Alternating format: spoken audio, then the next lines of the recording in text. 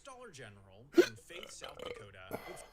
To a certain slightly uninformed expert, this Dollar General in Faith, South Dakota would seem an economic impossibility disproven only by its existence. Faith is a tiny place, a remote, no-stoplight prairie town of 367. It's got a couple of gas stations and a couple of inns and restaurants and an auto parts store, but what it doesn't have is a single nationwide brand. It doesn't have a single branch of any store, restaurant, or service that exists beyond the region around, except for Dollar General. But that doesn't explain the full extent of the anomaly, because Dollar General isn't just the only chain in Faith, it's the only chain in a 45-minute radius until one arrives at this Dairy Queen in the far larger 3,000-person tribal capital of Eagle Butte. A 367-person population just isn't typically enough to attract a nationwide brand. There's just not enough money in the area to make capturing it attractive, and yet somehow, Dollar General makes it work. While perhaps an extreme example, there's no secret about Faith. It's not some tourist mecca, it's not an interstate oasis, it does sit at the intersection between a state and US highway, but it's not on the fastest route between any two cities. So this store, somehow, is sustained by the tiny community that surrounds it. This is anomalous in the context of national retailers, but not in the context of Dollar General. They're consistently persistent in places simply too small for other chains. Its next nearest location to the north is in a town of 1,200, to the east 1,100, and to the south and west 540 and 590 respectively. Walmart is also one of the most regular retailers in rural America, but they don't even come close to these numbers. There's no way to know for sure which are their lowest traffic stores, and therefore what the minimum population that can support their economics is, but by letting the quantity of Google reviews act as an imperfect proxy, their location in Gunnison emerges as Colorado's least popular location. 6,700 live within a 20-minute driving radius of this store, but revenue is likely buoyed by its positioning at the start of the dead-end highway up to the tourist town of Crested Butte. Similarly, Wyoming's least popular Walmart is its outpost in Rawlins, with a 6,300-person population within the same radius, but once again, its revenue is likely boosted by its location along Interstate 80. So perhaps the best evidence of the minimum population to support the retailer's economics comes from Alaska. I want to hear this again. Its least popular store sits on the island of Kodiak. 8,700 people live within a 20-minute radius, and there's clearly no interstate traffic coming through. Walmart revolutionized retail through its ability to turn a profit in small, remote communities like Kodiak. Start over. To a certain slightly uninformed expert, this Dollar General in Faith, South Dakota would seem an economic impossibility disproven only by its existence. Faith is a tiny place, a remote, no-stoplight prairie town of 367. It's got a couple of gas stations and I lived in a town like this with 300 people. I knew who was having sex with who was buying drugs from who. I knew who was going to the gas station and when. I knew what jobs people had. I knew who was drug addicts. I knew who was fucking each other, all this stuff. If you've ever been in a 300-person town, I have. Little town called Hudson, Colorado. Hudson, Colorado pop, right? 1,635. Hudson's got a lot more people, but I'd probably know 400 of these 1,600 people and stuff. By 1990, last time I was in there, it was like the year 2005, I think, 2010, somewhere around there. Right around there, the population was like 1,500, but the sign going into the town said 365 people, but it was actually like 1,800 people, 1,500 of which were undocumented.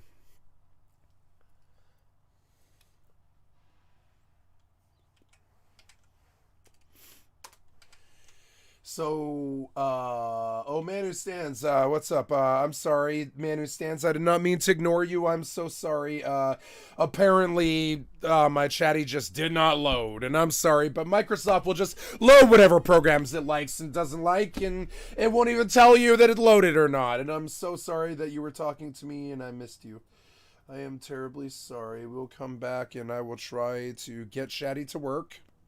But, you know, it's Microsoft, so I'd say it's about 50-50 chance. I'd say if Microsoft's involved, I'd say the program's got a 50-50 chance of working. I'd say. If Microsoft is involved. If Microsoft's involved, I think that the program's got a 50-50% chance of working, I'd say. So let's see. Microsoft's involved, so let's see if I can actually see what's good, what's cooking, good looking. You gonna play some Final Fantasy 14? A bunch of my friends are trying to get me to play it. No. What's up, man who stands? I did not mean to ignore you. I'm terribly sorry. Every single piece of software that I had catastrophically failed and didn't even warn me that I was getting a chat. And I'm sorry, but you would think that Chatty would warn you if you got a chat. You know, you would think that Chatty might actually warn you that you got a chat, but no.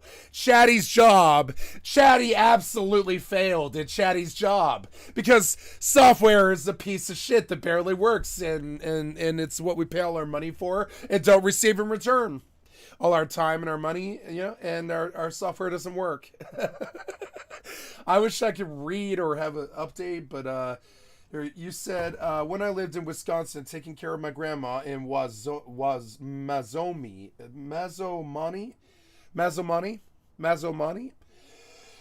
It was 1696, but it's a farming area, so the town was tiny, just surrounded by large farms, 2 restaurants in the town, 1 gas station, 2 banks. That's right. That's how Hudson, Colorado was, right?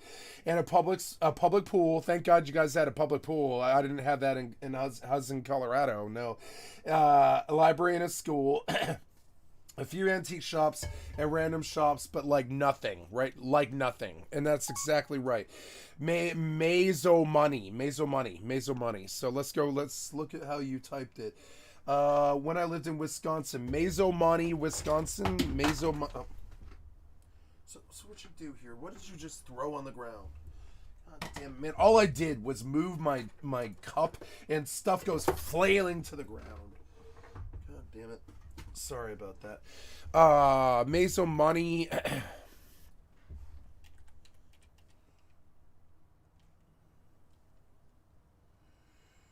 Meso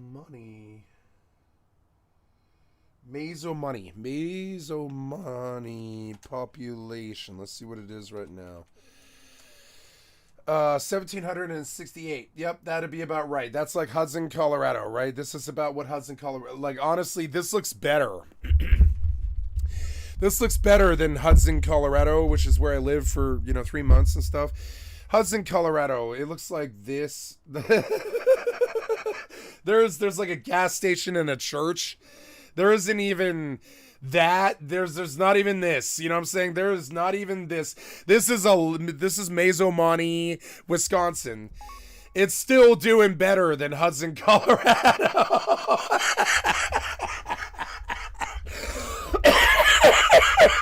If these towns were to get in a fist fight, Mazomani would suck Hudson, Colorado down and win that fist fight and live through the millennia, right? Live right on through to the year 3000, I guarantee it. But Hudson would just die. If Hudson were to get in a fight with this, that's so much more advanced than Hudson, Colorado. There's at least businesses in Hudson, Colorado. The only thing that I can think of in Hudson, Colorado is a gas station.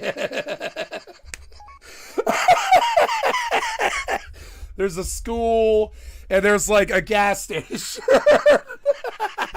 So the kids aren't stupid and the people don't get stranded there.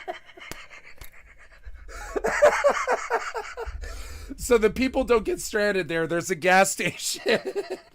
And so that the people don't get stranded there, there's a school. I'm sorry.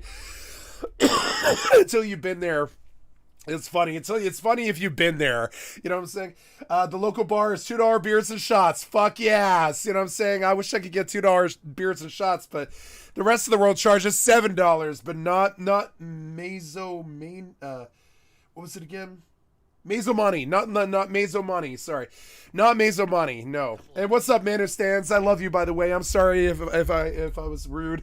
I just didn't hear my headphones and stuff. You know, the technical difficulties. Restaurant, store, but what it doesn't have is a single nationwide brand. Yeah, the gas station was a Shell, and I would say Shell basically owns Hudson, Colorado. Like literally, the company Shell probably owns Hudson, Colorado, because they're the only people that ever went there. They're the only people that ever went there.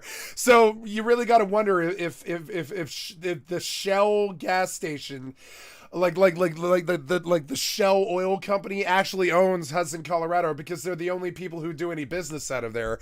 The other people there, they're like high on meth and cocaine, and they're not cocaine, but like crack and meth, right? And they're like drunk. They're like drunk and they're high. Those are the people that live in Hudson, Colorado. They're like drunk on meth they're drunk on alcohol, high on meth, and high on crack. And that's the other people that are living in Hudson, Colorado. There's like, as you pass through, imagine if this was I-25, right? Going north and south. We're on an eastern-western tilt on Hudson, Colorado, right? So the I-25 comes through the edge of it, like right here. Right along the edge of it, going north or south, right? Hudson, Colorado is like these little 4 blocks. It's not this. It's not as big as this. It's like these 4 blocks, and in those 4 blocks, if you enter the town, right? I'm sorry, I gotta blow my nose because I got drunk last night and I'm a bit congested. I'm sorry, I'll be right back. I can't even breathe. Give me just a second. I'm sorry.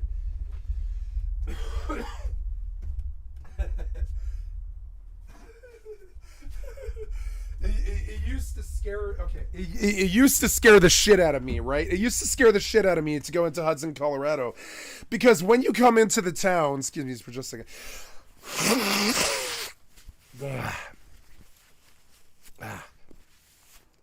Okay, so like it used to really scare me to go to Hudson, Colorado, where my best friend David Wadle lived, right? Well, not best friend, but he was one of my best friends. You know, he was one of my best friends, David Wadle. I love him. I haven't seen him in 26 years, but if I were to see David, I would offer him my life. I would be like, David, are you okay? I will die for you. I will die for you. Not because I loved him or I wanted to have sex with him or something like that. He was just, in my teenage years, David Wadle looked out for me, and I love David Wadle. Now, in terms of intellect, David Wadle was like maybe an IQ of maybe 78, but he was still the best person I ever fucking met. He had the best heart. He had the best soul. His IQ was, I don't know, 72. You'd have to explain to him how to light up a cigarette. I'm dead serious. It might be like that. He might forget how to light up a cigarette. He was that dumb. But I loved him. I loved him as one of my best friends. I wholeheartedly loved him. Far more so than a lot of my super intelligent IQ Einstein friends. I really loved David Wadle because he had the heart and the soul. He came out of this 300 pop small town. He came on down from Hudson, Colorado, right, which was like this. There's like a church and a fucking, you see the gas station is there in the back. There's a church and a gas station in Hudson, Colorado.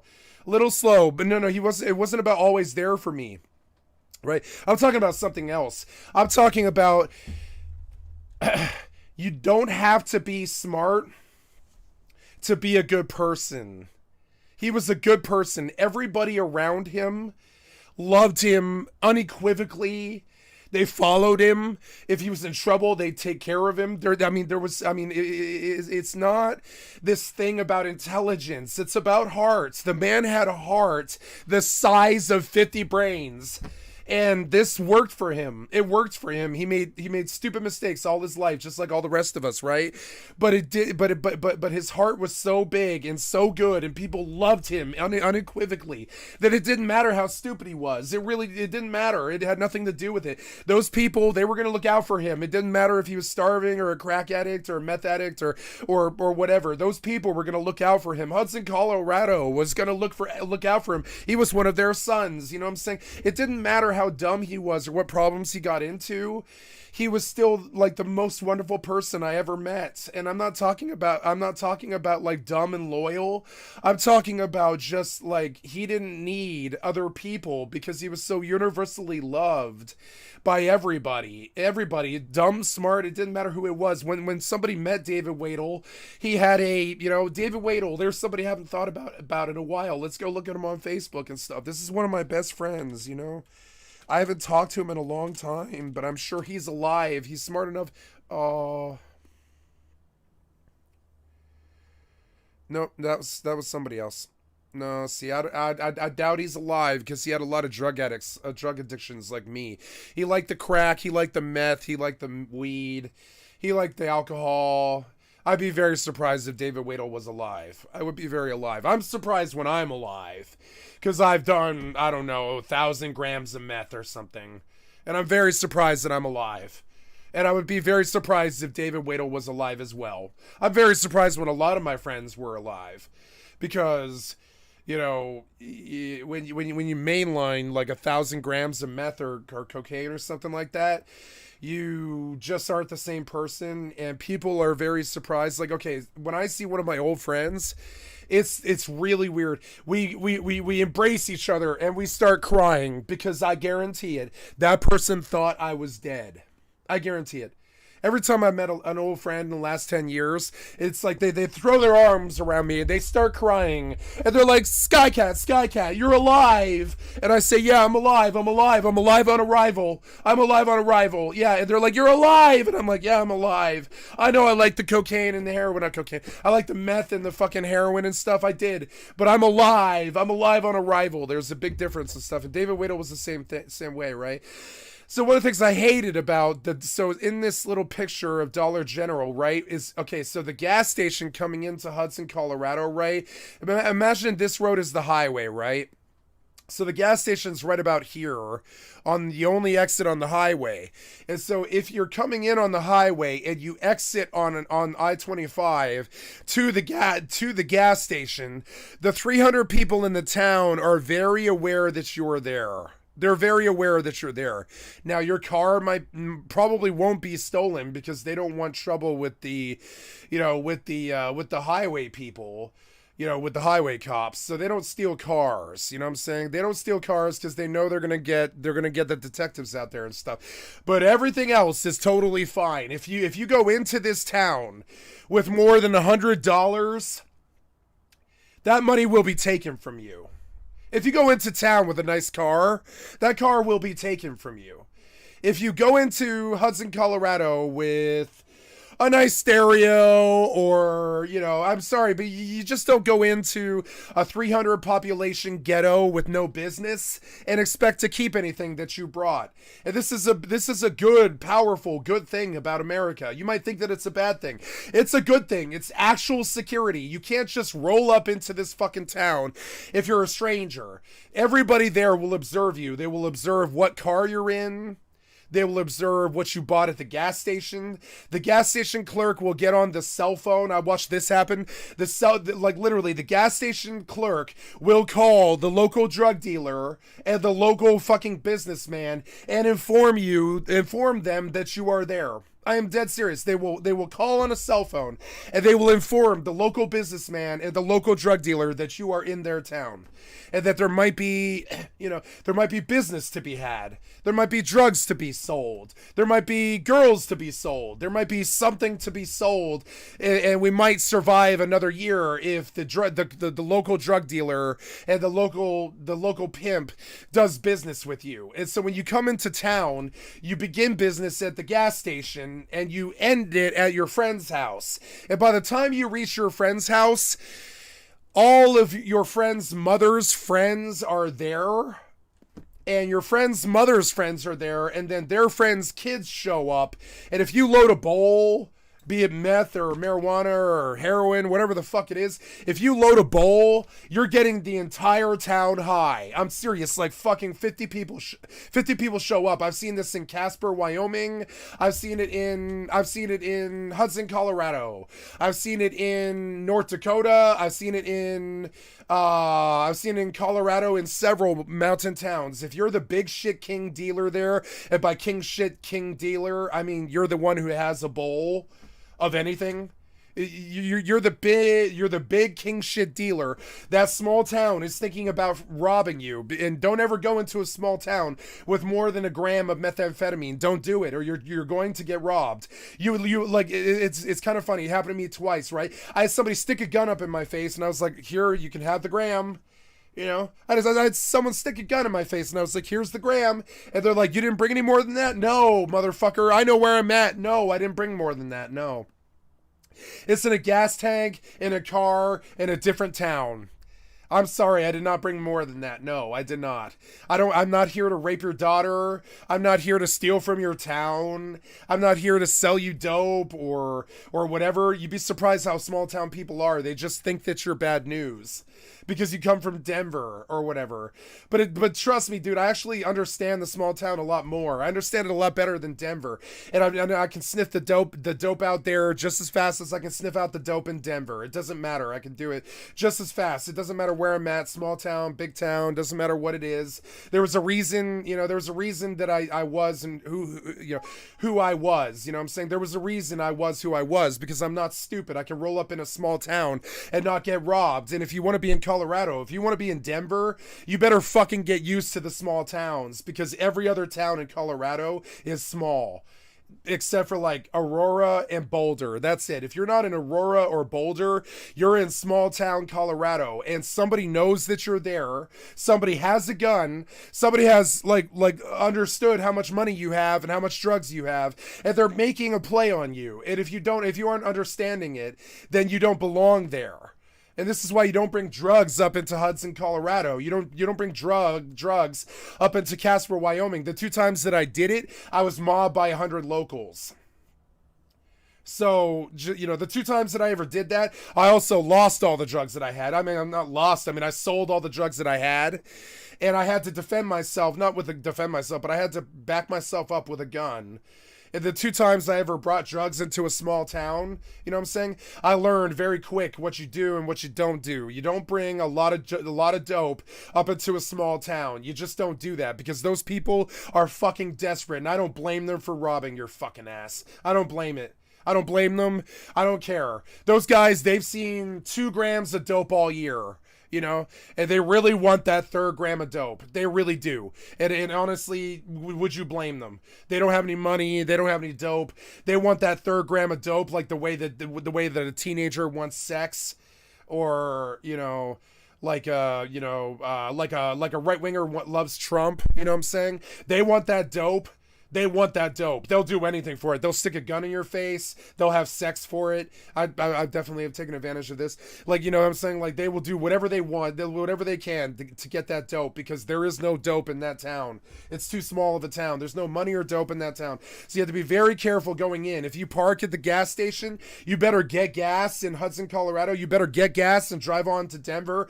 If you go into the town, all 300 people are watching your car move down the block. Seriously, all 300 people in the town are watching you as you drive down that block. I guarantee it. The mothers, the grandmothers, they come to the window and they open, they see a car coming through and they come to the door and they watch you. And this can seem incredibly dangerous. It can seem dangerous to you. When you come into town and you got 4 friends with 4 cell phones, for $400 cash, probably about 100 each or whatever, 20, 40, 60, 80 bucks each, or maybe 100 bucks each, right? If you come into Hudson, Colorado with $400 cash and 4 cell phones, you won't have 4 cell phones and $400 cash very long. I'm very serious about this. This is how small towns work. I came up in small and large towns. I'm not stupid. I know how to function in these areas and stuff. So, and this is a perfect picture of what I'm talking about. So, like, small towns are different, right? So who can stay alive in a small town? It'll be the Dollar General, the drug dealer, the pimp, and the gas station. And the Dollar General. Those are the 4 things that can survive in a 100 pop town. Otherwise, you already have money and you're living there, or it's your grandmother. She didn't want to leave Hudson, Colorado, or something like that, right? But really, there's like three people left in Hudson, Colorado. There's the druggies. Live wrote a really good song about this called Shit Town. There's a few people left in Shit Town, right? And the few people left in Shit Town are the sex brokers, the drug brokers, the people brokers, or the gas station. And I wish I was joking about this, but I'm not. And when you come into the fucking town, you must understand that this is the reality. And if you bring money up into the town, you're fucking stupid. You're fucking stupid. I'm sorry, but you don't deserve that money. If you brought money up into Hudson, Colorado, and you expected to keep it, you don't deserve that money. Doesn't have a single branch of any service that exists beyond the region around, except. And this is the stuff. This is the stuff that enables me to walk through South Central LA as a white man. I guarantee it. I can walk through South Central LA. I can walk through the Bronx. I can walk through, I've done it before. I've done it before as a kid. You know what I'm saying? Or a teenager before. I can walk through South Central. I can walk through, fucking, I don't know, the Bronx or Queens or... Yeah, I've done this all before, or even Boogie Down Bronx or any of these terrible places, Chi-Town, like East Side, Denver. You know what I'm saying? And it doesn't matter what it is. I can walk and stroll through the ghettos. And you want to know what the secret is? Just don't bring $300 to the fucking ghetto. And if they stick you up, they're gonna do it in a nice way at first. They're gonna do it in a nice way. They're like, hey man, you want to buy something? And if you say yes, they're gonna rob you. And if you say no, I don't have any money, they leave you alone. So if you're in a small town and somebody says, hey man, I got this pack of cigarettes for $1, you want it? And you say yes, and you pull out your money, you're going to lose that money. You're going to lose that money. You're going to get stuck up. You're going to lose that money. This is why you don't pull out your wallet in a small town. This is why you don't buy anything. This is why you don't bring drugs to a small town. That'll get around. The girls will tell everybody in the town that you have drugs, and one of those guys is going to rob you. Trust me, it's just how it works. This is why Rust was never that big of a deal for me. For all the shithead nerds, they came on Rust and they were like, "Oh my God, I can do whatever I want. I can rob people and I can be a bad person and all this." And you can tell they're just pieces of shit, privileged pieces of shit who have just never been anywhere but their small town that they or whatever their city that they grew up in. They've just never been to Europe. They've never been to, they've never been to a small town. They don't know what it's like to be desperate or starving. Like, honestly, like these people, if they were to rob me in Hudson, Colorado, I'd be like, here's the money. I hope you see your way through this terrible problem. You hand them the money and you say, I hope you see your way out of this town. You literally say, here's the money, I hope you get out of this town. You literally say it to him as you hand him the money. I've never been robbed in Hudson, Colorado, because I'm smarter than that. But I'm serious, like those people, when they rob you, they don't care, because it's like the small town or death for them. It's like the small town or death for them. So they don't care. They don't care what they do. They don't care how they rob you. The cops don't care what they do. Nobody cares what they do, because they all make like $5 a year. And I'm not making fun of them about this. This is an American reality. They all make about $5 a year. So when you bring $20 up in there, they're like, oh my God, it's $20. But that doesn't explain the full extent of the anomaly, because Dollar General... I haven't seen $20 in a year. And I'm sorry, if you don't understand that this is the nature of small towns, you're fucking stupid and you don't belong there. Just the only chain in Faith. It's the only chain in a 45-minute radius. Yeah. So when I come in, like Hudson, Colorado. Let's look at the map, right? I love Hudson, Colorado. Spent a lot of time there. Hudson, Colorado, right? Spent a lot of time there.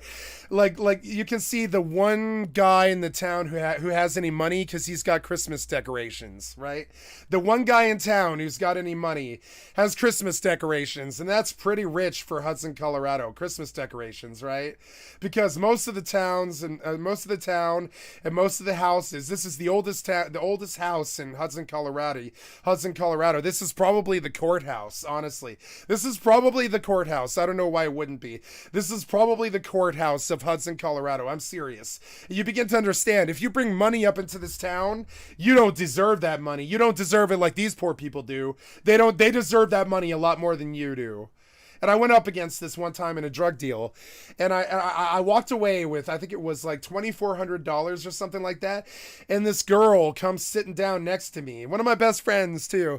And she was like, you just made about $3,000 US. And I'm like, yeah, I did. I made about $3,000 US. Here's 400. Here's your cut. And I hand him 400.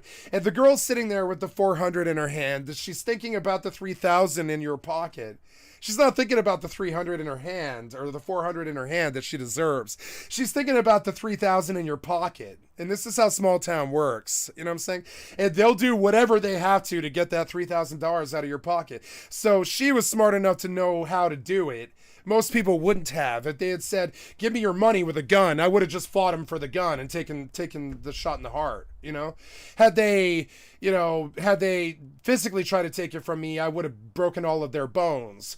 So the girl knew the one way she was going to get $3,000 out of me, and it's how she stepped too. She said, what are you going to go spend this money on? And I said, methamphetamine. And she said, our baby can't eat, right? And I'm like, yeah, because you're a methamphetamine addict. I seriously said this. I was like, yeah, because you're a methamphetamine addict like me. Yeah, your baby can't eat because you're a methamphetamine addict like me. And she was like, no, it's because nobody in this town of Casper, Wyoming has made $3,000 in a day in a year. But you made $3,000 in a day, and you should give that money to us so we can feed our baby. And I sat there and I thought about this, and I was like, well, if I want the ride home to Colorado, I better pay him. You know what I'm saying? If I don't want to get stuck in Casper, Wyoming, being butt fucked by some local, I better pay him. This were the thoughts that went through my mind. How do I get home after this drug venture, right? And they were the ones with the car. I was the one with the dope and the money. So I was like, yeah. And she was like, we can't afford to pay this to feed this baby. We don't know where you were nice and you got us dope and stuff, and you took us into Casper, Wyoming, and you made us $3,000, and you fed us and you bought the gas and you got us to see our family and stuff, and we love you. But then she goes, but you're gonna go home and you're gonna spend that $3,000 on dope. You're gonna. We really need to feed our baby and live in this small town. And there is no jobs here. There is no money. And she was like, I suggest you leave your money with me, take our car, and drive home. And I was like, absolutely. Here's $3,000. Give me the keys. I didn't hand the money until I got the keys, And I was like, there's a full tank of gas in this motherfucker, right? And she was like, yep. And she was like, I love you. You're making the right choice. And I was like, here's the $3,000. And I realized that I was never going to get out of that town. As I handed it to her, I realized that I was never going to get out of that town with that $3,000. I was just not going to do it. I would have had to live there. I would have had to fuck somebody who was from there. I would have had to live there for a year in the trailer park. I would have had to been God's son in that town to walk away with that $3,000. I would have had to have been God's son to walk out of that town with that $3,000. It was either going to be a murder or a robbery or me giving it away for free. It was going to be my closest friends. It was going to be my friends. And so rather than tempt fate and rather than, hate them for this, I looked at the situation. I thought about what it was they were facing. I thought about what my investment was, which was $400. And I thought about the $3,000 and how easy it was to get. And I thought about this, and I thought about the starving child, and I looked at the starving child, and I looked the girl in the eyes, and she wasn't robbing me to hurt me. She was robbing me because if she didn't, her child wasn't going to eat. And I was like, okay. And it wasn't like she robbed me. She asked me a question and gave me a choice. She was like, you know, you're going to go back to Denver and you're going to spend this $3,000 on dope, and you really shouldn't do that. You shouldn't do that. You should give it to somebody who's starving and desperate. We brought you down here. We protected you. We made sure that you weren't going to get robbed. We made sure that none of our shithead friends stuck a gun up in your face. We took care of you, and you should give us this money. And I'll never forget it. This is when I understood that you don't go into small towns with money and expect to keep it. And that's my little story about selling meth in Casper, Wyoming. And how you can't leave the town with the money afterwards. Yes, I was a meth dealer. Yes, I was a meth addict. Yes, I was. I'm sorry. You should hate me and watch a different channel right now. You should, I'm not sure. You might think that I'm some kind of fucking,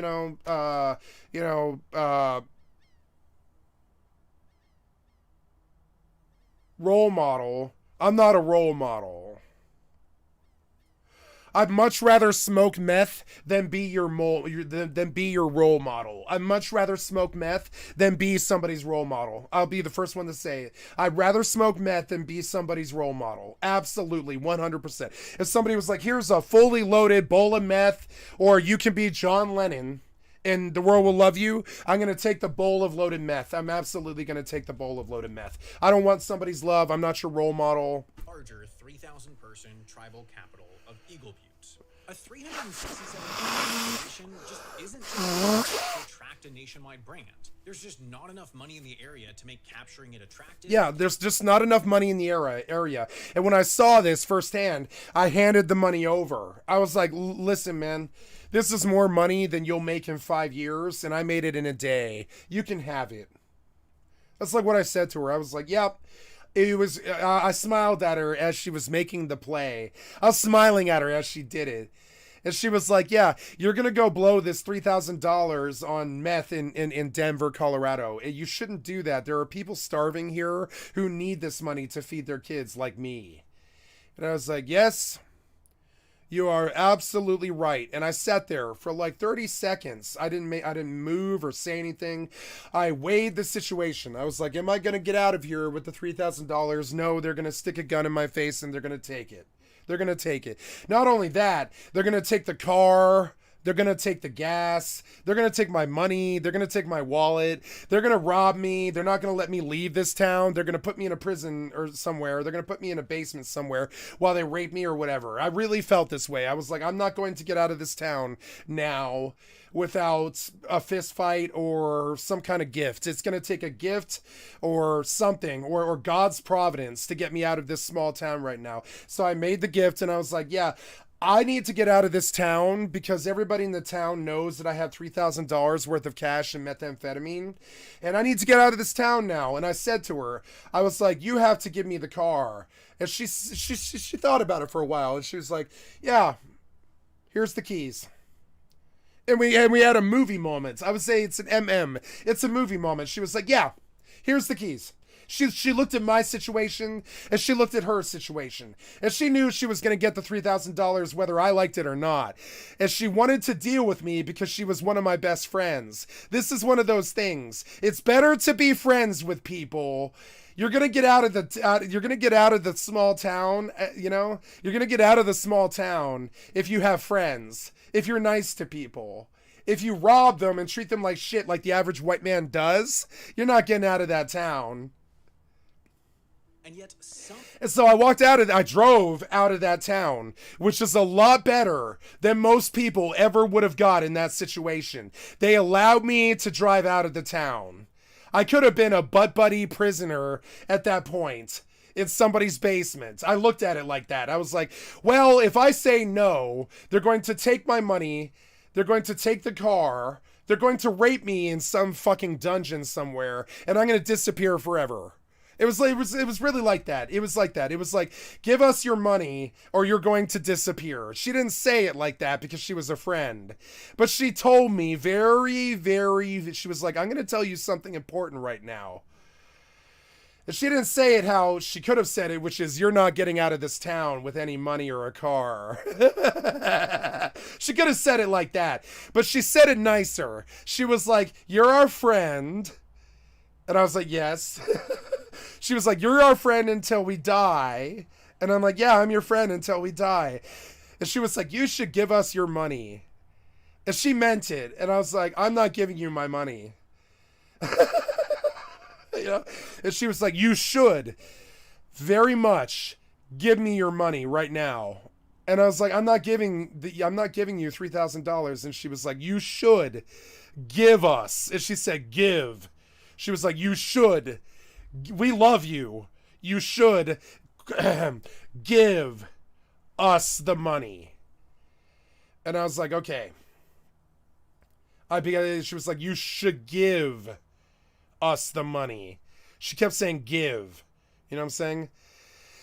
And when the whole town understood that she had the money and I didn't anymore, everyone relaxed. The entire room relaxed. There was like 50 people in there smoking bowls with us. The entire room relaxed. Like when I went to the bathroom with her and I handed her $3,000 and I came out there, we were smoking bowls and we were friends again. But it wasn't like, I noticed the mood in the room change. I noticed it and I was like, something's bad here. And I began to get itchy. I began to get itchy to get out to the car and leave because I was like, I'm not going to make it out of here with the money. And so, me being Skycat, she was nice enough to me not to rob me. She understood that I wasn't there to harm any of them, and I wasn't there to corrupt any of their community or have sex with their children or take any of their money or any of that stuff, right? She liked me. She did. She liked me. She gave me a choice. She was like, you can give us the money. And she didn't say it like this, but I mean, I understood what the choice was. You can give us the money or you can die.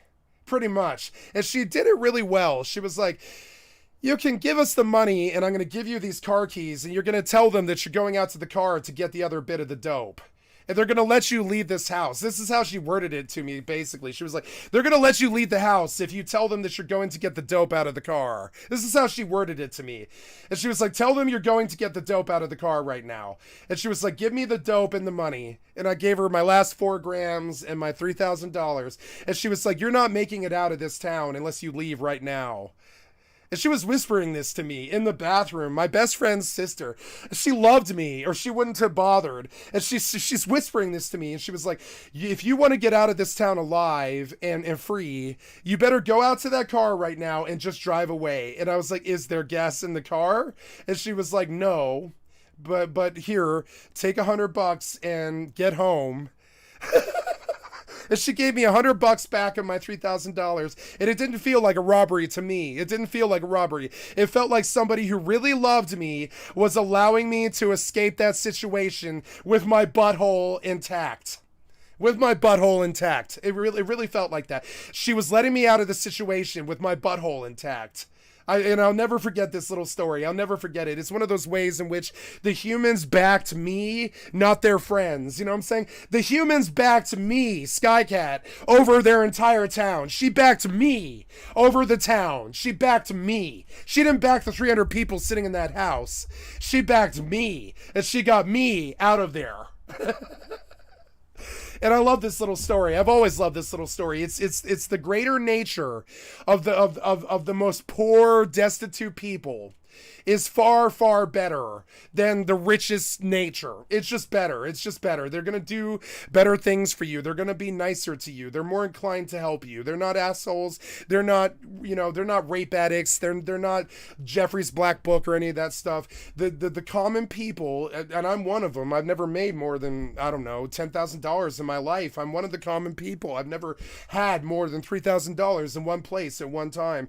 If I saw $3,000 in one place at one time, I would stick you up for it. If I saw $3,000 in one place at one time, my life was so different from most of the rich white Americans. And I consider if you're a lower class white in this country, you are rich. You are rich.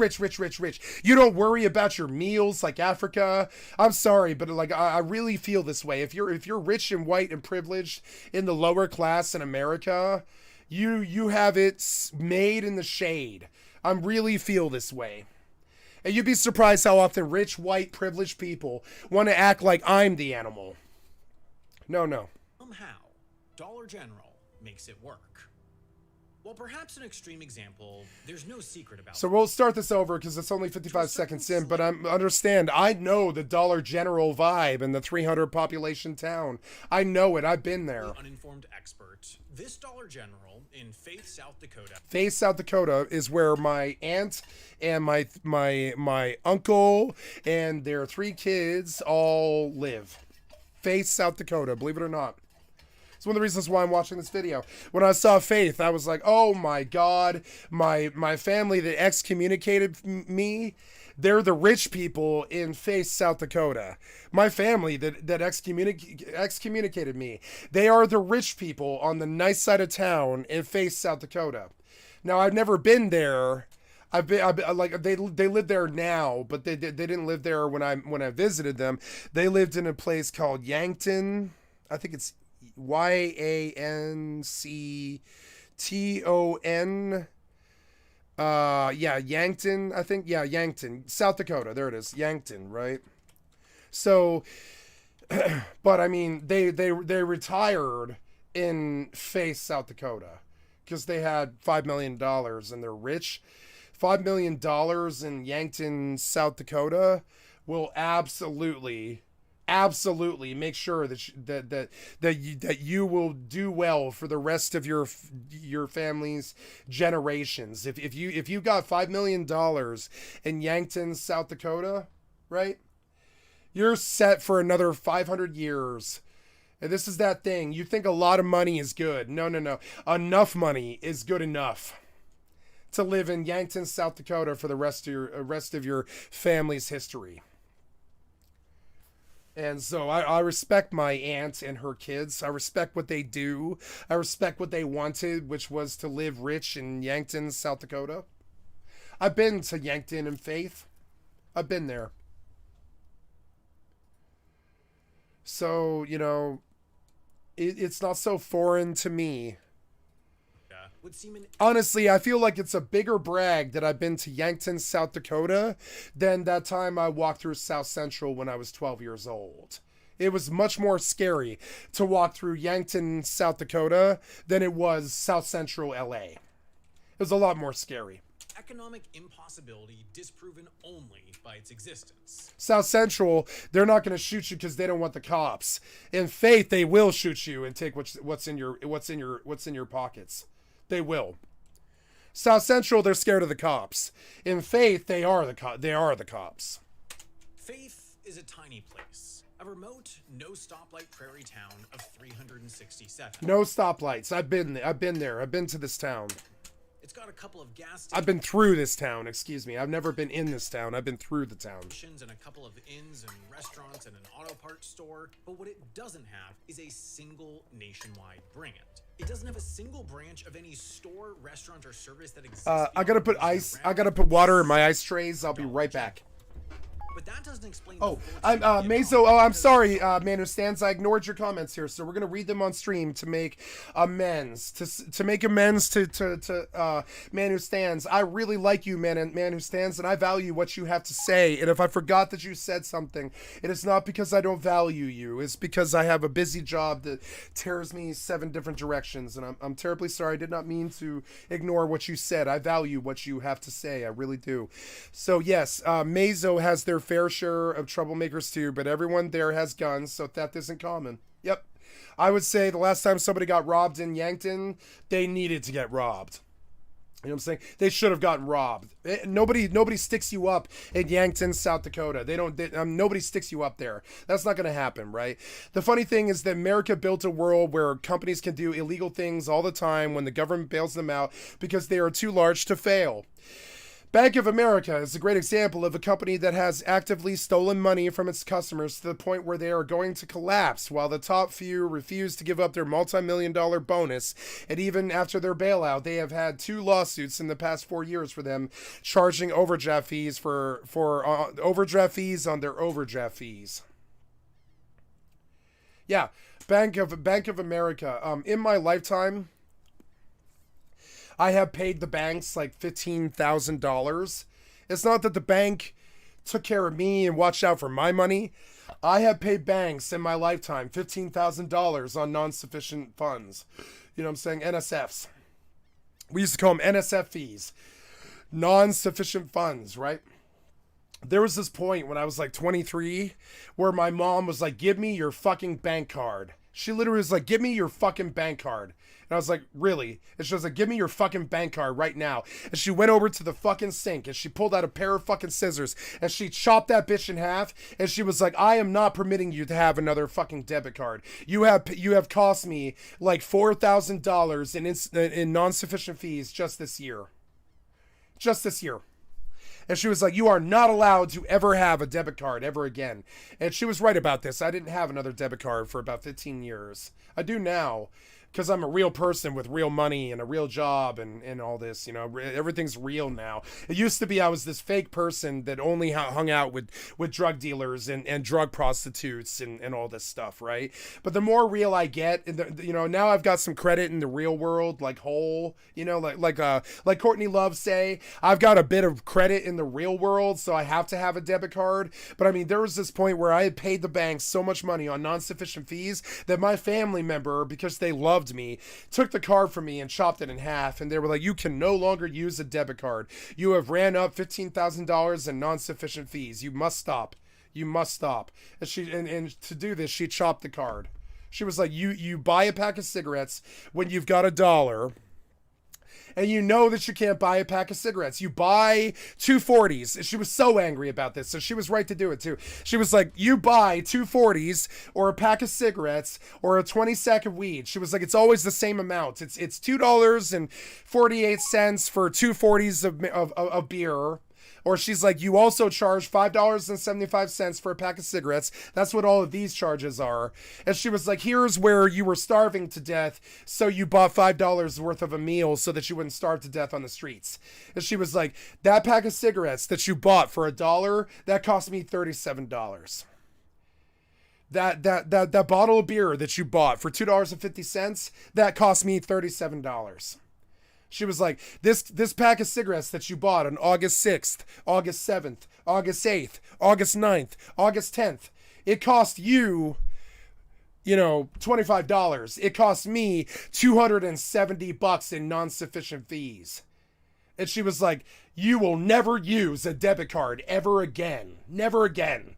And I didn't use a debit card for like 20 years. I didn't do it. I realized that she was right and that they were stealing $15,000 from me and that I was paying. I consider the bank to be worse than the Nazi Party. I consider them to be far, far, far more dangerous, have far, far, far more deaths on their hands, and far, far, far more money than the Nazi Party. Far, far, far. The bank has far, far, far more than 6 million deaths at their hands. Far, far more. Everybody loves to talk how much they hate the Nazis and stuff, but I consider the bank to be, I mean, how many people has the bank killed? It's going to be up in the 20 or 30 million. 20 or 30 million people died destitute on the streets in the last 100 years. I guarantee it. While the bank forecloses on their house. I guarantee it. The bank is far worse than the Nazi Party and has more deaths right at their fucking door. I fundamentally believe this. You fellers from the bank, because Pa said I ought to shoot anybody who's from the bank. Honestly, if a banker were to step on my land, I would consider taking the shot first, and I would think of it as a non-human being. A non-human being. I'm more likely to shoot a banker than a Nazi. I think the Nazi is just confused. The banker knows what they're doing, and I believe the banker should be shot. I wholeheartedly 110% believe that a banker is far worse than the guy who committed Sandy Hook. Sandy Hook guy doesn't have shit compared to Bank of America. Sandy Hook guy is a breath of fresh air. He killed far less people than Bank of America.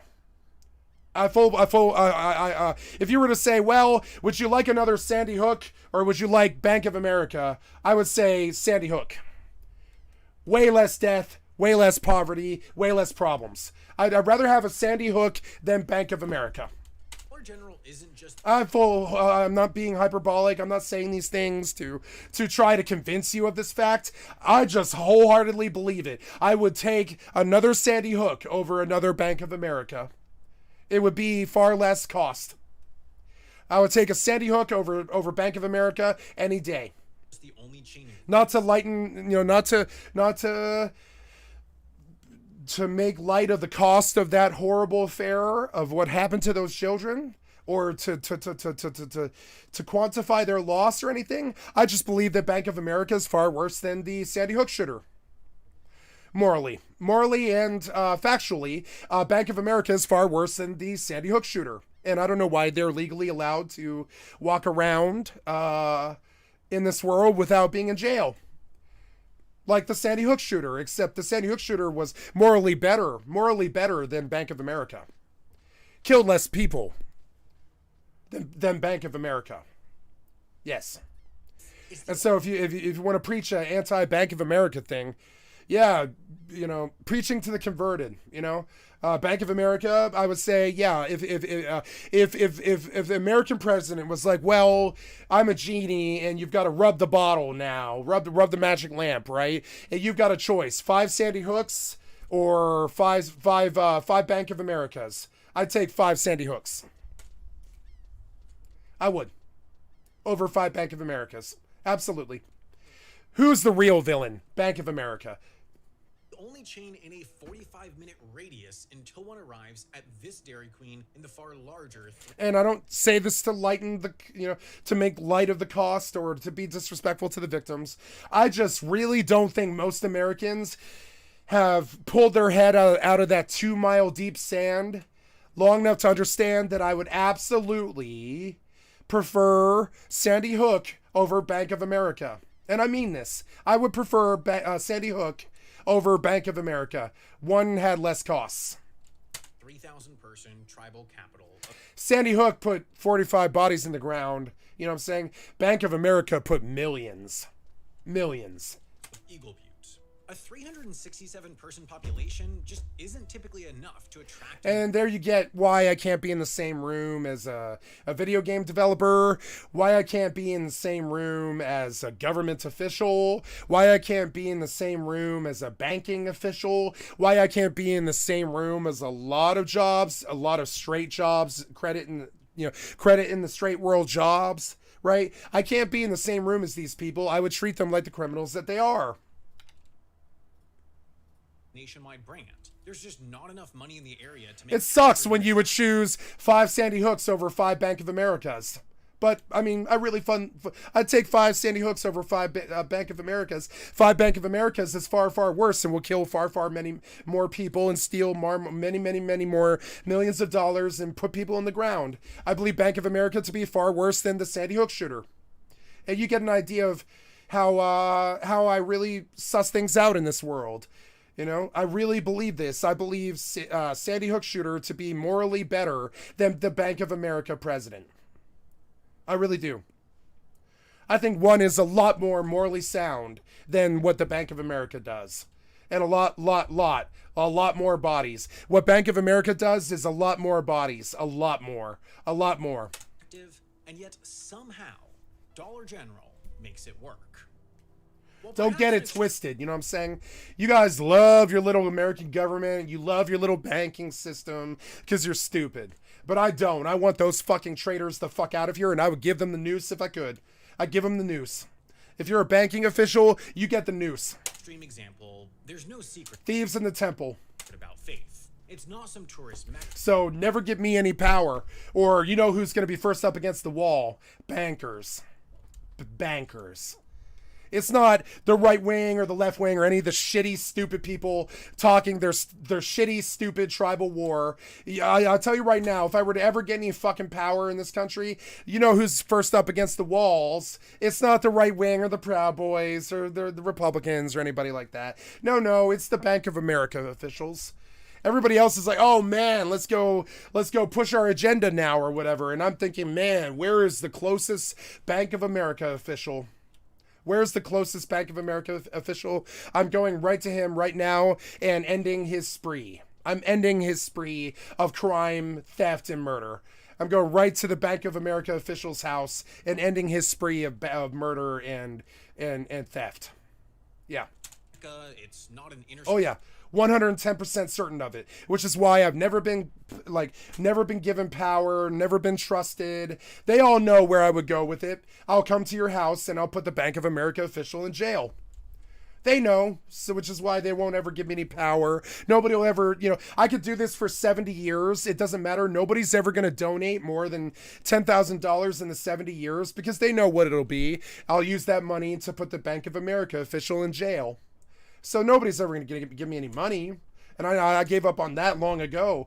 I tell people all the time, don't give me any money or I'll use it to fund my private war against the government. All the time I tell people this. They think I'm doing it to make them laugh or, it's all so funny when I talk about if you give me money, I'm going to use it to fund my private war against the government.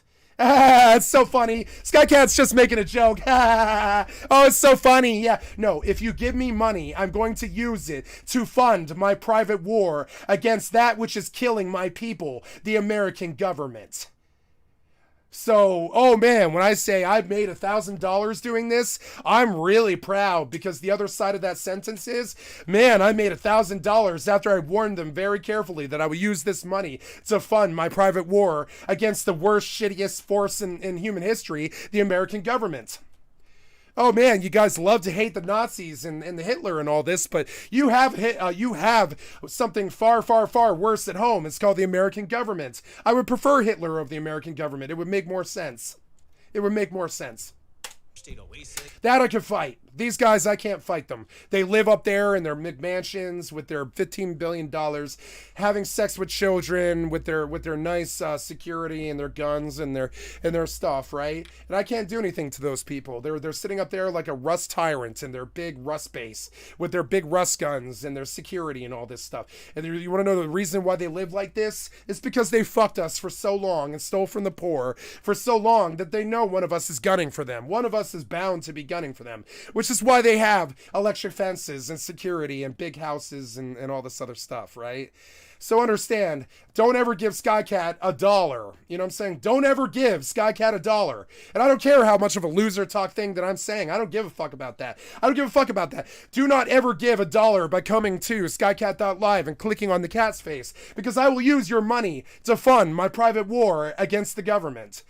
And if you thought that your money that you gave me was going somewhere else, you were foolish. I will use your money to fund my private war against the government. And I will sue them, and I will hunt them, and I will put them out of business. So, yeah, I've only made about $1,000 after 20,000 hours of recorded time. And you know what? I really am really proud of that $1,000 because every time somebody gives me money, I tell them, don't give me money. I'll use it to fund my private war against the government. And I mean this. Don't give me money. I will use it to fund my private war against Bank of America. So,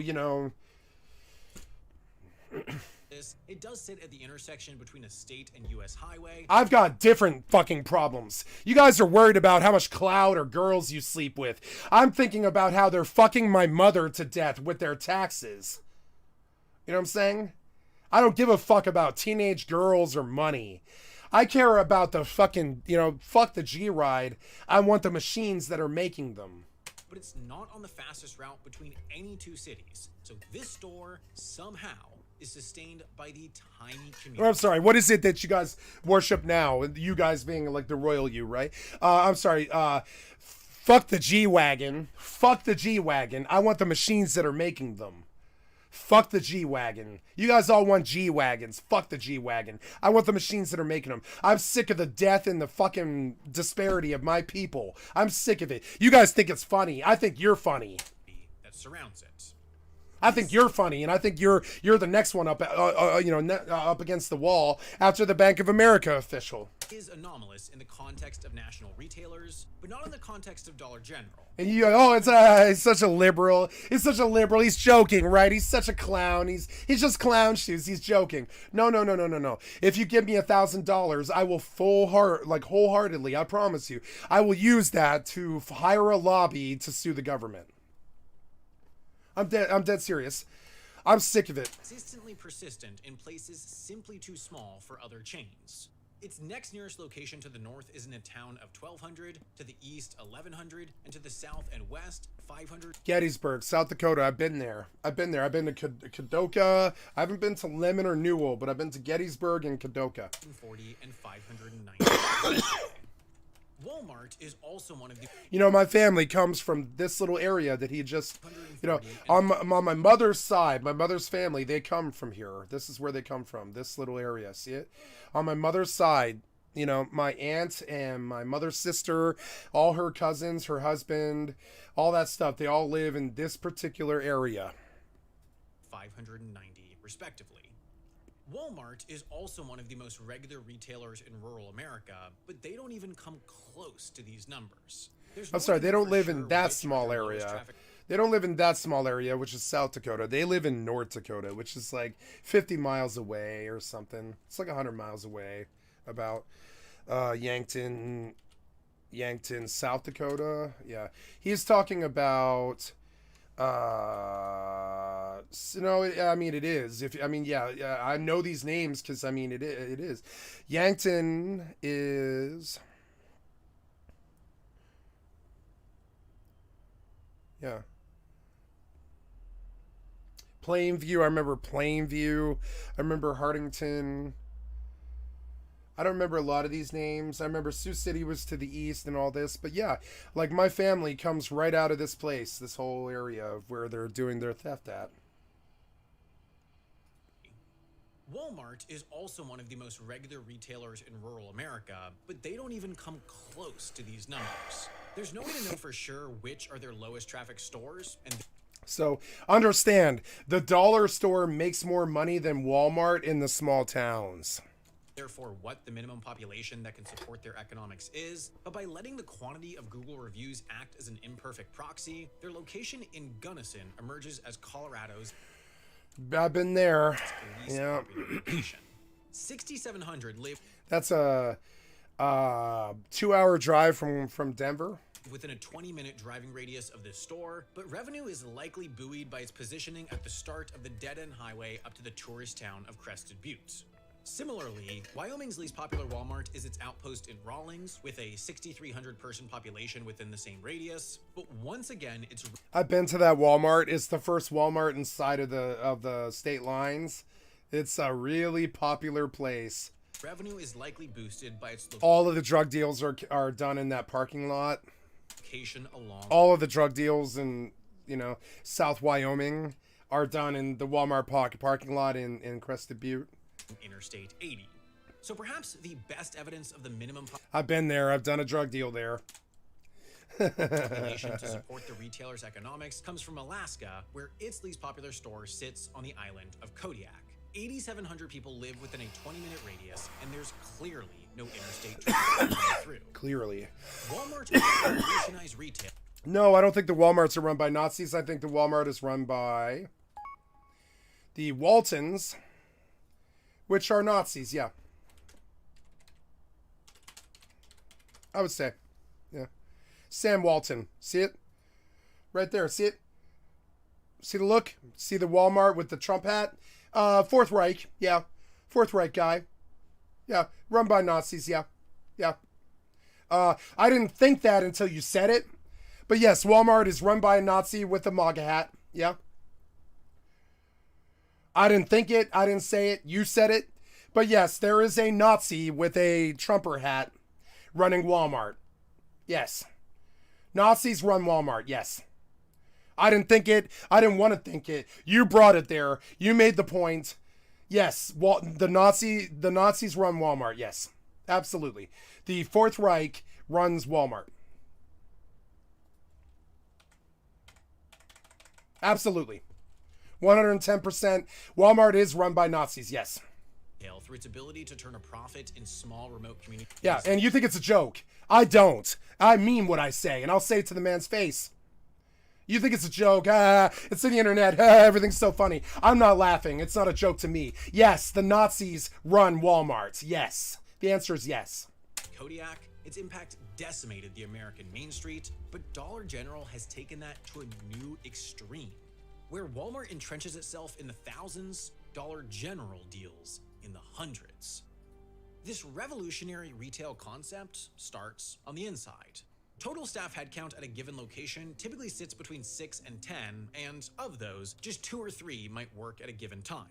Given typical hourly rates and typical opening hours, that means Dollar General can spend as little as $300 to $400 a day staffing their lowest traffic stores. I didn't say it. You know, offering complexity. Walmart from God's lips to your mouth or whatever, right? God's ears to your mouth or whatever that cliche is, right? I didn't say it. You said it. But you know what I'm saying? But yes, the Nazis run Walmart. Yeah. I didn't say it, you said it. I didn't think about it until you forced me to. But yes, the Nazis run Walmart, yeah. 110%. The same people that run the KKK, same people that run the Proud Boys, same people that run the business in this country and the right wing own Walmart, yes. And the Fourth Reich does own Walmart, yes. averages 140,000 unique products. They'll sell Coke in 10 Wish it was a joke. Wish it wasn't true. You know? Wish it was a joke. Wish it wasn't true. But, I mean, yes, the Nazis own Walmart. Yeah. Yeah, they do. Mini cans, 30 count mini cans, 12 count full size. I didn't know till you pointed it out, you know? But now I know that, yeah, the Nazis own Walmart. Yeah. 12 count mini bottles, 6 count full size bottles, 12 count full size bottles, 1 count 2 liter bottles, 4.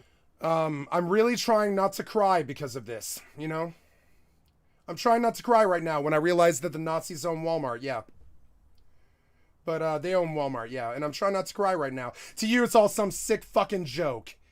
But it's not some fucking sick joke to me. It's the death of my people. And I want to cry right now because the Nazis own Walmart. And I really believe this. The Fourth Reich own Walmart. I just saw it. And I want to cry. Yeah, I want to cry because of it. You think I'm joking or it's all laugh? It's so funny. No, no, no. The Nazis actually own Walmart. Yeah, great joke. It was so funny. Everybody's laughing. It's so fun that the Nazis own Walmart. Yeah, really fun. I'm laughing so much, you know?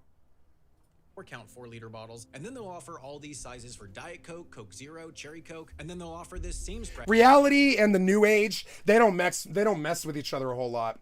The new kids, they don't Google, they just say something and they assume that God thought that whatever they're saying is true or whatever. But I mean, if you go Google, yes, Walmart is owned by the Fourth Reich. Yes, it's a very commonly known thing. You know, bread for every other soda brand and its variants, which is like incredibly convenient. What other companies are in the Walmart name, right?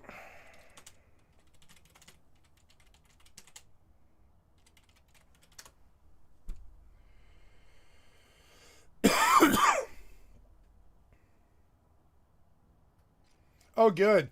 Walmart's in Botswana now. I wonder why Walmart went to Botswana. I wonder why. Is it to steal from poor people? Like the Fourth Reich?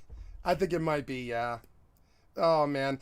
Oh, no. 95, Walmart went to Brazil. Chile and China. And conquistadorialism. The rich white man and the conquistadorialism. You gotta watch them blaze a path through foreign countries, fucking the children there, too. Out of their money, out of their buttholes. Same thing to the Walmart Fourth Reich. Money, buttholes. Same thing. Exact soda, variant, bottle size, type, and quantity that any given person wants, but the permutations really add up. More individual products require a more complex supply chain, more floor space, and added staffing dedicated to organization, which adds to cost for the retailer. What do I think about the Maui fire? I lived in Lahaina for 18 months, 19 months, somewhere around there.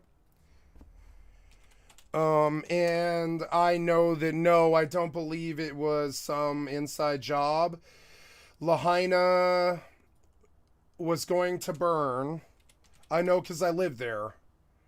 That town was going to burn. The way that they built the town, it was going to burn. I lived there for 18 months. I don't think this was some conspiracy or anything like that.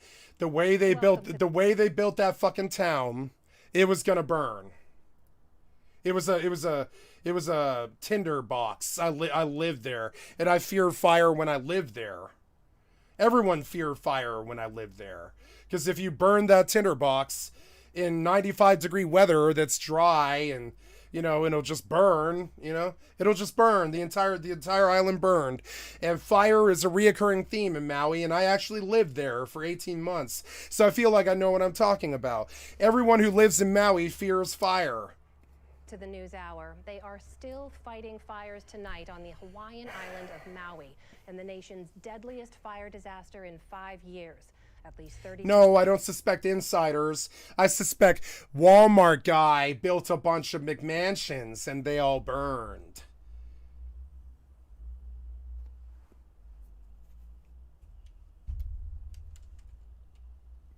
Six people are known dead, and more than 270 buildings damaged or destroyed across a blackened landscape. If you've been there, you would understand. The place is a fucking tinderbox. Any fire and you would go running the other direction, pretty much. Because like that place, it's 90 degrees 11 months of the year, right? It's like 90 degrees 11 months of the year, right? Think Death Valley. You'd understand how Maui actually is. It's like Death Valley. It's like 80 to 90 to 100 degrees most of the year. Any fire at all is going to burn the whole motherfucker. The whole motherfucker. Which is why we shouldn't have ever built on Hawaii in the first place. Yeah, it's a tinderbox. Where's it going to go?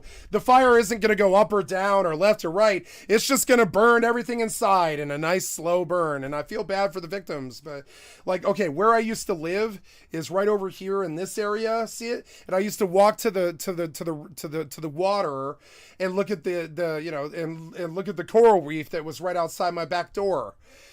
But I mean, if you were to introduce fire in this area, every last home was going to burn. And then, no, I don't think it's on purpose. I think it's because idiots built where they shouldn't have built. Oh my gosh, look at the harbor. And it doesn't surprise me. Idiots built where they shouldn't have built. The resort town of Lahaina is now shrouded in a blanket of thick smoke. The popular tourist spot on the western coast of Maui. I live there. I know the difference. I'm not telling you something because I think it's popular or I'm trying to garner favor or something. I actually lived in Maui for 2 years, just right over here, just a little bit further on this camera to the north, right? And trust me, the place was a tinderbox and it was going to go up. It was going to burn. It was only a matter of time. Maui, steeped in native Hawaiian history. No government, nothing. Dating back to the 1700s. Just idiots building where they shouldn't have built. Hundreds was virtually unrecognizable today, even to locals. Oh my goodness, look at all these houses. Adding to the devastating human toll is the loss of cultural treasures. We were not prepared for what we saw. Richard Olson is a helicopter pilot for a Maui tour group. Lahaina used to be the capital of all of Hawaii. All the places that are tourist areas that are Hawaiian history. This goes to another story that I've got. Almost everywhere I've ever lived has been consumed in fire. Almost everywhere I've ever lived has been consumed in fire. Either my house or my town, everywhere I've ever been has been cleansed with fire. Do I want it this way? No. It just happened that way. 3 are gone. And that can't be replaced. You can't refurbish a building that is just ashes now. It can't be rebuilt. It's lost forever. It's lost forever. Everywhere I've ever been. Another casualty, the famous 60-foot tall banyan tree marking where a Hawaiian king's palace once stood. The fires erupted Tuesday night. The games that I play, the places that I lived, everywhere I've ever been has been cleansed with fire and will not stand the test of time. Everywhere I've ever been. Catching islanders and tourists by surprise. Some even fled into the ocean to escape the flames. Thousands of Maui residents were forced to evacuate. Woke up this morning and got on our phones to pictures of our house. What they never talk about is how crazy the people go when their town burns. They rape and murder and pillage and They have personal fiefdoms up in hotels and shit like that. What they don't talk about is how crazy the people go when this kind of thing happens. Just down to the All the people on the streets, they go live in the penthouse at that point. And the chaos is not good. slab. Nothing but smoke. The flames were fueled by dry vegetation and low humidity, along with strong winds from a hurricane farther south. In the past several decades, as agriculture kind of declined, this is across the state, these spaces fill in with literally... No, government's not... No, this is not the government. This was people building where they shouldn't have built. It's far worse. I would be so happier. I would be such a happier person. Much, much happier if I felt that somebody did this on purpose. But nope. I believe this place burned down because they built where they shouldn't have built. Tons of fuel, and these grassy fuels are highly sensitive. They built where they shouldn't have built. They built a paper mansion on top of a matchbox with an auto lighting matchstick.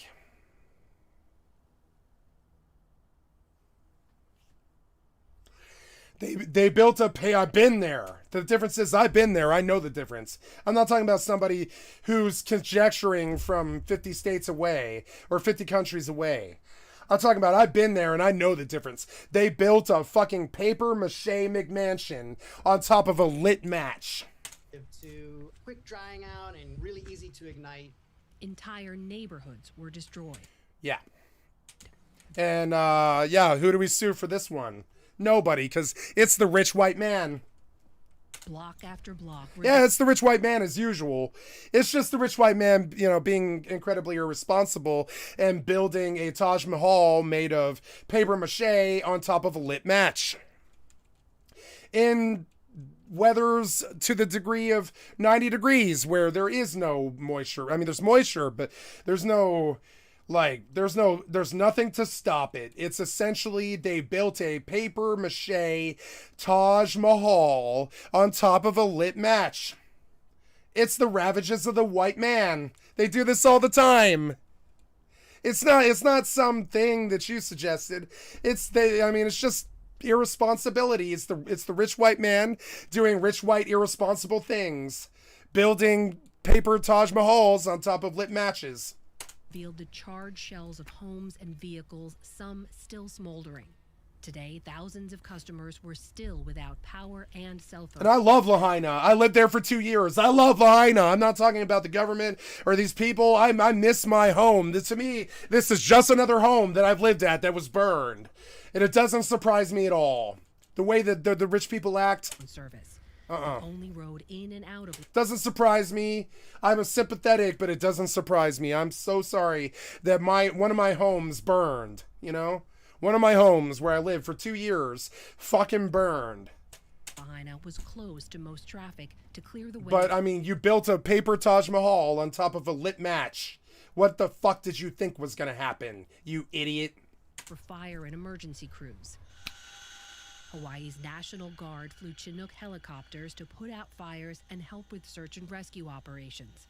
President Biden also approved a disaster declaration for Hawaii, bringing federal assistance. Oh, good. We're throwing more money down that paper Taj Mahal on top of a lit match. Oh, good. The state. Joining me now from Maui is KITV4 Island News meteorologist Malika Dudley. Reality and a lot of humans just don't mess with each other. It just doesn't happen. They don't think about reality. They don't think about fires. If it burns, we'll just replace it or whatever. If I attack him for 2 years, I won't go to jail. I won't go to jail ever. I'm not going to jail just because I'm telling myself that I'm not going to jail. I won't go to jail ever after attacking him for 2 years or that kind of thing. You see humans engaging in this kind of thing where they're just lying to themselves wholeheartedly. They believe the lie like a MAGA hat. They believe it. You know what I'm saying? Thank you for joining us. This is one of those stories you're not just covering, but They believe they're not going to jail after attacking someone for 2 solid years and leaving a paper trail. They believe that Taj Mahal won't burn after they built it on top of a lit match. I don't know why they think this way. Reality hits and they're like, oh no, crocodile tears. I'm so sorry I attacked you. I'm so sorry I built a paper Taj Mahal on top of a lit matchstick. And crocodile tears, we gotta rebuild. We just gotta rebuild, guys. We just gotta rebuild. Sorry I burned an entire town. Sorry we built a town on top of a matchstick that lit on fire and burned. You know? God damn it. Like, if you've been there, you'd understand. This is not some fucking plan. It's ineptitude. I understand you. It's ineptitude of the rich white man. To evacuate. The ineptitude of the rich white man land developer. When the fires began, I just want to ask how you and your family are doing. Oh man, better go build another subdivision. Shut the fuck up, you peon. You fucking peasant. Shut the fuck up, peasant. I gotta go build another mini mall on a matchstick. We're doing as well as we can. I think we're still in a state of shock. And we've begun to mourn. There are moments of just sobbing outbursts where I just have to let it out. Yeah, this woman really hates what they did to her. She really hates it. She knew. I mean, you would know if you went there. We all knew what was going to happen.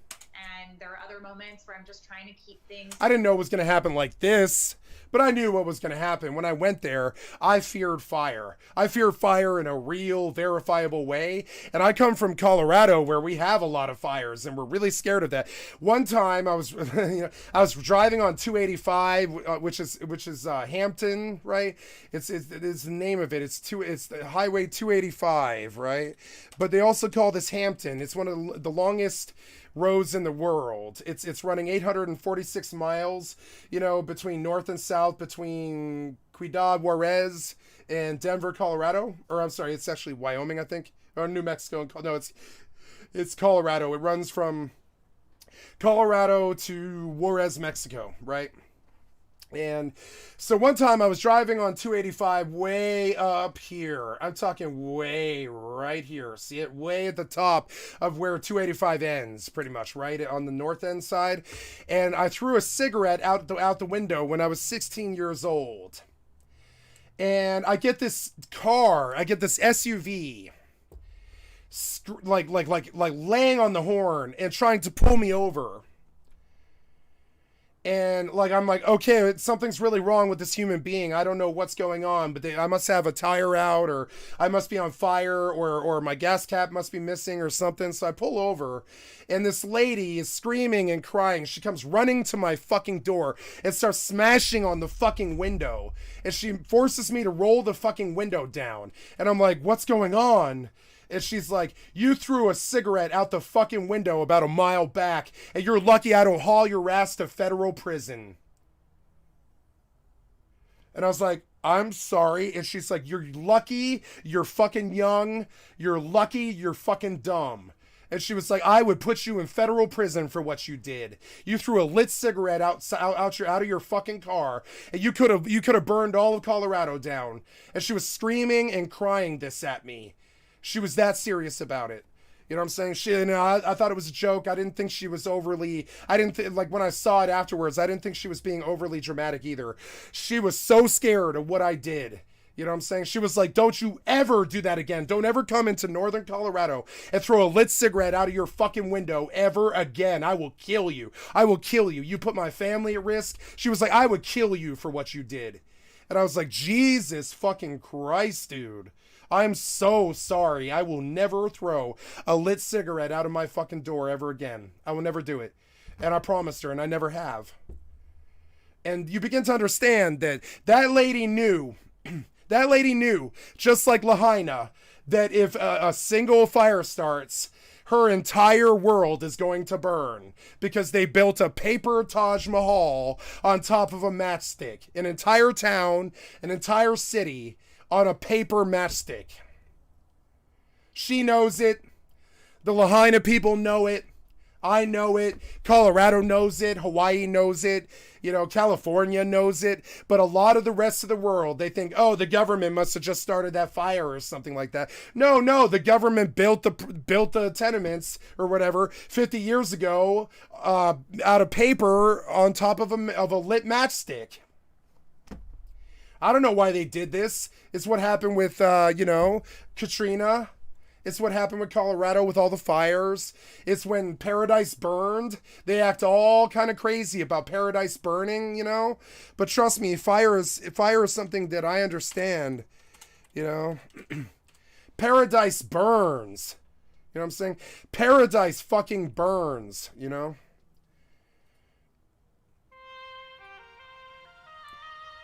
And it burned because the rich white man has to continue to build fucking paper fucking Taj Mahals on top of matchstick heads. We don't know why the rich white man does this. They just do it. They don't care if it burns. They replace it. It's good for the economy. They just replace it if it burns or whatever their bullshit boomer fucking idiot mentality is. And I mean baby boomer. I'm not talking about somebody my fucking age. I'm talking about somebody twice my age. I'm 40. I'm talking about people who are 80 years old, are actual boomers. And they built a fucking world on top of a matchstick and cry when it burns and rebuild it. I don't know why they do this stupid ass shit. They just do. When the levee breaks, you got no place to stay. To quote Led Zeppelin, when the levee breaks, you got no place to stay. Oh well, oh well, oh well. Right? And he was singing about that in 1967. 1967, Led Zeppelin sings a song about when the levee breaks, you got no place to stay. And this is about the ravages of the rich white man building a fucking paper Taj Mahal on top of a lit fucking match. That's exactly what it is. And then they cry about the buildings. And I'm sorry, but you built a paper Taj Mahal on top of a fucking lit match. I don't have a lot of sympathy for Lahaina. Don't have a lot of sympathy for when Colorado or California burns. I don't have a lot of sympathy. If you had used your fucking brain, it wouldn't have happened.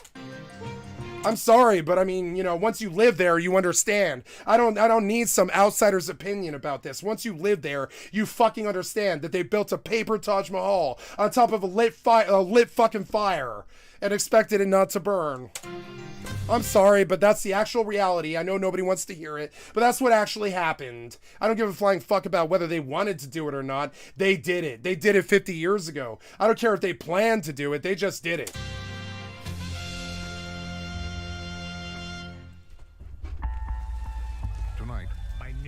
Conceded that the town had basically burned down. 1 year since California's deadliest fire. The plan was completely overwhelmed by circumstances, but I think those circumstances were not unprecedented. Frontline takes you inside that day. The road's completely engulfed in flames. And I told my husband, I'm like, I can't run through fire. And he said, you're gonna have to. Exposing the new dangers of a changing climate. We just did not anticipate a fire that went 7.5 miles in an hour and a half. I don't think anybody envisioned that happening. Do you think you should have envisioned that happening? I'm not going to answer that question. At a giant power company under scrutiny. Is what PG&E did or did not do grossly negligent? They've been on probation. They violated the probation. Indeed, it absolutely was grossly negligent. Look at all those power lines through that fucking tinderbox. You see it? If you guys don't know what burned Lahaina down, that's what burned Lahaina down. Power lines through forests. If you put big burning things in the middle of a forest, you get forest fires. If PG&E was an individual, you understand it? You need the image in your fucking head again. Get this image in your fucking head again. You'll understand what the goddamn problem is. It's not the government. It's greed and the rich white man building fucking explosive bombs in the middle of tinderboxes. You see it? You see it? Do you see, my children? Do you see the ravages of the rich white man as it burns?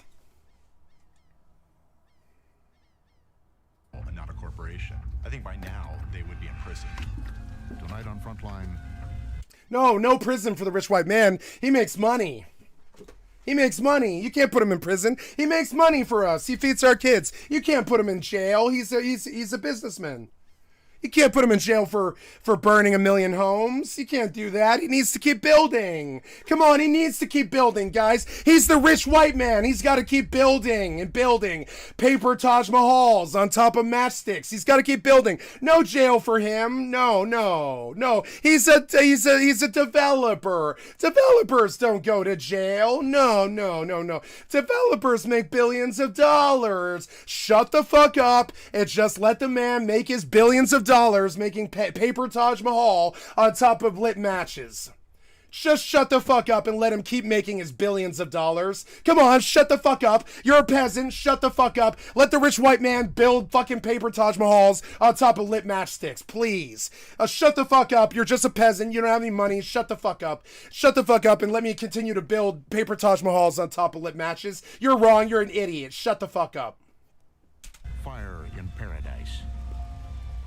Oh no, Paradise didn't burn. Maui didn't burn. No, that shit didn't happen. No. Yeah, you built an entire town on a matchstick, but that didn't happen. Don't think about it. Fuck it. Just don't worry about what the rich white man does. Don't worry about it. He'll continue to develop, and that's what matters.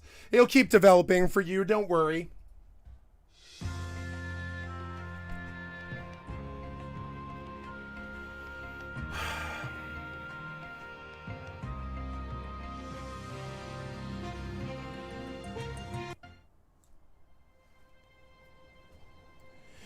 Now, guys, I would do Maui because it's more current, but the problem is if I do Maui, I'm going to cry for 5 hours because I lived there for 2 years. I'm going to see places that I went burn. So I've got a dog in that race. I'm terribly sorry. I really do. I've got a personal dog in that fucking race. I really do. So I can't be doing Maui fire. It'll make me cry for 5 hours. I actually lived there. And I saw the paper Taj Mahal built on top of a matchstick. So, so we're going to do Paradise because I never lived there. Fucking.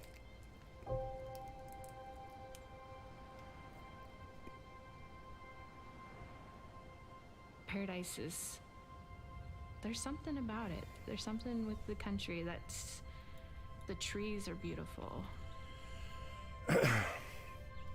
That's why you built all these really wooden houses in a forest? Just living in the mountains and it's so beautiful. It's so beautiful. We built a bunch of wood houses in a forest and wonder what would happen when fire came. Healing to be here. Look at all those wood houses with nice wood, everything.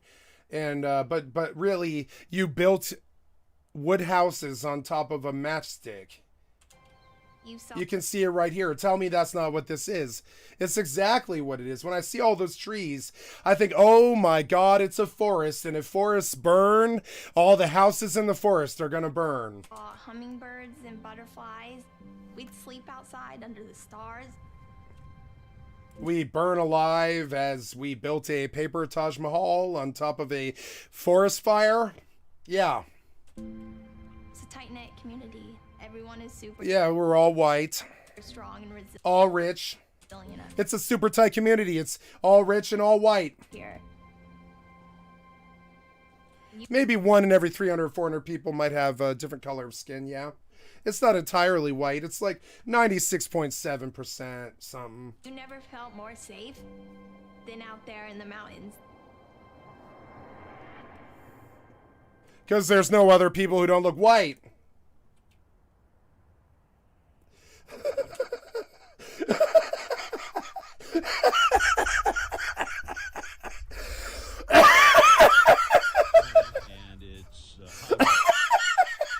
I'm sorry, but every time a white person talks, oh God, my inner comedian begins to start trolling, My inner comedian immediately takes the stage, picks up the mic, and waits for what the rich white person says.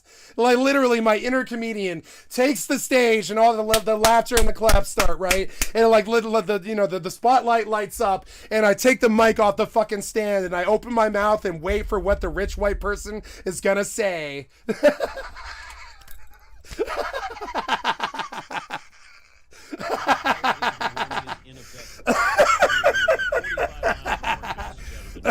I'm like, what? You know,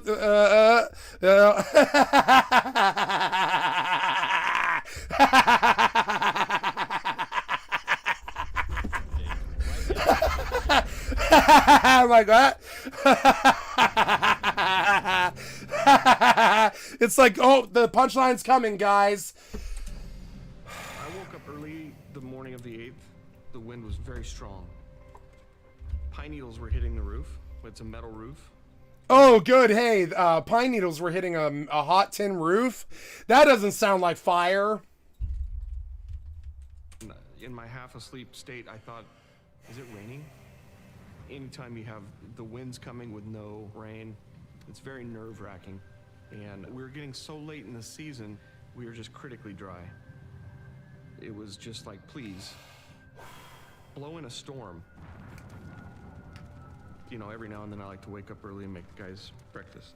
No. You built your entire town on a match head made of paper, and you're really praying for rain to keep the wet paper wet. It's the actual reality. You can't see it because you're rich and you're white and you've been backed by your own culture for so long that you just can't see the folly of your rich white ways. But I mean, in reality, you're praying for the paper to remain wet so it doesn't burn. That won't happen. The paper's going to dry out in the summer and it's going to burn. You built a house on top of paper made of wood. And you're praying for the summer not to come. And you're praying for the heat not to come. And you're praying that your wet, soggy paper towel house is still wet when July comes or August. But no, it dries out and it burns. And you built billions of dollars worth of shit on top of basically a forest fire. And it's an irresponsible rich white thing to do. And I'm sorry, I'm going to make it racial. This was a racial thing. It's a rich white privileged thing to go build your fucking McMansion on top of a forest fire. Only rich white people do things like that. So when the wind woke me up, I said, well, this is It's because they have too many houses. They don't know what it's like not to have one. So they'll build a fucking house on top of a forest fire because they're not used to being homeless or don't understand what it's like to deal with the rich white man. You know, they just don't know. So they just go, you know, they just don't know. Time to get a jump on it. My phone was laying. Ignorance is a good excuse. I'll say I don't hate my own race. It's a good excuse, you know. Ignorance and stupidity is a pretty good excuse. But I'm saying, I don't know why a child didn't tell them that, hey, Daddy, if you build a bunch of houses in a big forest, what happens if the forest catches on fire?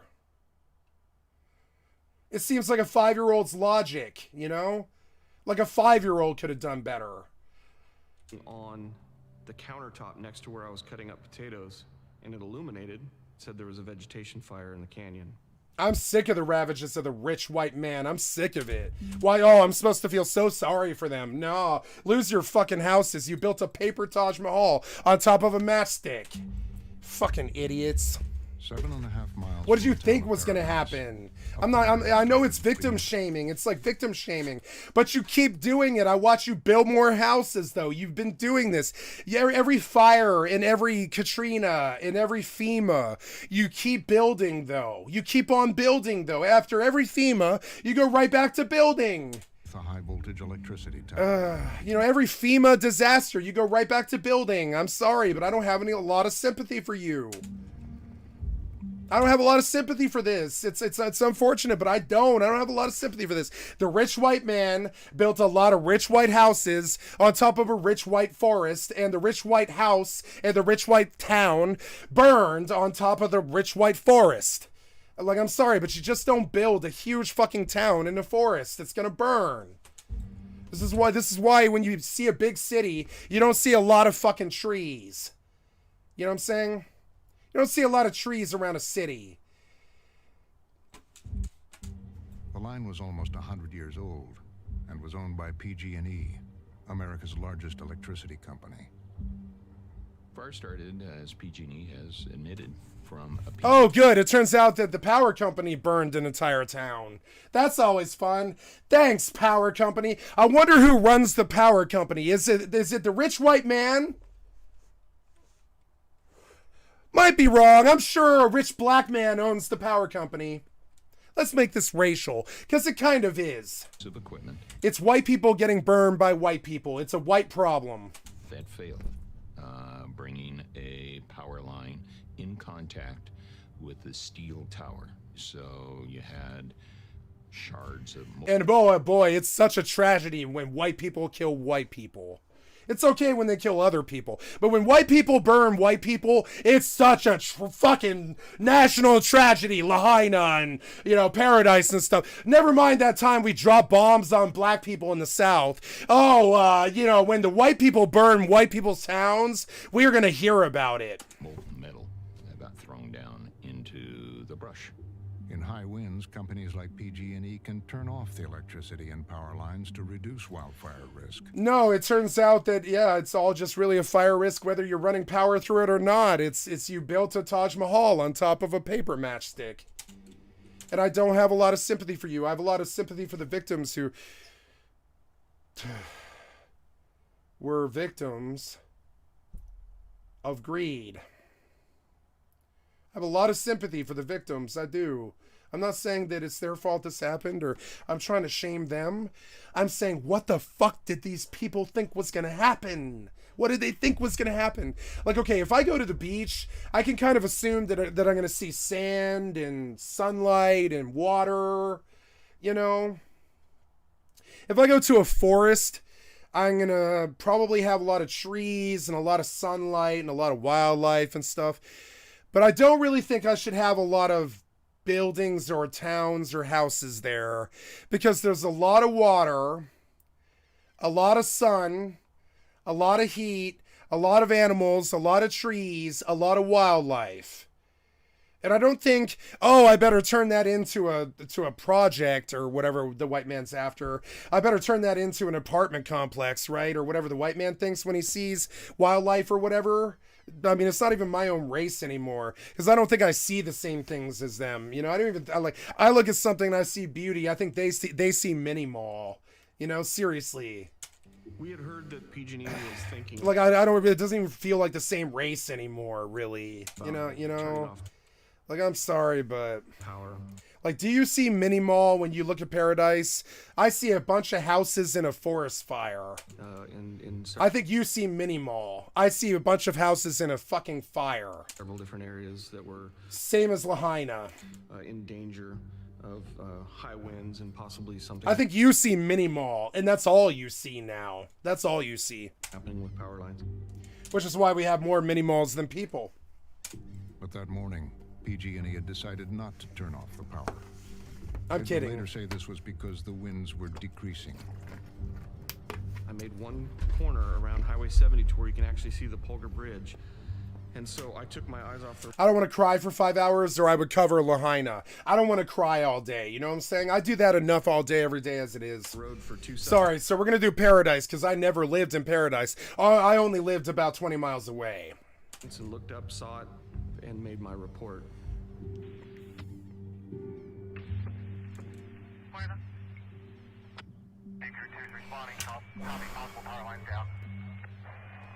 Possible power line down. The white people's projects burned down the town again. Uh-oh. White power line burned the white town. Yep, there you go. I keep trying to make a race thing about this because it is a race thing. When you have a lot of money, you build projects up in forests because you just don't think about the fire now, do you? You're just thinking about the money, aren't you? Underneath the transmission lines, have about a 35-mile-an-hour sustained wind on it. The fire was by a narrow dirt track called Camp Creek Road. I love that word, projects, right? One of my favorite television scene of all time is this wonderful start to an episode of The Wire where they show the tenement projects.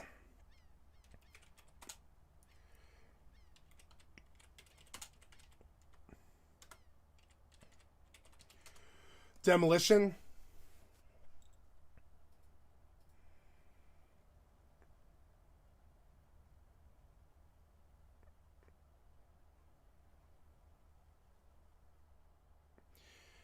So I don't know why it's not popular, but I would really like to see tenement projects being demolished with explosives. I think that would be really good fucking content, really good content. You know? Why do we have housing projects? You know? Why do we have housing projects? I don't really understand. Today, over 2 million Americans are living in public housing. And that's a sizable number, though it makes up a relatively small percentage of the population, and it's... Yeah, you know, it's funny. Like we think of people living in projects as a really common thing, but there's like 700 million Americans and only 2 million of us live in projects. But we think of it like the entire country lives in projects, don't we? It's actually only 0.01% of something of all of America actually lives in projects. But we think of it as everyone lives in projects because everyone is poor. But no, it's actually only about 2 million of the 700 million Americans actually live in the projects, you know? It's low compared to other nations that offer similar housing initiatives, like, say, the... Yeah, every other country in the world, when they did projects, they were actually successful. America was horribly failed. Okay, in spite of that, we largely only hear news about public housing in the U.S. when there's a moment of crisis or when decisions about state and federal budgets are... Testify, sister. I mean, it's a horrible problem, you know. Listen real loud, listen really carefully, right? Did you hear it? It was a child's stomach grumbling. Are being handed down. Take, for example, Chicago's... Listen, did you hear it? Did you hear it? Beginning in 1942. Why is the rent so damn high? The rent is too damn high, committee. The rent is too damn high, party. We'll kick Joe Biden's ass, you know what I'm saying? The rent is too damn high, party. Listen very carefully. Did you hear it? It was the sound of a child's stomach grumbling. The most news in the morning. CNN Shut up. and American Shut up. Eastern. Shut up. Let's just say this was a very different debate. This was less a debate, more political theater. And it was not political fucking theater. It's the first time that a politician has had a platform beyond racism in 50 years. It was not a joke. It's a joke to you, rich white person, because you're a joke. Everything's a joke to you. Everything's a joke to you unless it's money. But it's not a joke to me. It's the first time anybody's actually talked about a platform in the last 50 years. Any platform. You know what I'm saying? Like, I'm 40 years old. I've watched the politicians lie all of my life. And one thing that I can absolutely unequivocally guarantee you is they don't ever talk about anything at all. Nothing at all. Nothing that matters. No, the one thing that they definitely don't do is talk about the country, right? So when somebody says the rent is too damn high, it's a joke. It's a joke to the laughing. We better laugh at him. It's so funny that the rent's so damn high. I can pay it, so it's funny. I can pay my rent because I'm the rich white man or whatever. You know, so funny when somebody talks about the rent being too damn high. It's a laugh. It's a joke. Let's all have a joke at the black man.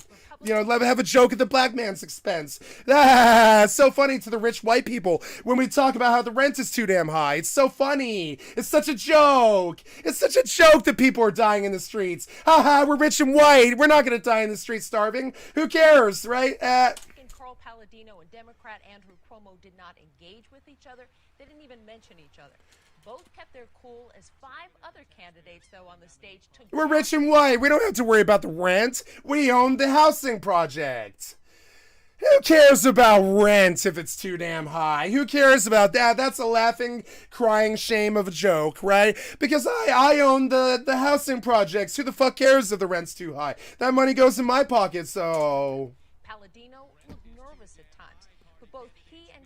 This guy, he's not looking to fuck around with these fucking liar jackasses that haven't talked about a platform, and a single fucking political fucking platform, or not platform, but what am I thinking of? I'm sorry, a policy, right? He's looking at these fucking idiots who have never brought up a policy in the 50 years they've been a politician.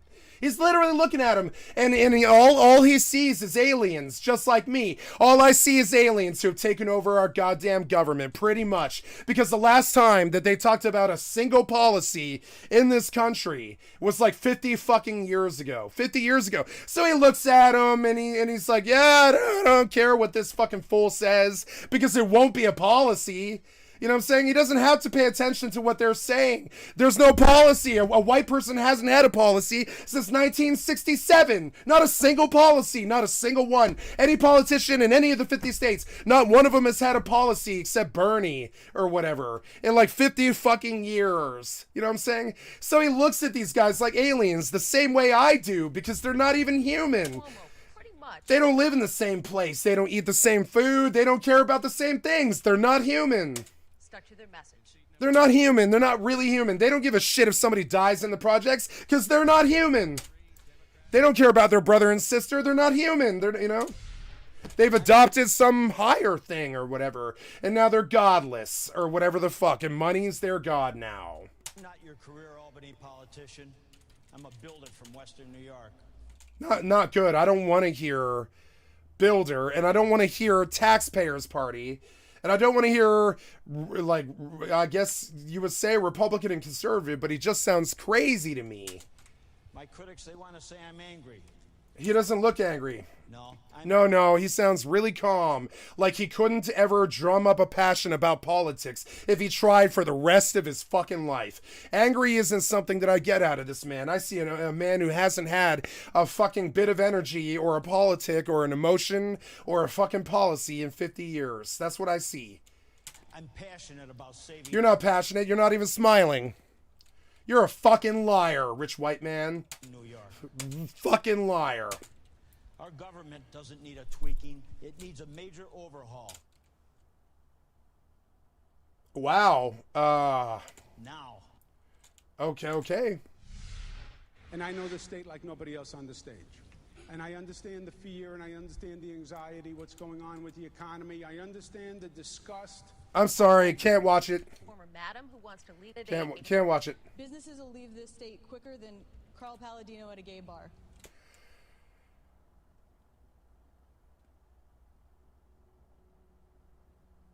Not only was it homophobic, it was also incredibly low blow, incredibly distasteful, fucking horrible, and on top of it, it was homophobic. Thanks for making my race look better, you know? Thanks for making my gender, or not, well, she's not my gender, but I mean, she basically is. She basically is my gender. Asking Andrew Cuomo and Carl Palladino to end corruption is like asking an arsonist to help us put out the fires. It doesn't make sense. Thank God. He's got a point. He knows he's not winning. So he just pretty much throws the grenade in the crowd because kill that crowd. And the candidate who brought the most levity was Jimmy McMillan of the Rent is Too Damn High party. And at one point... And yeah, it turns out the biggest joke made the biggest sway and got the most attention. Because the biggest joke was the only one who actually mentioned the policy. Notice that we sat here for 3 minutes and they paraded people of all different races across the stage, and not a single one of them had a single policy at all, except for a little mention of reform in 3 words, right? This guy actually steps with a policy that he really wants. Last night, Andrew... And they just make fun of him. Cuomo was sitting next and that's why we don't have a government anymore. We have a Fourth Reich. To him said that rent is too damn high. Now, this was the first debate. The rent's too damn high. It's a simple platform. It's far more godly and better than, say, anything Joe Biden or Trump has ever said. Fuck Joe Biden, fuck Trump. Worthless assholes never mentioned a policy in their fucking life. Either one of them. Fuck them, worthless. Probably the only debate. Name a policy that Joe Biden cares about. Build back better. Right. Cool. It was good that you had one policy Name a policy that Trump had. Get the Mexicans out of here, right? Cool. You guys didn't do either. And those were, you talked about two things. I need the other 650,000 problems addressed. Get the fuck out of here, you worthless traitors. What was behind the decision making to include all 7? I need a platform, I need a policy spoken about in this country. If you're going to be a politician, I need you to talk about something instead of, oh, the other guy sucks and the country's dying, make America great again and get the Mexicans out of here or whatever the fuck weird, racist, alarming bullshit set us back 1,000 years in race relations and country relations or whatever bullshit Trump did. Or Joe Biden is to sit around and let's, hey, it's white people renovating. We're white people and we're renovating. We're going to build back better. We're going to build this country better. We're white people and we're renovating and all this shit. You know, it's and so when somebody steps with a real policy, it's like comedy to them now. It's like a comedy that we should all laugh at. Ha! This guy actually had a policy. All we've had in this country for 50 or 60 years is traitors who don't even mention politics, really, or not politics, but I'm talking about policy. You know what I'm saying? And he mentions a policy, so we got to make fun of him. Yeah, he's such a joke, you know. You didn't even play the clip, huh? You were that worthless? Yeah, you were. Thanks for the clickbait, you fucking clueless assholes. Get the fuck off the internet and stop being able to pay your children with your bullshit clickbait. You know, feed your children with the money that you make off your bullshit clickbait. Get the fuck off the internet. What the fuck was that? You didn't even play the original clip. Should you be on the internet? No. No, go back to your Channel 5 News or whatever and get the fuck off the internet. You wouldn't even play the original link. Get the fuck off the internet, you worthless piece of shit.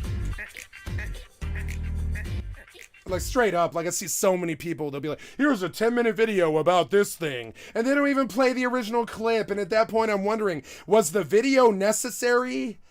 Did you need to spend 2 or 3 or 4 days on this? Was the video necessary? At no point was any information actually, like, you know.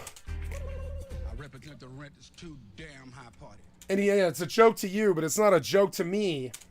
People are working 8 hours a day and 40 hours a week to some a third job. Women can't afford to take care of their children, feed their children breakfast, lunch, and dinner. Yeah, we all eat like 1 meal a day now because we can't afford to eat. And oh boy, I'm pretty sure the Republicans aren't at fault for that, or the Democrats or anything. I bet that's just our fault somehow. I represent the rent is too damn high party. People are working 8 hours a day and 40 hours a week to some a third job. Women can't afford to take care of their children, feed their children breakfast, lunch, and dinner. My main job is to provide a roof over your head, food, roof over your head, food so you don't starve, and safety. on the table and money in your pocket. And money, which is safety. This is politics as usual. It's politics as usual, right? But it's the first time that you've heard anybody talk about a policy in 50 fucking years, and it's a crying, laughing shame, isn't it? Playing the silly game. It's not going to happen. The rent too damn high. Playing the silly game as usual. 50 years of a Joe Biden career, 50 years of a Trump career, and neither one of them held real public office or ever had any kind of policy at all. How the fuck do you go 50 years in or 50 years out without a single policy? But I know that I don't want Joe Biden or goddamn Trump in here.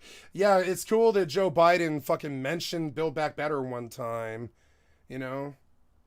But that's not a policy, really. How about telling us how you're going to build back better? My movement, the people I'm here to represent can't afford to pay their rent. Yeah, like they can't afford, most people that I know can't afford to pay rent. It's a serious problem. I hear about it all the fucking time through my cell phone. Texts come in all the time from all my young friends who just cannot afford to pay the fucking rent. They can't do it. They got to prostitute themselves or whatever the fuck. It doesn't matter. They got to go rob the liquor store to pay rent. It's fucking ridiculous. And it's the death of the American people, and the Republicans and the Democrats are at fault. They're being laid off right now as I speak. They can't eat breakfast, lunch, or dinner. Listen, someone's stomach, child's stomach just growled. Did you hear it? Yeah, did you hear it? Gotta listen like me. Gotta listen like me, because you guys don't care. You don't care at all. Okay. Let's talk about it. You think it's funny when a child dies on the street starving and shit. You want to know the reason I'll never, ever, ever, ever, ever, ever, ever, ever, ever die first on a fucking, like serious, like shoot my head, hope to die, kind of swear to, cross my heart, swear to die, father's grave shit, die on a hill thing? I will never vote Republican. You want to know why? why? Because when I was on unemployment the first time in 2015, they finished and killed federal unemployment under John Boehner in 2015, right? I used to call him John Boner because he's pretty much the worst human being that I could possibly think of, right? And he put, the estimates were 7.6 million kids on the streets of places like Los Angeles, Chicago, and New York on December 20th. I know, because I was there biting my nails, biting my nails, watching C-SPAN, scared as fuck what was going to happen to me and 10 million other fucking people as the Republicans cast the kids out on the fucking street right in front of us to our fucking face. And I'll die first before I ever vote Republican. I saw pretty much the deaths of children in my own country directly fucking responsible over some kind of sense of fiscal fucking responsibility or conservatism or something. You put fucking 5 to 7 million kids on the fucking streets of Chicago, LA, New York, and fucking Orlando and shit like that or whatever on December 20th when you know they're gonna freeze to death, and I would put you up against the wall, Republicans. Put you up against the wall, traitor. You want to starve out and freeze kids in my own country? Get the fuck out of here. And the Democrats are no better. Do the same thing to them. Same avarice, same greed. Mr. Cuomo, 30 seconds for you, sir. Yeah, we got to shut him up. You let these other assholes stumble along on their non-policy mentioning hot air bullshit for 90 seconds, 2 minutes, 5 minutes, whatever. But the minute he reaches second 29, you better shut him off because he mentioned the policy. And if you mention a policy in a room full of these fucking clown shoes parasite assholes and shit, right? You're a fucking living joke, and we gotta shut you up now. We gotta shut you up. You mentioned a policy, so you're a fucking clown. How dare you mention a policy as a politician? The rent's too damn high. The rent's too damn high. As a karate expert, I will not talk about anyone up here. Yeah, as a karate expert, I will not talk about anyone up here. Because our children can't afford to live anywhere. Yeah, our children cannot afford to live anywhere. It's a joke to you, because you're a fucking joke and you're not a real American. Nowhere. There's nowhere. It's a joke. If it's a joke to you, if this is a joke to you, you're not a real American. You're not really. You're part of the problem. Once again, why? Why? I would know the answer. Why? Why? Why is it like this? Why? Got a reason? You said it, the rent is too damn high. That's why. Thank you, Miss. That's why. Oh, who's the landlords in this country? Is it the rich white man? Oh, I'm sorry. That seems to be a reoccurring theme. Captain Mackenzie decided it was too dangerous to drive a fire truck down it. It's going to be very difficult access. Camp Creek Road is nearly inaccessible. He requested air support to put out the fire, but it was too windy to fly. Oh, good. It was too windy for the, the forest fire response. Great. This has got potential for a major incident. He sounds so calm when he describes the destruction of 7,000 homes. The rich white man sounds so calm. He sounds so professional as he doles out and pretty much decides that 7,000 homes are going to burn because he's too scared to fly in the wind. Different race, different species. Different species, really. It's an alien who doesn't care about his own community and is just too scared to fly. Doesn't care about 7,000 homes in his community. No. It's just too windy to fly. I'm the rich white man. Too windy to fly, guys. Sorry. The town's got to burn. Town's got to burn. What the fuck happened to real men? Town's gonna burn, guys. Sorry. I won't risk my life for 7,000 homes. That's not worth it. They'll just live on the streets. We all think it's funny when they live on the streets anyways, right? So, what's naturally going to happen eventually anyways is going to happen. They'll all just live on the streets. We're not going to save their homes. No. That's not what they pay me $50,000 to $75,000 a year for 25 years for. I'm not going to go save their homes. No. It's too windy. What happened to real men? What happened to them? The right and the Andrew Tates of the fucking world, they're the biggest pussies I've ever fucking seen. You want to know what my man code is? It's a man should be mentally, physically, spiritually, and emotionally available to his children, his partner's children, and the children in his community. These are things that people like Andrew Tate absolutely do not do. The one thing that you could say they aren't is a real man. It was a very sinking... That is not a real man. It's a pig. Very uncomfortable feeling seeing where it was at. It was uncomfortable. The thought of 7,000 families not having homes. Yeah, it was pretty. It was pretty uncomfortable for the rich white man. But he contemplated the burning, and it decided that they were all going to be homeless under our rule, anyways. Eventually, under our rule, all Americans will be homeless, anyways. So it's just the natural state of things. Let their homes burn. Who cares? It was a really uncomfortable situation. And seeing how small it actually was relative to where it was at. Oh, it was just small, guys. It was a really small fire. There's nothing to see here. It was a manageable looking fire. Yeah, it was manageable looking. That sounds like a pretty good statement there. Hey, the fire was manageable looking, guys. If I could get to it.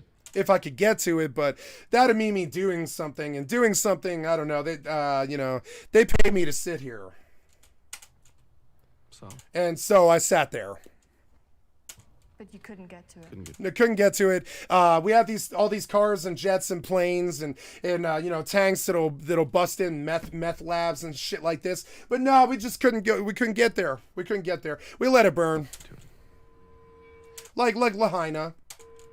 We couldn't get there. We didn't know where to get water. Lahaina's on the ocean, but we couldn't get enough water to put out the fire.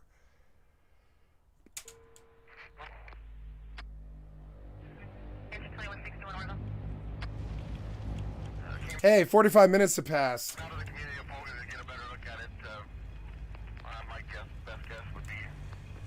Yes, I've seen the best minds of my generation driven, starving, hysterical, naked, mad, starving, hysterical, and naked.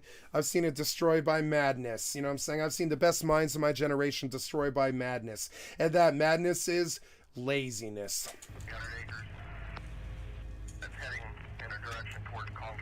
Listen how calm this guy sounds, because he's not on the front line. He's not worried. His home is not at stake. They sound almost bored, don't they? Because they are. They don't care about this. They think it's funny. They're bored. They don't care about 7,000 homes burning. They're bored. Kind of gotta just keep on talking here, and some stuff's happening, but it doesn't really matter. We're not doing anything, so we're just gonna keep on talking like this. And I'm fairly sure that if I were to shoot through the phone line all the way to this operator's face, she's gonna have aviators on. I'm fairly sure she's sitting there talking real slow and bored like this as the destruction of 7,000 homes happen, and she's got aviators on and she's looking out the window at the fire and stuff. And it's none of it's very interesting, and we just always talk in a bored white tone of voice like this about the destruction of America or the destruction of a town or loss of 7,000 homes. We just talk like this all the time because we're white people, and the destruction of homes and all that's really normal to us. It's something that we're pretty used to. We just talk about this kind of like it's happening on a Wednesday. This is a Wednesday for us, 7,000 homes burning, and we just keep on talking like this, kind of like, it's sort of something's happening, but I guess the Super Bowl would be more entertaining. We spend more money on the Super Bowl than we do trying to save this town.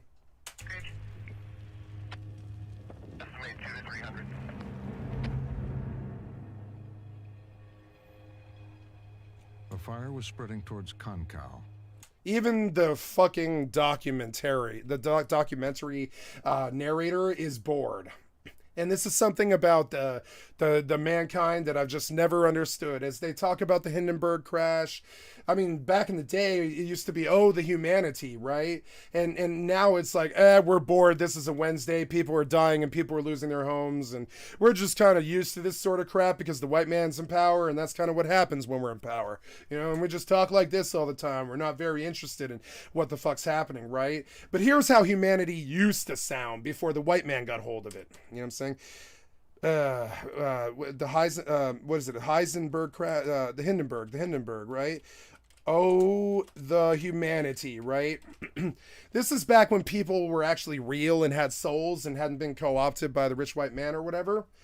And this is what journalists used to sound like, and, you know, first responders used to sound like before their souls were co-opted by some kind of corrupt bullshit money or whatever.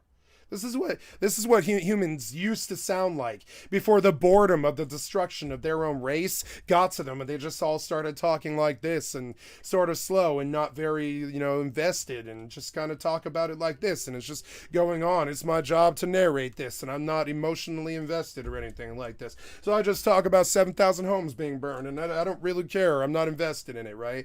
But back in 1937, we used to actually care about things, you know? Oh, the humanity. The back motors of the ship are just holding it just enough to keep it from the burst into flame. Get it started, get it started. It's fired and it's... Here's a human being who actually cares. Who is invested, who has not co-opted their soul to some rich white devil or whatever the fuck. It's totally bored by the destruction of the world around them, right? Here's somebody who actually cares. It's terrible. Oh my, get out of the way, please. It's burning and bursting into flames and it's falling on the morning fast and all the folks between it. This is terrible. This is one of the worst catastrophes in the world. Oh, it's like 20. Notice the difference between this human being and this construct, rich white man. A remote settlement of around 700 people, about halfway between... He doesn't care.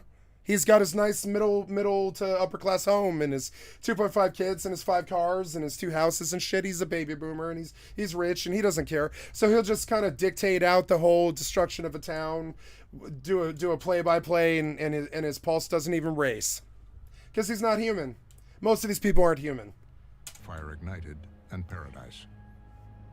And got a couple phone calls from other chief officers asking if I was paying attention to... Notice how this cop kind of sounds like he's talking about a poker game last Saturday? Because he is. That's about how much he cares about it. The radio. You know, I think like he cared that it inconvenienced him. A lot of people didn't really take it too serious. We get a lot of fires up. You didn't take it too serious. You're not taking it serious right now. A real human would be crying. You're not a human.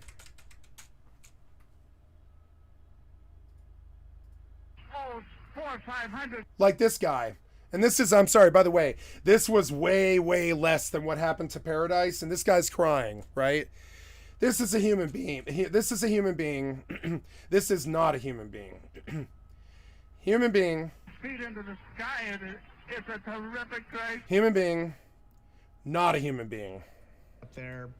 You know, I told him, you know, it's cold. You know, it's in the 40s. It's like he's talking about his fantasy football game or something. You notice it? Because he doesn't care if 7,000 homes burn. He doesn't have a soul. He's a pig. It's a Wednesday for him. He doesn't care. Nuisance fire. It's a nuisance fire. A nuisance fire.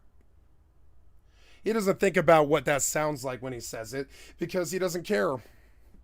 You know, he doesn't care about any of this. Ladies and gentlemen, the smoke and the flame. Now, this was about 15 people and some other... Oh, I'm sorry, I don't know. How many people died in the Hindenburg? Actually, that's ignorant, I think. How many people died in the... how many people died in the Hindenburg, right? How many people in Hindenburg? 97. So about 100 people died here, and he was crying. He was crying about it, right? But, I mean, this guy... He's talking about 7,000 families' livelihoods like it's Wednesday. And that's how you know you're dealing with a suit dummy replica alien pig.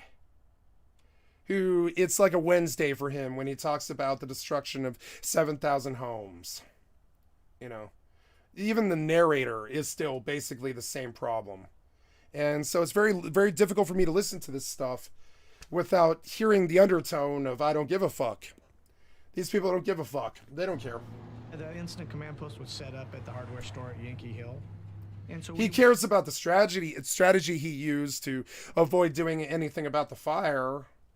But I mean, that's it. That's the only thing he cares about. He doesn't care about the homes or the lives or any of that stuff. They're not human.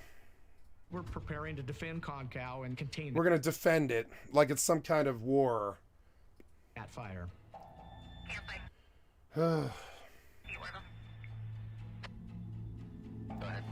They call this stoicism. I say it's actually you don't have a soul. It's not stoicism. 62107. Potato. You call it potato, which is stoicism. I call it you don't have a soul. I think really they're the same thing. We're saying the same thing. For you, it's stoicism. I say you don't have a soul. You know what I'm saying? Going in to check out Concal. Or you would be crying, you know, like me. I'll reassess in about 10 minutes. Listen to this guy. This is a Wednesday for him. Now, he's paid to remain professional. And no, being emotional doesn't help the situation. But see, emotion was never going to enter in here because he's not human. I'll get back to you. This is a Wednesday for him. Disgusting. 5 radios and he's not using any of them. CAL FIRE, the State Fire Service, began. Remember, I was a taxi driver for 13 years, and I know my way around a CB radio pretty fucking good, pretty well. And I know when somebody's using their radio and when they aren't. And that guy, he doesn't give a living shit about the fucking town burning down. Sending fire. The radio is evidence of it. Fighters to tackle the blaze in Concal. I would get more chatter on my taxi band than these cops are saying. Because the taxi drivers are trying to make money, right? This guy isn't trying to make money, so he doesn't give a shit about your town burning or not.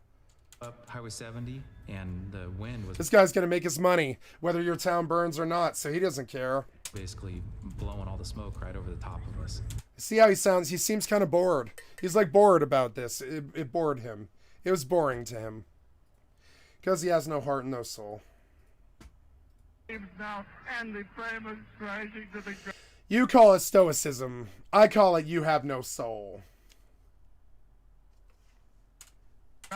Not quite to the morning mass. All the humanity and all the fantasy feeding around it. Oh, the humanity and stuff. This is how we used to be. Now it's I'm bored talking about the destruction of 7,000 homes. You know. The blaze was soon dubbed the campfire after the road where it started. We were stopping down Concal, helped out a few residents, try to put some of the spot fires out around their house. They were relatively small. They were 10 to 15, maybe 20 feet. And then there was a point in there where the wind just kind of started picking up.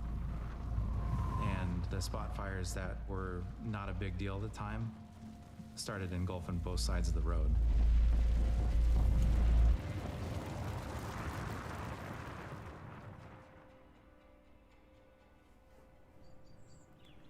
When paradise burns, it's kind of boring. It's boring to them.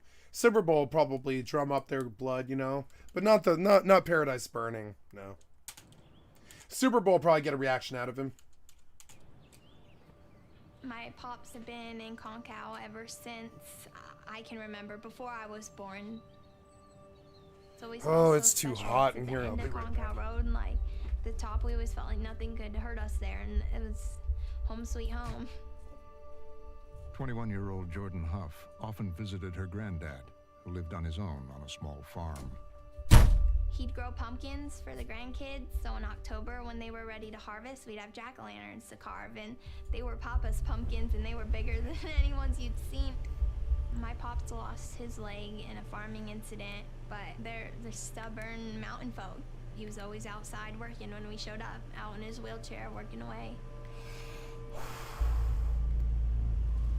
I'm sorry, babe. We have multiple structures already burning down here. And we're still talking like this. We're stoic. We're stoic. But really, you're bored. You're bored by this. Just admit it. A column of smoke. It's not Hollywood to you. My dad had called my pops. He was out there in his wheelchair, putting out the fires that were breaking out into his yard. And my dad was like, you know, don't worry about it. You need to go. You need to get out of here and leave. And he said, okay, I will. I'll grab the dogs and I'll go. We gotta go. Fighter Jeff Edson and a colleague were now trapped down by Concal Lake. We came across 4 individuals that were running, and they were waving their hands at me, and you could tell they had ember burns and stuff on their skin and their hair. 3 of them. That's a Wednesday to him. He doesn't care about that. I start crying, but he doesn't care. Water because they were taking so much heat.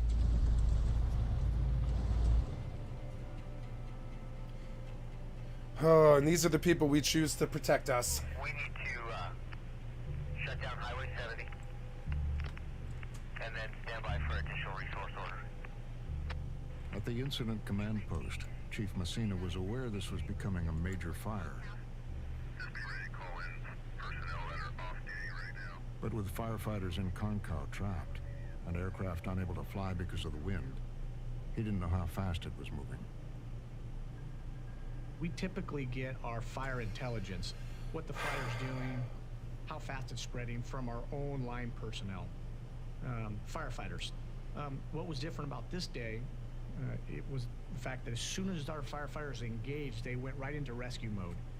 And they were no longer able, nor did they really care where the fire was spreading. They were too busy on rescuing civilians and ensuring that of their own safety. So we didn't get a lot of intelligence on how fast the fire was spreading. The fire was moving towards the town of Paradise, 4 miles away on the other side of a steep canyon.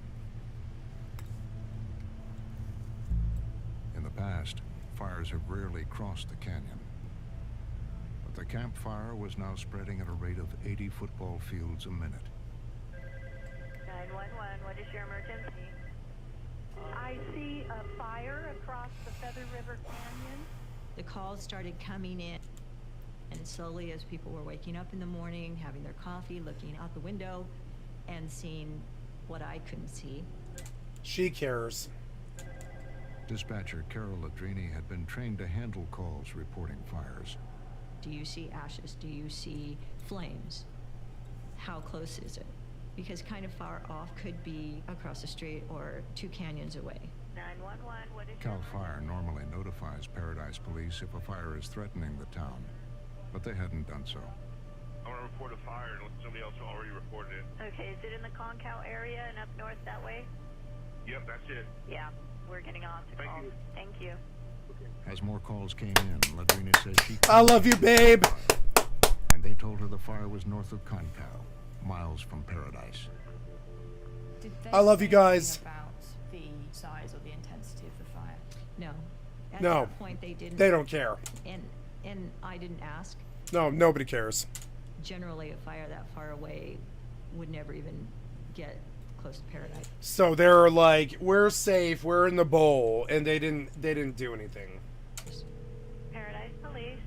Hello, can you tell me if there's What's up, Hop? a fire in the canyon? There's a fire that's north of Concow up off of Highway 70. It's just creating a lot of smoke right now. Why are so many people calling about this smoke? What's going on? Still, at that point, I didn't know what they were seeing. So all I could do is call Cal Fire back. What I said was, can you confirm with me that this is north of Concow? That this is not in Paradise? People say there's ashes falling. Yes, it's north of Concow. Ah, right on, right on. Oh, Hop, I demoted you because you were gone for 3 days, and sorry, I just remembered. I'll go promote you again. Sorry.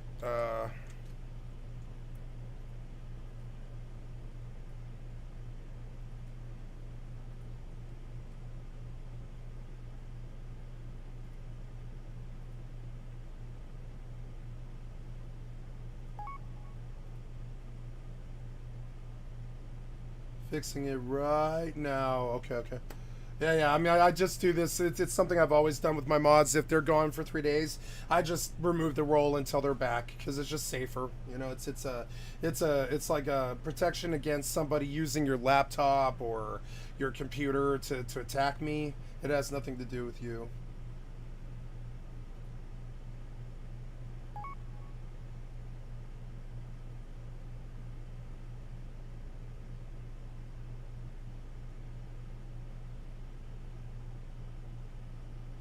This guy attacked me for being silver last night, but I'm not silver.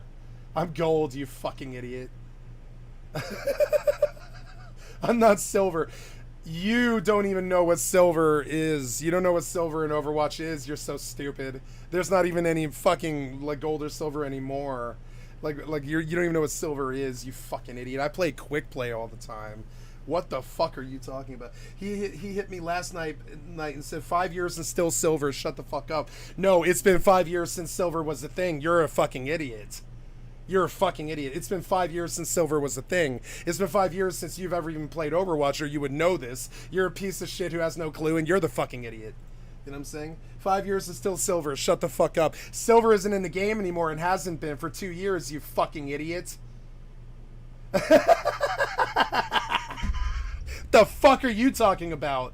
And in competitive, I'm gold. So I don't know what the fuck you're talking about. You're so stupid. I don't care if they're listening or not. It's like honestly, I don't care if he's listening or whatever. You are so fucking stupid. I'm talking 5 IQ. I thought you were 75, but you're getting lower by the day. 70, 65, somewhere around there now. You're fucking so stupid. You haven't even played Overwatch in 5 years. So you just dream about something to insult me about that doesn't even exist anymore. You're that fucking stupid. You know what I'm saying? I hope he does hear this. You're so fucking stupid. You tried to insult me in a way that hasn't existed in years because you're that out of touch and that fucking stupid. It is a win ratio. Thank you. You know what I'm saying? And I'm sorry, Hop. I'm trying to promote you here. Give me just a minute here. What is this? This is followers list. Roles manager. No, it's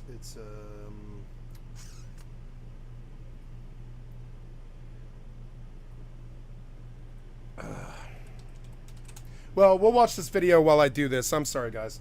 So terribly sorry for the interruption. I'm just you know, just trying to do some Twitch admin here while I log in and all that. What am I currently flagged under? I am currently flagged as Rust, right? Yeah, there we go. So okay, we're gonna watch the video and we're getting into Rust. Thank you so much for the follow. Gold doesn't exist, moron. Gold doesn't exist. What the fuck are you talking about? You are so stupid. Verifiably fucking stupid. Go Google, you fucking shit idiot. You have no idea what you're even talking about. No valid fucking reasoning. Gold does not exist, you fucking idiot. You're so stupid. It hasn't existed in 5 fucking years. That's how out of touch idiot you are. You're a piece of shit. And you're out of touch. You're 5 years out of touch. You mattered 5 years ago, but you don't matter now, because that was the last time you had a clue. You know, you haven't even played the game in 5 years. You're fucking stupid. You're talking about things that don't even exist because you're that stupid. And I'll attack you directly. I'll attack you when you deserve it. You deserve being attacked, you know what I'm saying? You do, because the things that you say are so fucking stupid that even, like, you know, I'm sorry, but nobody would say the stupid things that you say. Nobody's as stupid as you. You know what I'm saying? The stupid things that you say all the time, right verifiably, like what you just said on stream as I troll you in front of 15 people about how stupid as fuck you actually are. You're so out of touch and so fucking stupid that you don't even know about what you're talking about when you try to insult me, and I'm ripping your asshole in front of 15 fucking people who are all laughing at you, but in your world you're winning somehow. You're so stupid. You're like so stupid, dude. You talk about gold like it even exists. It's been out of the fucking game for 2.5 fucking years. You're that out of touch and that fucking stupid that you just want to pick something and attack me, even if it makes you look incredibly fucking brain dead moron. You brain dead fucking moron. You have no idea about what you're fucking talking about. And all I did was try to make a fucking comment about you. But here you are sucking on my dick 18 hours a day, every single day for the last fucking 18 months, you know? Get a clue, get a life, and move on. You didn't win this one. You lost this one, you fucking cocksucker. You lost this one. And every time you open your mouth, you prove to 10 or 15 more people how fucking stupid you are. Gold doesn't exist. Get a fucking clue, you fucking idiot. The people that were calling that we were not under threat. Long ago, they got rid of that system that your stupid played-out ass believes still exists. 5 years later, long ago, they got rid of that. So, I don't know what the fuck you're talking about. Your ignorant ass hasn't played the game in 5 years, so shut the fuck up about it. Don't even open your fucking mouth. When you open your mouth, you look stupider than you already fucking are, which is a lot. Keep your fucking mouth shut, you fucking shithead. You don't fucking know what the fuck you're talking about. When you don't know what you're talking about, keep your fucking mouth shut, you clueless shithead. It really bothers me. Really. Are you calling about the smoke? Yes, I am. How come we're not seeing it on news or sirens or... Gold doesn't exist, moron. You're the moron talking about something that got like wrote out of the game 3 years ago. You're that out of touch and that fucking stupid. You're fucking stupid. Stop being so stupid in my fucking channel. I gotta go ban you. Fucking stupid ass motherfucker. Get the fuck out of here. Fucking clueless asshole. Thank you so much. I appreciate it. You called your team silver yesterday. No, I didn't. No, I didn't. You're fucking stupid. Stop talking. And shut the fuck up. No, I didn't. Whatever your fucking weird, paranoid fucking reality is of this weird reality that you live in that's so far from reality that's like a different bubble. It's a fucking bubble filled with paint fumes is where you live. You know what I'm saying? And you're huffing the paint fumes all day and just spouting out stupid shit that isn't based in reality, and I'm fucking sick of it. Fucking stupid asshole. Shut the fuck up until you have a clue. Shut the fuck up. You talk about something that hasn't existed in the game in 5 years, trying to insult me about something that hasn't existed in the fucking game for like 2 fucking years. You're that fucking stupid. Shut the fuck up, you worthless piece of shit. Don't fucking talk. Don't follow me. And if you do, you better get to following me 8 times more. 8 times more. I'm gonna need 8 more times out of you. I don't know if you're this stupid, but I'm gonna try. Look, I think you're this stupid, right? I need you to follow me 8 more times. Are you this stupid? I think you are. I need you to follow me 8 more times. I'm kind of gobsmacked by how low IQ retard you actually are. But like, you know, but I think you're actually dumber than I think. So I'm gonna hedge some bets in the other direction, and I'm gonna say you're too smart, right, to keep following me?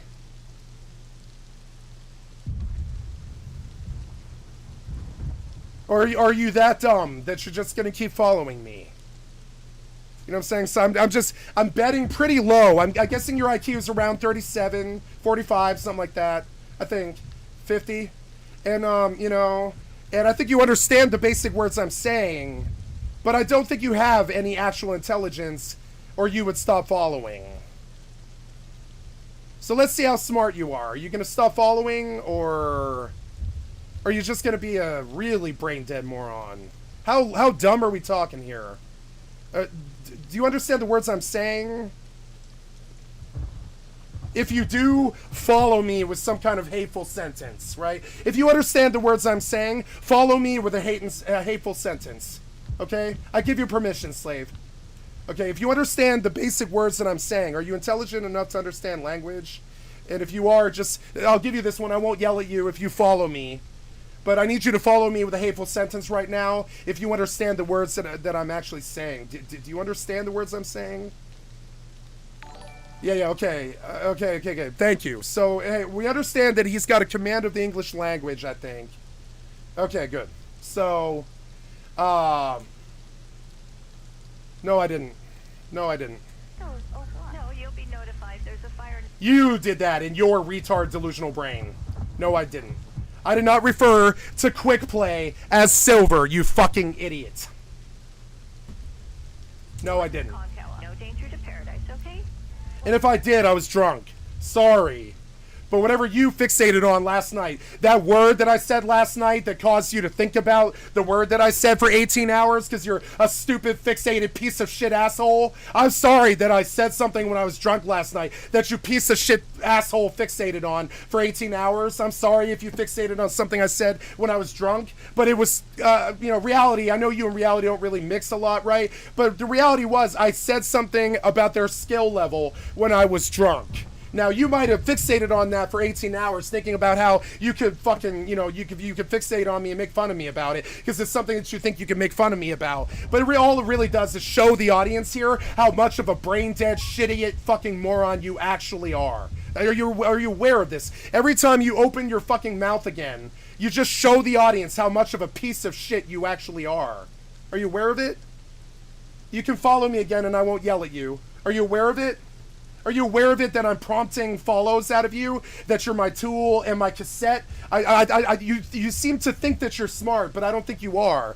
I think you're really low baseline IQ, like 55 or something. So I'm going to say something 5 times so you get it through your brain. I know it's kind of hard to think up here. You're pretty dumb. But like, you know, every time that you follow me, it helps me. Every time that you follow me, it helps me. Every time that you follow me, it helps me. Every time that you follow me, it helps me.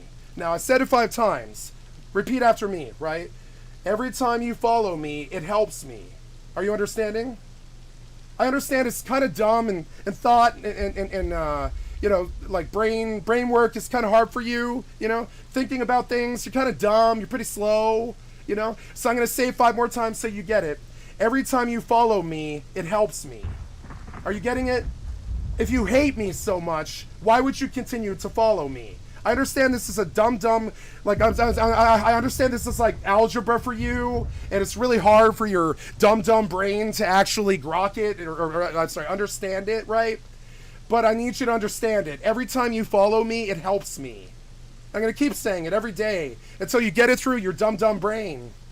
You're dumb. I'm talking 55 IQ. You're not going to pass high school or college or any of that shit. You're fucking stupid, dude. You're like really fucking stupid, and I'm going to keep telling you till you get it through your dumb brain. Every time that you follow me, it helps me. Every time that you follow me, it helps me. Every time that you follow me, it helps me. Every time that you follow me, it helps me. Every time that you follow me, it helps me. Are you getting it through your fucking dumb brain yet? I know I have to say things to your dumb 55 IQ brain like 5 times for you to understand it. But I'm going to say it 5 more times so you really get it through your fucking head and stop.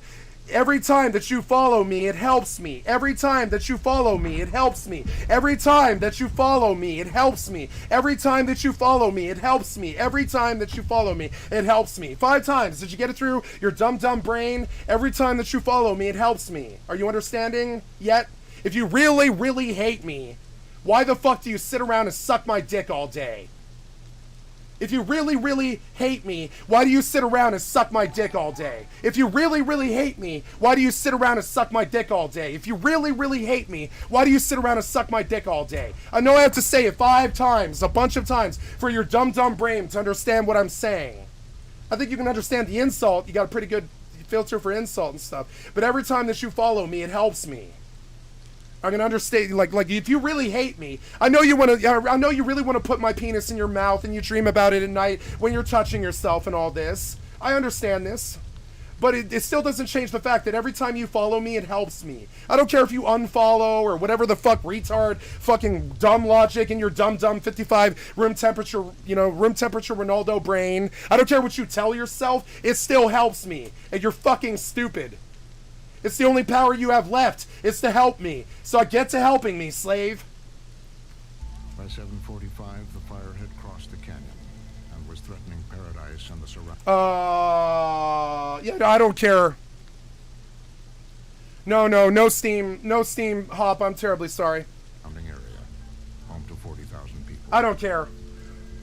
I care about you, but I don't care about that stuff. I don't care about anything that he does. Evacuation order for residents. I don't care about what he does. He's a cocksucker, loser. Yesterday, I got wind through somebody that he had made a Instagram with all of my internet photos. Like I'm guaranteed he probably spent like 50 hours on that one, right? I don't give a shit, and I'm never gonna visit Instagram for anyone, much less him. You can just see how stupid he is on some fucking platform that I'm never ever gonna log into or travel to ever in my whole life. He made some attack on me. Some platform that he knows I'm never ever gonna go to, right? I got wind of this yesterday from somebody. I'm not going to that website, and I'm not looking at what he's saying to you. I don't give a shit what he says. I don't give a shit that he exists. You know what I'm saying? I just need him to get a little bit smarter. He's so dumb that it literally, like it hurts my stream. His fucking stupidity, it actually hurts the people around him, and I need him to be more self-aware of it. His stupidity is literally harmful to the humans around him. Side of Paradise, but not for those from other parts of So I don't care about some Steam message. I don't care about some fucking website. I don't care about some shithead, some 15-year-old piece of shithead. You know what I'm saying? I don't care about the things that he does. I'll never validate anything he does. Everything he does is worthless, and nothing you ever say is going to change my mind about that. I'll never visit to some website he makes. I'm not going to watch any video he makes. It's a piece of shit, and he'll eventually flush himself down the toilet where he fucking belongs.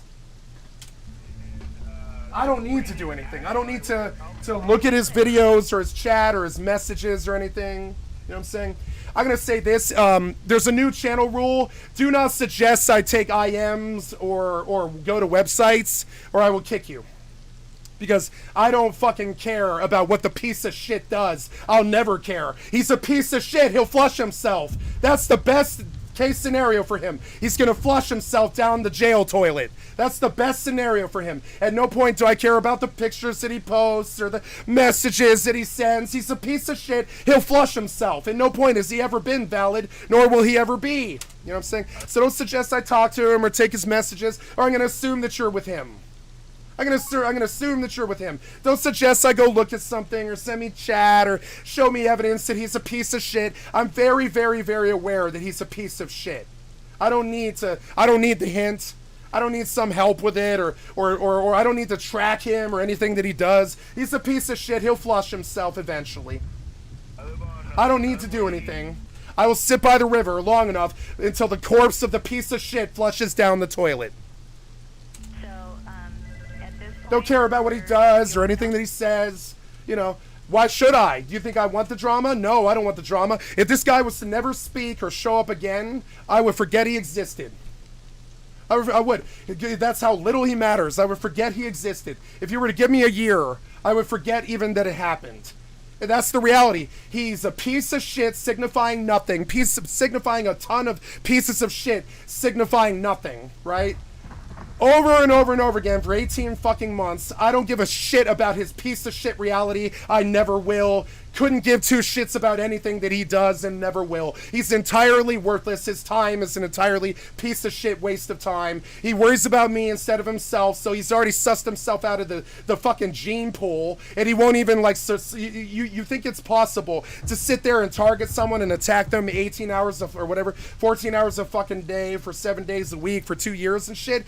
No, you didn't work. You didn't better yourself. You didn't worry about your family. You didn't go get a job or anything like that. Life will suss him out to the streets eventually, and he'll suck dick for a living, which is his end fucking, I mean, that's the end result of what'll happen to him anyways. You know what I'm saying? He'll end up sucking dick for a living on the streets to get by. That's what happens to pieces of shit like this, who get banned off their internet and get banned for hacking and get chased for hacking and attack people all the fucking time. He'll end up sucking dick on the fucking streets. You can see what his future is, and I don't need to go to his websites or his traps or his friends or any of this other stupid shit. I don't need to pay attention to him. He's gonna flush himself eventually. He's a piece of shit. You know? I don't need to worry about his websites or his pictures or what messages he sent. He's a piece of shit. He'll flush himself. 18 minutes after fire entered the town, Carol Ladrini received a call from CAL FIRE. Person yesterday was like, oh, you don't want to see this? And I'm like, no, I don't give a flying fuck what this piece of shit does. He'll end up flushing himself in jail or flushing himself out of life. I don't give a fuck what he does. Never have, never will. You asked me what kind of merchandise I might ever make. It's a shirt that says, never have, never will, give two shits about this two shit piece of shit. You know what I'm saying? I never have, never will give two shits about this piece of shit. I give a shit about him being so stupid, because it affects my life. I give a shit about him being so goddamn fucking low IQ and brain dead moron all the time, because it affects my life. That's the only thing about him that I give a shit about. Don't care about the things that he does or any of that. It's just that he won't leave me alone. He forces me to talk about it. You're a piece of worthless shit. The 10 people here agree with me. You're a piece of worthless shit, you piece of worthless shit. You're a cyberbully stalker who makes threats on old women. You're a cocksucker, piece of shit, worthless piece of shit. Worthless piece of shit. You don't deserve the internet because you don't work, you don't do anything. You just sit around there and attack people all day long. You're a piece of shit. You should be flushed and sent to jail. And I will send you to jail, by the way. Which reminds me, let me get the next bit of evidence in the court case. You know what I'm saying? Oh, it's so funny. Skycat's got a court case and a lawyer. It's so funny until you go to jail. Yeah, it's so funny. You think it's so funny. Yeah, it's so funny. Oh, I got this troll. He's responding to me so much with a lawyer and court dates and jail time. Yeah. Oh, he's responding. Yeah, you're getting a response out of me. It's gonna be jail time. You show up every day fucking attacking me, threatening to slice my neck and all this stupid ass shit. Did you think you weren't gonna go to jail? You're going to jail, motherfucker. When I started as a firefighter in the mid-1980s, we had large fires. You know, it wasn't uncommon, and we may be at a large fire for a week or two, maybe even a little bit longer. But then the periods would subside, and we would go back, we'd regroup, and we'd get ready for the next round. Now, in the current fire environment, the season is much longer. Send the evidence in the fucking text message. Give me just a second. Humidity, and typically our winters have been on the lower end. Oh, my phone died. Damn it. We measure climate at weather stations, and when fires burn, we trace their footprint. Those types of analyses have shown that human-caused climate change has doubled wildfire since 1984 across the western United States. Worthless piece of shit, waste my time all the time. Worthless piece of shit, waste my time all the time. Worthless piece of shit, waste my time all the time. As 10 people listen as I sing about how much you're a piece of shit who won't leave me alone. More common in the area. And that's all you get for today. Goodbye, worthless piece of shit that doesn't matter. Goodbye. Late in December or even early January. And that means that the landscape hasn't seen a drop of precipitation in perhaps 8 months. It's that combination of factors where you get the high winds. I can't believe I had a fucking boat for 4 days. I can't believe it. I can't believe I had a boat for 4 fucking days. It's actually crazy. I got an entire level and a half off a single boat. It was an investment of 50 fuel. Finally, the cocksucker rated it. He spent 12 hours trying to find it, and he did, because he's a cocksucker. But it doesn't matter. It took me 5 minutes to get the boat. How much time did you waste, cocksucker? How much time did you waste on that? I went to harbor and got a boat. You wasted 18 hours trying to find the boat because you're a cocksucker and a loser.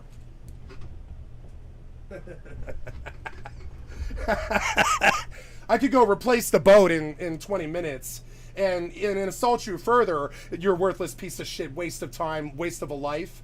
I can insult you further by replacing the boat in 25 minutes, but instead I'll just get off Rust and away from you. Yeah, goodbye. Temperatures. Yeah. Goodbye, cocksucker. Bye. Bone dry, and you combine all of those factors into a package. I can't believe I had a boat for 4 days.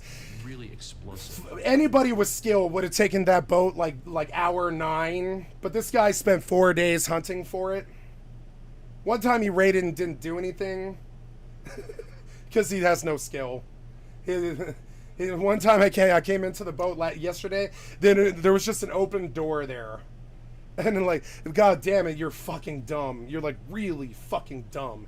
Like all of you guys are so fucking stupid. From a wildland perspective, where like goddamn dumb, man. How long did it take you? I know that I didn't even log in yesterday. So like, how long did that take you? It must have been hours and hours and hours and hours. You are my slaves. You are my slaves. You do everything that I command all the time. You spend all of your waking life trying to attack me because you're my slave and you've never been successful. That package. You're good. You ever thought about how it's been like 15 months and you've never actually been successful about anything except building your own court case? Have you ever thought about that? You've never actually successfully trolled me. You've only trolled yourself. You've only ever fallen off your own tower on stream and got 15 people rolling in laughter. You know what I'm saying? You've only ever like gotten banned like 55 times or something. You've only ever had a room, a Discord full of people just laughing at you while you cried like a little bitch. And no matter what you say, all of Ace Clan was there. It wasn't me. There was 35 people yelling at your piece of shit ass about how much of a piece of shit you were while you cried like a little bitch. And anybody in Ace can verify this story. There was like 9 of us in there. There was like 9 of us in there. I remember when you cried like a little girl, Coop, like a little fucking girl while 35 fucking people yelled at you and confirmed to you how much of a piece of shit you are as they banned you. And you cried like a little girl. Like a little girl. Everybody in this stream is laughing at that. You think I'm making this up? No, I'm not making up. It's not some master play that Skycat's like trying to attack the piece of shit or whatever, right? He was literally in there. You think I'm this creative to come up with a story like this? He was in there in a Discord call with 35 fucking people while he cried like a little girl. Cried like a little girl over a ban. He cried like a little girl. He cried because he couldn't attack me anymore. And he cried and cried in front of 35 people. Little 15-year-old piece of shit, straight bitch-made, worthless human being, crying in front of 35 fucking people. And I had to leave the Discord call on stream. And I had people yelling at me on stream, get back in the call! Get back in the call! He's crying! He's crying like a little girl! Get back in the call! I had people in my messages getting like, get back in the call! And I was like, no, I will not be party to this little straight bitch-made child crying like a little girl. I will not stand around and take joy out of a piece of shit crying like a little girl in front of 40 fucking people. This isn't some fucking story. It's not something I made up. I can drag 7 witnesses through here. This little bitch cried in front of 40 fucking people, crying like a little girl. They dragged his ass into the fucking Discord, and he started trying to defend him.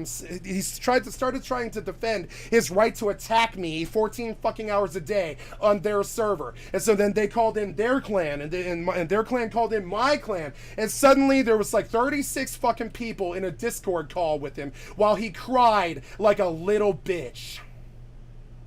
And this is the story that I'm gonna tell every single fucking time you ever show up again. I'm gonna tell everybody this story. 10 million followers, whatever, 1,300 followers, 10 million followers. If you ever show up here again, I'm gonna tell that story, and I'll drag witnesses through here, through this channel, about how you were crying in front of 40 fucking people. And I have like 7 witnesses. Zelly was there, Steph was there, fucking Tay was there that day. Dino was there. Dino really wanted to see you cry. And you cried like a little bitch in front of 40 fucking people because you're a little piece of shit child trying to play adult games. You're Vincent adult man trying to act like a real man, but you're a little child, and I've seen you cry. You think I'm making you're gonna think that the other people here are gonna think that I'm making this up, but no, I can pull like 7 witnesses right into this channel right now about how you cried like a little girl for 40 minutes in a Discord call while 40 people yelled at you about how much of a piece of shit you are. And I'm gonna tell this story.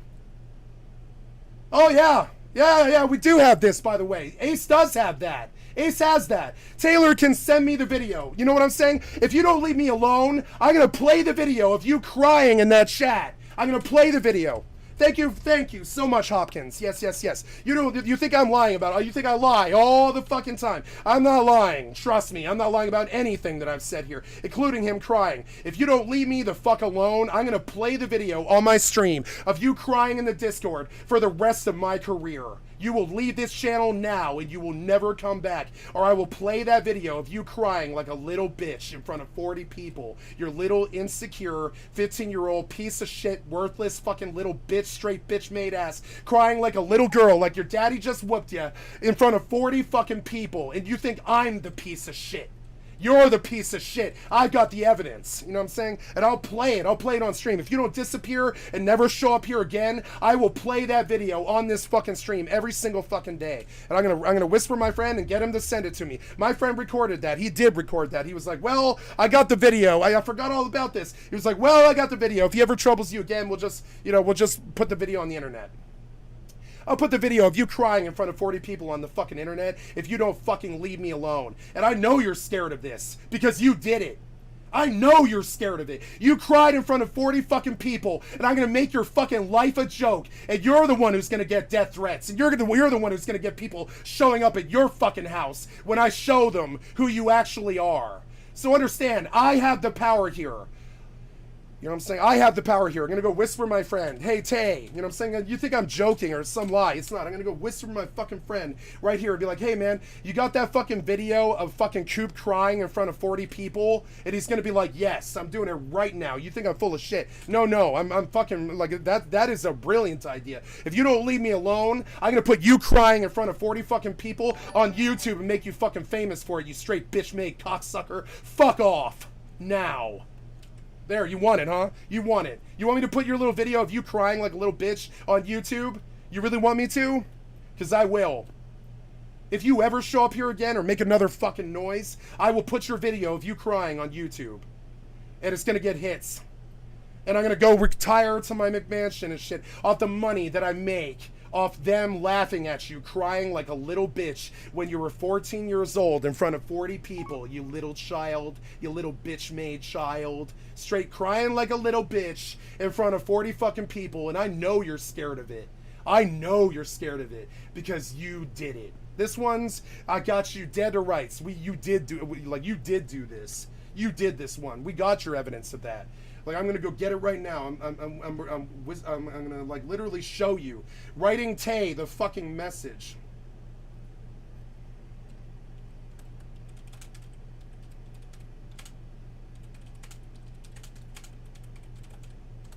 Hey, remember when Coop was crying in front of 40 people? LOL.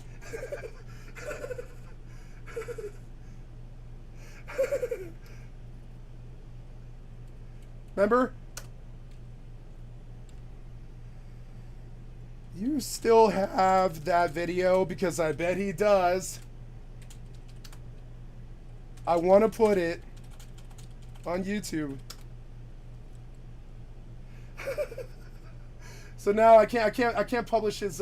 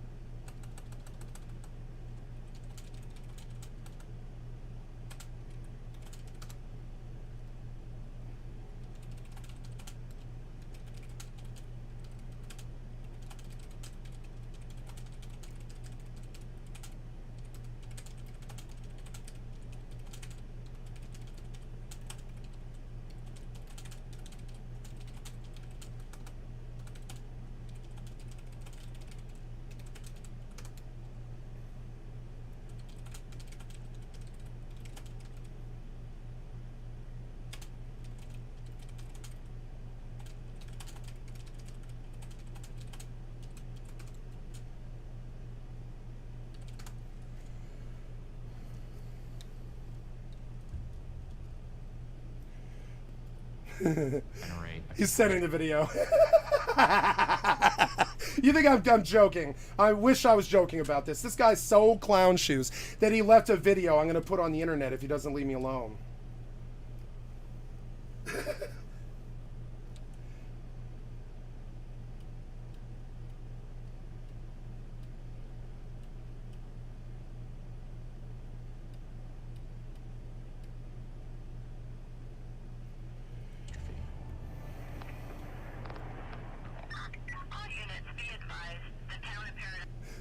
He's sending me this video. He's looking for this video.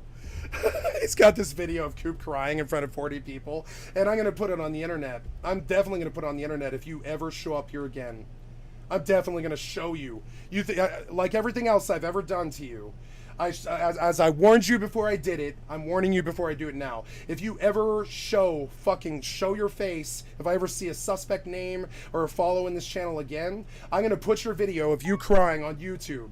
I'm going to put it on YouTube, and the whole world will know how much of a piece of shit you are. There it is! There it is! I can't believe he linked it! He went right to it! We have this video! I can't believe this!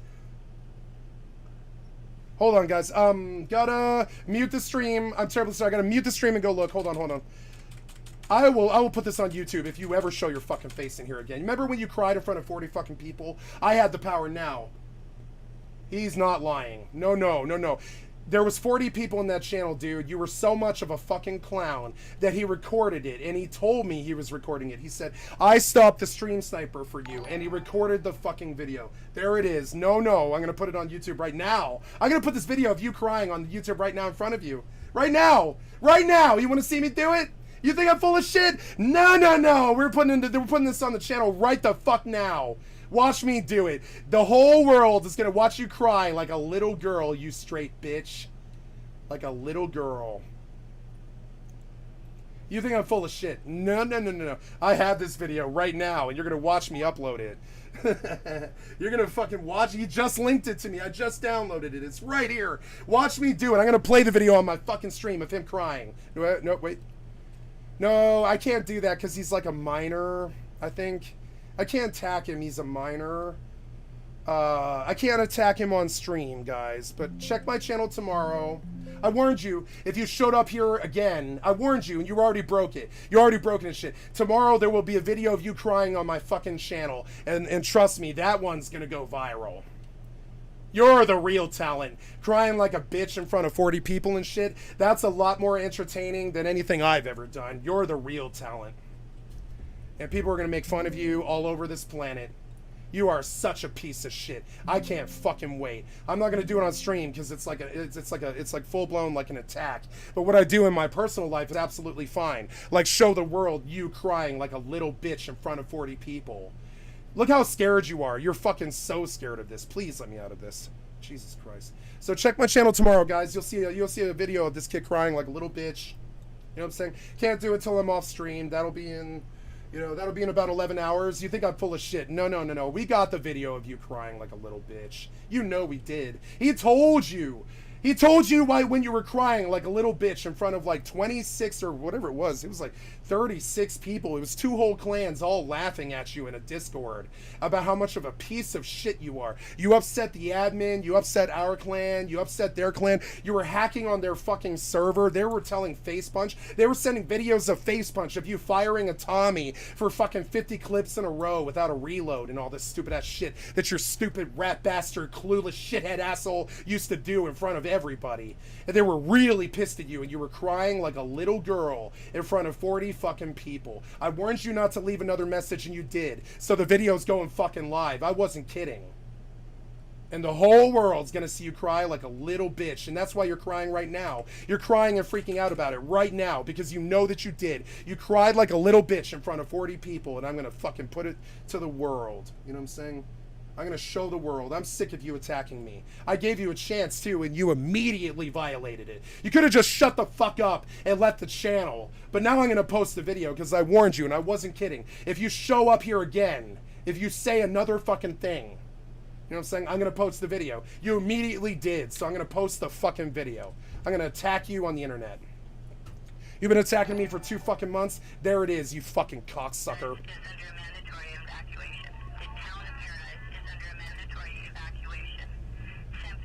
Nope. No lies. You saw me. You saw it. No lies. Video's coming. You cried in front of 40 people. We recorded it, and we're going to show the world. No lies. I was dispatched to. Sure, you call me a liar for the 18 hours till the video goes up. Or whatever it is, 10 hours. Call me a liar for 10 hours and attack me and all this, but I can sense the fear in your immediate response. In the last 29 minutes, you followed 6 times trying to call me a liar because you're scared of the actual reality that the internet's gonna see. You little straight bitch made coop at the age of 14, crying like a little fucking girl in front of 40 fucking people. And you're scared of it because it did happen, and we do have the video. And remember that day. You were listening to my Discord in my fucking Streamlabs, like in my stream that day, as Tay told you that he was recording the video. You know that it isn't a lie. Fire down on the east. You know it's not a lie. It's not a lie. You can think it's a lie. Go right ahead. You go right the fuck ahead and think it's a lie. Honestly, if that's what you think, you go right the fuck ahead. You go right ahead and you fucking think that. You think it's a lie.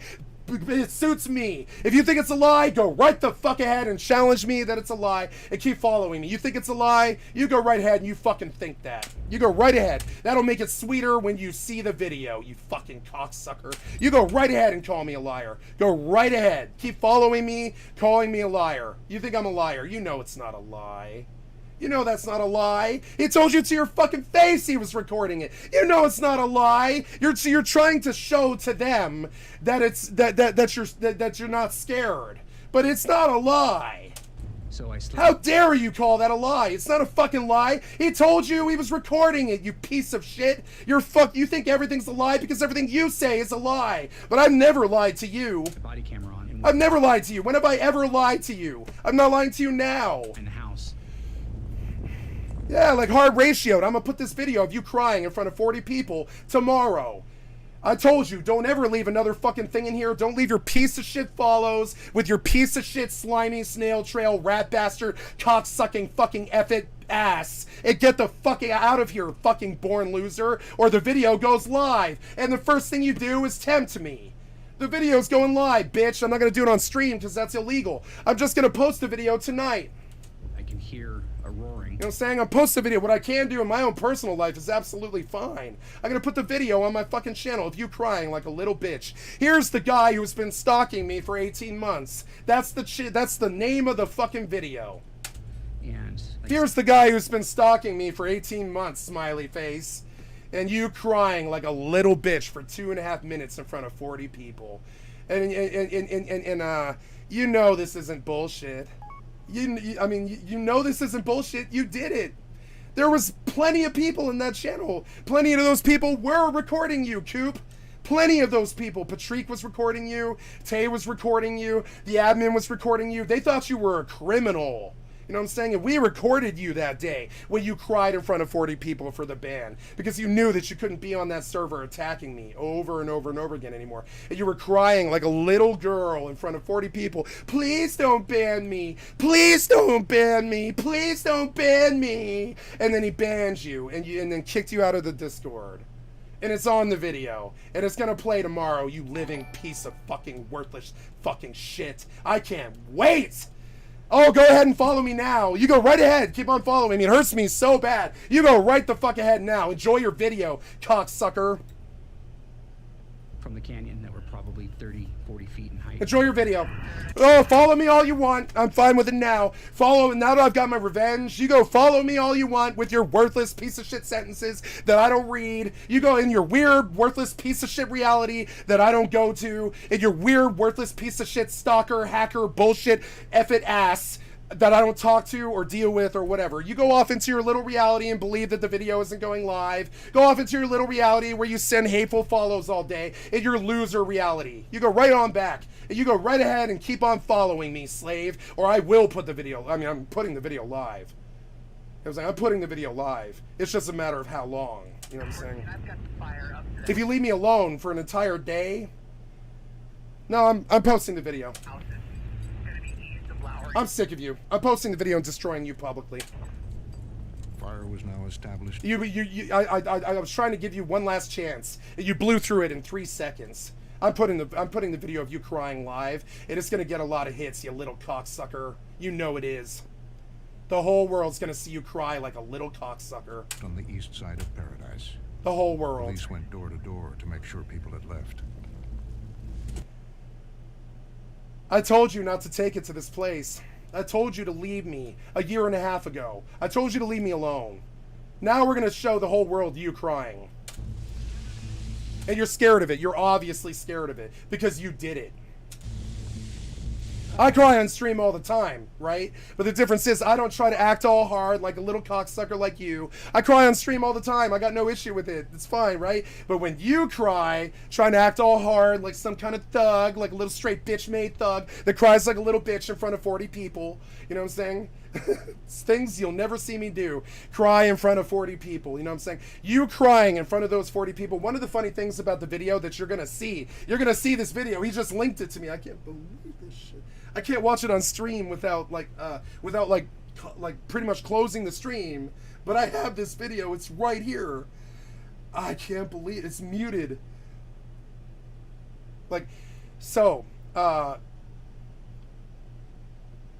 It's funny that it had to go this far. Enjoy watching the entire world watch you cry. I warned you not to fuck with me. Have a nice life. You're gonna be the guy who cried. Listen to this little 15-year-old hacker cry in a Discord full of 40 people. That'll be the name of the video, right? Listen to this little hacker. Listen to this little hacker cry like a little, listen to this 15-year-old hacker cry like a little girl in front of 40 people as he gets banned off of Rust. And I'll make you famous for being a bitch. So I'm not going to be able to get to either house. Tomorrow. I warned you. I'm going to make you famous tomorrow for being a little bitch. And make you famous for it. The fire was... Your friends won't be your friends anymore. They're going to be like, oh man, I'm friends with the little bitch now. Going around the houses. Can't be friends with the little bitch. You know, the guy who was confirmed on the internet for being a little bitch for being on a Rust video on fucking YouTube for crying on a Discord full of 40 people while he was getting banned for hacking. You know what I'm saying? And none of your little shithead rat bastard friends are gonna want to be in a clan with you after that. You know what I'm saying? They're gonna be like, nah, man, you're the straight bitch. They're gonna call you the straight bitch. They're gonna be like, nah, man, we can't play with you. You cry like a little bitch. You understand?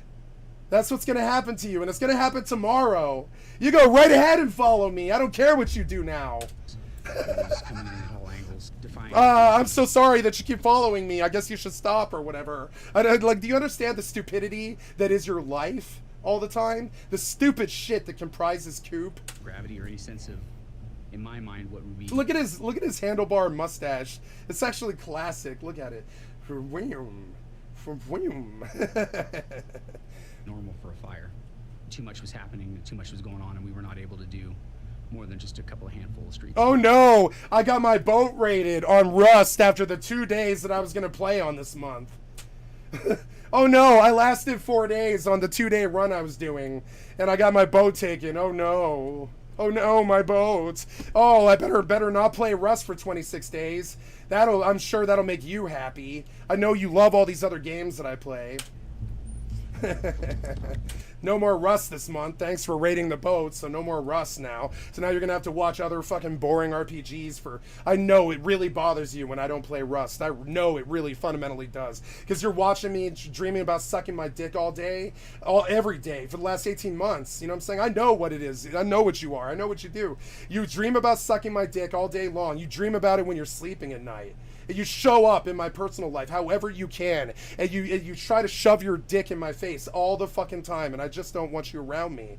It's a weird crush. It's disgusting crush. I've told you many times that you will never have my penis in your mouth. You need to go somewhere else and go fixate on someone else who's a little bit more emotionally available. Because trust me, dude, I don't need you sucking on my dick all day, and I'm gonna put you on YouTube tomorrow. Crier. They're gonna call you the Rust Crier, right? I don't know what they're gonna call you, but they're gonna call you something. It's gonna be the Rust Cry. Aren't you that dude who cried on Rust? And you're scared of this. You're fundamentally scared of it, and you should be scared of it because you did it, and we recorded you, and I have the video now, and it's going live tomorrow. And then you're crying right now because you know that it did happen and that I do have the video. That's why you're crying right now. That's why I'm laughing at you while you cry. You are crying in real life because you realize that I do have a video of you fucking crying in front of 40 people about a ban. And it's gonna go viral because you were crying like a little girl. You were crying like somebody took your candy. You were such a little bitch. I literally, on the video, you're gonna see it, I just watched it, right? There's this period where I leave the Discord because you crying like a little girl was so distasteful to me that in the Discord call, as you recall, I'm not making this up because you were there, as you remember, I said, I'm sorry guys, I don't need you to save me. I can handle my fucking own problems. I don't need you to ban him and I will deal with him myself. I can't sit here and watch him cry like a little girl. I just don't have it in me. Goodbye. And I left the Discord. And that's how that video is going to end. Literally, it was so distasteful for me that you were crying like a little girl in front of 40 fucking people that I literally left the phone call at that point. And it's in the video. I just watched it. I left the Discord and I never did see what the conversation was after I left that Discord, but I'm going to see now tonight. You know what I'm saying? I never understood what happened in that Discord while you were still in there with them, but I wasn't. And I still want to know, and I'm going to find out tonight what happened in that Discord call. I've always been curious about that, when you were crying in front of 40 little people, right? And as I left the Discord, all 40 of them began to make fun of you. right to your fucking face. And I couldn't handle it. I was like, this whole thing is, Coop is so goddamn brain dead fucking moron and loser that his reality that he forces on other fucking people is so disgusting that I can't be around it. It's so disgusting the way the people, how you sicken people. You sicken 40 people to the point that they're like yelling at your fucking face while you're crying. And I literally couldn't handle it. And the video's going live, bitch. Video's going live tonight. Video's going live, bitch. Hospital. You did cry on camera. You absolutely did. You cried on camera. It's on my stream. You know what I'm saying? Maybe I can find it on, let's see, when was this? This was last year on, I'll have to ask him the date. Yeah, I didn't ask him the date. Just a second.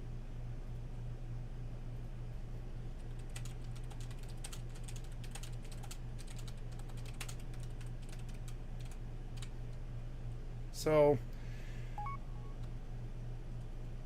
yeah, like, you know what I'm saying? I'm telling the truth. I'm telling the truth. I'm like, maybe I can show this video on stream if it's in my library, right? If it's in my library, I can maybe show it on stream because it was just a recorded session, right? It's not some personal attack if I'm just going back to my playlist live. He hasn't responded to me yet, but I'll have a date, right? See the dates, right? If we sort by date, we're going to go back to, I assume this was September, but I don't know. He hasn't responded yet, but I assume this was September of last year, and so we're going to go back, and I'm not going to play this on stream because I don't want this guy to fixate for the rest of my life. I'm just going to put it on my channel, and people can do with it what they want. If they watch it, they watch it. If they don't, they don't, you know? It's an attack on him, which I actually don't really like, and I'll have to think about it. I don't know if I want to sink to his level. It's the real problem, you know what I'm saying? I don't want to sink to his level. So, I don't know. We'll see. But I don't want any more of him. You know what I'm saying? I don't want any more of him in my life, is what I really want. And I feel like putting a video on the internet will just absolutely 100% ensure that he's in my life for the rest of my life. That's another thing that I'm really fucking worried about. If I give him a fucking reason, he'll never let go. You know what I'm saying? What happened here? Oh, am I offline? No, I'm not offline. Am I? Am I offline? No, I'm not offline. So, yeah. And, yeah, you cried like a little bitch in front of 40 people. I'm not making it up. Why would I make this up? I have the video. Why would I make up something that I have the video of? Like, I'm not making this up. Why, you think I would go down this line? No. Check my channel tomorrow, you straight bitch.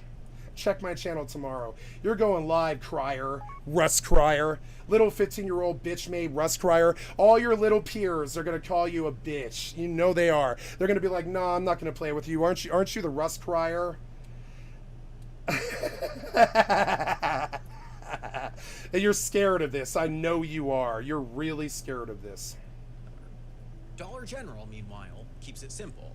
They offer just 10,000 unique products, but... You keep forgetting that I record everything that we do. You keep forgetting that when I go to the court case to put you in jail, I could just take a laptop to court and show them every single day that you showed up in my life. And I'm going to put you in jail for a really, really long time. You forget that I'm a streamer, and I have a record of every single fucking time that you ever showed up, which is every day. And I'm going to use it to put you in jail for a really, really long time. Now, you could leave, and maybe I don't go do that. But you'd never do leave. It seems like you want that. You want the world to understand that you're the Rust crier, and you want your family to pay me money, I guess. Or whoever pays the bills in your home. If it's not you, it's going to be your parents. Whoever pays the bills in your home is going to have to pay your legal cost. And I'm going to sue you. But they do this primarily not by reducing how many products... Let it pile up. I am, you know. Oh, yeah, I mean, I do. Every time I do this hop, right? Every time you see me do this, see it? That's another picture for the court case. And he thinks I'm full of shit because he's a pathological liar, horseshit cocksucker. He thinks everybody else is pathological liar, horseshit cocksuckers. But no, it's only you, dude. You're the only liar here. I have the video and I will put it on my channel. Enjoy tomorrow. Enjoy tomorrow is all I have to say to you. I warned you never to open your fucking mouth in this channel so many fucking times. Now I have the ammunition. I have the ammunition to destroy you, and I will absolutely destroy you tomorrow. You know what I'm saying? Well, I mean, like at 3 in the morning tomorrow, I'm gonna go live with this fucking video of you crying like a little girl. I believe this is a mistake.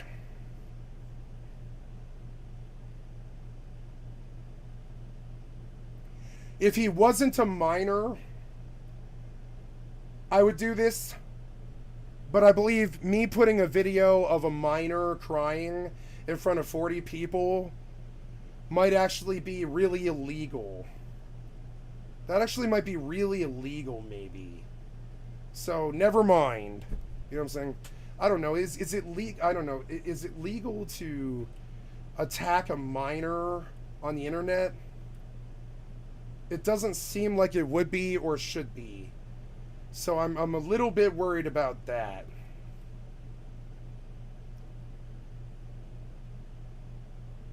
I don't know if the community will like what I do. If I do it, I bet I get a lot of people who hate me just purely because he's a child. And so I take it back. I should perhaps take the videos off my channel, honestly. Somewhere in here is him crying. And, I never thought about it, but that might actually be really bad for me. That might be really bad for me, actually. Yeah, sort by the oldest, right? So... yeah, this is back when I got no views at all. And so 1 year ago. This will be really hard to find on my YouTube channel. But once I get the date from Tay, I will be able to find the video much easier. And I'll take it off my channel too. I'm not into attacking minors on the internet. I'm not a piece of shit like him. He's a worthless piece of shit. There's no reason why I need to be a worthless piece of shit as well. I don't think. It's just attacking a minor on YouTube is probably not the best thing for a streamer to do. Even if it's warranted, I don't think it's probably the best thing to do. If I were to ask other streamers, I think they would say, like, but the history is here. The history of that Discord call is in here. If you guys want to see it, it was somewhere around, the amount of time it would take to sort through all of this, but it is there. The Discord call is in my live chat. But I'm not going to post this video. I don't think, because if he's a minor, it's like a can of worms, you know? I don't have a play here. And I think that's one of the things that he knows. Yeah, I mean, the proof's here. The proof is here. It's here. I'm not going to show the video, no. That's illegal, I think. It's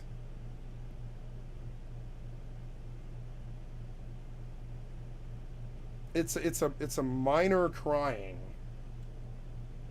and like a 40-year-old man keeping a video of a minor crying in front of 40 people is actually kind of creeper. You know what I'm saying? It's creeper. I have the proof. It's on my channel, bitch. You want it? Go find it. It's on my fucking channel. January... I don't have the date yet. He hasn't responded to me. He thinks this is dumb. October. It is dumb. Was it October? No, it wasn't October. See, I took this break between July and February. You see it? I'm sorry. Yeah, that was in 2023. I'm talking about 2022 though. Way back in 2022. I don't know when this video was taken. Maybe it's Maybe I showed my taskbar in the video, but I'm not going to go look right now on stream. So this is one of the things about streamer. Anything having to do with like research, you've got to do off stream, because making your audience just sit there while you hunt through videos for 5 hours is not entertaining. You know what I'm saying? It sucks. So I'm gonna change the chat and all this. I'm done with all of this. I don't care to be. I've lost viewership over this. I'm just gonna stop doing this stupid shit. Yeah, thank you for the follow.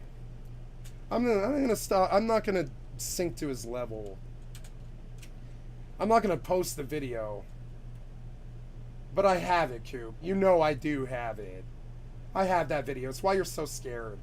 I do have the video, Coop. Don't tempt me, motherfucker.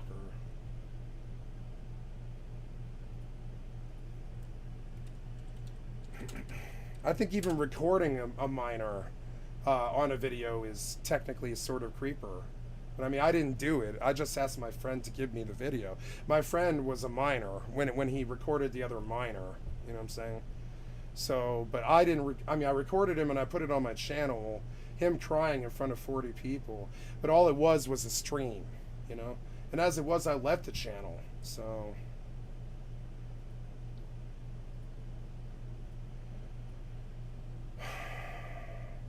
I mean, I have it right here. I have the video. I'm not lying about this.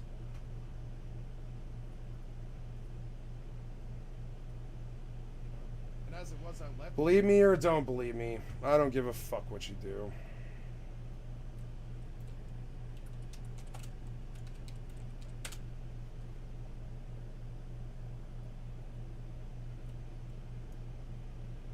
His age protects him so much. They'll never put him in jail. They'll never, you know, they'll attack me if I put videos of him on the internet. His age protects him so much. He's such a little piece of worthless shit. And I can't wait till he ages out. That's when I'm gonna fucking put him in jail. Oh, damn it.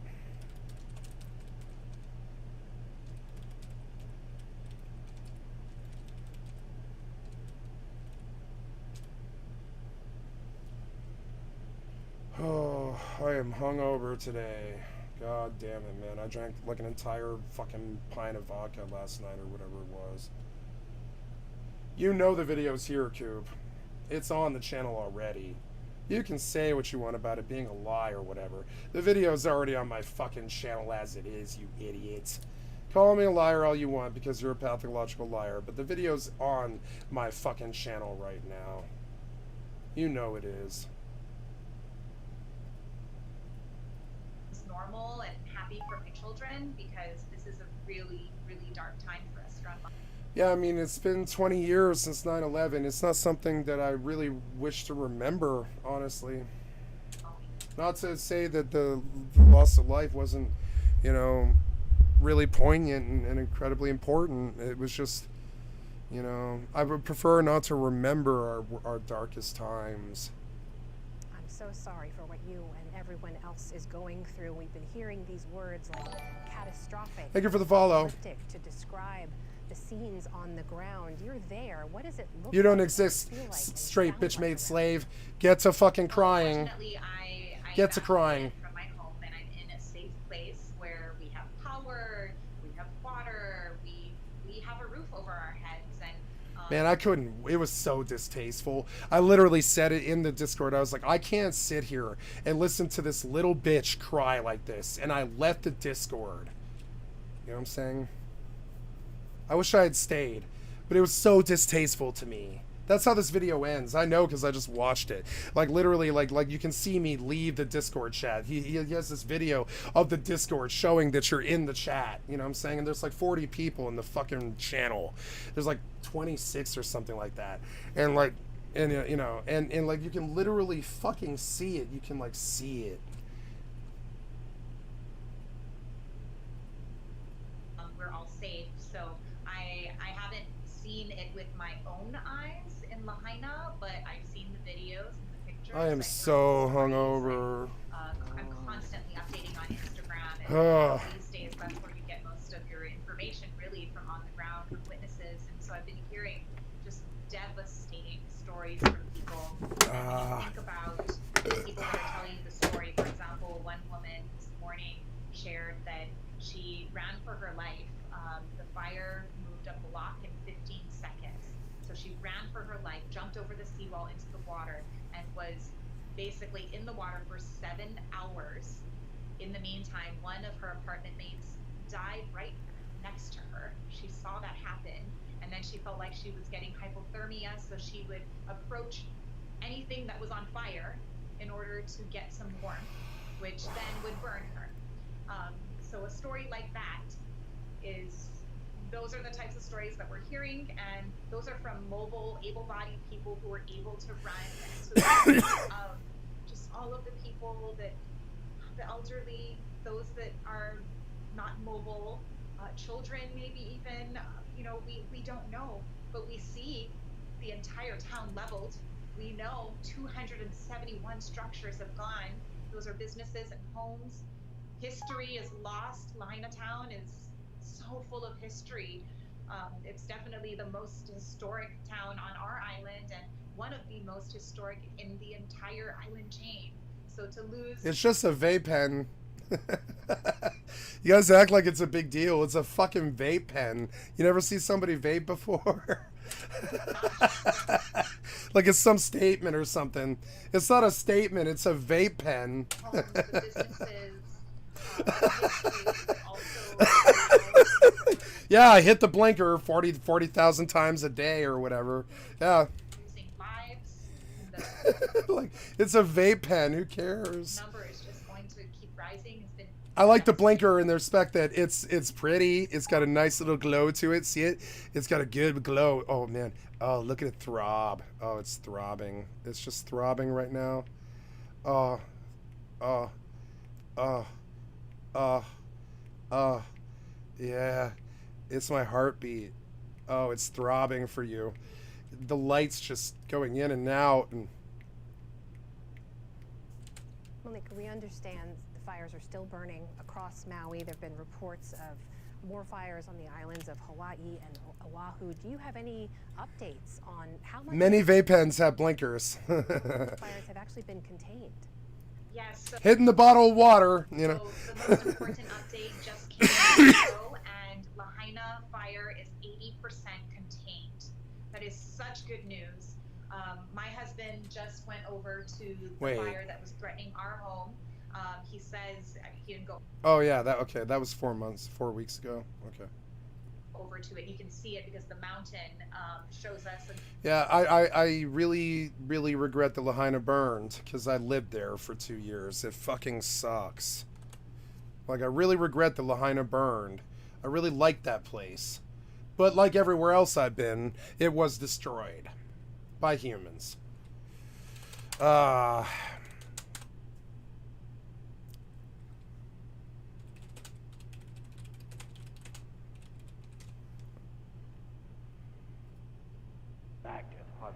There's no our members, not just the usual. It's supposed to be a career establishment.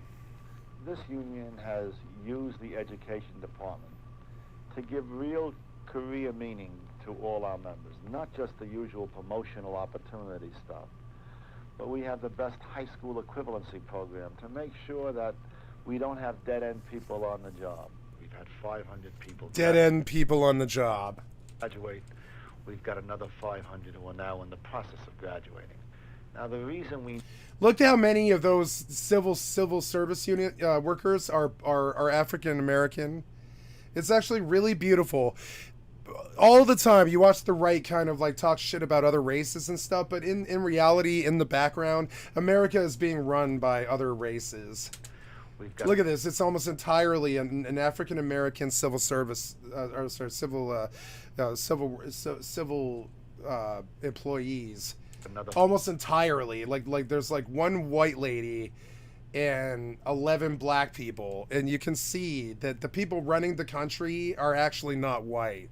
It's actually very funny. 500 away. You would think that every position in Congress is some good old boy thing or whatever, but no, most of civil service, I bet, is the people of other races. Actually, the actual government itself is probably not very white. It's actually kind of funny. Well, now in the process of You can see the evidence of it here, even back in the 60s. graduating. Now the reason They're smart to do it. You want to fight City Hall? Become City Hall. They're smart to do it. need this, it's the leading. You can tell some of these people are in there trying to become City Hall, so that the the racism, the racial aspects of the government are diminished and until they are no longer there. To our career development. Not racial aspects, but like the way that the government can be racially insensitive or something like that. You can tell they have a dog in this race, having to do with will black people be taken care of by the civics,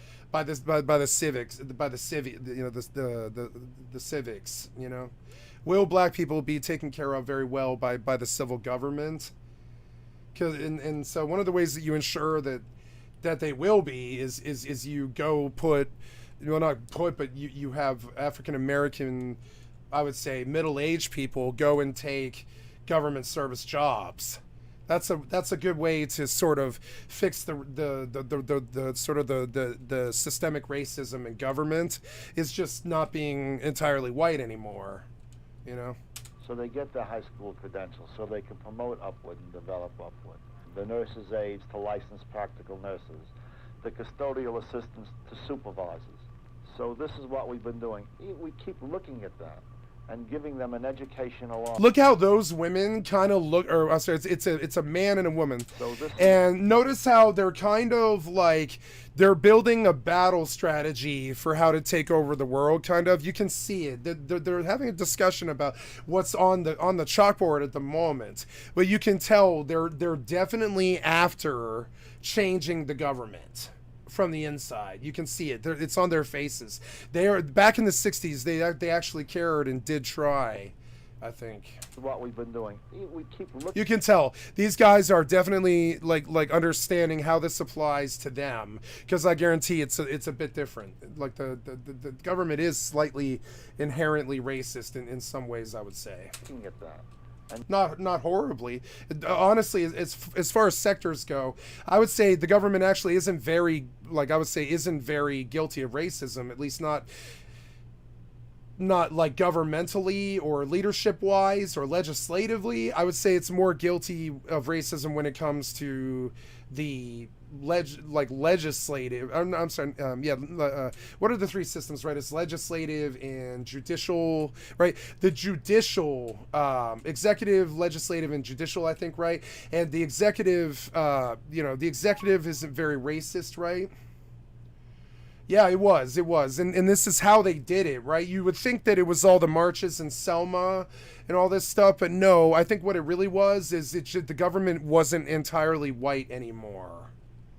And so, yes, the 60s and the 70s, yes, were the time of civil liberties and ACLU, and that's the American Civil Liberties Union, right? It's like usually they defend people of other races of them white who come up against systemic racism in the judicial system and such. That's what the ACLU was formed to do, anyways. Is they believe that every American had inalienable, and I still believe this too.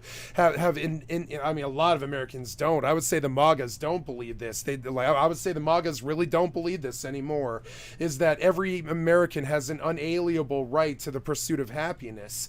But you can tell that the MAGAs don't believe this about the aliens. Not aliens in the sky. I'm talking about illegal aliens. The MAGA Americans really don't believe that these people are Americans, so that they don't have rights.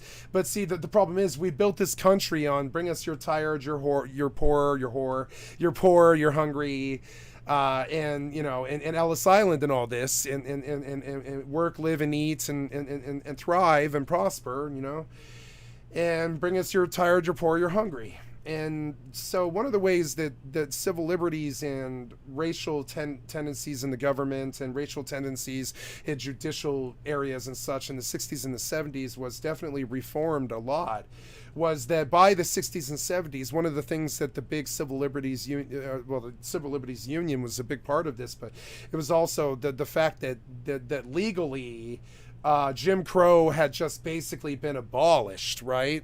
Like, it was full-blown abolished. Like, black people were allowed to vote, Mexicans were allowed to vote, women were allowed to vote, everybody was allowed to vote. That everybody that the white man hates and wants to keep down were finally allowed to vote by 1967. So by 1967, and this was the age of, you know, Martin Luther King, who had a dream of that one day his children could eat at the same table as white people and be treated the same, you know? Maybe it wouldn't happen for Martin Luther King, but it would for his kids, you know? Move to Moldova. Move to Moldova. I want to move to Moldova. Why Moldova, Hop? Why Moldova? Because there's not much money there? Why Moldova?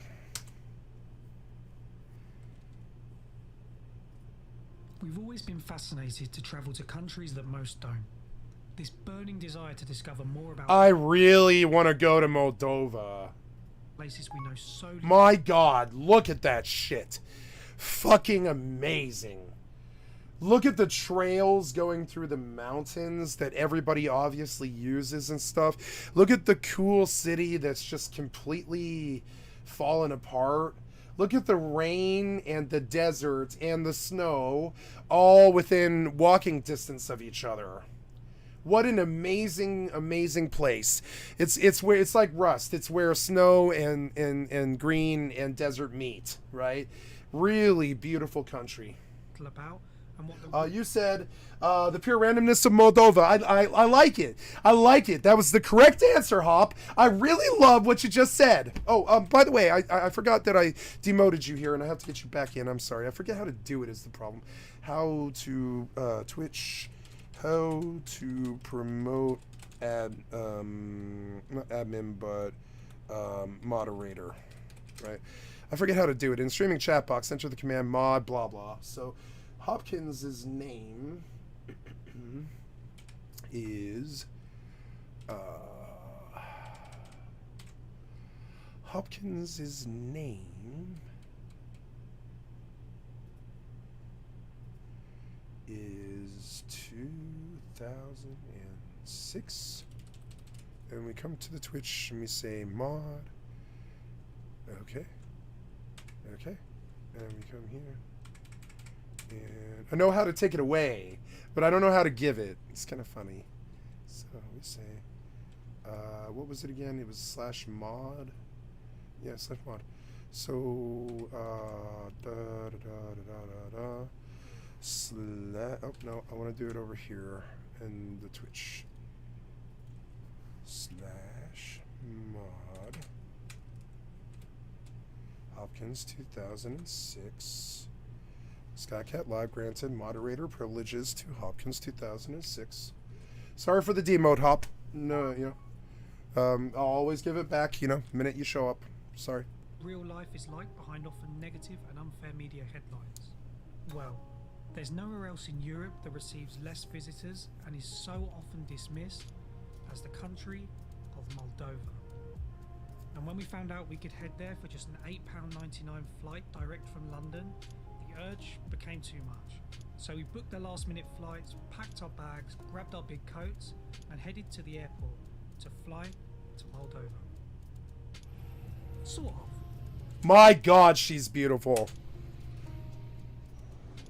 And we've made it to Romania. How the fuck did I want this jacket? I had a jacket like this for like 11 years. I was the guy with a big puffy like scarf like thing around the back, and I really want a jacket like this.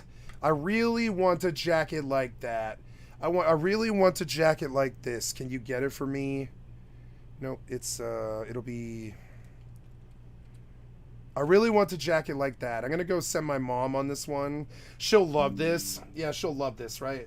I'll come back to that later. Yeah. You said $9 flight is crazy.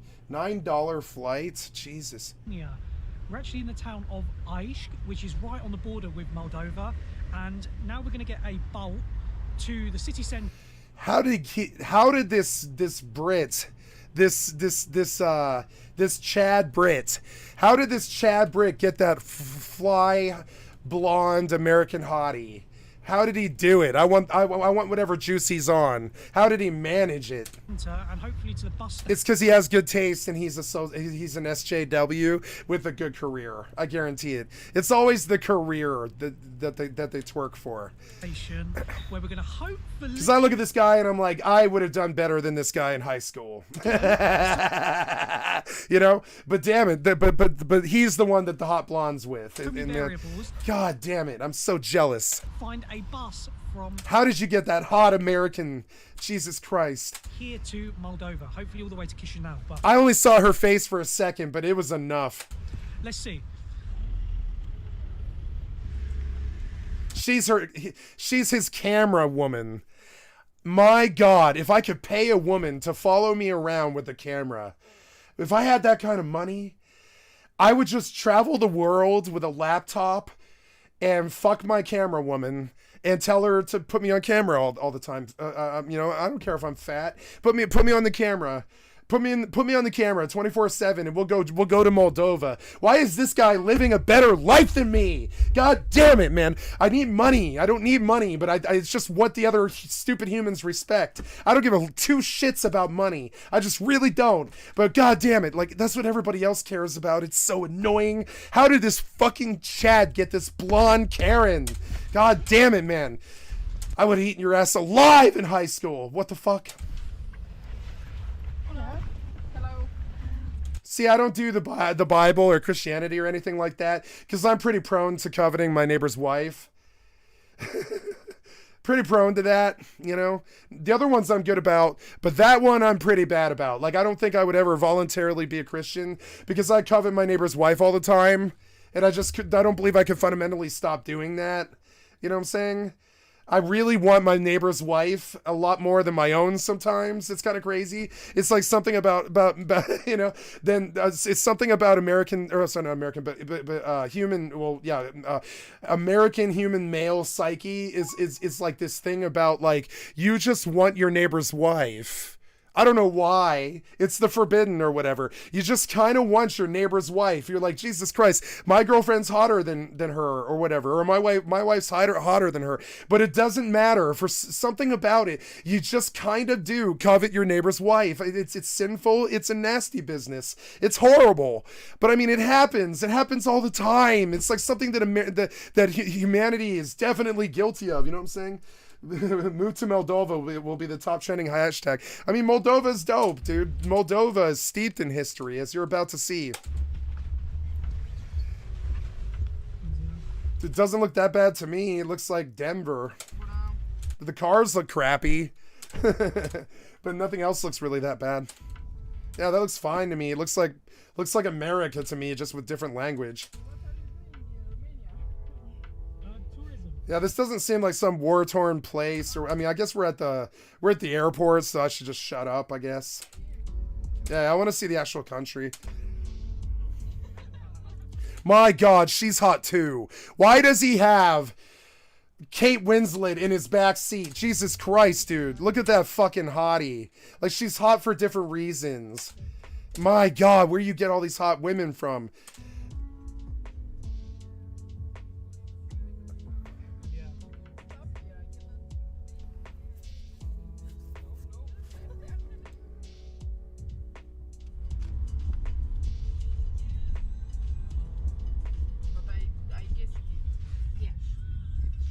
She's cute.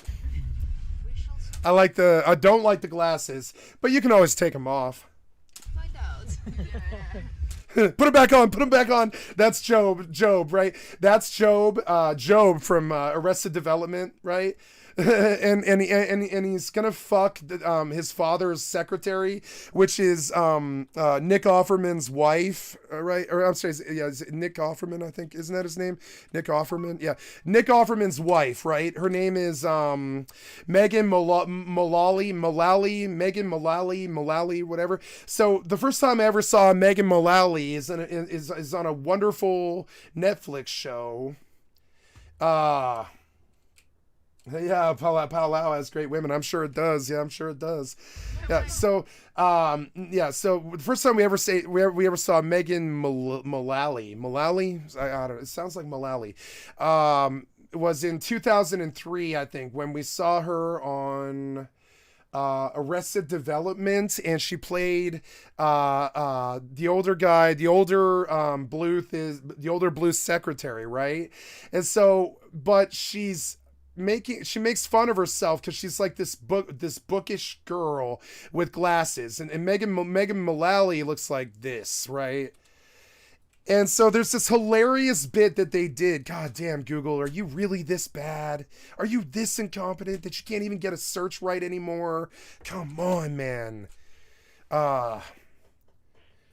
There. So, so there's Megan Mullally. You wouldn't really know her, but back in the day, she had a very funny role as the librarian on Parks and Rec, which was also a show I really loved.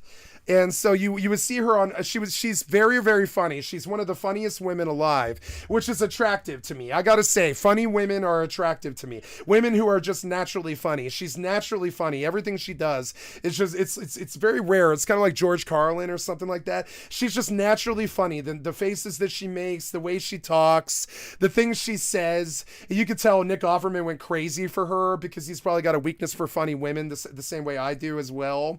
One of the things that I can tell right away about whether I'm going to sleep with a woman or not is if she can make me laugh. And some of the women around me, like in the last 5 years, definitely just couldn't make me laugh. They weren't funny.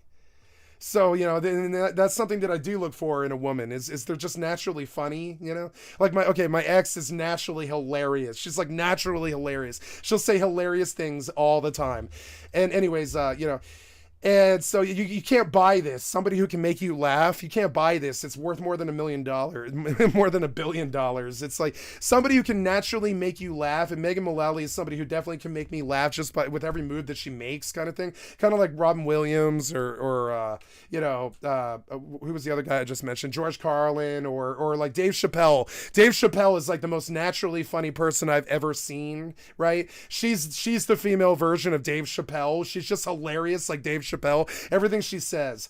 So where I'm going with this is there's this hilarious scene that I just watched it recently on Arrested Development. I rewatched the season 1 of Arrested Development because it's really genuinely fucking hilarious, And Megan Mullally shows up as the secretary in Arrested Development, and Job is my favorite actor of all time, Will Arnett. No, I'm sorry. So my favorite comedian of all time is Will Arnett, but my favorite actor of all time is, of course, Jesse Pinkman, Aaron Paul, right? Because Aaron Paul was the closest thing to me on TV. I would say Jesse Pinkman was the closest thing on television to me. There's only one character on any television show that's ever even remotely had a life like me, and it was Jesse Pinkman. So Aaron Paul is my favorite actor of all time because he did Jesse Pinkman, and my other favorite role of all time was, of course, Todd Chavez on BoJack Horseman. And so Aaron Paul just happened to play my two favorite roles of all time, which are my roles. I was the Todd on the couch, and I was the Jesse Pinkman, right? I didn't go crazy big like Jesse Pinkman where the feds were hunting me, but I had a life kind of like Jesse Pinkman, I would say. There was times when I fell in the porta potty, for instance, right?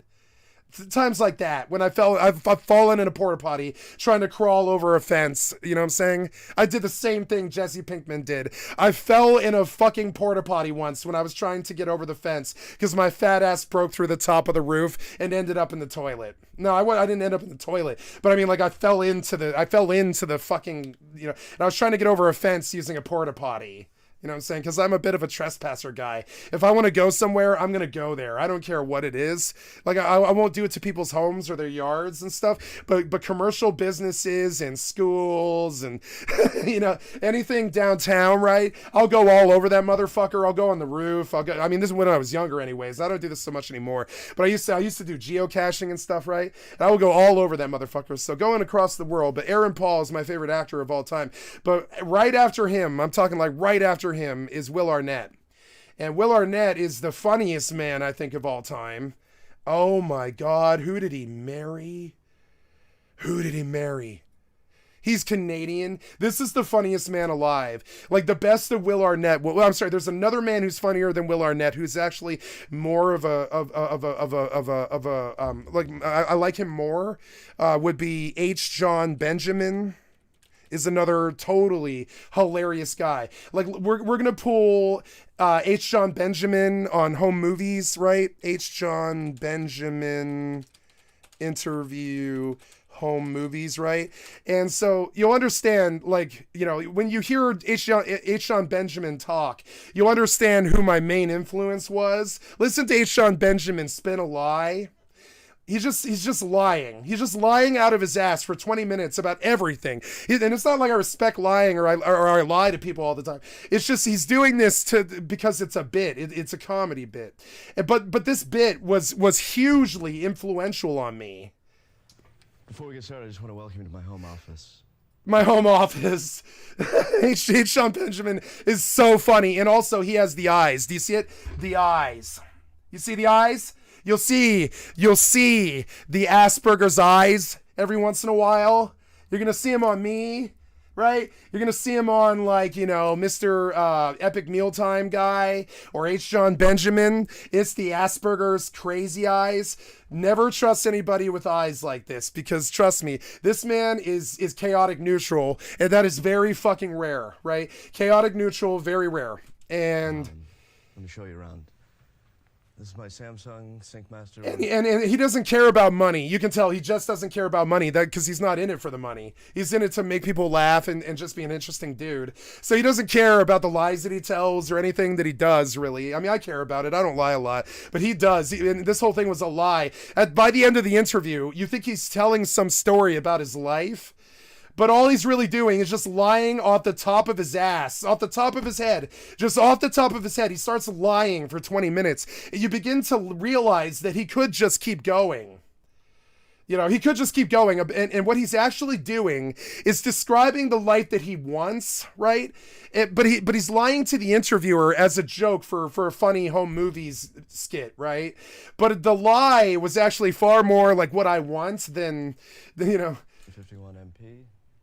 Of course, I got two of them, because you need two. Yeah, and okay, back in 1994, I'm serious. This shit was like 1994 when he. I mean, I'm sorry. This was like 94 or something when he recorded this, right? I was only like 11 years old, or 12 or 13 years old, or something like that. I don't know. Yeah, like 15 years old or something like that, right?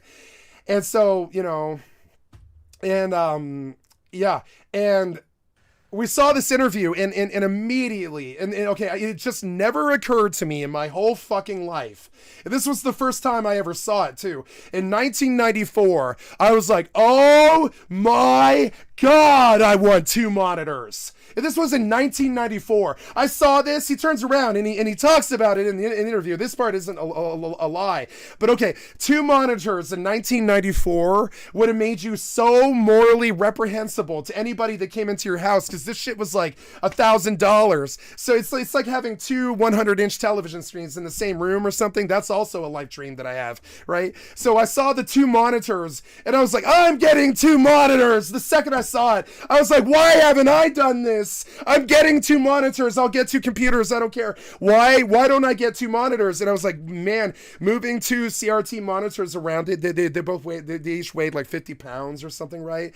So like lifting these monitors is not fun. They're like 50 pounds. So like, you know, they're heavy.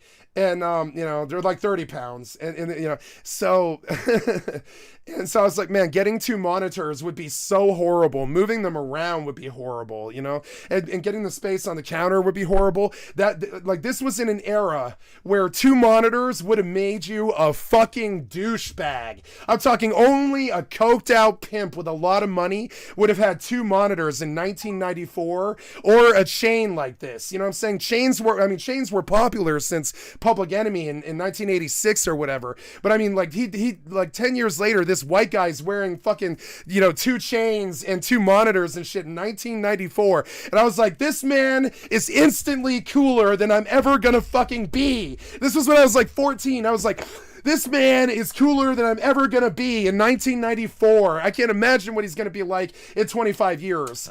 It's my Toshiba. There's my Toshiba. 3 monitors, you clever fox. Look at the piece of shit CRT monitors. In this era, this was just unheard of. My mother had made $10 million as a fucking, like a CEO, right? She made about $7 million, something like that, right? And she had an office like over in a high rise, like overlooking Easton, Pennsylvania, and she had $10 million, and she still wouldn't have had 2 monitors. She didn't have 2 monitors until 2004 or so. She still doesn't have 2 monitors, you know what I'm saying? But he had this in like 1994, and it was like seeing that hoverboard on Back to the Future. You were like, oh my God, I want that hoverboard really fucking bad. By the way, I found out yesterday what happens to hoverboards. Do you guys know what happens to hoverboards? I'm going to show you what happens to hoverboards. Don't ever buy a hoverboard. Don't ever buy a hoverboard. Because it will burn down your house. Consumer headline tonight, just as millions buy gifts for their celebrities. Like Oops, sorry. I just really didn't want to listen to the suit dummy. I'm sorry. I instinctively skip past the suit dummy or anything that he has to say. And you can tell that the modern media just won't even... it just doesn't apply to me. I immediately skip past the suit dummy and get to the picture because the suit dummy means nothing to me. I don't need him to talk, frankly. One family saying the hoverboard I just want to see the hoverboard explode. bought for their sons at the battered celebrities like Justin Boards, Kendall. Wow. Here's ABC's Matt. Who was that? Was that Justin Timberlake? Ever since celebrities like Justin Bieber and Justin Bieber. they've been flying off the shelves. According to eBay, they're selling 1 every 12 seconds. And it turns out that it could explode and burn your house down. And it has exploded and burned the house down with an 11-year-old and a 15-year-old inside of the house. Don't ever buy a hoverboard. But it may not just be sales that are hot. Some of the boards maybe too. It's on fire! Timothy Cade says his hover booster... It's on fire! Reality hits you hard, bro. Reality hits you hard, bro. Reality hits you hard, bro. Boogada boogada boogada boogada boogada boogada boogada boogada. Amen. Boogada boogada boogada. Amen. Boogada boogada boogada. Amen. Reality hits you hard, bro. Let's listen in to George Lindell. He was driving one It's on fire. of the cars involved in a collision. Yes, you fucking suit dummy. Get yourself a piano guitar. I don't care what you have to say. You're about the same clown shoes with the Guitar Hero thing as you are without it. Clown suit dummy. Clown shoes suit dummy. Walking down Northern Avenue. And all of a sudden, I'm minding my own business. Woo! Woo! Boom, boom. Boom, boom, boom. Ooh. Boom. Here's a real human being describing something. You know what I'm saying? Unlike the Paradise Fire cops, you know, this is a real human describing something. And this is how real humans look. We don't want to admit it, but this is how real humans look when they care about something. And those suit dummies talking about that fire, they didn't give a shit about 7,000 homes burning to the ground. You can tell right away. This is what it looks like when a human cares about something. Woo! Big sweeping movements and stuff, right? But they don't care about that town burning down. They don't care. This guy cares, I guarantee it, but those people don't have hearts and souls. Schmo yo ho! Reality hits you hard, bro. And the girl's laughing. Did you see it? The anchor is hiding her face because she's laughing.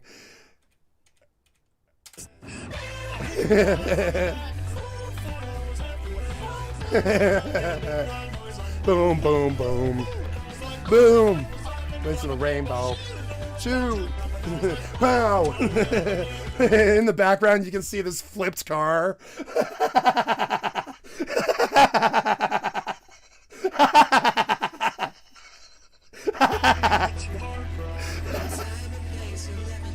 Reality hits you hard, bro. The girl's laughing. Stuck in there. Car's still hot. You got the power up. Get the kite out of there. Vehicle fix. Boom. Woo! Woo-hoo! Boom, boom, boom, boom.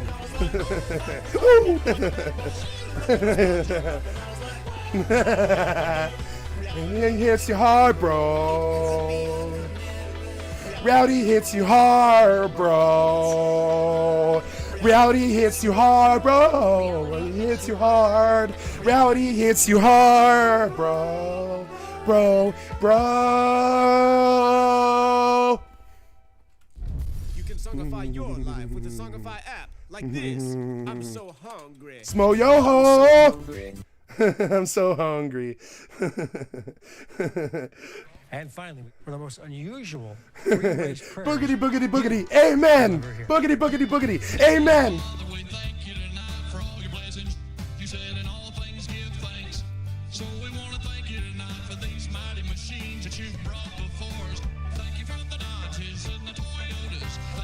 Hey, thank heaven. Thank God.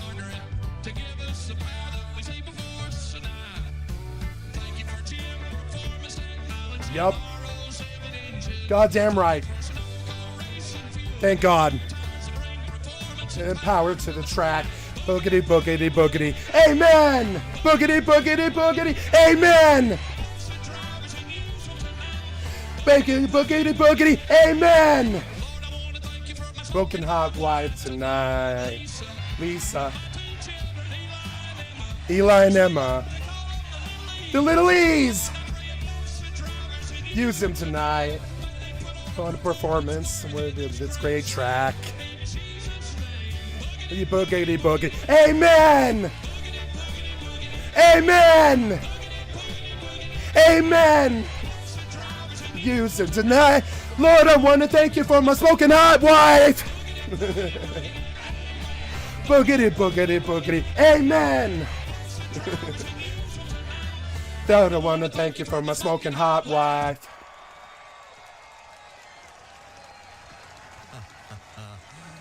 When you have it, you sing. How cool is that? Boogity, boogity, boogity, subscribe. You know what's good for your health? The app Songify. You can Songify yourself. So anyways, hoverboards catch on fire and burn houses down with children inside. Did you guys know about this? Did you hear about this? Board burst into flame and Burst into flame inside of your house. It blew up your house with your children inside. Do not buy the hoverboard. ion batteries shot out. But dousing the gizmo with baking soda didn't seem to help. Uh-oh. Did the baking soda cause it to explode further? Excuse me? When he got this fit turbo scooter for his birthday last Saturday. Oh, man. And then he burned alive inside of his house when the fucking... It's not funny. But just a day later... Sparks just flying. and the middle. Boom! Woo! Reality hits you hard, bro. That hoverboard burned your house down, bro. Consume their home. We've reached out to the companies, but haven't heard back.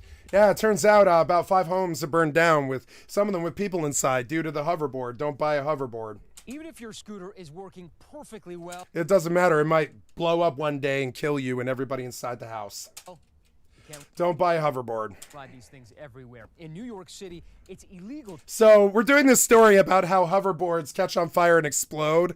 So we put our news anchor on top of a hoverboard. We're pretty good at logic.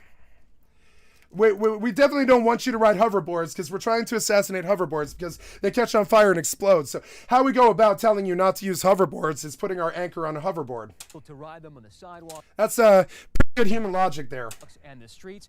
And starting January 1st. Hopefully he catches on fire and explodes. Here in California, it'll be legal only to ride them on bike lanes and pathways. God, that looks fun though. It looks so fun. The documented injuries. Oh, there goes your, Landing. there goes your 13th and 15th spinal bones. I could see the back break. Yeah, don't be falling all super hard off hoverboards. It's gonna break your fucking back. Emergency room. I had a girlfriend once when I was young. She broke her butt falling downstairs. And I used to really make fun of her about this because I used to be a fucking asshole. And I'd be like, you broke your butt. You broke your butt. You broke your butt. I kept telling her, yeah, but you broke your butt. You broke your butt. And she's like, shut up about breaking my butt. I broke my butt. You don't think it hurt? And I'm like, yeah, it probably hurt. You broke your butt. You broke your butt. How do you break your butt? And she was like, well, I fell really hard. And I'm like, I'm sorry, you broke your butt. Yeah, you fell down the stairs and you broke your butt. To wear helmets while riding them, and parents to read the directions carefully before charging those lithium-ion batteries. Oh. Yeah. Oh, man, falling off of that thing looks terrifying. Monitor, which is a must. 3 monitors, you crazy devil. What? For any home office. It is a must for any home office. He was right. Back in 1994, when that shit was like a fever dream of some rich man, you know? It was like a fever dream that only an Elon Musk could reach, you know? You clever fox. And there's my Sanyo Mini. My God, he's got 4 monitors. It's my first one. Yeah, it's his first one. That was a good TV. I had that same TV. It was really good for video games. You could just sit there and play a little TV on a counter. It wasn't very heavy. You can move it around. And sometimes they were black and white. Sometimes they were color. Pretty good for Super Nintendo, I would say. Yeah. Really, really good for Super Nintendo, yeah. This one takes me back to the 80s. Yeah, man. Yeah, man. He's had that for 14 years or something like that. Like, I love that TV. You probably can't get it anymore. Classic. Yeah, it's a classic. It is. There's my Jolly Rancher thing, which was a gift from the UN. From the UN. And he means this, but from the UN. There's my suitcases full of money. And there's my suitcases full of money. Hand down. And you don't really know, but that's cash, just in case I need cash. And then he starts pulling out guns and stuff, and you can't really tell if he's lying. For something quick. Actually, acting was not my first. This is like the most naturally funny guy I can think of. Thing that I did. He's totally straight faced too. I was more into music. I was more into music, even though I'm a television star. So in the 70s, I was in a pop band called the Shimmy Pops. And I think he's telling the truth. It was a sort of a... You guys ever seen Trent Reznor in his 80s band?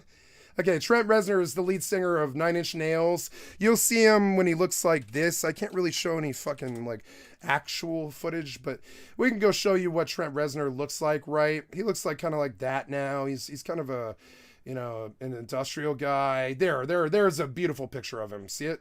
That's what Trent Reznor looks like, right? So here's what Trent Reznor looked like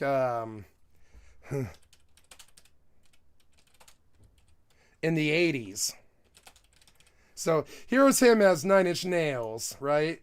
With crazy, with crazy mouth and and air and glasses and stuff. Here's him in The Perfect Drug, which is like my favorite video of all time. I wish I could play it right now, but I can't. So, but Trent Reznor was in an 80s band called Slam Bamboo.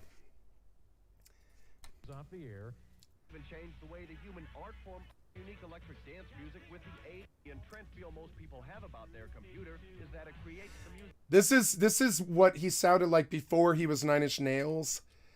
And so don't make fun of people's past. You never know. They might have actually been in a you know, like a romantic band in the 80s. You know, they might have actually done that. Trent Reznor did do that. Team Magazine says about our next guest, this band has everything it takes to make it big.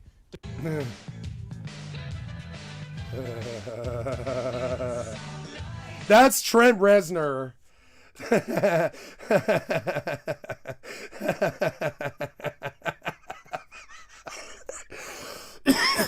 Every time I think that I might have been a pussy when I was younger or whatever, I think about Trent Reznor. I wasn't a very hardcore dude till I was like 17 or something like that. I was kind of a white bread kid, you know, little privileged and a little bit of a pussy. But by 17, I was pretty hardcore and pretty much willing to do anything in the world, including jump off of a bridge or, you know, smoke drugs or, you know, fuck girls in the ass or any of that stuff. I was not afraid of any of that stuff. And now, you know, like now I think about it and I'm like, man, I kind of came up like Trent Reznor in that 80s band a little bit, but there was this point where I eventually became Nine Inch Nails, you know? I eventually became Nine Inch Nails. It started out like, okay, the first CD I ever bought was this album, right? Ace of Base. The Ace of Base album. I forget what the name of it is, but it's like, yeah, Happy Nation, I think. It was that one there. Happy Nation, right? Happy Nation was such a fucking good album, and that song was really good. I saw the sign, and it opened up my eyes. I saw the sign. And so, and Ace of Base, right? And so this was the first album I bought, and the second album I bought was TLC, Crazy Sexy Cool. Looks like this, right? 5 years later, I was listening to Slipknot, Iowa. You know what I'm saying? I went from TLC to Slipknot fairly fucking quick. And I still love TLC and Ace of Base. But I mean, like, my home was Slipknot and Nine Inch Nails, and where I found my heaven at, you know, the underground is where I dwell at, right? And where I found it was like Slipknot, Nine Inch Nails, Under Oath, you know, other really heavy bands, Veil of Maya, you know, like really crazy grindcore, like loud, like, okay, like my favorite song out of industrial is a Slayer song.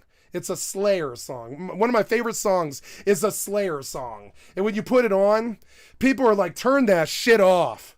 Literally. They'll be like, turn that shit off. My mother, my girlfriends, it doesn't matter what it is, who they are. I'll put on the music that I actually like, and they'll immediately be like, turn that shit off. I guarantee it. So so it's weird. So the girls love me because I know Crazy Sexy Cool or whatever, the album that they all bought when they were, you know, all the women my age. This was the album that they all bought first, right? And I was the same because, like, you know, T-Boz has leukemia, and we really loved T-Boz. I thought she was the greatest singer to ever live. Some people would say that's, you know, you would say that it's, what's her name? Nina Simone. But I vote for T-Boz Watkins. T-Boz was my Nina Simone. She brought me to a different place. She taught me not to chase the waterfalls and all these other things that kept me out of jail. You know, like, I mean, I love T-Boz. Like Something Wicked This Way Comes. That's Andre 3000 from Outkast and T-Boz and Chili and Left Eye singing about how the world's gone mad. And that was in 1994. Something Wicked This Way Comes, right? Something Wicked. And this song absolutely changed me. It like changed me when I was a kid. When I was like 13 years old, this song changed me, right?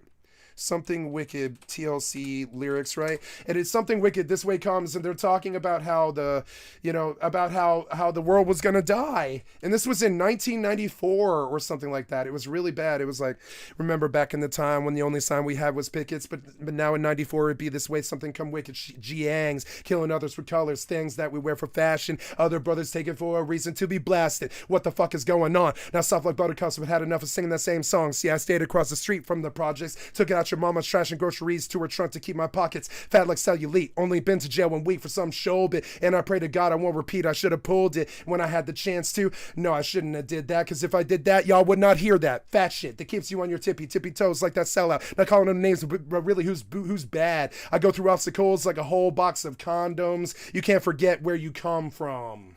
You know, that's Andre's line. And then T-Boz comes in and says, take a good look in the mirror and tell me, what do you see? Masters of deception, corruption, and evil, but you're always quick to point the finger at me. Won't somebody tell me? I just don't understand the ways of the world today. Sometimes I feel like there's nothing to live for, so I'm longing for the days of yesterday. What gave you the right to misjudge me and write me off on the wall, acting as if you understand me? In reality, you just don't know me. You just don't know me at all. Sometimes I can't help but wonder if this was how it's meant to be. But if you search deep enough in your soul, you'll always find a slight reminder of me. And I do. I love T-Boz. She was my Nina Simone. Won't somebody tell me? I just don't understand the ways of the world today. Sometimes I feel there's nothing to live for, so I'm longing for the days of yesterday. Ayo, if we could all agree to letting our souls become free, then this is of course Left Eye Lopez. Ayo, if we could all agree to letting our souls become free of that sweet bitterness, then whose chest would have the most seeds? I keep misfocusing my needs and distress on my back with them cats they be blasting into my knapsack. Ain't no accidental death traps. My mishap is the fact that I'm destined to snap. You know what I'm saying? It's when I feel as though my body's able to go, my mind is ready to flow. Did you know? First you catch and then I throw. It's my own sense of time. If I'm late, it's because I'm ending my day just when the sun shines. It's still gently advising the horizon of the moon as it rolls around into my soundproof dimension. I just don't understand the ways of the world today. Sometimes I feel like there's nothing to live for, so I'm longing for the days of yesterday. I just don't understand the ways of the world today. Sometimes I feel that like there's nothing to live for, so I'm longing for the days of yesterday. You know what I'm saying? And I went from that to like people equal shit. You know what I'm saying? I went from a very calm, very measured, you know, very like, you know, like addressed, very well sung, very melodic delivery of getting scared of what is happening to the society to pretty much, you know, just straight up to Slipknot, people equal shit at that point. I just went from like this soft guy who thought that the world was a nice place and people could have nice lives and nice houses and stuff. Yeah, if you work for it and you fight for it, yeah. So, you know, come on down and see the idiot right here, too fucked to beg and not afraid to care. What's the matter with Calamity anyway, right? Get the fuck out of my face. Understand I can't feel anything. It isn't like I want to sit through the decay. I feel like a wound, like I got a fucking gun against my head, like you live when I'm dead. You know what I'm saying? One more time, motherfucker. Everybody hates me now, so fuck it. Blood's on my face and my hands, and I don't know why I'm not afraid to cry. But that's none of your business, right? Whose life is it? Get it, see it, feel it, eat it, spit it around so I can spit in its face. I want to leave it without a trace, because I don't want to die in this fucking place.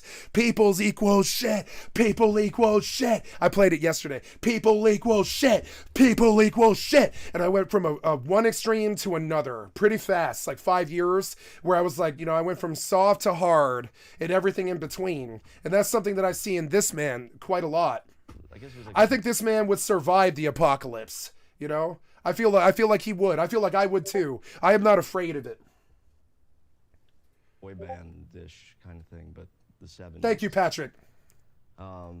Then in the 80s, I moved into sort of more instrumental jazz because I was going through a lot of in my life. Yeah, in the 2000s, I went through a lot of like progressive rock phase where I did a lot of acid. I'm talking like 1,000 hits of acid or something, a lot of gel tabs, a lot of micro dots, a lot of acid, a lot of shrooms, a lot of ecstasy, a lot of ketamine, a lot of marijuana, a lot of fucking pills, a lot of fucking sex and all this stuff when I was like 17, right?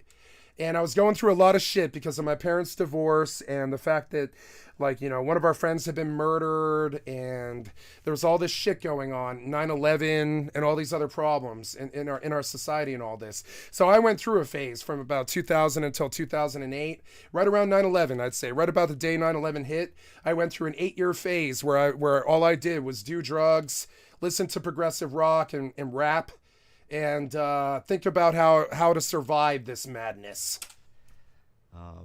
And my music taste changed quite a bit. Yeah, my music taste went from TLC to Slipknot to Radiohead to Metric to Purity Ring to like Purity Ring. And now I'm on Purity Ring, which is so fucking far from the original TLC or Slipknot vibe that I just, you know, my taste changed so much over 25 years that my favorite band was entirely in a different genre entirely by the time I got to them. And by the time I got to them, I was ready to do a different genre too. By the time I got to Purity Ring, I was sick of pop, but Purity Ring saved my soul. You know, Megan James saved my soul when she renewed my faith in pop in pop music, and Witch Trap saved my soul. I had really developed kind of a deep depression over this idea that pop music was always going to sound exactly how it sounded.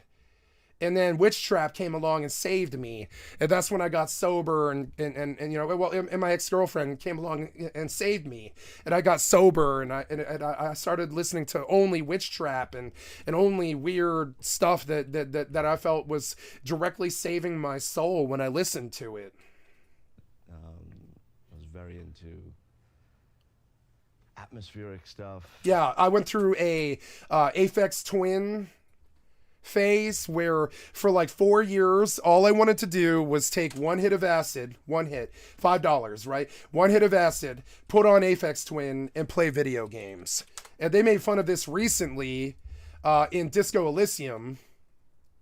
Hardcore to the mega. They made big fun of this in Disco Elysium, which really made it my favorite game of all time, right? Disco Elysium, right? And also I went to the hardcore lifestyle too at the same time. Rust Hardcore, Iron Man on World of Warcraft and all this stuff, right? I like hardcore stuff. Hardcore to the mega, right? And this is what my life was like. They made fun of it in Disco Elysium because Europe went through this horrible egghead madness phase, right? Hardcore to the mega, right? Good morning, yeah. 1, 2, 3. And this was my life. I would hang out with 4 or 5 other dudes usually. It was usually dudes. It really bothered me. But all the time it was like a sausage fest. I was the one with the girlfriend usually. I really didn't want like 7 dudes in my house, but that's how it always was though. It was so annoying, you know. Often I'd have my girlfriend say, "You got to kick these people out of here," you know. She'd be like, "I want to fuck," and they won't leave. And I'm sorry. I'm not going to tell them to leave. They've got nowhere to go. The place to be. You ever been, you know, so this was my house, the flop house, right? And there was always Aphex Twin or Paul Oakenfold playing. Hardcore to the mega. And so this guy, Egghead, he talks about music being on a sine wave that's like a literal state of mind. Right? And the picture of Egghead is kind of enlightened. Like he does have enlightenment maybe because he's all he's done his entire life, like Aphex Twin or I would say Daft Punk, is try to chase good music. That's all he did. He would do drugs like methamphetamine so he wouldn't have to sleep. And instead of sleeping, he would listen to EDM, which is electronic dance music. This was a lifestyle for my entire generation. No other generation's ever been. Well, I'm sorry, that's not true. The rave generation spanned about 4 generations. It was actually 4 generations, 4 of us since the 80s. It's been like that. There was like 4 generations like this. And they've been talking about how the rave scene has not died. It has not died. And when I was in the rave scene, I thought it was going to save the world. I thought it had the capacity to save humanity and end slavery and end war and violence and all this stuff. I believed in the EDM dance scene more than I believe in God. I felt it had more power. I felt it moved more bodies and got more stuff done. And so this guy Egghead, I really identified with this. A crappy, geeky nerd twacked out on methamphetamine, listening to fucking EDM for 6 days straight in some tent that he set up out in the woods somewhere so he and his friends could party and fuck without, like, you know, catching, you know, blue meanies or pigs, I guess would be a more like appropriate term, right? Without catching the pigs, because the pigs and the blue meanies and stuff, they see that you don't have a limit. In the Animatrix, they talked about this all the time. They send an agent when you've broken the Matrix, right? And you've done better than anyone else in the world has done. And my favorite part of any of the Matrix series was a short on the Animatrix where the world's fastest runner, Usain Bolt or whoever, they showcase Usain Bolt. And he's talking to the media and he's like, I'm going to do it. I'm going to break the world record. And they're like, you're crazy. Your heart's going to explode. You can't break the world record. You can't beat it. It's what humans are always going to do. Humans are always going to do the 13-second mile or whatever the fuck it was, the 26-second meter or whatever the fuck those running things are. Usain Bolt does better, but nobody's really doing better than the 26 seconds it takes or whatever, right? And he's like, nah, man, I'm going to do like 7 seconds better. And the media is like, wow, you're going to beat the world record by 7 seconds. It's going to explode your heart. You'll die on the track. That's literally what they say. They're like, it's going to explode your heart. You're going to die on the fucking track. You can't do it. You can't. Please do not try and break the world record for running. And he's like, I'm doing it, right? And so then as he does it, he believes that it's actually the blockage of why no one's done it before. And this is true. He believes while he's doing the run and the entire world is watching in the Olympics, he's thinking in the back of his mind, he's thinking anything is possible. Anything can be done. It is true too. You can break the record. You can do it. You can do it. You can always do it. There's always some other way to do it. There's always 2 ways out. There's always 2 ways to take a record. There's always something. So, you know, and he's doing the run and he starts to break the world record, and then he starts to do significantly better than the world record, and the agents immediately spawn, and they break his legs they break his legs invisibly on the track, and his heart gives out because his legs break and it's too much stress. And his heart does explode on the track. And as he gets over the finish line, he sets the record 7 seconds faster and dies of a heart attack because the Matrix agents show up and shut him out. So because they believe that one of the things about humanity is they'll red pill or whatever, you know, sex change euphemism that you care for. You know, the red pill is a sex change euphemism that the right wing really likes, even though they're anti-trans. They like to talk about the red pill all the time, but honestly the most trans thing in history is the red pill, and hearing Republicans talk about the red pill is really sickening to me. That's just them being stupid shitheads, frankly, low IQ shitheads. Any Republican talking about red pill is a fucking idiot. I'm sorry. So anyways, so moving on here, like Eggman was a way of life for me for like 7 years. I had copious amounts of sex with the same girl, but I mean, I had same girls, you know, but I had copious amounts of sex. I did copious amounts of drugs, and I listened to copious amounts of electronic dance music, and only electronic dance music, and only drum and bass, pretty much, because all the girls that I fucked liked drum and bass or metal, one or the other. If it wasn't a raver girl that liked drum and bass and would dance for me, you know, naked kind of thing, it was a metalhead who wanted me to put my arms around her while we were in the mosh pit so she wouldn't get hurt, right? It was one or the other. That was always the 2 types that I had. And so, and I lived this life for like 7 years. Egghead madness. Internally coherent, but okay. Internally, I'm coherent and I'm perfectly set. You know what I'm saying? I have no fears. I don't care that I'm fat or old or alone or any of those things. I don't have any fear about this because I'm coherent inside. I know that it's a work in progress, and my life's motto is everything will be all right in the end. If it's not all right, it's not the end, right? Everything will be all right in the end. If it's not all right, it's not the end, right? And so internally, I'm very coherent, but outside, when I talk to people, they're like, you're some crazy, fucked out, like druggy cosmonaut. You know, you would know me in a former life as a drunk on the fucking streets, smoking meth, like some kind of crazy messianic fucking cosmonaut or whatever.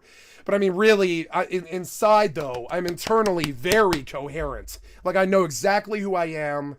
I know exactly what I want. I know what kind of woman I want. I know who I want to date. I know what country I want to live in. I know what government I want. I know what ideals I want my people to have. I'm a very, very sussed out person inside, but outside I'm a fucking fat, crazy slob of a mess that can't ever be fixed.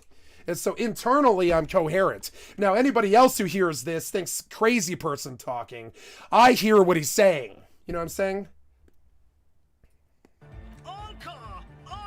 All core. It's all core, right? It's all core. I don't fuck around with, like, you know, speaking quietly. I don't censor myself. I don't lie to you. I don't tell you things that aren't going to happen. I mean, you know. Skip a danger. I am the rearranger. Skip a danger. I am the rearranger, right? And often I'll talk in scat, you know. Whatever, fuck the smoke, fuck the lines. I be doing this all the times. You know what I'm saying? Stuff like that. It makes no sense to anybody, but I understand it. It's like this internal dialogue that matters to you and only you. And it sounds like crazy alien speak, doesn't it? But it makes sense to me. It sounds like they call this Oblivion NPC chat, but it makes sense to me because they're speaking on a different level. The question is, the question is, and this is a really big one, what is a good question right now? What's a good question? There's a lot of there's no such thing as a bad question, but there's a lot of bad questions right now. A good question would be, a bad question is, what do we do about blah, blah? A good question is, how do we unite? So, and that's the proper question. It's not some, oh, why should I dislike this thing, right? It's, how do we unite? And that's a better question, right? It's better to understand the questions that you ask. The question is, what is the question? Because a lot of the questions that we ask are not the right question. It's more about how can we make it? It's not about, oh, I want to get rid of this guy in my society. It's more about how do we coexist? That's a better question. Easy question. Oh, I missed the chat. I think I missed the chat. Shit, I missed somebody talking to me. Oops. Then I get level 1. And the answer is Venus. Very good. I'll check it out.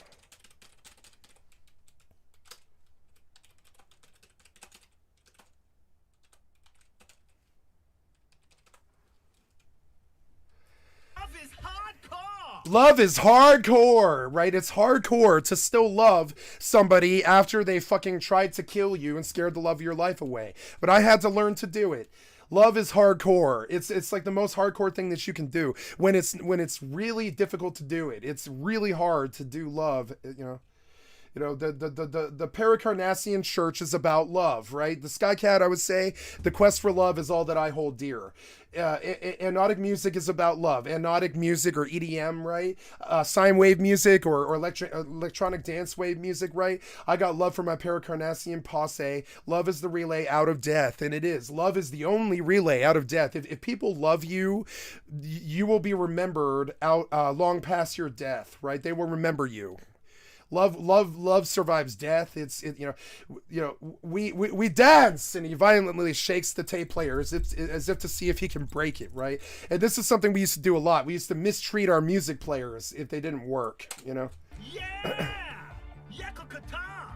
All of it, and it sounds crazy to some 15-year-old. They have no idea what this guy's talking about. But this to me is like literally like a manifesto. And there's always this crappy, like kind of crappy, usually, not always. Sometimes it's like Pendulum or something and it's really high quality. But usually it's kind of crappy techno going on in the background and it's really repetitive and it's usually trance. It's almost always trance. Eurotrash is trance. Trance is really wonderful. Trance will change your life if you want to be changed. What is it? I mean, really. Trance will make you believe in love again and turn a dark life into something where you can't wait to wake up in the morning. You can't stand the idea of going to sleep because you can't wait to wake up in the morning because you're so happy. Trance will change you. I've seen it happen to people before. It happens to girls. Trance will change girls. They'll turn into a totally different person with a much better personality and better interests, and they use their mind a lot more. Trance can be a very powerful thing for a human if used correctly. I am the mic enforcer. I am the chicks checker. Chicks checker. Yeah. Chick check, mic check. spinning out lyrics since the day I was born. Spinning out lyrics since I was 5 years old. And the Yep. amount of lyrics I got is against the law. 25/7, bitch. There's not enough hours in the day. I hate sleeping because it takes my day away. Beyond the winter's orbit style. Too much track. Watch your back. Watch out for the heart attack. Fucking dope as fuck. To the mega. Hardcore to the fucking mega. Hardcore. Rust hardcore zombies, bitch. Yeah! Hardcore to the mega. Yeah! And in the background, you hear, you know, Lord singing about, I'm kind of sick of people telling me to throw my hands in the air, right? But I mean, I'm not sick of it. I'm not sick of it. I've never been sick of it. She's sick of it. I'm not sick of people telling me to get my hands in the air. I'm not sick of that. I love music. I'm against people telling me to do things, but I mean, I love getting my hands in the air. I'll tell you that. Yeah! Hardcore to the mega! The Beauty and the Beat, the future of dance, planetary. Intergalactic, planetary, intergalactic, planetary, planetary, intergalactic, planetary, planetary, intergalactic. Oh, mana mana nia, a mana mana pia, a mana mana mia, mana mana mia. Oh, wait. No, yo, I'm not going to do a whole Beastie Boys song because I don't like the Beastie Boys that much. Their voices annoy the fuck out of my Asperger's brain. But I do like the Beastie Boys. I do really like them. I just don't like their voices. It's kind of like The Bard, right? I really don't like, Bob Dylan. I love Bob Dylan, but I don't like Bob Dylan. I don't think he can sing. I think he was off note. I think he was off key his entire career. And if you have Asperger's and tone pitch stuff is like really sensitive to you, when you listen to somebody like Bob Dylan hack it up for 60 fucking years and sing off key for 60 fucking years, it drives me crazy and I can't stand listening to anything he ever did. Guess who my father's favorite band was? Bob Dylan. And when I told him I can't stand listening to Bob Dylan anymore, when I was like 8 years old, I said, I'm sorry, but I would like to get out of the car, Daddy. And he was like, why? Because I don't think you're going to stop playing Bob Dylan, but I really cannot stand the sound of Bob Dylan's voice anymore. I'm trapped in this car, and I really can't stand the fact that he's singing off key so much. And he's like, that's what makes him great. And I'm like, yeah, but it's off key, and it's driving me fucking crazy. It's off key. It sounds horrible to me, right? And so was Beastie Boys. They were off key. They were really off key. They were singing in high E, and never once did they ever have melody beyond the samples that they were using. And so, boy, I can't do Beastie Boys or Bob Dylan. They sing off key. I mean, I sing off key when my voice is hurt. They do it all the time. You know what I'm saying? Skibbity, thank you for the follow. Thank you for the follow. I love you. Your cop training did not prepare you for this. What to do? What to do? Your cop training did not prepare you to deal with hippies and EDM people, right? My cop training didn't train me for this. No. And just going out and just watching and listening to the rain and to the lightning and to the thunder. I know you can't hear lightning, but you know what I mean. Yeah, you can. Well, yeah. And big into Vangelis. Yeah, Vangelis. Yeah, Vangelis. Yeah, Vangelis is what I always thought it was, but I'm so into Vangelis. Every single fucking day, I listen to this one video, right? Almost every single day. I'm going to do it right now for just a minute, right? I am so into Vangelis, exactly like him. I play this song almost every single fucking day because it's like their best work, you know?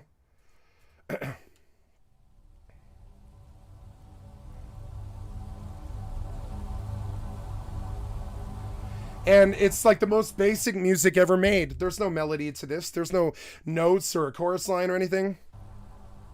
It's just video drone for, 2 hours over ASMR, which is a high quality mic.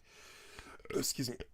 Over ASMR rain and Vangelis, right? Vangelis spun backwards to sound like future dystopia.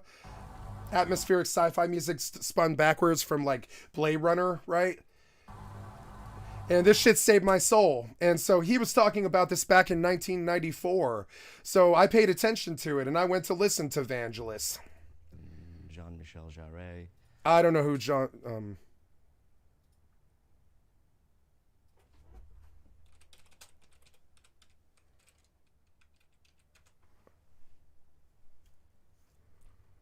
I wish I wasn't on YouTube right now really bad, because I would like to hear what Jean-Michel Jarre sounds like, but we're going to follow. I never did follow this tip, and I forgot that he dropped this. It's somebody with good taste. It's very rare. It's very rare when men have good taste. Usually it's football and beer and, you know, action movies and stuff, but a man with good taste is extremely fucking rare. And also, he's not gay either. So it's like, you know, so it's like, it's good. It's good to have influences from a straight male that actually had good taste. And this was it for me. This interview was so formative for me, you know. It was a brother of the guy I think you're thinking of. Michael Penn, Foreigner, stuff like that. I don't like. I mean, I do like Foreigner. I like Foreigner. People who are doing. But I wouldn't listen to it all the time. It's too Kansas, too 80s. Amazing thing.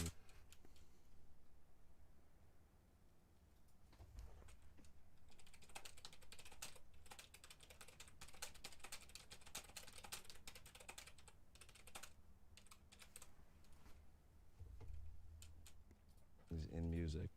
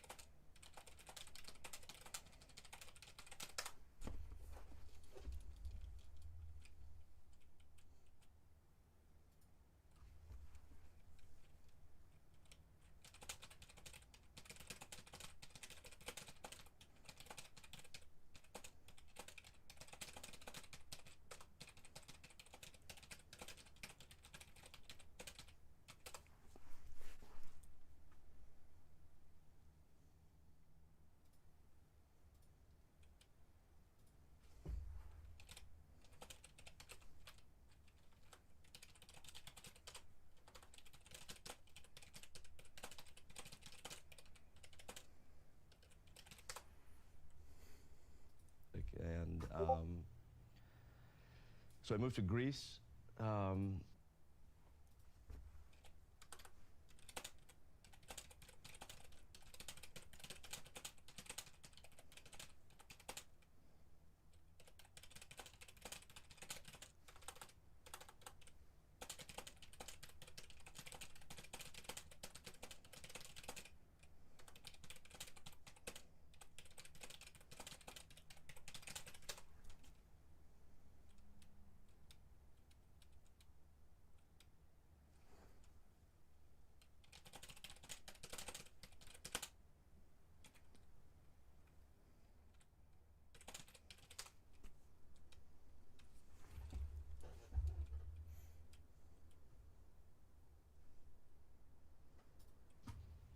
For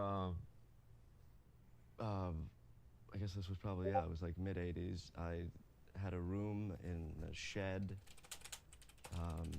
at Vangelis's house. He was a mentor to me. And we just... Did you catch the lie? Did you catch the lie? He's lying about all of this, but it sounds so fucking real. He's actually making fun of like hipsters in a very subtle way. He's making fun of hipster douchebags really well too, because he is a hipster douchebag. In a shed at Vangelis's house. Moving up on kind of thing, but the 70s. Then in the 80s, I moved into sort of more instrumental jazz because I was going through a lot of in my life. Yep. And my music taste changed quite a bit. I was very into atmospheric stuff and just going out and just watching and listening to the rain and to the lightning. The thing that he's making fun of is what I eventually became. All these tastes that he's making fun of hipster douchebags, but the problem is he helped shape my hipster douchebaggery with it. And now I'm a hipster douchebag who believes in all these things that he's making fun of. The thunder. I know you can't hear lightning, but you know what I mean. And big into Vangelis and Jean-Michel Jarre, who was a brother of the guy I think you're thinking of. Michael Penn, Foreigner. Michael Penn and Foreigner. Stuff like that. People who are doing amazing things in music. Mm-hmm. And, so I moved to Greece. He did not move to Greece. He stayed in America his whole life, I guarantee it. For he stayed in New York trying to be a comedian in the stand-up crowd, or L.A., one or the other, L.A. or New York, right? This guy did not go to Greece, but he says it so well that you might believe him. He lied and he covered it. Did you see it? He lied. I guess this was probably, it was like mid-'80s. I had a room in a shed at Vangelis' house. He did not have a room in a shed at Vangelis' house. That is a lie. It's a beautiful hipster douchebag lie. But I mean, it's a beautiful fantasy, but it's a lie. All of it's a lie. He was a mentor to me. He was not your mentor. It's Vangelis, you idiot. And we just like... We hit it off and... We didn't make a lot of music. We played a lot. We would do a lot of like fun things. And he taught me about Greece and about wine and about food and about farming.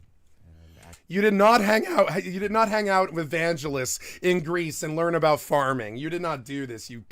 He's not a pathological liar. He's just actually, really, subtly, really being hilariously like crackdown funny, making fun of hipster douchebags in a really specific way. Very calculated, well written too. Agriculture, agribusiness, and. Eventually, I think that was like a period where we were just sort of getting to know each other. We weren't really comfortable making music together, and then eventually we did. And when we did, it was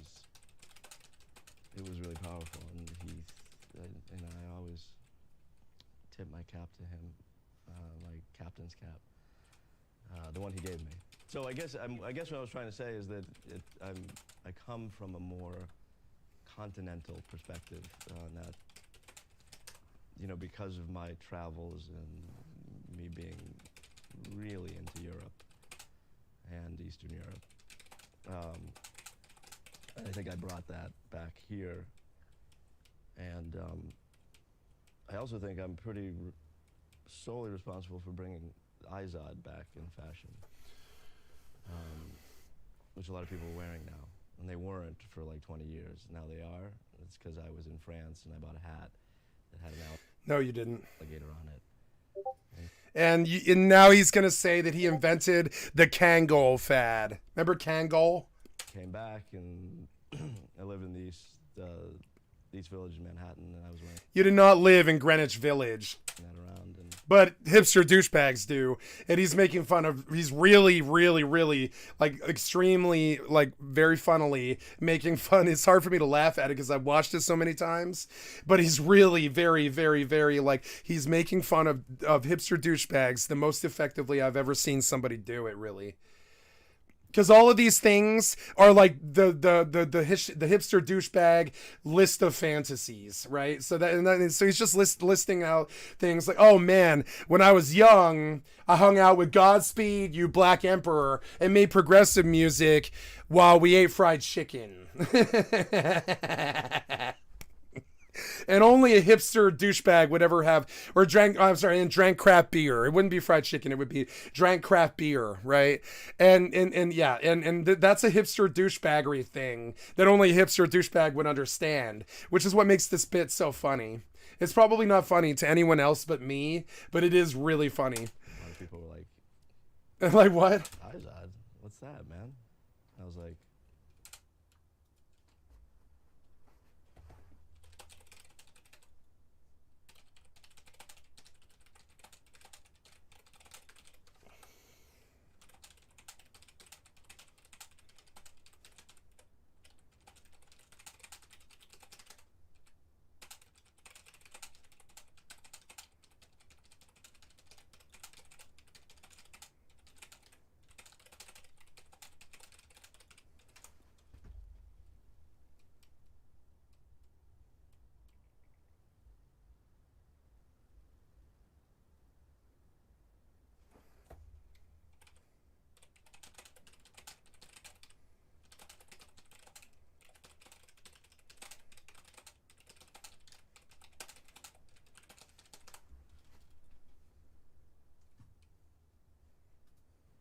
coming from Europe back to America was a tough transition for me because I took. Oh man, hipster douchebags really want to bum around Europe for 5 years. I know I did it. I didn't do it, but I went there. I went to Paris and I went to London because hipster douchebags want to say that they're world class, like, you know, they're world traveled, right? And my mother really felt that I should be able to say that I've been all over the world, so she paid for the plane tickets to go to Paris and London and shit when I was a kid and be there for weeks and spend money and all that stuff. I traveled both to Paris and London and Spain and Canada and Mexico and Hawaii. So I feel like I'm well traveled, even though I've only been to like 10 places in the world, you know?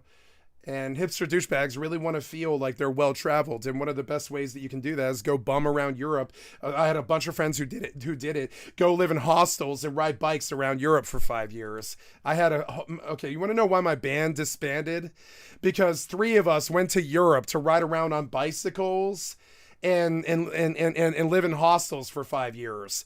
And while that did sound fun to me, I had a girlfriend and a job and an apartment, you know, and I couldn't go bum around fucking Europe on a bike for 5 years. No.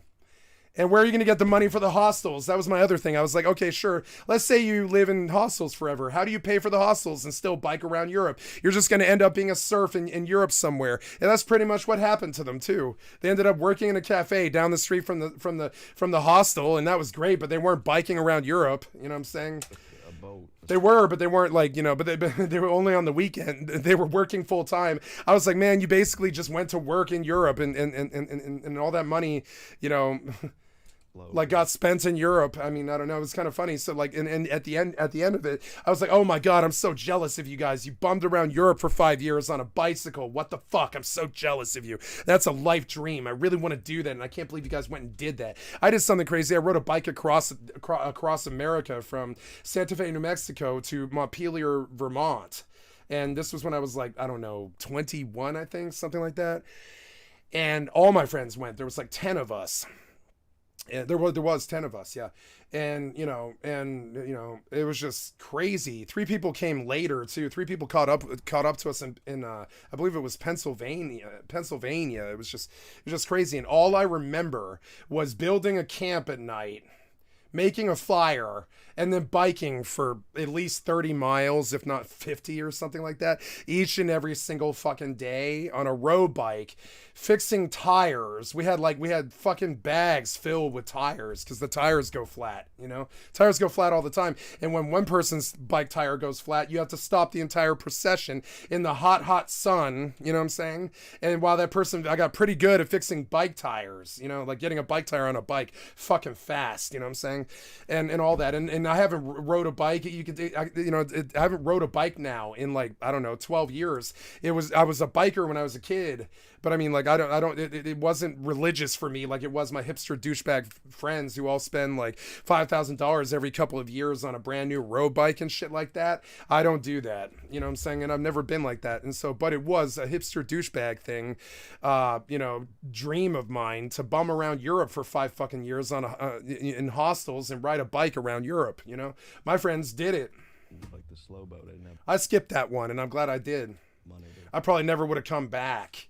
I know myself. If I got used to someplace for 5 years, there would be no fucking way I would ever come back. I'd just be like, yeah, I'm leaving America. Sorry, you know.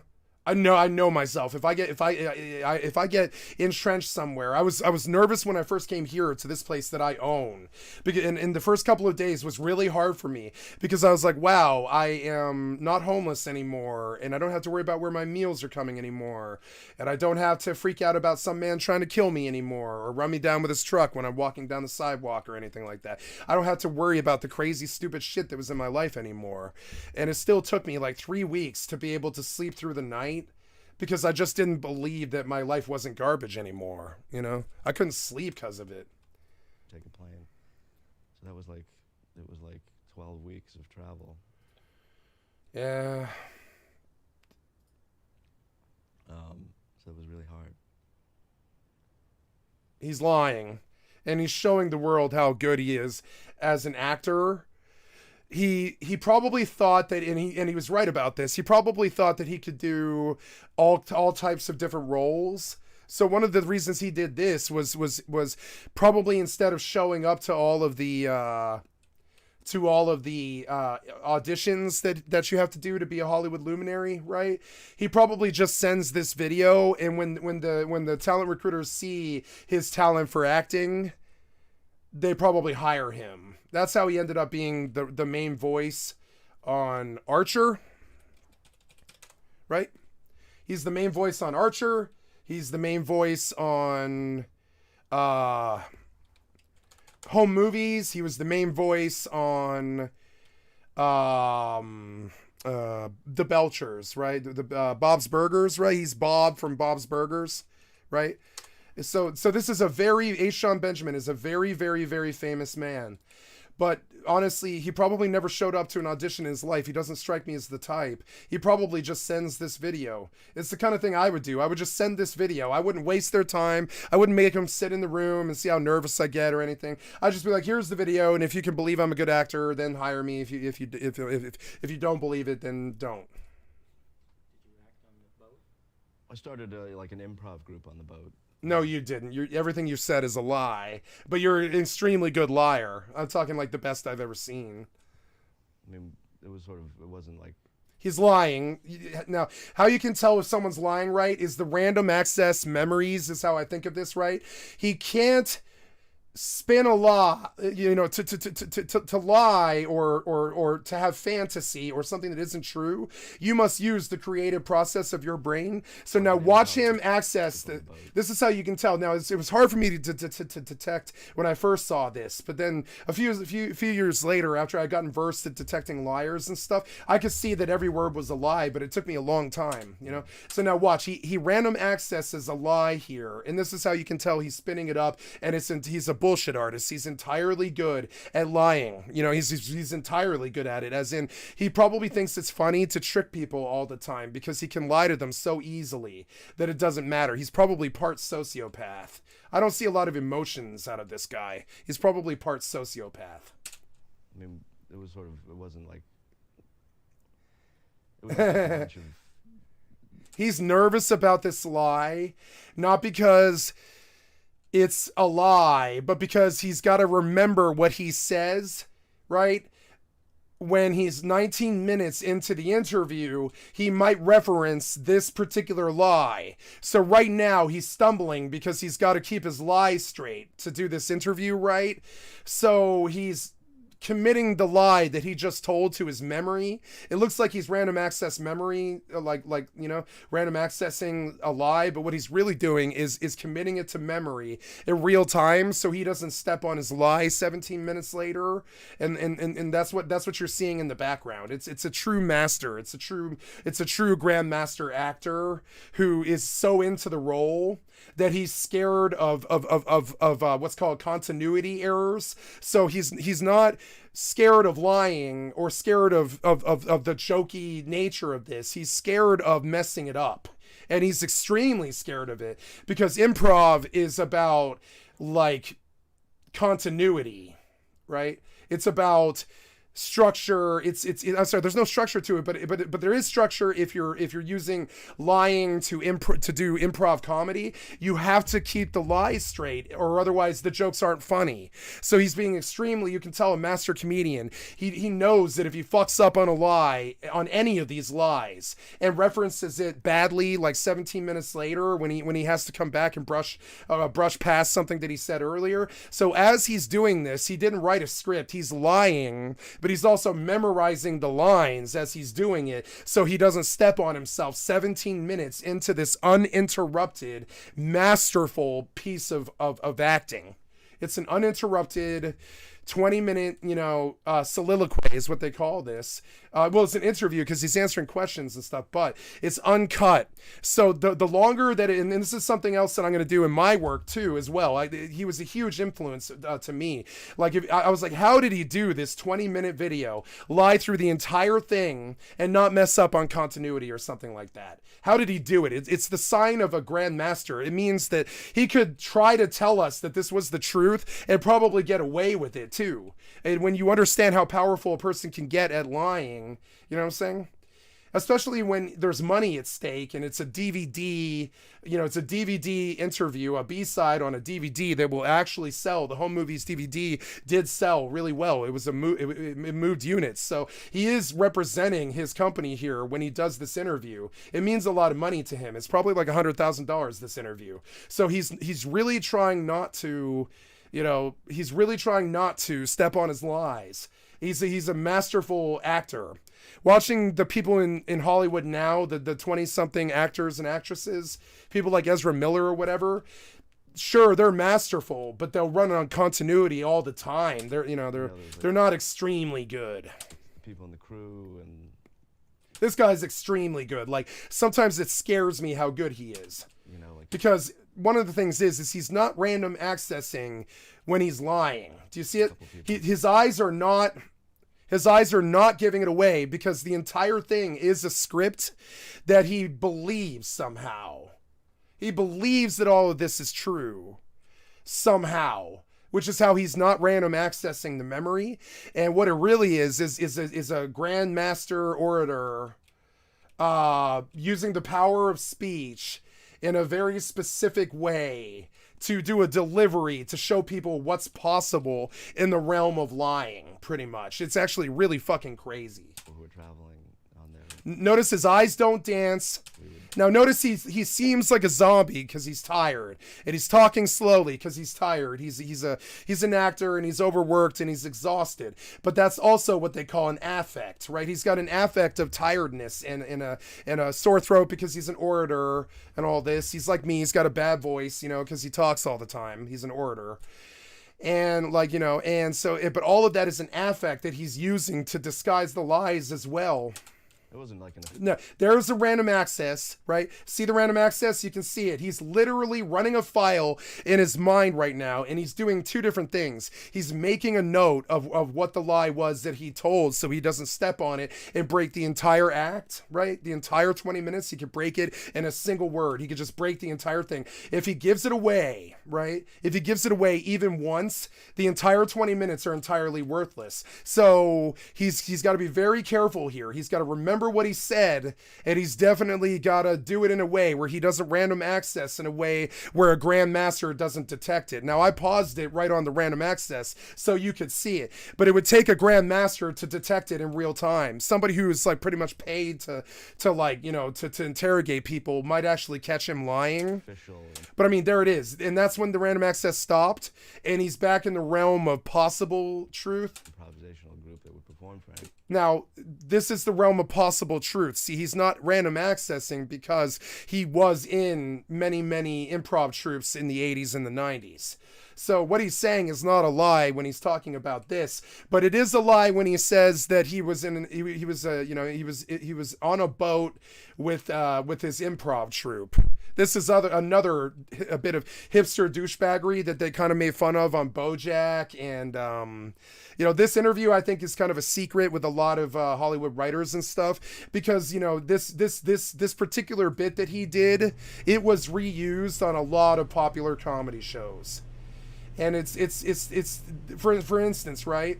BoJack did an entire soliloquy for 20 minutes. Will Arnett did a 20-minute soliloquy on BoJack, entirely uninterrupted, unedited. And I've always sort of secretly thought that was paying homage to this. I would say Will Arnett would have to be an idiot not to be aware of H. Jon Benjamin or this interview. He'd have to be an idiot not to know about this. But you never know. Maybe he doesn't. But honestly, I think Will Arnett took what H. Jon Benjamin perfected and ran with it. And that's how we got Arrested Development, Job from Arrested Development, BoJack Horseman, all the great Will Arnett roles, right, are all basically flourishes of H. Jon Benjamin's Bob's Burgers and Archer and all these shows that H. Jon Benjamin did. You could tell that H. Jon Benjamin was like my main influence as a comedian. And so one of the things that I got extremely good at doing is delivering 20-minute soliloquies that are unedited, that are all based in truth, so I don't have to lie or go back and reference or make sure that I'm not stepping on anything. And I just go at this same thing, but without the lies. I'm doing it right now.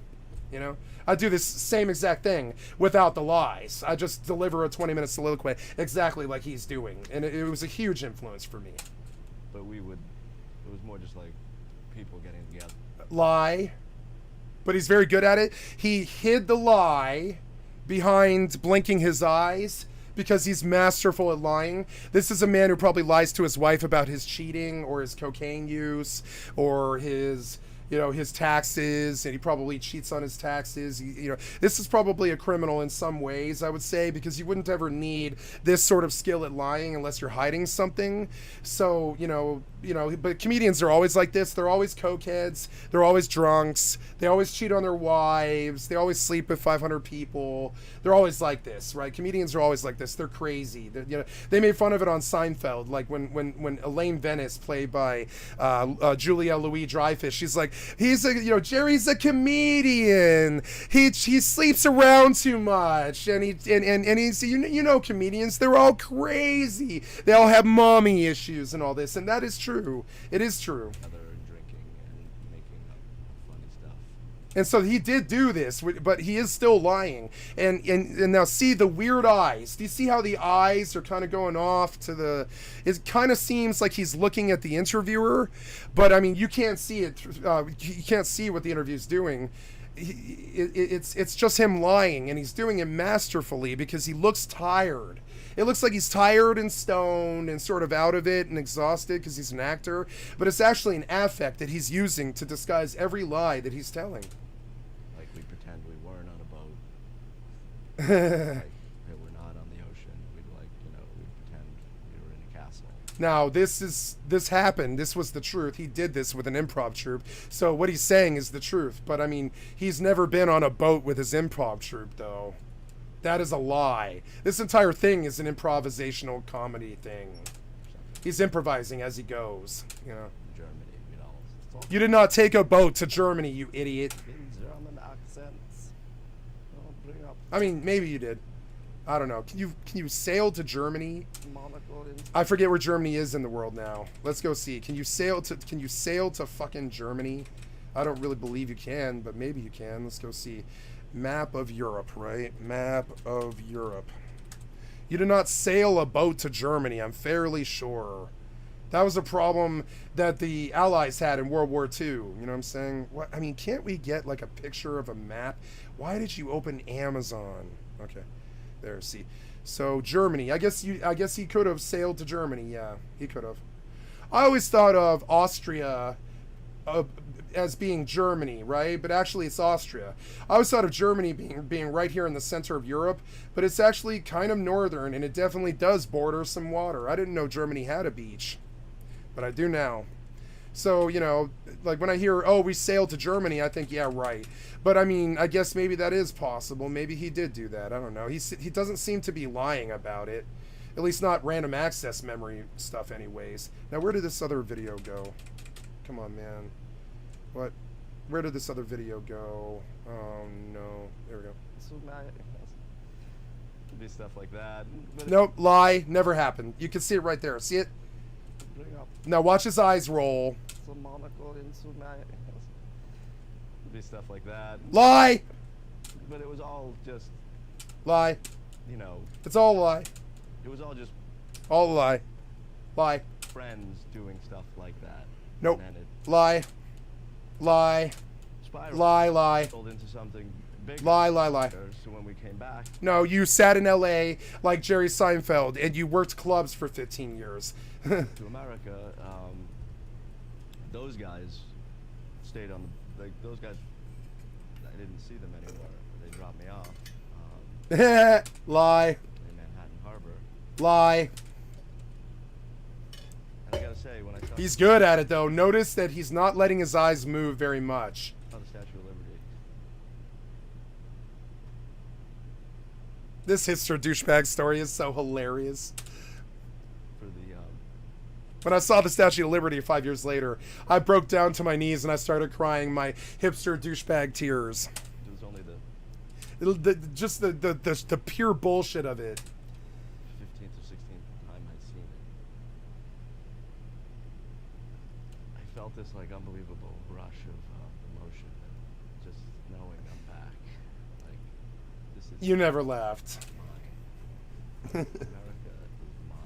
And it's not like I resent him for the lies. I just think it's actually funny how much I want to believe everything that he's saying. You'd be surprised. They call this Milgrams, right? It's like if you believe that someone is in authority, you just have no reason really to believe that they'll lie to you. So people will do crazy things when authority will tell them to, because it's just, you know, you just want to believe that the guy isn't lying. But everything he said is absolutely purely a lie, every bit of it. And when you see him do it, you'll begin to understand how much people lie. They lie so much. People like Trump lie so much. You can read it. You can see them. You can see when they lie about something big. It's clear as day to me now. You know? And that's what's amazing about America. I did a lot of stuff with Sonny and Cher. I did a lot of business with Sonny and Cher. You weren't alive when Sonny and Cher were popular. If you were like 7 years old. You did not do telethons in the 70s with Sonny and Cher. Did a few movies. I was in like a bunch of movies. I was in pretty much every Altman film you could name.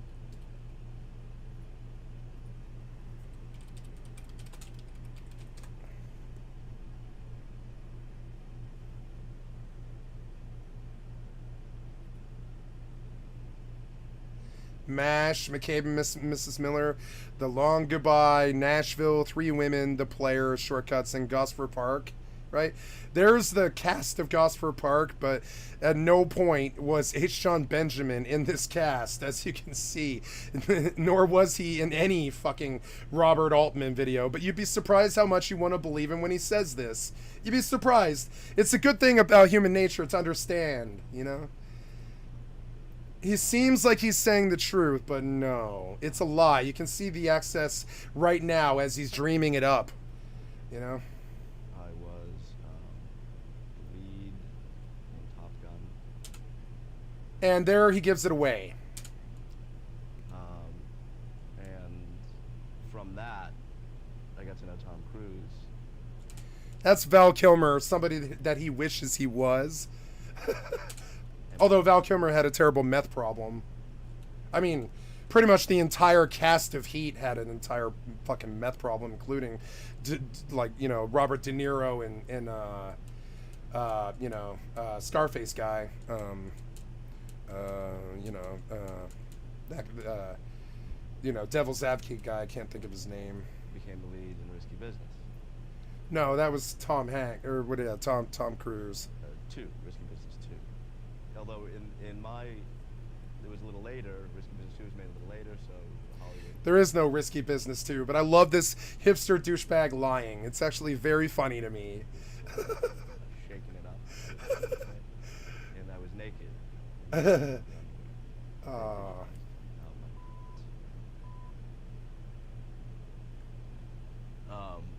So that was like the little twist that was funny. Like people would like waiting to see me come out like in that slide, and then you see that's my ass. I was on the show Dr. Katz. He was.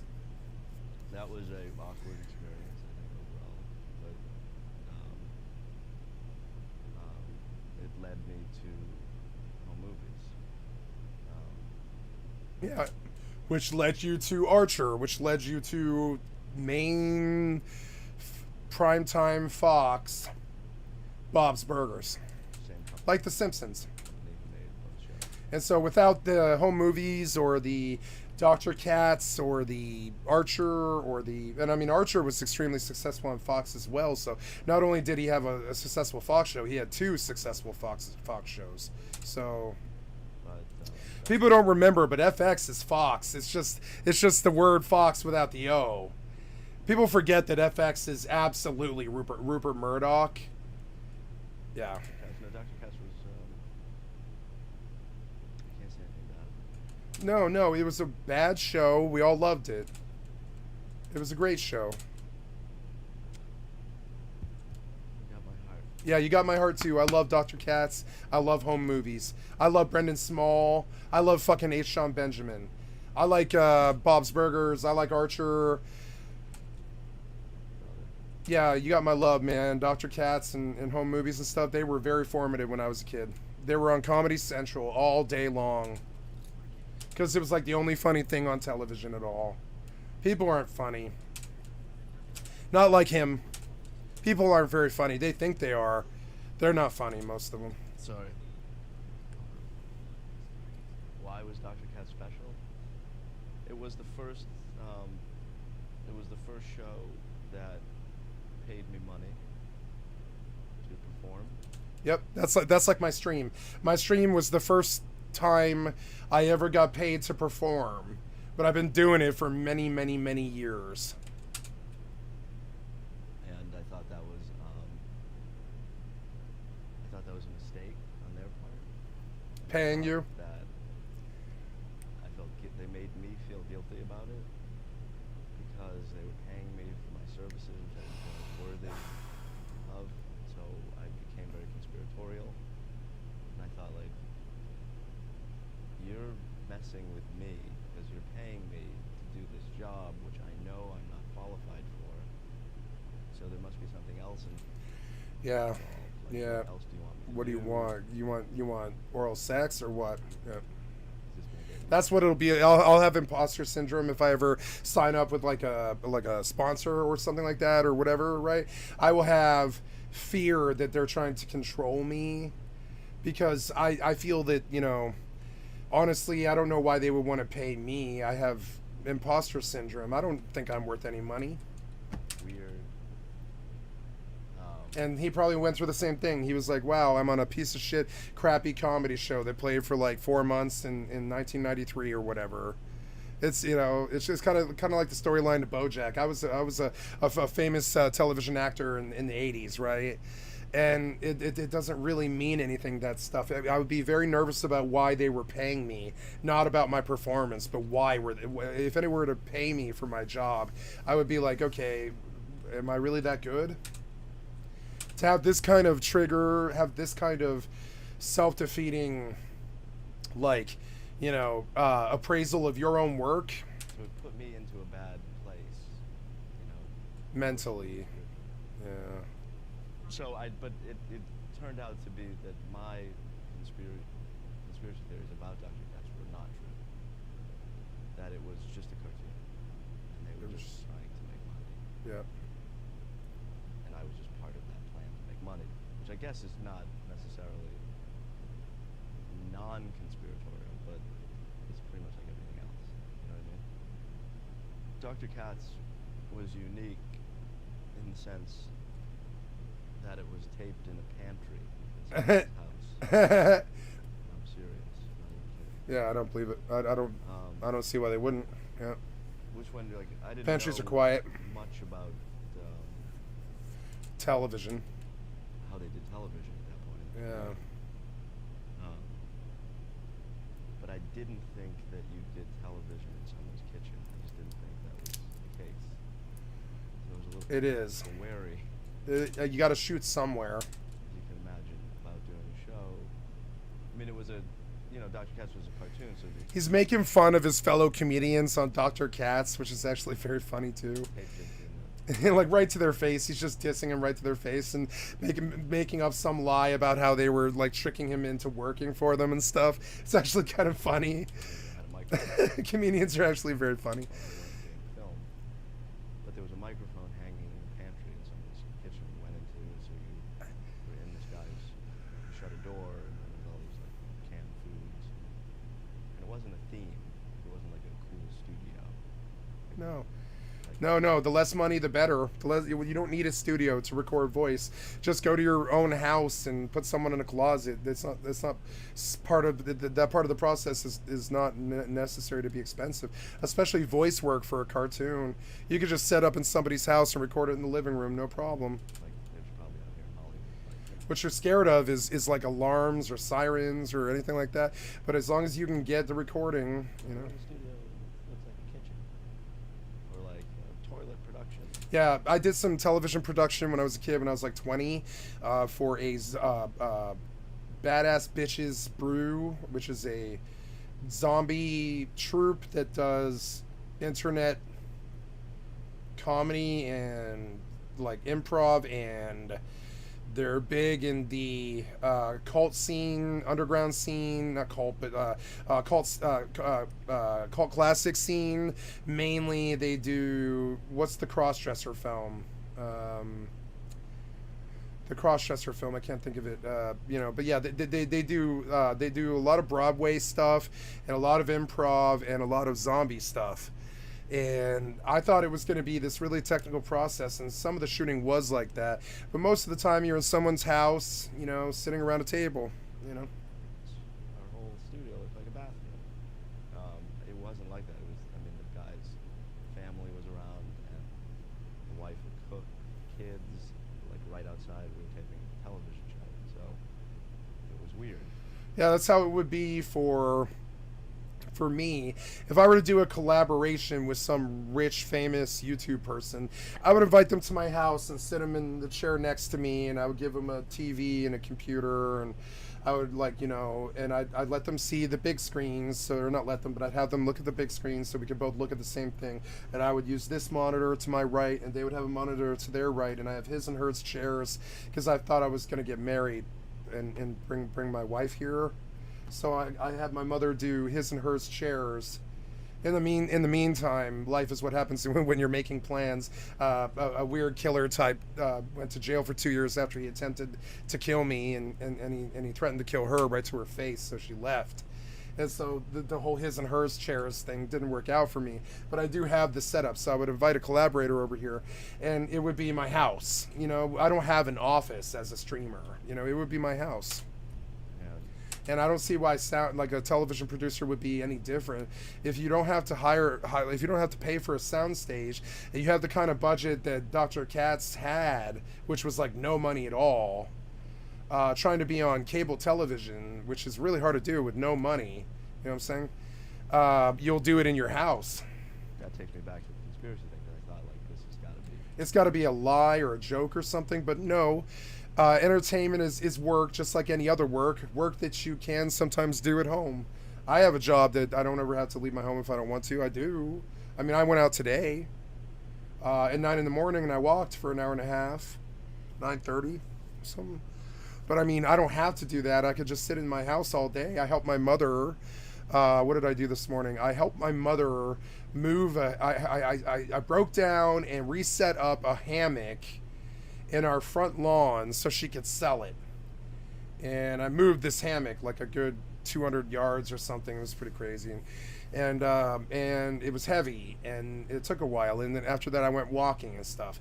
And the beautiful thing about my job is at no point am I going to the office. So it doesn't matter when I walk or when I go take out the hammock or any of that stuff. It doesn't matter. And so what he wasn't used to here, he's telling a true story. This part of it wasn't a lie. But I mean, I would have imposter syndrome, I think, with a lot of streamers and a lot of television producers, because often you don't want to spend any money if you don't have to. So if you can get a production, you know, with a microphone in your bathroom, you probably should, because if you have to pay for a sound studio, that's going to break your budget, you know. Some elaborate hoax, right? You can tell he's got terrible, terrible imposter syndrome.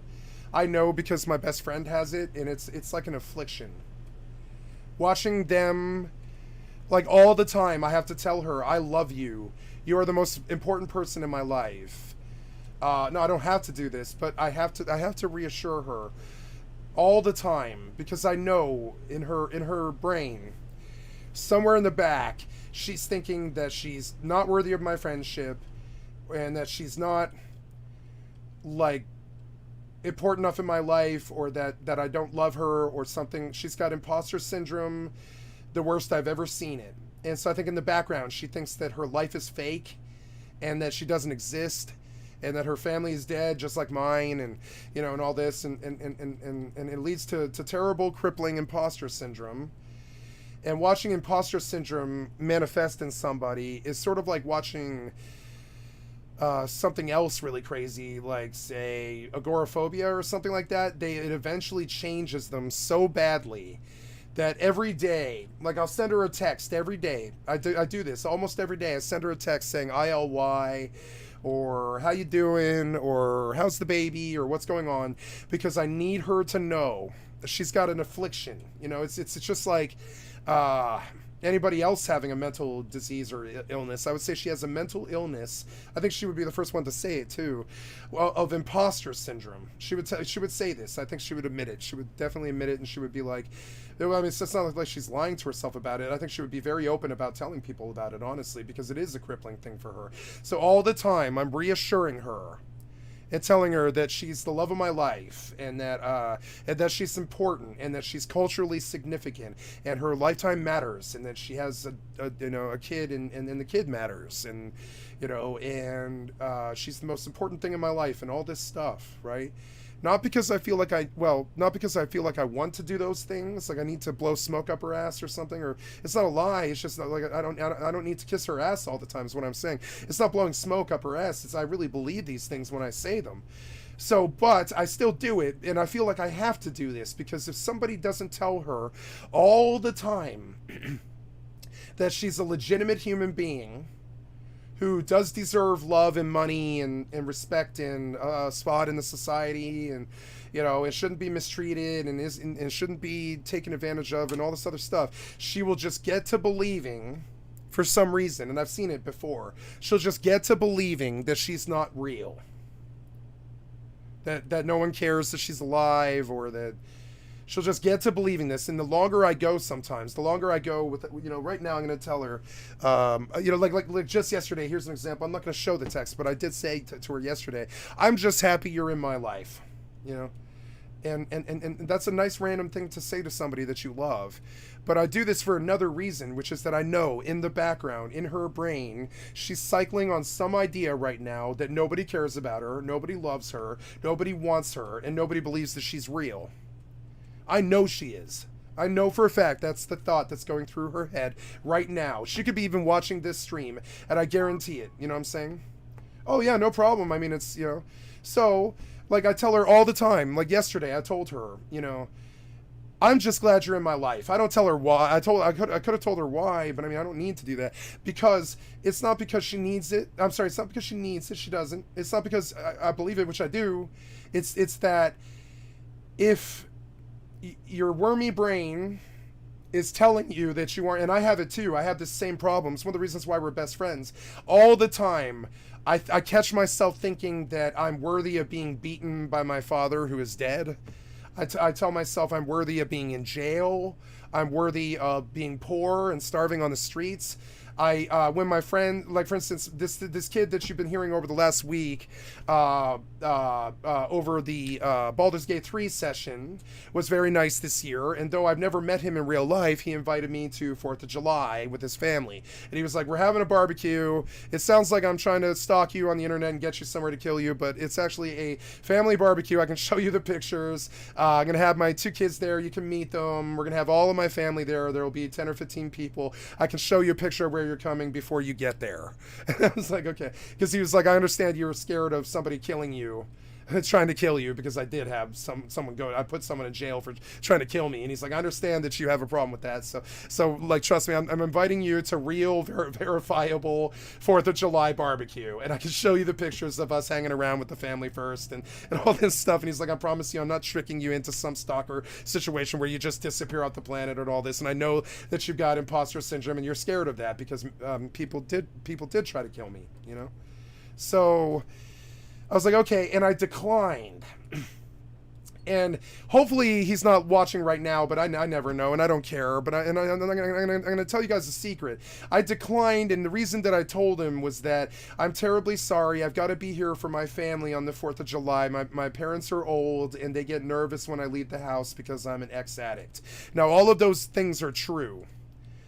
But, and I hinted on the truth, but I danced around the truth, which is a cold, hard truth, right? And I'll tell them if they need me to, but I'll hide it from them if I can. And what I didn't tell him was, I was a methamphetamine addict for 13 years. I have stolen to feed my habit. I have rolled with hookers. I have driven for the cartel.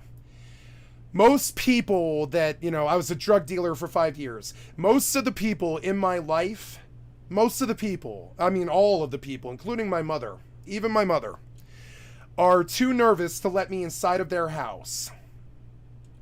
Now, I don't want to draw his attention to this as I politely decline, but I cite the actual reason, which is that, you know, my parents get nervous when I leave the house because I'm such a bad ex-addict that they think I'm just going to fuck off and go do speed. And that's true. But the reality is, you don't want me in your house. When you understand that I was a meth addict for 7 years and did whatever, and sold drugs and ran for the cartel and all this other shit, when you actually understand who I am, you don't let me in your house. And this happened with my best friends.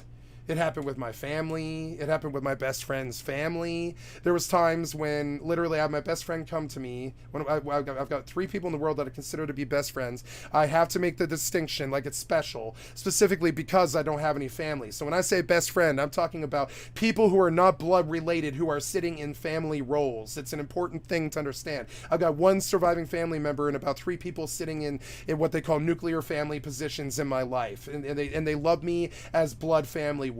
My aunt, my best friend C, my best friend J, and my best friend J. And my mother is my real family, and she's 80, so, you know, it's hard for her to do anything along those lines other than help me with doctor's appointments and stuff like that, right? So, why do I bring this up, right? Because those people, they don't let me in their house anymore. Now, you could cry about this and say, oh, that's terrible, Skycat. That's really what your life is like? And I did cry about this at first. I cried about it. I was like, man, I done fucked up my life so bad that my own best friends can't let me in their house anymore because they're scared I'm going to steal their shit and go sell it to use it to smoke drugs.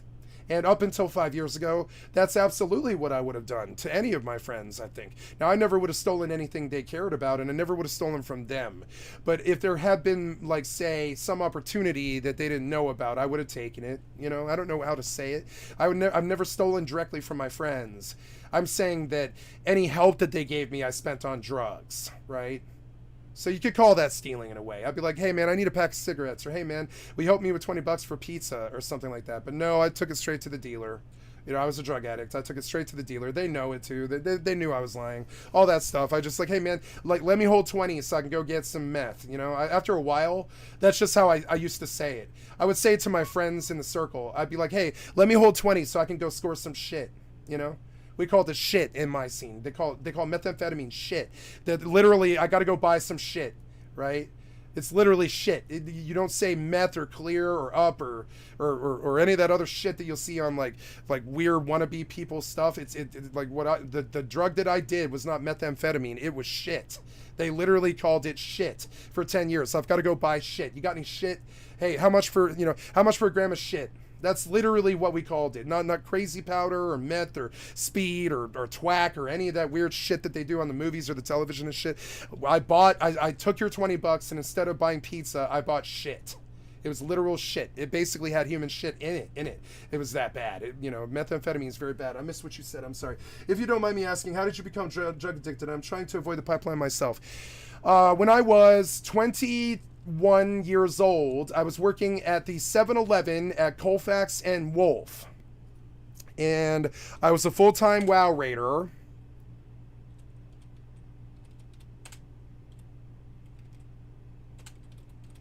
And I brought this up on my stream before, right?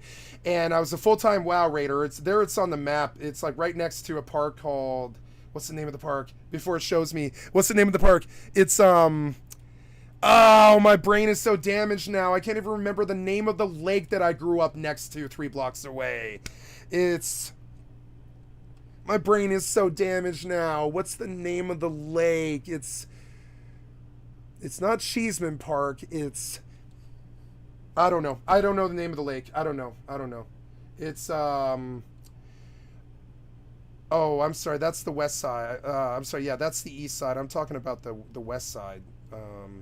This lake. There's where I went to school. See it? Community College of Aurora. They call it. It's 3 campuses. It's Metro. Community College of Denver is where I went. That's CCA. I went to CCD. But there's where I went to. Where I went to school is Colfax and Wolf, Colfax and Broadway, which is like, I don't know, Colfax, right? So Colfax. Here's Colfax. There's the what's the name of the park? I want to know the name of the lake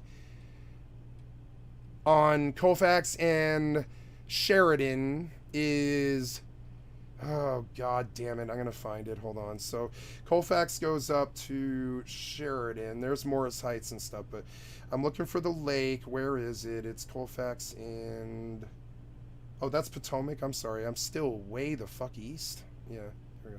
Sloan's Lake, there it is. So there's Sloan's Lake, and there's the 7-Eleven that I worked at, right? It's like 2 blocks from Sloan's Lake. And then where I lived for 13 years was West 29th and Sheridan.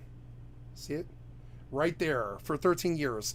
One time I got pulled over by the cops down here, and my friend went to jail for a year and a half. You know, this was where I lived, and so because I lived up here, I did the commute to the 7-Eleven every night at 10 p.m. Working at the 7-Eleven was a man, and I don't remember his. Oh yes, I do. His name was Kurt, right? I believe his name was Kurt. Attractive man, gay man, right? And by attractive, I mean women and men came to the 7-Eleven, not in my estimation. I'm talking about men and women, both men and women would come to the 7-Eleven just to hang out with the gay man who worked the night shift, right? His name was Kurt. He was a great guy. He had tats. He was entirely straight in appearance, and so nobody knew he was gay except for like his closest friends.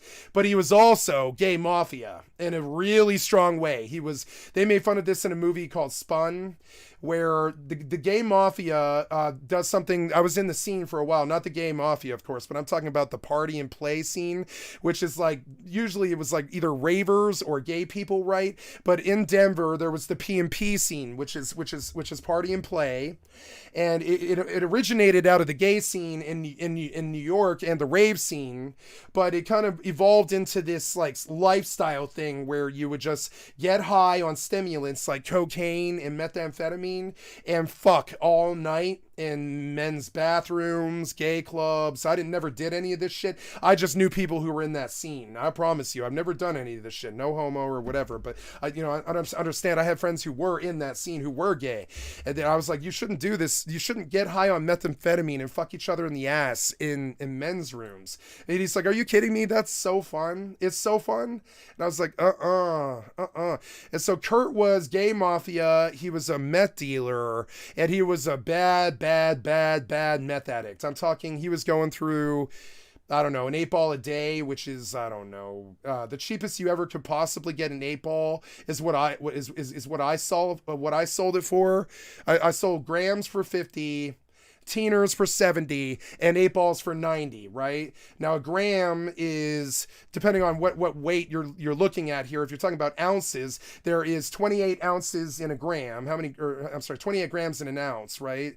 How many grams in an ounce, right? So 28 grams in an ounce, right? A teener is 1.75, which is a gram, 1 gram and 75. They call that a teener, right?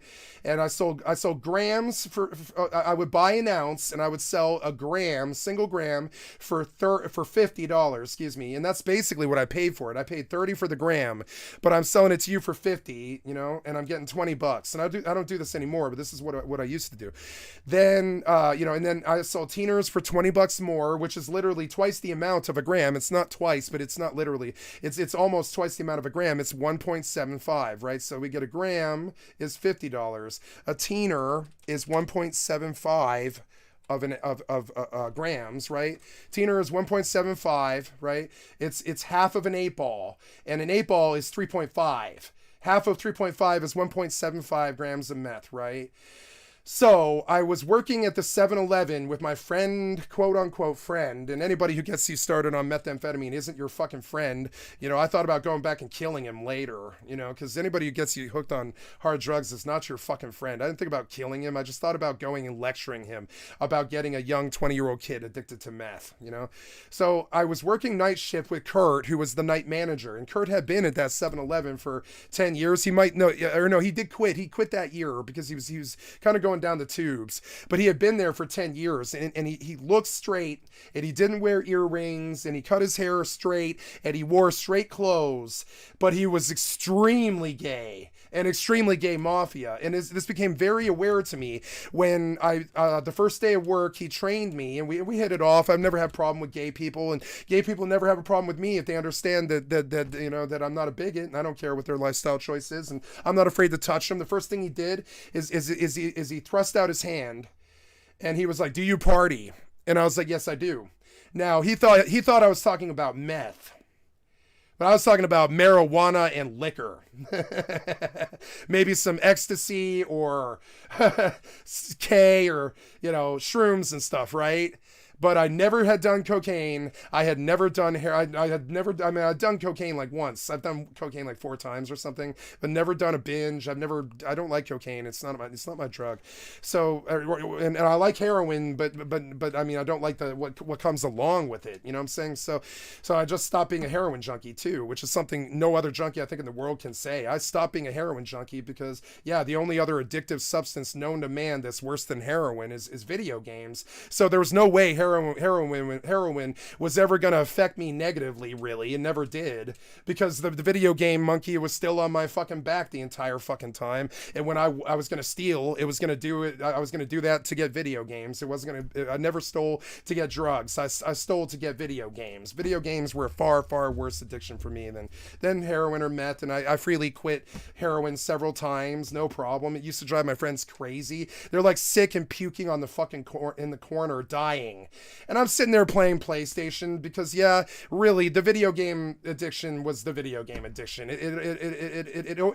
It's stronger than like my desire for vagina. It's stronger than my desire for heroin. It's stronger than my desire for speed. It's stronger than my desire to watch television or sit around and do nothing. Like, video games were just a stronger desire for me. If it would be a reason to live, you know. It's why I live. So Kurt asks me, "Do you party?" And me being an idiot, and this is why I'm telling you this story. If somebody asks you, "Do you party?" and all you've ever done is smoke weed and drink, say no, right? So he goes, "Do you party?" And I said, "Yes." And he says, "Are you gay?" And I'm like, "No."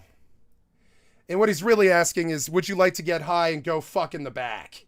Right? Because he liked me. I was attractive back then. I was skinny and I was attractive back then. I wasn't a fat ass and ugly or any of this yet. I was young and, you know, all this. So I'm like, okay, I'm missing the cues and I'm not understanding because I've got Asperger's and I'm socially inept and I don't really understand what he's saying to me. I mean, I wasn't socially inept in the party scene and I knew what he was kind of saying, but I just didn't understand what he meant. And he was like, "Are you gay?" And I was like, "No." And he was like, "Oh, shame, I'm gay." And he's like, "I don't tell a lot of people that," but he looks at me weird. And he's like, "I don't tell a lot of people that." And I'm like, "That's okay. I don't care if you're fucking gay." He's like, "Do you care if my gay friends come and hang out with me in the back while you watch the register?" And I was like, "No, I don't give a fuck about that." He was like, "Do you care if I get high?" And I was like, "No." I don't give a fuck if you get high. I don't care if you're high. I smoke weed. And he was like, "Oh, no, I don't smoke weed ever. I don't drink. I don't smoke weed. I get high." And I'm like, "Oh, okay, what do you get high on?" And he's like, "Shit." And I'm like, "What's shit?" And he's like, "You know, shit." And I'm like, "What's shit?" And he's like, "Speed, meth, you know." And I was like, "Oh." He was like, "Have you ever smoked meth?" And I was like, "No, I've smoked everything but meth, cocaine, and heroin, though."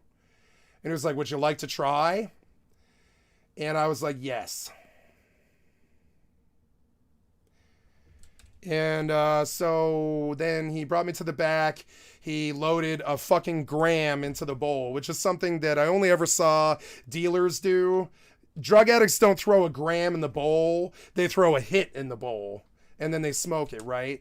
Dealers like me or whatever. I mean, I was a dealer for a while. Like, I'm not now anymore, I promise. I'm here on screen in front of you all day. I'm obviously not dealing drugs, I promise you.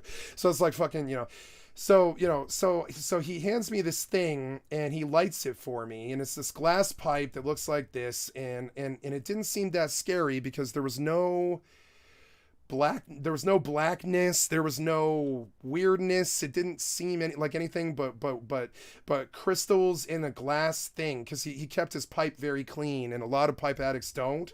But he kept his good addicts who are functional addicts who sit on meth for 50 years. They're driving your taxis and working at the 7-Elevens and stuff, and they're entirely functional. And for instance, that guy, he had been a drug addict for 18 years and he had never caught a charge, not one. He was like, I'm scared of the cops. I've never been arrested.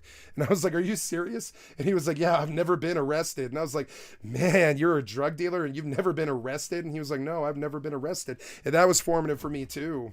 I mean, while I was a drug dealer, I was never arrested. I was arrested the last day. The last day I was a drug dealer, I was arrested when I woke up in a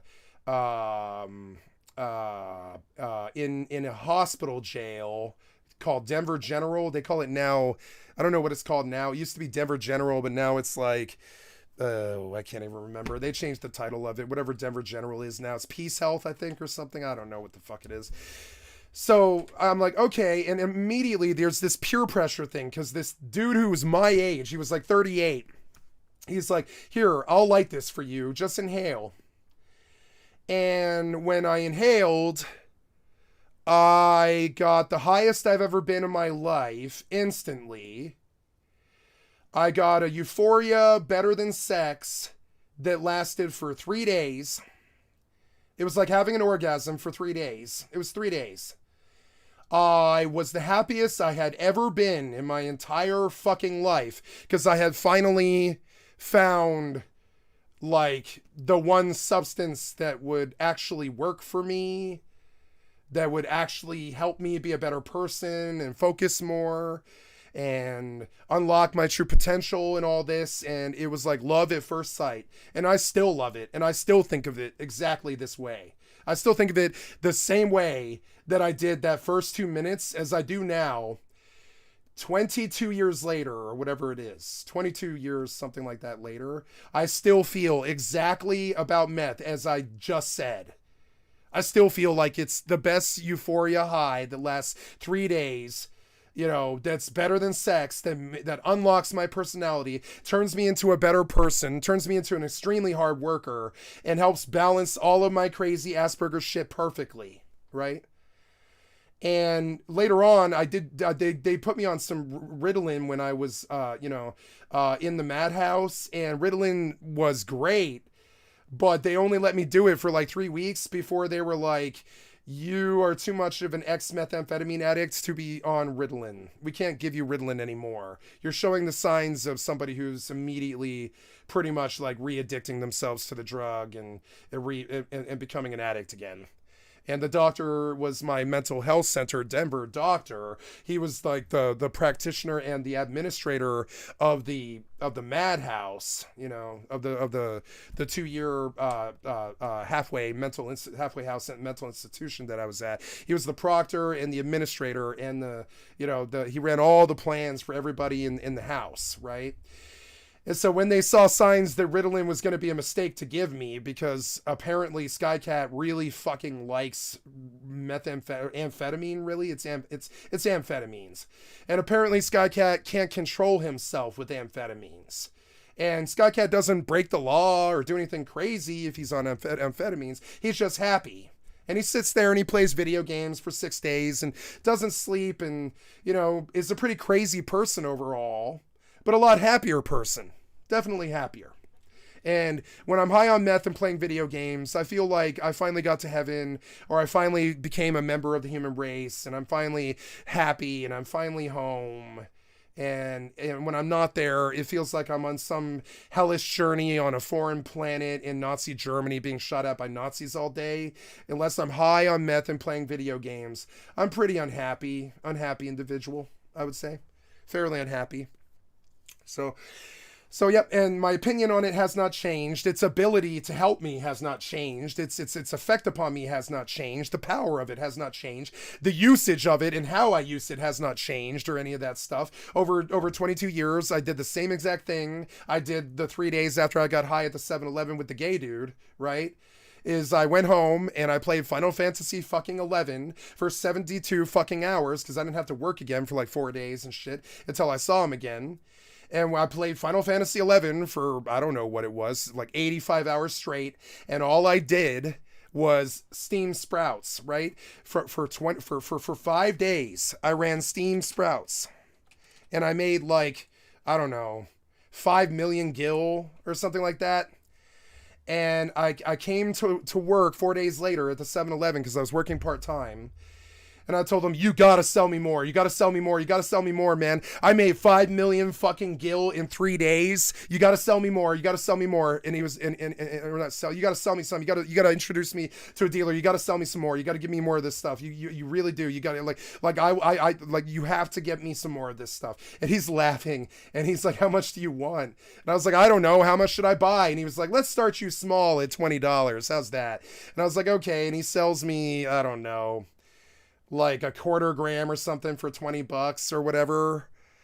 And sure enough, I was an addict for all of my life. You don't ever stop being an addict. You just stop doing drugs, right? So I absolutely stopped doing drugs, but I am a worthless, degenerate addict, right? So, and this is, you know, it's the kind of thing that you don't want in your house if you have kids or elderly. It's the sort of energy you don't want around. Like, it works well for the stream. You guys love me because I talk and I'm energetic and I'm full of energy all the fucking time. I'm like a fucking generator. I don't need the fucking meth. You know what I'm saying? I don't need it. I've never needed it. I'm full of fucking energy. I'm crazy, spastic, fucking, you know, really fucking manic. You know what I'm saying? Really fucking manic. Not OCD or bipolar. Just manic, period. I'm like a manic person, and meth did not help that, you know? So, you know, and I'll never go back to it. I made some promises to my best friends and my mother that I'll never go back to it, right? But when they asked me why, I made this offer to them. I told them, I promise you, Mother. I promise you, Cloud Candy. I promise you, Sen. I promise you, my other friend. I'm not going to say his name. Mana. I promise you that I will never do drugs again. And they were like, you shouldn't make promises like that. You're going to break them. And I was like, no, I really mean it. I'm never going to do drugs again until they're legal. I will die first. I will never violate the law ever again. And I told my doctor this. I told the judges this. I told my lawyers. I told my lawyer, Leonard Barinato. I told my girlfriend. I told my best friends. I told everybody who done cared about Skycat ever that, you know, that I was done for fucking life if it means that I could catch a charge. You know what I'm saying? Because I'm done with the system. I would kill the cops. I would kill the jails. I would kill the judges. I would kill the lawyers. I would kill the system. I wouldn't kill them. I would fire them, I would say. I don't ever want to be part of the system ever again. They threatened me with 10 years on a non-felony charge because I had my ex-girlfriend's drugs. She was a heroin junkie, and I had a stolen moped that I bought from a drug dealer that I didn't know, that I was introduced through my friend A. And so when they tried to throw me in jail for 10 years on probation violation because I bought a $200 piece of shit moped and I had less of a gram of methamphetamine and less of a gram of heroin when I got pulled over, right? They were trying to put me in jail for 10 years like this, and they were very serious. Every time I came to court, they were like, you are looking at mandatory minimum sentencing of 10 years. You need to resolve your life. You are going to jail for a non-felony for 10 years. And I would tell them, if you do that, I'll kill you. If you put me in jail for 10 years on a non-felony, I'll kill this court. Okay, I mean, I didn't tell them, but I threatened it. I pretty much threatened. You know, they pushed it pretty far to where I didn't need my lawyer anymore. I would just get up in front of the court and I would tell them what my life was like and what the reality was and how much of a piece of shit that court was being, right to their fucking face. And I didn't care what they said or what they did or whether they threw me in jail at that point. I really fucking did not care. I really felt like they were like being basically anti-American pieces of shit, trampling my rights and scaring the shit out of me and terrorizing me way, way, way worse than, say, 9/11 9/11 or something like that. The system terrorized me for 2 years. I thought I was going to go to jail for 10 whole years. And then when it came to go to jail for 10 years, they were like, yeah, we're just going to give you a year of probation. You don't have to do drug tests anymore. We're just going to give you a year of probation. You're fine.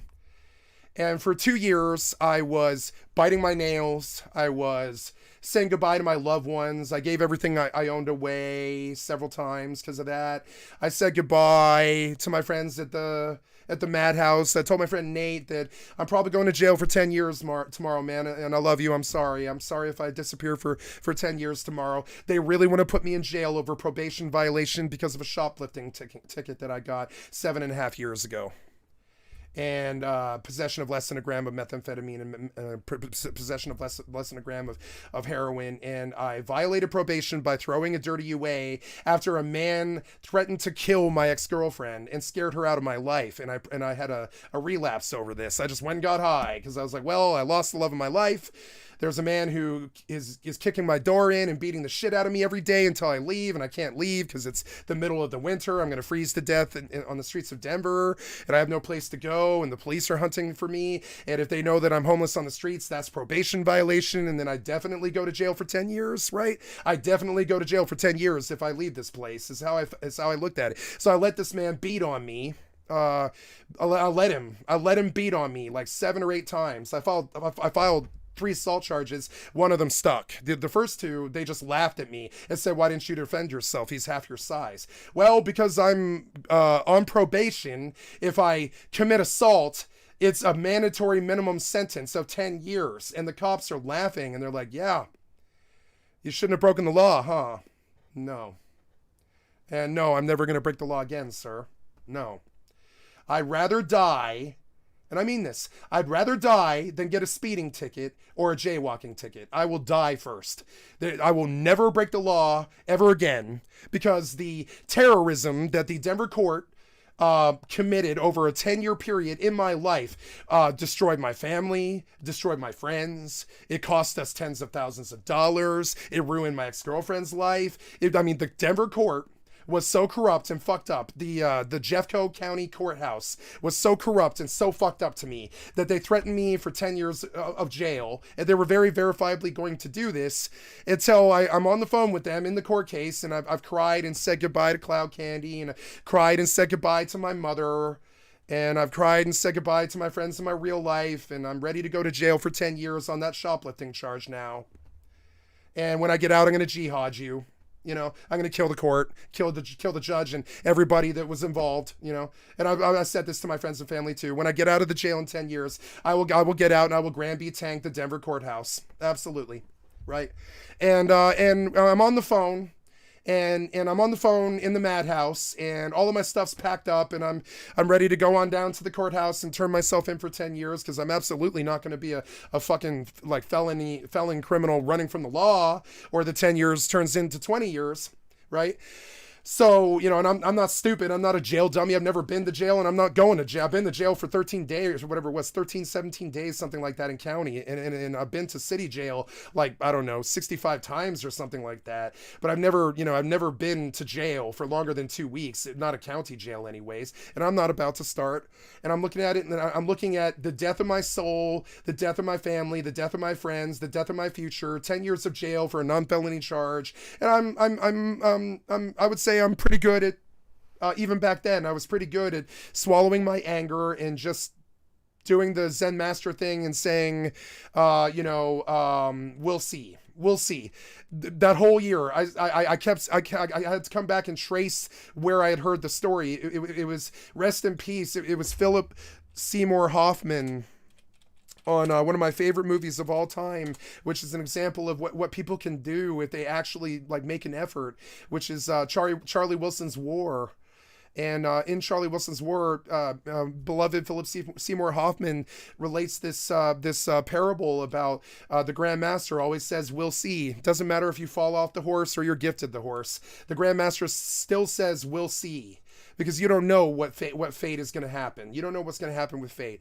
And so I've said goodbye to God or whatever, and I don't believe in God anymore, and I've said goodbye to cloud candy, and I don't believe in love anymore, and I've said goodbye to my mother, and I don't believe in family anymore, and I said goodbye to my country and my government because I don't believe in my government anymore. I don't believe in a system that would put me in jail for 10 years on a non-felony charge. And I used to say it in court, and they'd laugh. You know, and when they laugh, that's when the depression hits really bad. When they laugh at your civil liberties, you know, when you mention that it's actually really, really, really horrible to go to jail for 10 years on a probation violation that wasn't even a felony in the first fucking place, they laugh. And that's when my belief in them ended. You know, they laugh, I would say. The courts are all there. The lawyers are laughing. They're like laughing. They think it's funny. Me spending 10 years in jail for a non-felony charge, and I realize I'm not dealing with humans anymore. I don't have a family. I don't have any friends, and you know, the system's trying to put me in jail for 10 years, and really jail is pretty much the worst thing that I can imagine. Far worse than death. I'd rather have death than jail. Absolutely. So, you know, that's what's going to happen to the stream sniper. You know, he left too much of a paper trail. I can't get him out of jail now. He's going to go to jail if he ever shows his face. And I've been in that situation. It's not fun. So, you know, so I'm looking at this and you know, and I'm looking at I'm looking at my death. It's like but by all intents and purposes, it's the death of Skycat. You know, it's the death of Skycat. I was looking at the death of Skycat, looking at a pretty, analytically, you know, being real about it, being real about what it was I was going to do to them if they did it to me. I was real about it. I left my friends and my family for a reason, and I never went back because I was like, yep, it's jihad time. You're putting me in jail for a non-felony charge that I got 6.5 years ago over a probation violation that I told you about. I told them about the fucking dirty UA. I warned them first. I was like, yeah, I lost the love of my life when a man threatened to kill her. So I relapsed. You guys aren't doing anything about him. So I relapsed and I got high for 3 days. And then I immediately, as I was smoking the first bowl, I called up my fucking probation officer, as I said yesterday. And I told him I'm going to throw a dirty UA on Monday. I just relapsed and I'm sorry. I'm trying to warn you that I've broken the law. And so thank God my probation officer was in the court that day representing me because it was a big day. We all thought I was going to go to jail for 10 years and my probation officer was there to speak for me. When the probation officer's there to speak for you, you know, because they're about to fuck you in the ass and put you up shit creek for shoplifting for 10 years. Your probation officer is there to speak for you and stand for you like a man in the court that I didn't want to be in because it was full of COVID. And my probation officer went to the court that day and got ready to testify for me in court. The probation officer didn't believe in what he was doing, you know, and I was just crying. I was like crying for weeks. I was listening to Secret of Mana and I was like, I've lost my family. I've lost my country. I've lost my world. I've lost the video games. I've lost my girlfriend. I've lost everything. And I never did anything to anyone. It wasn't like I dealt drugs that got somebody an overdose or something. I never did anything to anyone. I didn't deserve a bit of it, any of it. Not the shoplifting charge, through to the abuse and the false assault charges, through to the man threatening to kill my girlfriend and attempting to murder me with a circular saw. I didn't deserve any of it. I never crossed any of those people. I never did anything to any of them. All I ever wanted to do was get high and play video games. And you guys try to put me in jail for 10 years over that. And so I lost my faith in the system. I would kill them now, jihad them now. I don't care that they dropped the charge. The 2 years of terrorism was enough where I would stalk through the streets with a shotgun and hunt them. No problem. And I would call it God's work. Those fucking assholes. They destroyed my family. They destroyed my friends. They destroyed my life. They destroyed my money. 10 years, 10 years, right? And then I'm on the phone. And my case finally comes up. I'm on the phone for an hour and 45 minutes, and the judge comes on the phone and says, hello, Mr. Blah, blah. We're here to address your probation violation on blah, blah, and all this. And we have spoken to your probation officer, and we have spoken to the court, and we've spoken to the lawyers, and we have come to a decision in your case. Would you like to say anything before I render judgment? And I was like, yes, Judge. This was originally a non-felony charge, and if you put me in jail for probation violation for 10 years on a non-felony charge, it will be the worst mistake you ever make. And the judge laughed at this.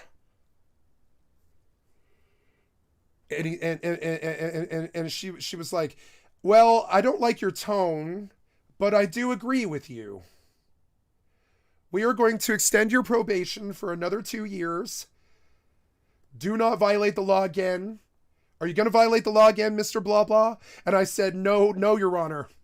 I swear before God, this court, my friends, my probation officer, and everybody, my family and God, that I'm never breaking the fucking law again if it means meeting you people.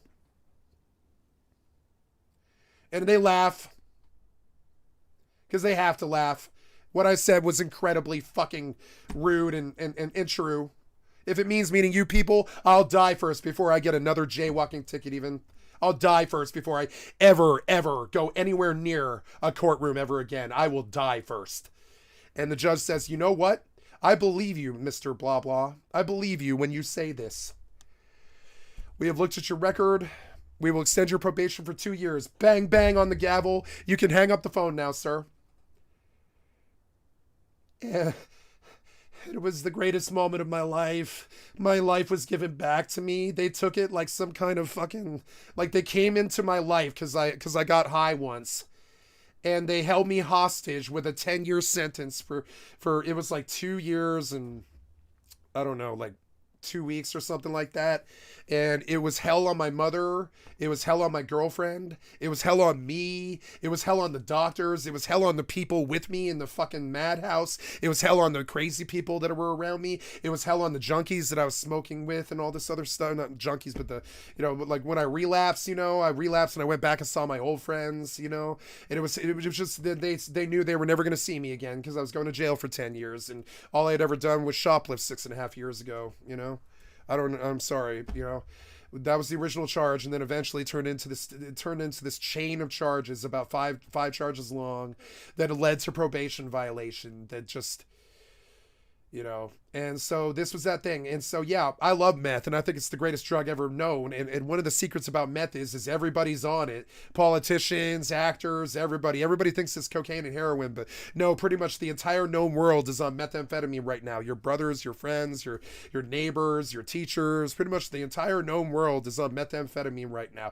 We know because they're failing the drug tests, exponentially. They just keep failing drug tests all the time and staying on probation. The America is interminably online and interminably high.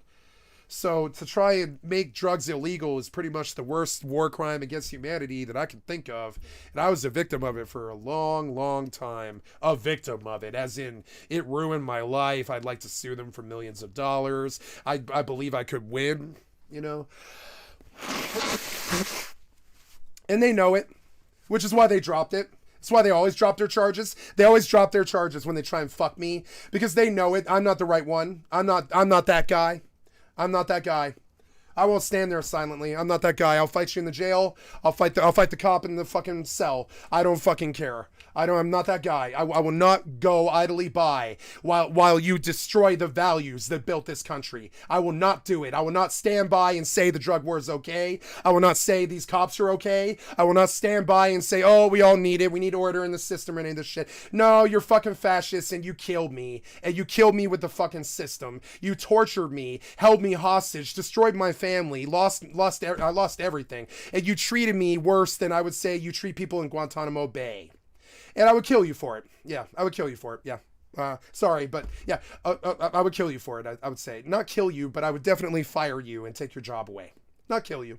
I'm not making death threats against Denver court or anything like that. I just would, essentially, if I ever get any power or anything, I will take these people's power to destroy people over something so shitty as goddamn drugs, right? And with XKVCD Hat Guy, you'll understand that isn't basically the punishment for being a drug addict essentially being a drug addict? You don't need to throw us in jail. We're already stealing and we lost our family and we're sleeping on the streets under some fucking cardboard and shit. You know what I'm saying? Isn't the punishment of being a drug addict bad enough? You have to throw us in jail too, or threaten to throw us in jail for 10 years over drugs? Fucking drugs. You're fucking stupid. Goddamn government and the fucking system is so fucking stupid. They deserve themselves. You know what I'm saying? The system deserves itself. I hope all those assholes all get sued. You know what I'm saying? And they can see what it's like. I want to sue them. I want to sue that court for what they did. You know what I'm saying? I really do. And so I have a more reason than most to hate orcs. I consider the government and the system and the pigs, the running that fucking bullshit scam, bullshit artists like destroy people's lives machine, right? The prison industrial complex, and it's not some fucking joke. It's a prison industrial complex. That's what you built. That's exactly what the fuck it is. Your fucking prison industrial complex. I believe that the only people that belong in the prison are the people who built it. Maybe some murderers and rapists. But mainly the people who built the prison, yeah. Prison doesn't really solve anything but get rapists and murderers off the street, right? It definitely doesn't solve drug addiction or any of that stupid shit. It absolutely has 0% efficacy rate for getting people to stop doing drugs. It's 0%, which means that jails, when it comes to drugs, failed 100%, as in they never did save the public a dollar. They never did save a life. They never did stop the joint from getting smoked. And they spent the billions and billions of our taxpayer money on the greatest lie ever told in the history of the human race, which is the drug war. And I would like to see them in the prisons that they built.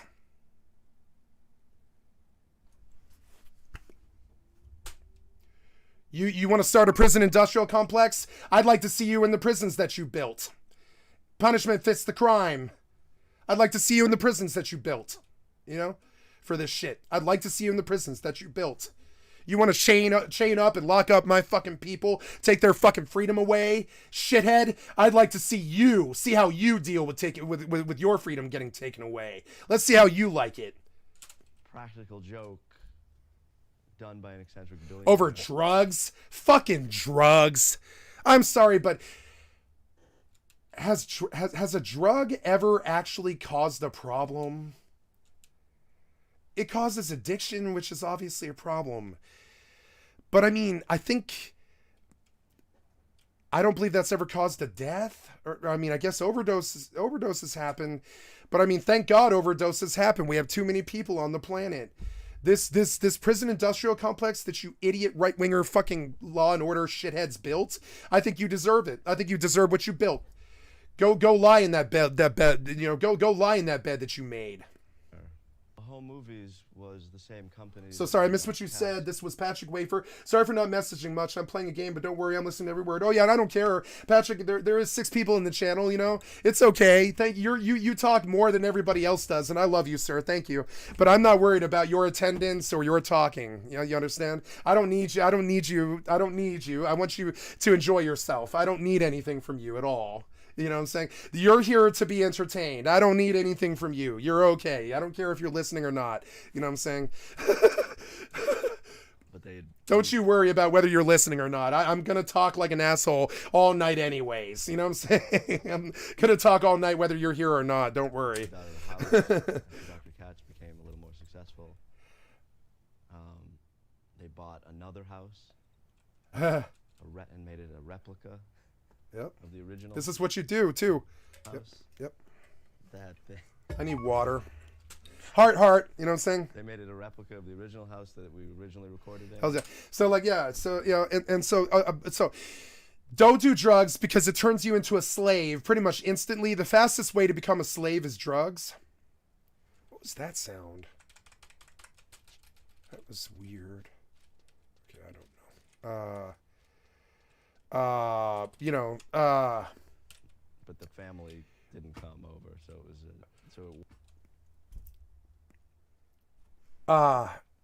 if you want to be a willing slave to a substance that is mainly fentanyl that will kill you, do drugs in 2023 and you will die like Prince, just like everyone else is, you know, because fentanyl kills, right? There's no such thing as cocaine anymore. There's no such thing as heroin anymore. There's no such thing as amphetamine anymore. The government took all that away a long time ago. It's all fentanyl cut to look a particular color, be it black tar, be it crystal, meth or whatever the fuck. It's still cut with fentanyl, right? And so my lesson to you is this, right? I was able to be a drug addict when I was 17 because they still weren't cutting the meth with fentanyl at that point. It was still methamphetamine. It was good biker dope, like you could get from in the 70s and stuff. It wasn't cut with garbage. It wasn't fentanyl. You didn't fall asleep when you smoked it. You were up for 3 days off of one hit, right? It now, if you smoke meth now, you will fall asleep, and I mean this. You will fall asleep. It's fentanyl, which is a downer. Modern meth is not methamphetamine, it is fentanyl, right? And so now, the worst part about this, right? I hear young people asking me like, yo, what's it like to do drugs? Is it bad or whatever, right? Yeah, turns out that, yeah, you can't do drugs. All you can do is buy fentanyl. So yeah, just go ask your doctor for fentanyl. They'll probably give it to you, honestly. So like, you know, like really, if you want to be a drug addict in 2023, that was a dream that died 20 years ago when they stopped making drugs and just started giving us fentanyl. So if you like fentanyl, be a meth addict. You know what I'm saying? And this is the truth. No, the addicts won't tell you. They'll just say it's garbage, don't do it, right? But I'll tell you the real truth. If you want to be a fentanyl addict and die like Prince, go smoke meth. You'll fall asleep immediately and you'll understand that you didn't smoke meth, you smoked fentanyl. You'll fall asleep right away. You'll be nodding off pretty much right away. You smoke that meth, sure, you're going to get a nice euphoria and you're kind of bouncy and high because they have a little tiny bit of amphetamine in it. Tiny bit. But the actual high is a downer that will put you asleep. It's fentanyl. And the reason that I quit doing methamphetamine was of course, the 10-year sentence that they threatened me with, right? But the real reason is I went to 30 different dealers in 30 days, and I got fentanyl 30 different ways. And I sat there with my friend A, my other friend A, not my dealer friend A, but my other friend A. I've known her since we were 13 years old or something like that. She's the only other functional meth addict I've ever met that actually survived, right? She does meth like me. She's a trucker and she does meth. She's the absolute stereotype. She's a trucker. She makes like $150,000 a year and she does meth. And she's done meth her entire life, right? And so my friend A is sitting there with me, and I used my magic cell phone girl who knew every dealer in Denver, and I'm sitting there with A in my living room, and I was like, you know what we're gonna do? We're watching TV, and I tell her what my plan is. I say I am sick to goddamn death of this horrible, worthless fentanyl dope. I'm sick of it. I'm sick of being sick. I'm sick of being sleepy. I'm sick of being like sleeping all the time. I'm sick of smoking methamphetamine and falling asleep all the time. I'm sick of it.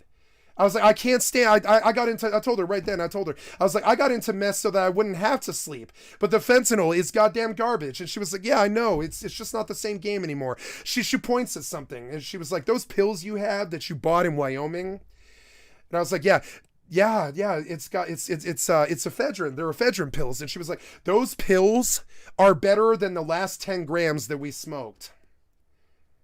And she was like, if it wasn't for those pills that you have, I would be puking my guts out on the floor, sick right now, shitting myself in withdrawal. If you didn't have those ephedrine pills that we don't really like, right? Because they don't work, right? We would be very, very sick. And I was like, yeah. And she was like, but I think that's actually wrong because we're addicted to fentanyl now, and those pills aren't fentanyl; they're speed. We love those pills, and they're working for us, right? But I mean, but we're addicted to fentanyl now. She was like, you and I are addicted to heroin now. And I was like, you gotta be fucking shitting me. And she was like, no, you and I are addicted to heroin now. We came into this looking for a meth addiction, and we got a heroin addiction instead. And I was like, yeah. And she was like, what do we do? Like she could tell we were both like really fucking upset over this. I'm talking upset, like it was a way of life for us and it had died. It was like the rave scene had died, or, you know, the Beatles had died or something. It was like we were both extremely upset when we both came to the realization at the same time that we were fentanyl addicts and we were doing downers and we were paying like $100 for a gram of downers, which was exactly the opposite of what we wanted. Exactly the opposite. Nothing more, nothing less. I didn't want a downer. I wasn't buying fucking fentanyl, you fucking cocksucker drug dealer pieces of shit that cut your garbage, fucking dope with all that bullshit fentanyl and all that, right? And so I was like, we have to do something about this. And she was like, you're right. And she was like, we have to make a meth plan. And I was like, yeah, we have to make a meth plan. Something about fentanyl. We have to get away from the fentanyl. And she was like, well, what do we do?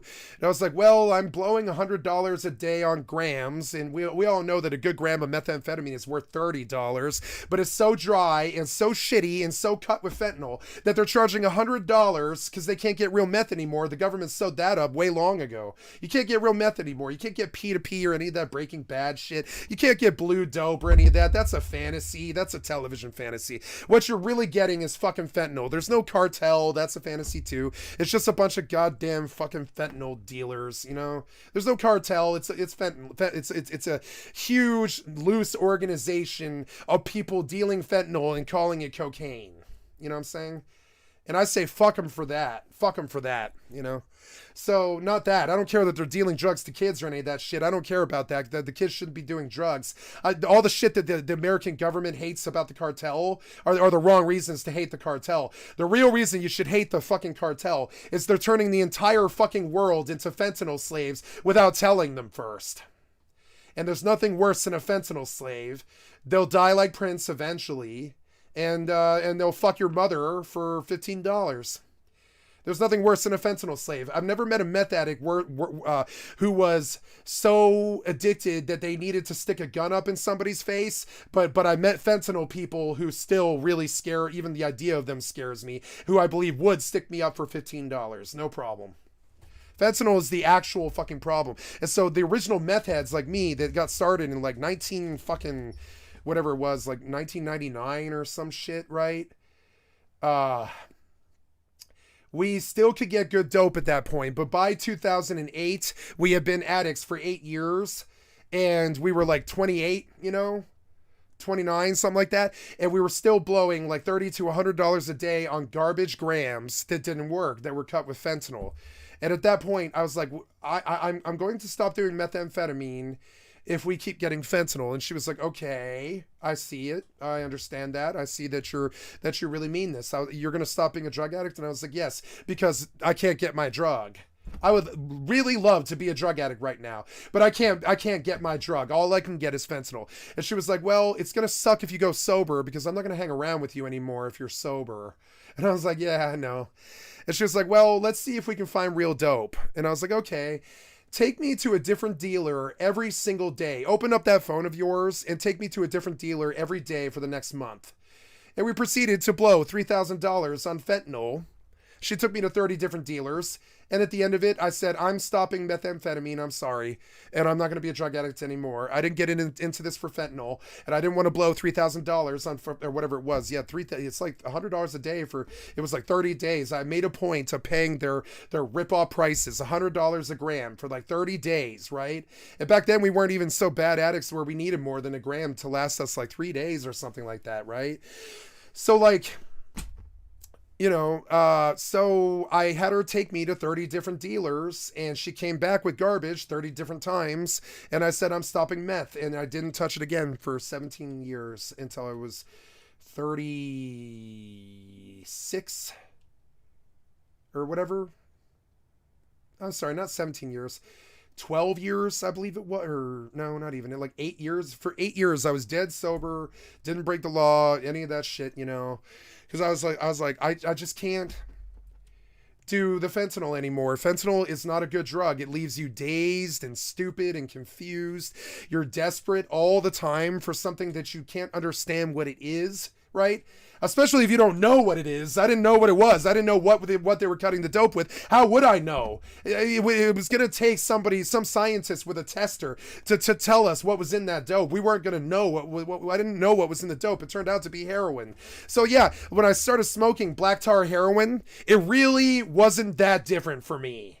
It was like the exact same fucking experience as smoking methamphetamine. It was the exact same. It was the same euphoria, same lolly kind of like, oh, it feels so good all the time for like 3 days. It feels so good all the time. I'm so knotted out and fucked up, worthless junkie, right?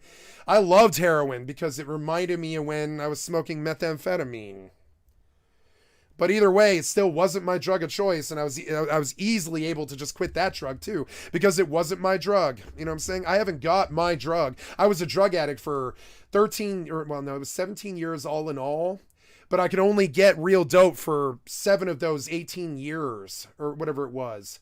13 years, whatever it is, for only for about half of those 14 years that I was a drug addict, was I able to even buy like drugs that worked, much less like be an addict, right? So people ask me about being an addict or whatever, and I tell them don't pick it up, because what it really is, and I'm dead serious about this, I say shit, heroin and meth are great, they're fun, great drugs, good drugs, love them.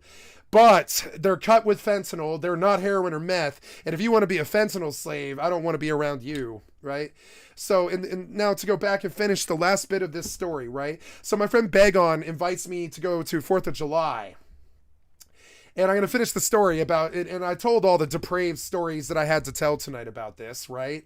But in reality, I say, I thank you, Begon, and I'm really sweetly touched by the fact that you invited me to 4th of July, and normally I would say yes, but I can't leave my family this year. How about this? I'm too busy this year, but I promise to come next year, right?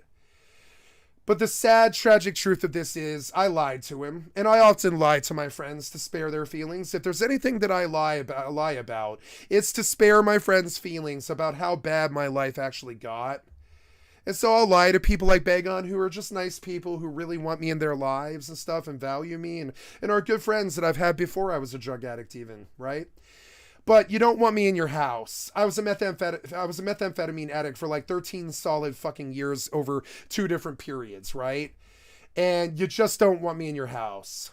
And I don't have the balls usually to say it to their face. I did for my best friends. I told my friend Sen, and I told my friend at Mana, I'm not going to come to your home anymore. And here's why. And they were like, I see it. I can see why. And I think you're right. And I was like, yeah, we'll meet at a bar, or we'll go on down to the bar, or we'll go to my aunt's house or something, or we'll chill at Platt Park or something like that. Stella's coffee house, something like that. Right. But we definitely won't hang out in your home, because for like half of my life, I was a person you wouldn't be willing to have in your home. And I don't know what's changed. Nothing's changed. I'm not an addict anymore, so that changed. But it doesn't change the fact that I was a horrible, horrible drug dealer, credit card thief, run with hookers and strippers, and, you know, like, just like methamphetamine addict who has run from the cops several times and hunted police before, and all these terrible, terrible things that I didn't want to be. I just like drugs, right? This is what happened to me when I did drugs. This is what I became, a pariah that you can't even have in your home anymore. And so when I was like 36, I wrote a book, and the book is right here.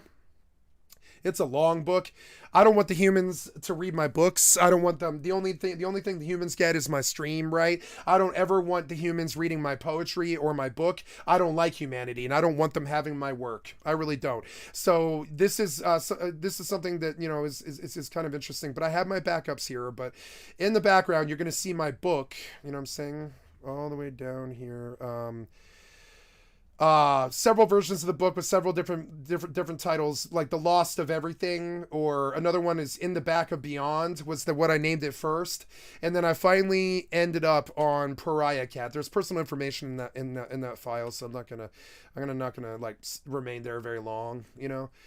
But like that's the actual reality. Like, most people, if they had saw me 5 years ago, would never, ever, ever, ever let me in their house ever again. And so now, if anybody has to go somewhere, if I have to meet somebody, they've got to come to me. They can come to my house. But I don't ever go to I haven't been to my best friend's ashram. I banned myself out of the ashram, and I can't go to the holiest place that I can think of on this planet. Because, like, what I turned into 5 years ago is a demon monster beyond, like, saving or beyond redemption. And I'm definitely going to hell. And so I love you, and I love everybody else, and I love my best friends, and I love my, my ex-girlfriend and all this. I love these people, and I'm really, really like a big, powerful figure in their life. And I've been, and they're powerful figures in mine.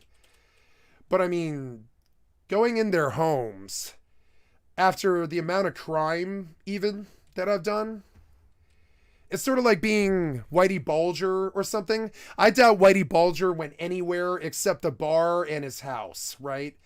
Because like recently they put Black Mass on Prime Video or Netflix or something. I forget which one it was, but it was like Prime Video, I think. And I rewatched Black Mass because I can relate to Whitey Bulger. Not all the racism or any of the shitty things that he did, like the murder, but I can absolutely relate to kingpins.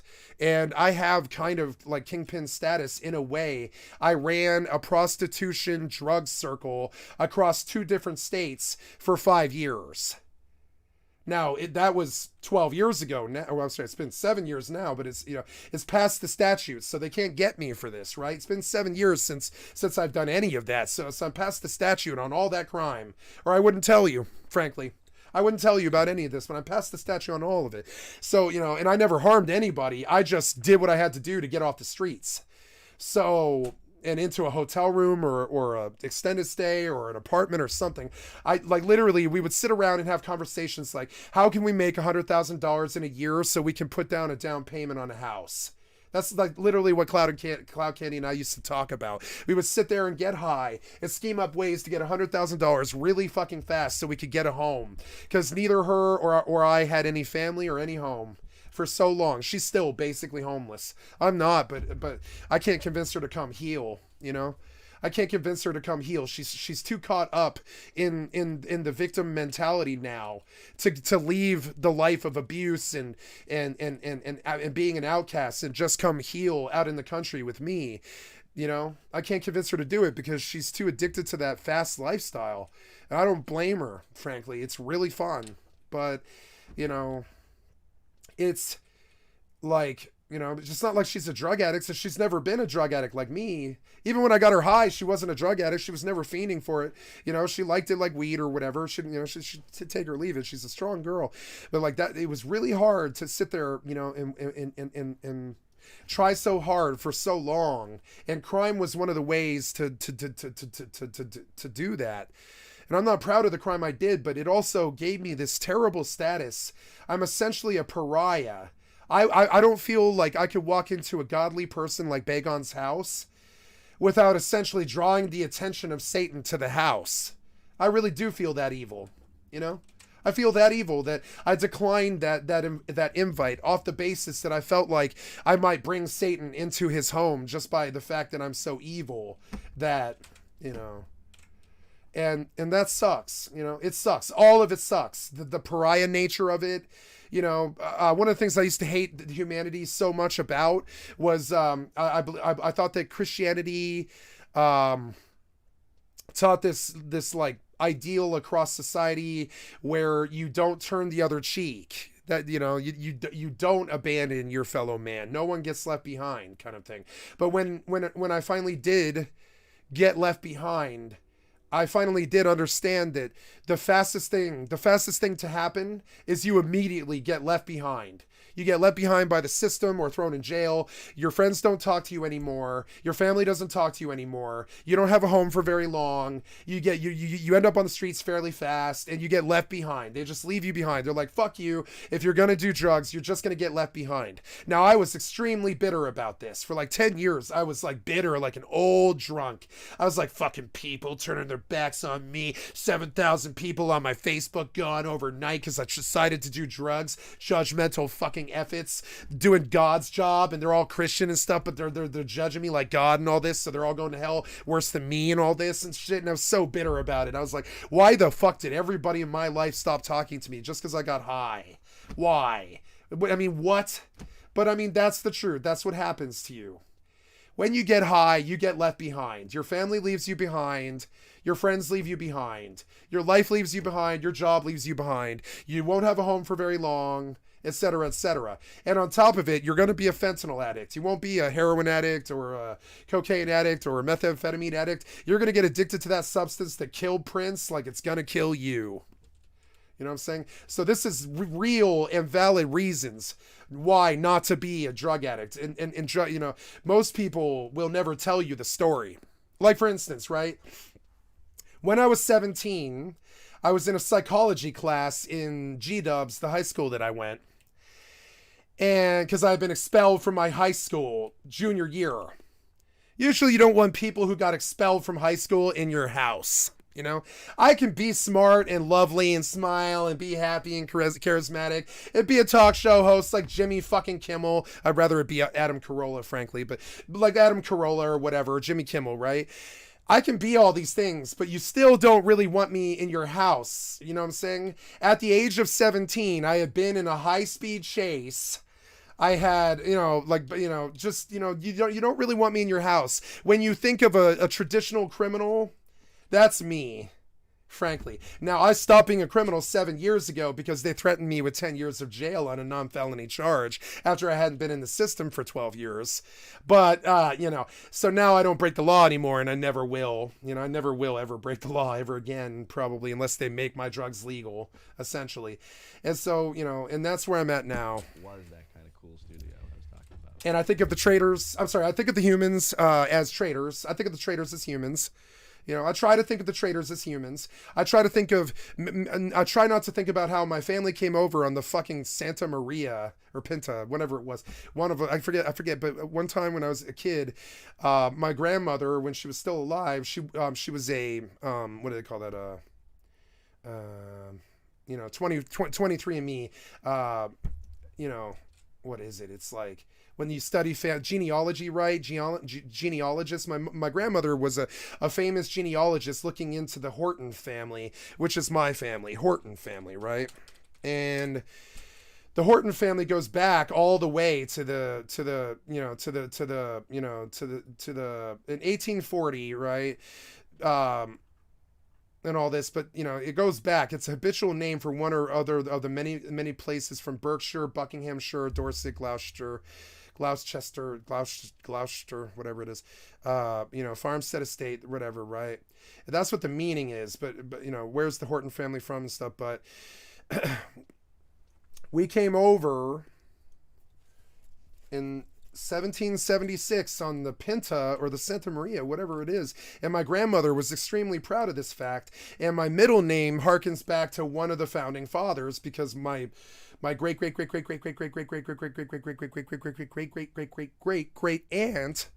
was, and I can't say the name or it gives my identity away, but my great aunt was very famous in the founding father scene, you know?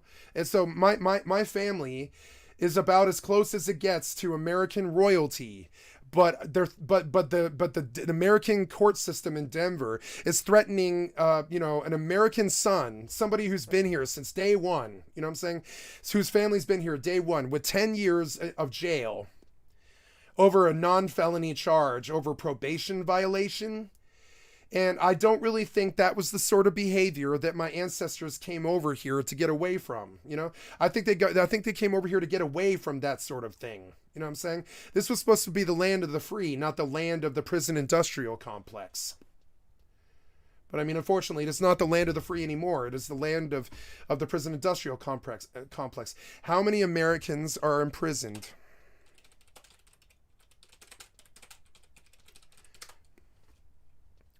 $1.2 million people. It's 6 times the prison population it was in 50 years ago. 6 times it. The crime hasn't gotten 6 times worse. The prisons got 6 times worse. The prison sentences got 6 times worse. The crime was always the exact same crime that's always been. Sure, the internet's new, so there's some like internet crime that's kind of new. But I mean, the crime is the same crime it's always been. So like really, you know, this whole thing about putting, you know, 1/700th of the entire country in jail. And I mean this, 1/700th of the entire country in jail is the acts of traitors.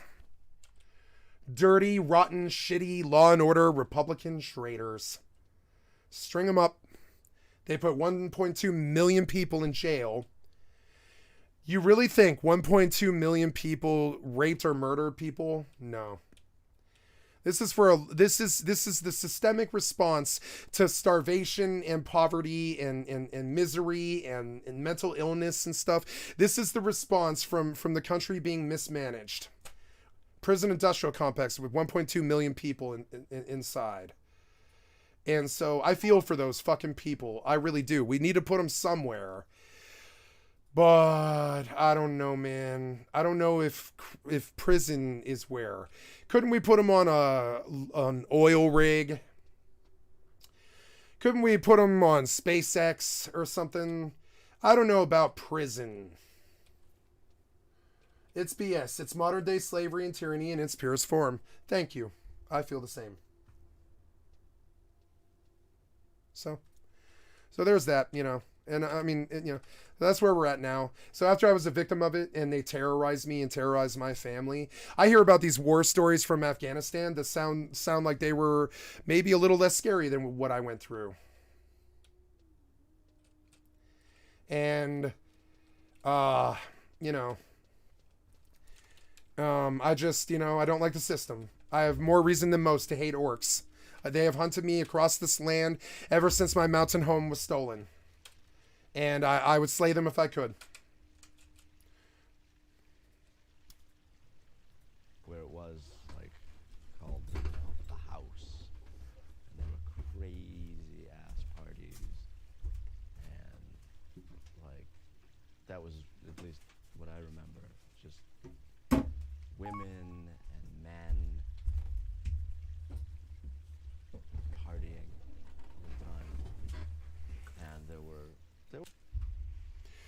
Patrick's got the deep hatred like me. It won't take you good places, Patrick. You got the deep hatred and despair that I've got. And trust me, like, don't be like Skycat. Don't let the rage and the indignation turn you into a screaming asshole on the internet, right?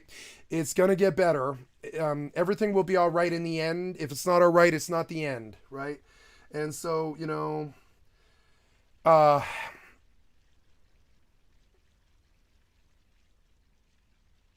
worrying about this all the time, it's an addiction.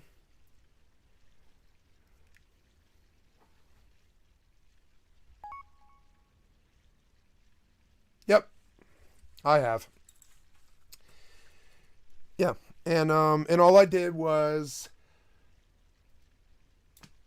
I bought a stolen moped and I had less than a gram of meth and black in the visor of my car because my ex-girlfriend liked to hide her drugs in the visor, and she would hide them in my visor, not hers. Why do you think she did that? Right? She would hide her drugs on my visor. And so when I gave the permission to the cop to search my Uber car, I really thought that I didn't have any drugs.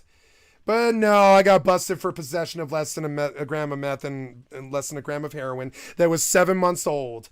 And the cop came to me in the examination room after, and he was like, "Why? We got a question in the cop house here. Like we like you, you know."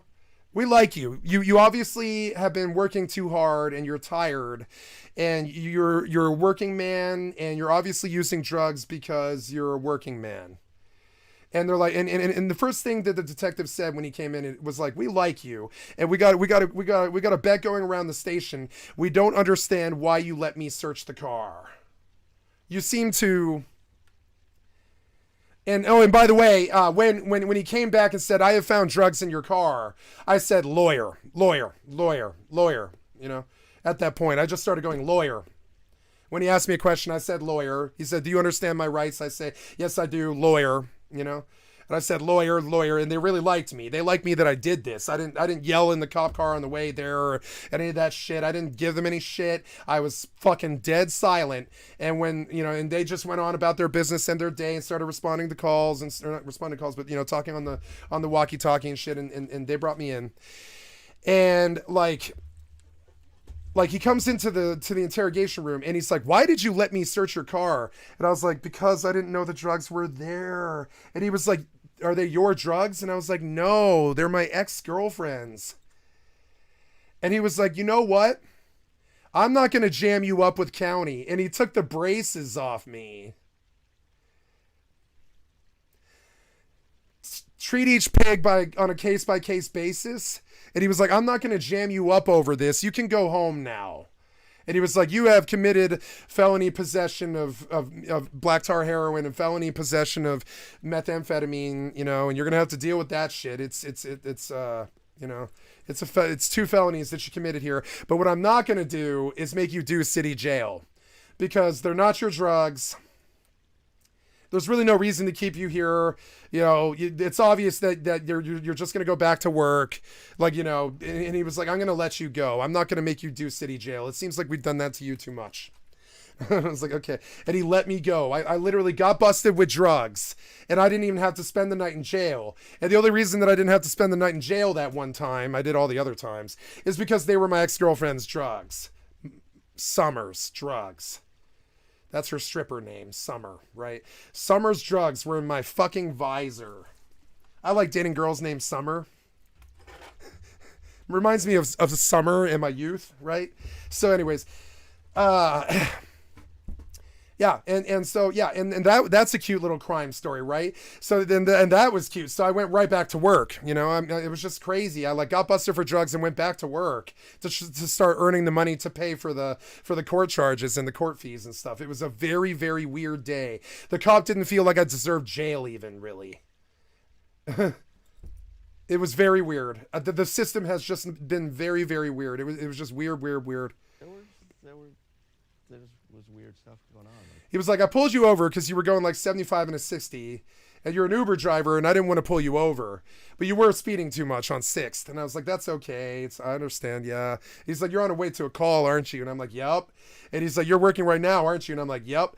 And he did pull me over for speeding. It sucked. And he's like, well, cancel the call because, you know, it was insane. It was just crazy. So yeah, it was just that's a fun little crime story. I have all these crime stories, but the end reality is don't do as Donnie Skycat does. Don't do as Skycat did. Don't do as Donnie Skycat does because it's just like it's like you can't even get high off the drugs in any real form unless you make them anymore. If you're buying them from a dealer, it better be marijuana. Otherwise, it's fentanyl. So otherwise it's fentanyl, right? That's another reason why I only smoke hash, is because the only drugs that I trust to smoke anymore is the hash from the dispensaries. I'm fairly sure they aren't lying when they tell me what's in this, right? But I really don't think any drug on the street is what they're advertising it as. It's just fentanyl. That's it. You want to know why I think this? There's a reason I think this, right? When amphetamines got so bad in the 90s and stuff, the government controlled ephedrine in a very real and verifiable way. Government cracked down on ephedrine, right? So none of the methamphetamine has methamphetamine in it anymore. The only place you can find methamphetamine is in Ritalin. You can't find methamphetamine on the streets. It's a myth. It doesn't exist. It's fentanyl cut with crystals and that you vaporize that smokes like meth and vaporizes like meth, but it's still fentanyl, mainly fentanyl. So the government cracked down on meth, and how they did this was they controlled the ephedrine that reached the streets, right?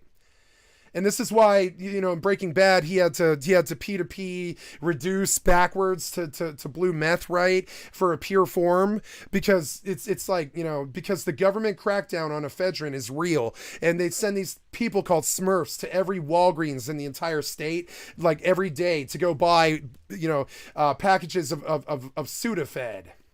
Government crackdown on ephedrine, right? And this is why I think that you can't get real drugs on the street anymore, because the government literally did stop the flow of cocaine and heroin and methamphetamine long ago. In like 1996, around the era of Traffic and Blow, right? Movies, right? The government did pretty much stop the flow of heroin and cocaine and methamphetamine into this country. They stopped it completely. They definitely cracked down on the ephedrine. That's something they could and did do. They made it impossible to find ephedrine in this country unless you buy Sudafed, boxes and boxes and boxes of Sudafed. And how the government looks at that is, if you want to be a Smurf and you want real methamphetamine still in the year 2020 or whatever, then fine, go buy the 200 boxes of Sudafed and shake and bake cook in your crappy trailer and then overdose on your methamphetamine. It's fine. The government doesn't really care, right? But they absolutely did crack down on the ephedrine, right?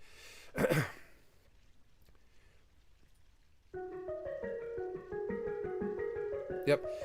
So ephedrine can be an extremely strong tool, but it's also incredibly dangerous. It'll stop your heart. It'll give you a heart attack. It's like a very bad drug in a way, like cocaine. So they're trying to get ephedrine someplace other than chemicals now, like, you know, chemists, because they can't stand the government. And I'm sorry, the dealers and the drugs people. They can't stand. Oh, thank you so much for the follow. I appreciate it. And they can't stand, No, you're the loser. That's why you keep calling me loser all day, dude. It's called projection. Do you know what projection is? You want to know why you keep calling me a loser all day?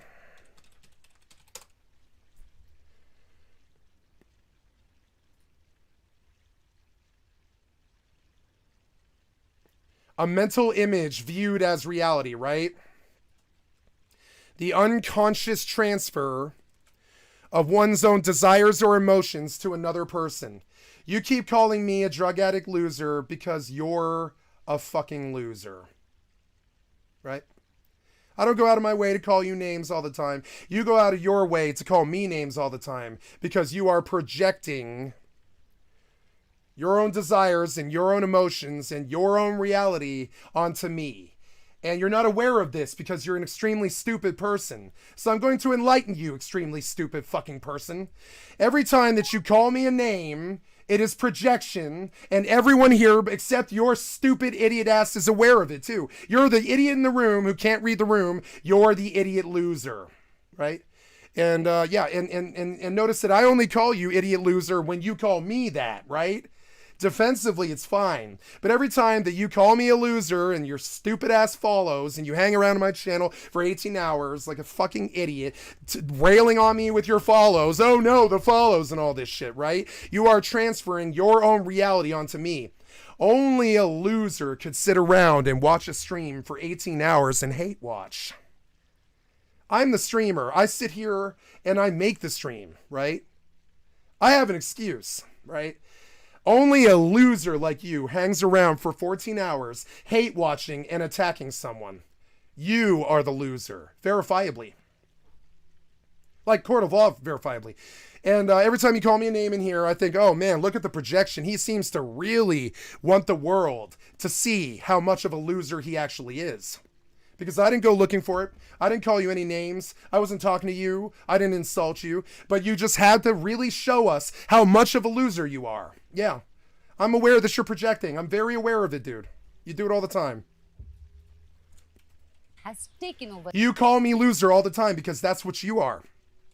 And you can't handle it. And you project on me all the time. I am not a loser. I have a job. I have a life. I have friends. I have friends that I hang out with. You know what I'm saying? Like, I actually have a reality. I have a successful stream with 1,300 follows and stuff. I'm working every day. I have a job. I make money. You know what I'm saying? All these things that you just aren't because you're the thing that you keep projecting. All those things that you aren't, you know? Because you are what you project.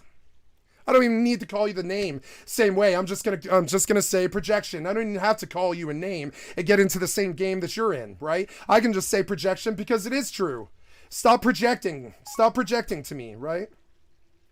Profuse. Oh, I know. Oh, I know. I don't like stupidity, so don't misconstrue my yelling at him as some kind of me being irked. It's actually literally like I have an allergy to stupidity. And so it wouldn't matter if it was him or anyone else. I'm going to do the same fucking lecture because stupidity fucking bothers me. Really dumb, low IQ fucking stupidity really bothers me. It's not that he gets to me. It's that the stupidity is a really, it just has this terrible, terrible effect on me. It's not that he's getting to me. It's that he's so goddamn stupid that when stupid enters into my natural environment, I pretty much do whatever I can to get it the fuck away from me. And it's not that he's getting to me. It's that the stupid has always got to me. I can't be in the same room as a fucking stupid person. You know what I mean? Yeah. I have an allergy to stupid. And drug party scene, living behind. I have an allergy to the number one antibiotic in the world, penicillin. That's always fun. Make me break out in hives and die. Big rash around my mouth. I forget the name. It's some name for it. Big red rash around my mouth and all this. If I get penicillin, I die. Behind. Right? Same. If I have stupidity around me, I die inside. Heroin and cocaine, and this is not limited to any particular Indian state, district or area. Slowly meandering into the Indian drug market, meth or crystal meth consumption and smuggling is giving Indian investigative agencies a real hard time. And this is not just because meth is being smuggled into the country, but also because slowly over time, Indian markets are being occupied by small, tiny, clandestine, sophisticated, functional meth labs. My God, she is beautiful. On 17th May, the Greater Noida police busted one such fully functional meth lab located in Greater Noida's Jaipur village. Now, this lab was set up in a rented accommodation in this... Oh my God. Oh my God. Wow, dude. I literally just got a boner. I literally got a boner. I'm serious. I had the same physiological fucking response as sex. I got a boner. I'm not kidding. I'm like full staff. I got a boner when I looked at it. I went full chub. You know what I'm saying? Oh my God. Village. When you really love something. The UP police busted this lab and arrested 9 foreign nationals. Oh my God. Oh my God. It's so much shit. It's like 800 pounds of meth.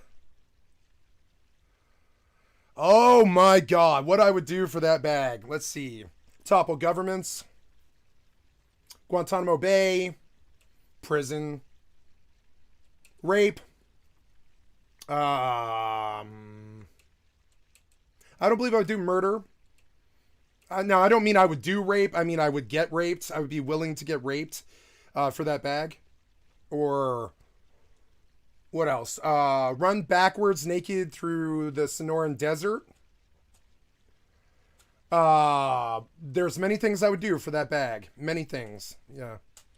These 9 foreign nationals were apparently cooking meth in this lab for approximately almost a year. Police also seized chemicals and meth, high purity crystal meth. Oh my God. Look at all that fucking hypo. Oh my God. Worth rupees 200 crore. According to the sources in the Uttar Pradesh police, this particular building's 2 floors were rented out to 9 foreign nationals who are now in police custody. They were rented out the 2 floors, the first and the second floor, for rupees 40,000. Now, according to the police, I had a friend who really wanted me to do this. He was like he was the cook, right? He was the Denver cook. And he was like, let's move to, I think it was like Tennessee or something. He was like, let's move to Tennessee, go to a trailer, cook meth and retire rich. And I was like, okay. But then he went to jail. these 9 foreign nationals were running the fully functional You cannot prime sub. I am not. What's up, Profuse? Thank you for following. I really appreciate that. Now, if you wish to donate to me, I am not an affiliate of Twitch or YouTube or Kick or Facebook, which are the 4 platforms that I am across. I will drop my website here in a link so you can easily just come to the website if you want. And if you wish to donate, click on the cat's face, and it will take you to a PayPal. Your information is safe, and it's a safe transaction. It's actually safer than Twitch. Twitch is a little bit actually less safe than PayPal. So, and it is a PayPal transaction. And if you give me $1, give me 10 grand. I don't care what it is. And thank you so much for your donation. If you should choose to donate, thank you. And just click on the cat's face like that. It's gonna take you to the page and all that. And yeah, and this is how you donate to me. I never have, nor have I ever will, been an affiliate of YouTube or Twitch. I don't want them stepping on my right to play music on my stream. So I am not an affiliate of Twitch. I'm not an affiliate of YouTube, and I never ever will be, because on Sundays I like rocking out with my cock out right on mic. Eventually it'll be duets, I hope. Anyways, eventually Cloud and I will do duets, I think, when we're older. But right now it's like solo singing, call it karaoke, whatever it is. And so I can't be an affiliate. Twitch asked me to be an affiliate last like June, I think, or something like that. And I just didn't respond. I don't want to be an affiliate of any of these organizations. Now, this makes it harder for you to sub, but also something about Prime subs and all this is Twitch does take like 40% of that. So another thing about this is if you donate through PayPal, all of that money comes to me. None of it goes to Twitch. So yeah. You watch. I love VTubers. Yeah, man, VTubers. I love VTubers. I haven't looked at. I like the girl. My favorite VTuber. I can't remember the name.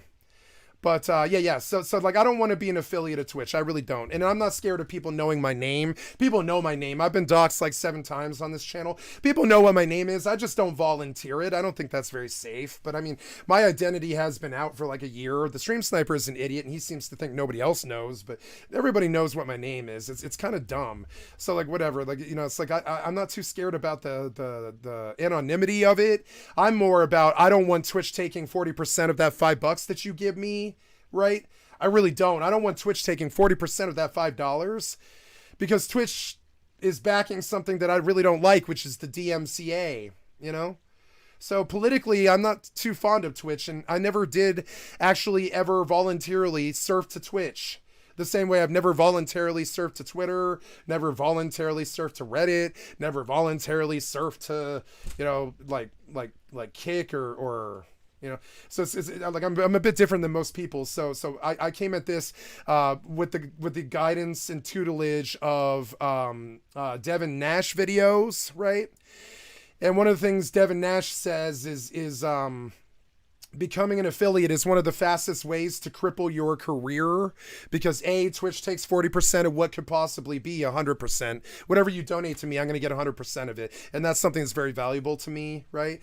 And then also if you take affiliateship, at least up until this year, for 13 years, if you were on Twitch and you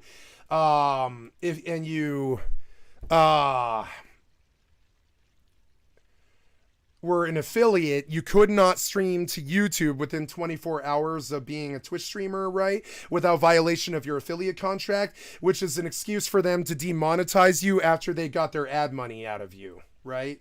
It's an excuse for them to demonetize you. So at no point am I ever gonna be monetized on Twitch or YouTube in a way where they could ever demonetize me. And I'm on a fixed income. I need your money, and it's to help my family and fund my private war against the government. If I ever make a lot of money, I will take your donation and I will use it to take a lobby to Washington and try to get them to legalize selling online currency.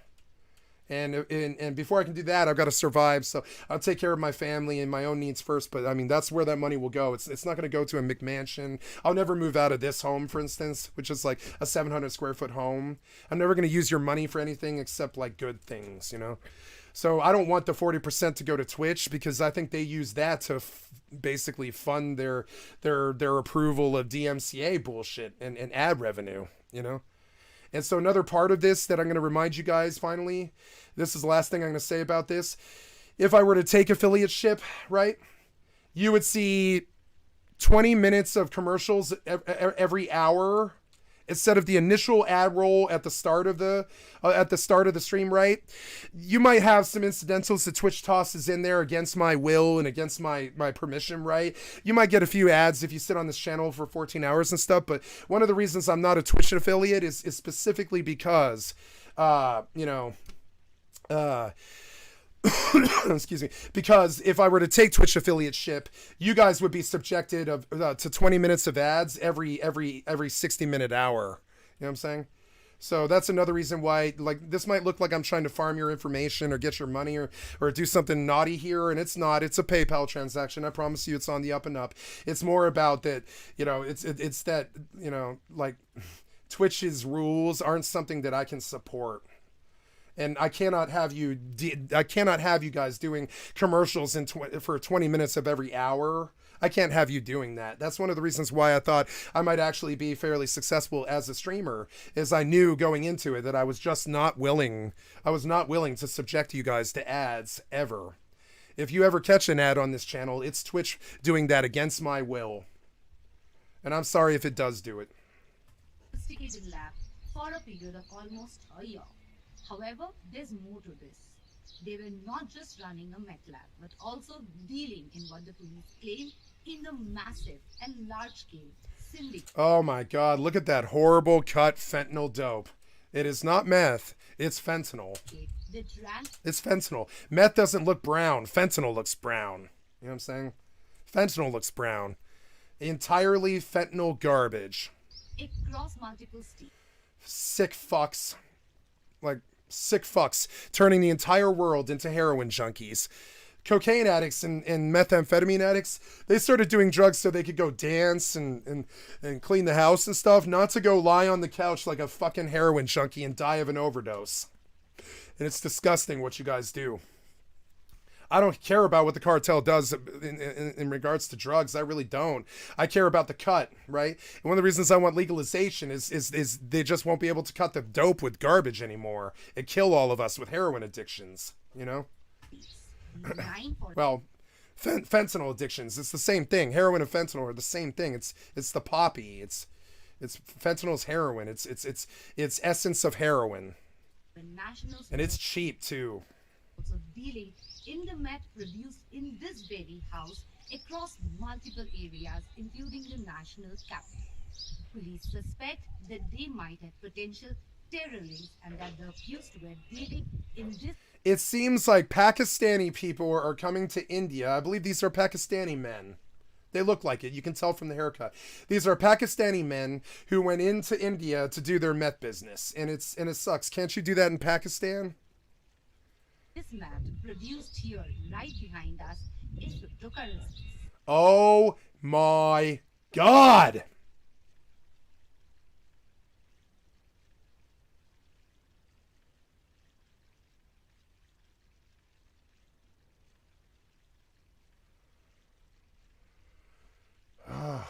Every once in a while you see something that's just so gobsmackingly crazy that you're just like, wow, am I really watching this right now?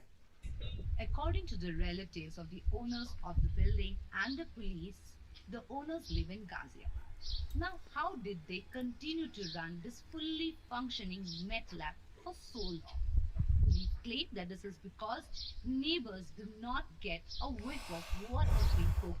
I want to see the my favorite VTuber. I like their voice a lot. She was on Asmongold, I think. We'll go see. Oh my God, so many tabs. So, Asmongold, VTuber. Thank you so much for the follow. Projection. Show one more stream. そうなんですよ。私スタンプ全部自分で書いてて。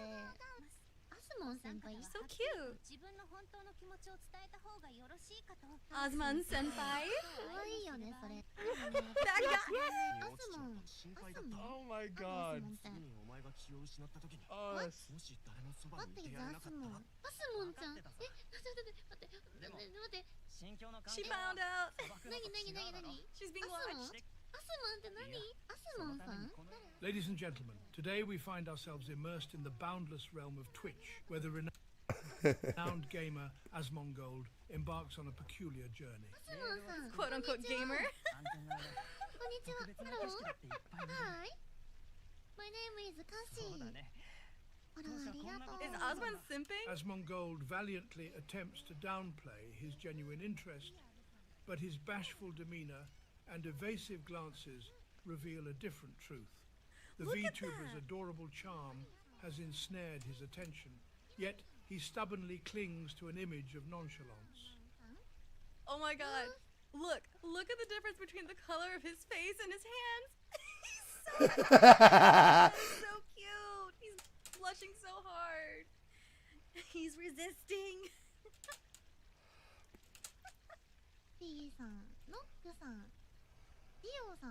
Notice how Asmongold adamantly clings to his embarrassed act, refusing to acknowledge the undeniable allure of the VTuber's whimsical performance. Thank you. She's cute. America? Who can resist the charms of a cute cat girl? For the viewers at home, a necessary reminder. No one, and I want to repeat, no one is forcing Asmongold to keep watching. Thank you. Man, the porcelain teeth that they gave him are really good. Did you know that he lost all of his teeth because he drinks like two gallons of soda every day or whatever? So he lost all of his teeth. And so now he used to go, like block his teeth, you know. I have yellow Met teeth, you know, but they're not as bad as his, you know. I have like smokers like yellow teeth, you know, Met teeth and stuff. But I mean, like, I'm gonna do what he did. I'm gonna get porcelain fronts if I ever have any money. One of my teeth are something that really worries me a little bit because I know they're meth yellow. And I go to the dentist a lot, and I definitely brush my teeth at least twice a day because I'm really worried about it, you know. And nice to meet you. Arigato. This isn't her though. This is somebody else. Asmongold VTuber. I want to see the other girl, and I want to go directly to the channel and follow her because she's funny. Asmongold VTuber, right? Thing. We're looking for why are VTubers blowing up at the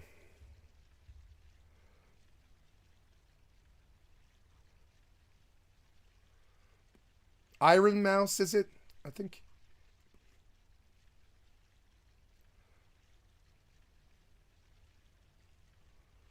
Oh, he blushed. Wow, he blushed.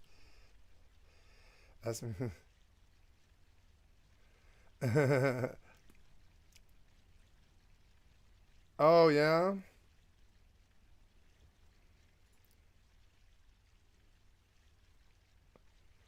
Oh, come on. Are you serious? Who the fuck cares about McConnell? What's the one that I saw earlier? I saw that post and I was like, I know you like cat girl maids, but what about a fox? I forgot that I tweeted that. It's a really good tweet. I would like cat girls. I was a cat girl for, I'm a Taru now, but I was Mithra for 17 years. I was the Sky Cat, right?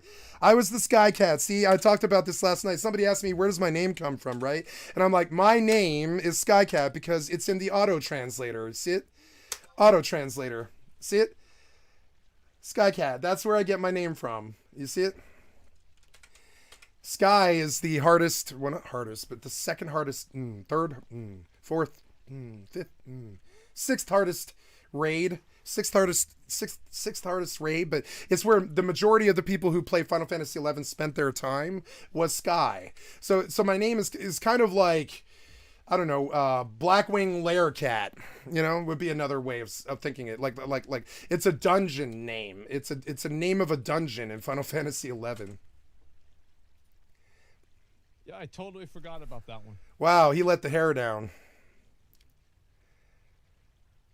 I mean, it's a good point. It sucks that cat girls aren't real, you know? Fuck. Yeah, I forgot about that. Wow. Going for the full Jesus, I guess.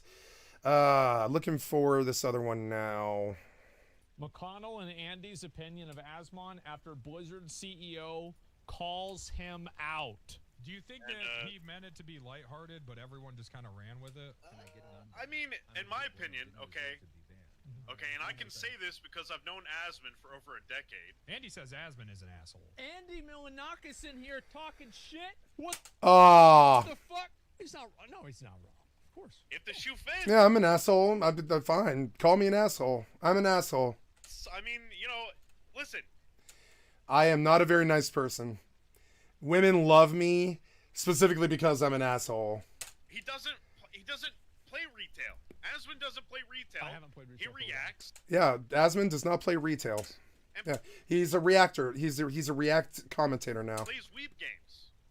So I don't know where his expertise of And he plays weeb games. Yep. the game is coming from these days.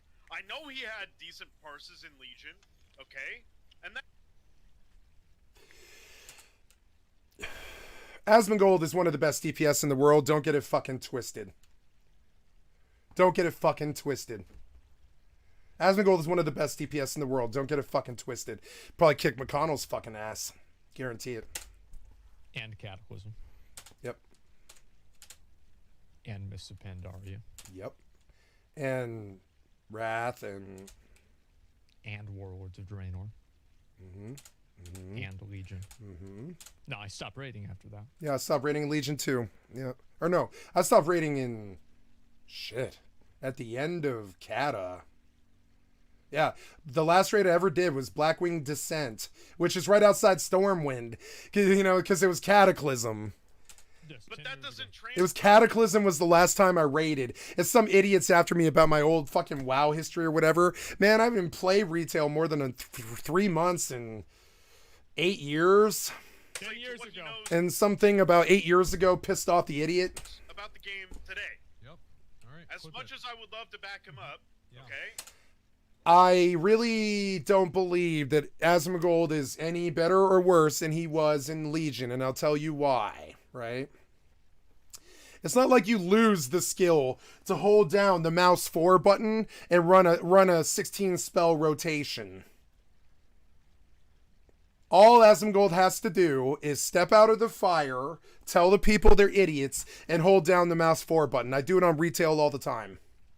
That's it. And he can parse with the best in the world. The best raiders in the world aren't shit, and they don't have any skill. They'll die in simple games like Fortnite and shit because they don't have any skill. They think standing in a raid and moving out of fire and holding down the mouse 4 key to run a rotation somehow equals skill. No. This guy actually has skill. I've seen him play Overwatch. I've seen him DPS in raids. He's not bad. He is my friend. I'm just saying, it's not there anymore. Yep, who's gonna hate threat? Are you mad at him for not playing retail? Because how many people are playing retail? How many people playing WoW retail? You know what I'm saying?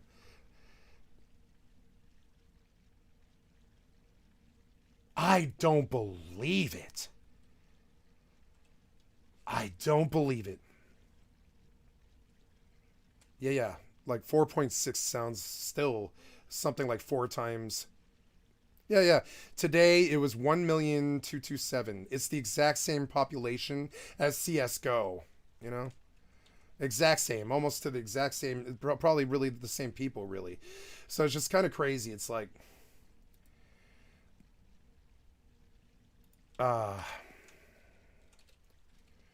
forgot. I have to go back to Devoid, but I warped, I think, which sucks.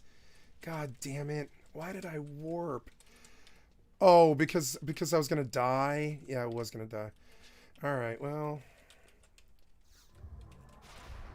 I'm going to go back to fucking Devoid now. Oh, no, I think I got the manual now. So at least, oh, yeah, I think I can, really skip a lot of the work now. I think. We'll have to see. I don't know if I got a survival guide or not. Maybe I can jump to Devoid now with the Unity warp. Or I can at least go to the zone that it's in. Yeah, do you have Devoy? You don't. You have Carpenter's Landing for some reason, but not Devoy. I mean, Carpenter's Landing is a zone. But yeah, it seems weird that you only did Pashao and not Bordeaux or... Oh well, that's alright. So I'll go... Oh, yeah, aren't I supposed to talk to the goblin every day or something? I don't know. I can't do daily shit. It's just never inherently been something I mean, I did a lot of dailies in my life, like 7,000 dailies or something, but dailies are never something that I'm very happy to do. And daily things are something that I never remember to do.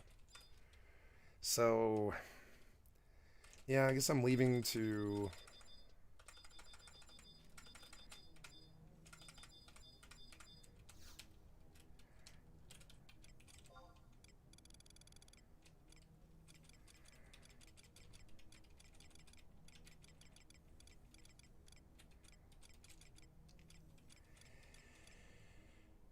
Going to Windurst, I guess, yeah, to port.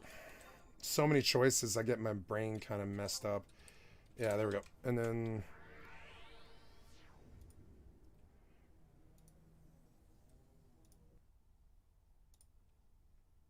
Inside this building, as you can see behind.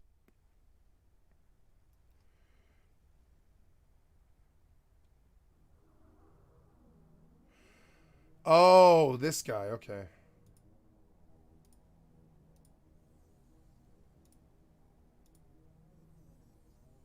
There were drugs. There was definitely drugs, and there was this weird punch. There was always this weird punch bowl. You just drink out of it, and then. Yep. There'd be acid. It was like seltzer and acid. Like fruit, fresh fruit. Alcohol and acid.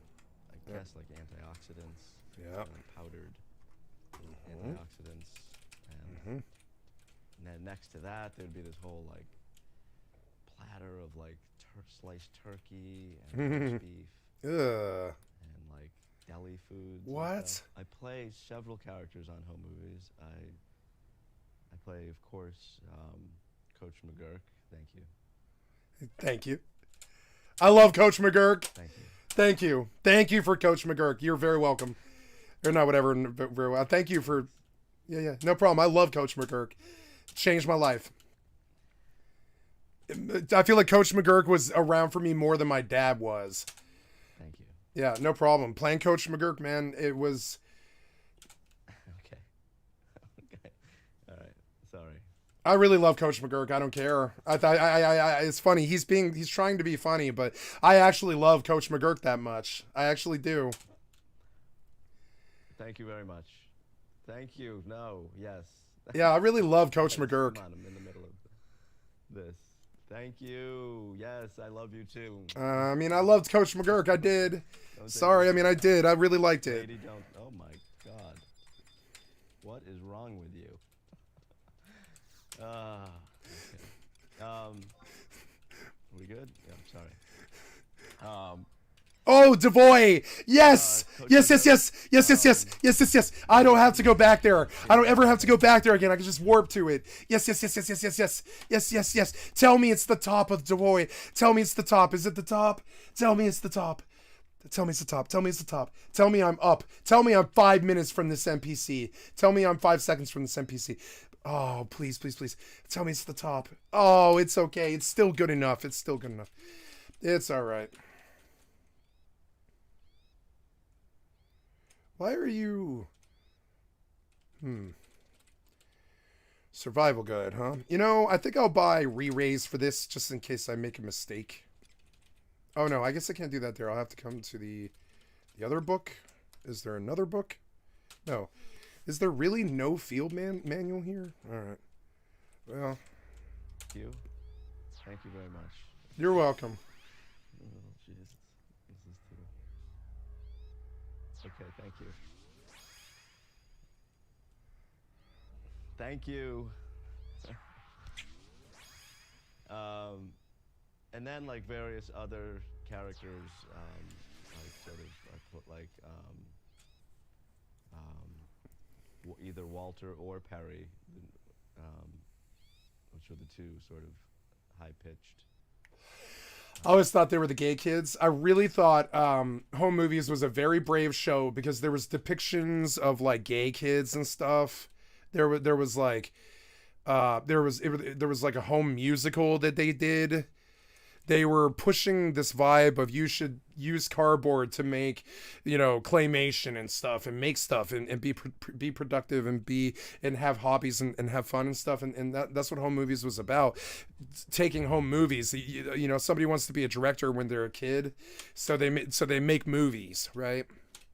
And that's what Home Movies was about. And it was a piece of my childhood because while I wasn't neurotic like Brendan Small, and I didn't have like neurotic tendencies like Brendan Small does, I definitely had the creatives, like a creative kid's life like Brendan Small. And that stuff about making my own musicals and making my own like videos and directing and writing and shit like that. I used to put on plays for my family and shit when I was a kid with my best friend. Like she loved the stuff that I wrote. And when I was like 6 years old, I would do shit like that. And I don't do shit like that anymore. But I still think it's really a good time in your life when you're like, I don't know, like 6, 7 to about 12 or something. And you're just like interested in something. So you want to make a video game, or you want to make a claymation, or you want to make a music video or something. And that's what Home Movies was about. And I thought it was an extremely important show in a way. Because I think so many kids were kind of trying to grow up to be like these cool kids and wear like drip and be like gangsta or hip hoppy or, you know, punker or something like that. Everybody is in a cliche or clique or something like that, right? And Home Movies was about, no, just be a dork in your basement and make movies with your friends. And don't try to be anything that you aren't. And don't be putting on shows or masks about, you know, who you are or how unique you are. And Home Movies was very powerful in its execution of this. It was like a television show for the black sheep kids of the family who like happen to know, like my best friend, she knows pi to like 200 places or something like that. She's got it memorized, and I've tested her before too. And we don't know why she did this. She just did it. She wanted to memorize pi, so she tried to, and she got like 300 places or something and then quit. And I don't blame her for quitting because it's hard to do. But I mean, like, really, you know, like, why did she do that? And that's the kind of thing Home Movies was about. Why would she learn pi to 300 places? But she did, and I like that idiosyncratic love stuff. They kind of hinted at it with idiosyncratic love in Scott Pilgrim. Scott Pilgrim was all about that too. Be someone who is just true to themselves. You know, don't be this like cool kid trying to put on like a facade or something like that. Just be yourself. And Home Movies was like an anthem about that. It was like for the theater kids, you know, the kids who used to make television shows in their basement and make like costume dresses and makeup and write a script and all that, right? That theater kids. I know because I came up around a lot of theater kids who went to the Denver School of the Arts who did stuff like that. And Home Movies, it was a beautiful nod to freaks, really. I would say freaks, really. It was like, are you a weird freak who makes his own claymation or writes his own poetry or, you know, makes I had a friend who used to come in my stream who makes Lego stop-mation, and he was like, will you show my Lego stuff on my stream? And I was like, yes, I will. I absolutely will. And like 3 or 4 times I like watched, I looked at his videos on my stream, and he was very happy to show off his Lego stop-mation. And I like creative stuff. You know, I'm a creative. And wait, did I die? No.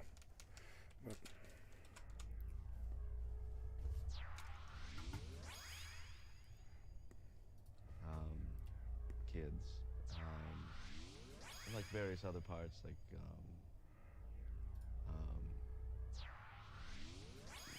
Dr. Pussy McGee, play Pussy McGee. Pussy McGee was funny. Rabbi Jewerston. Nice. Rabbi Jewerston, I think, for like 2 episodes. Yep.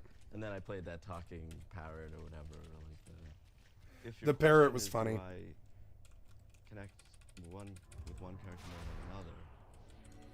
Yes. Yes. Yes. Yeah, yes. Yes. It's none of your business.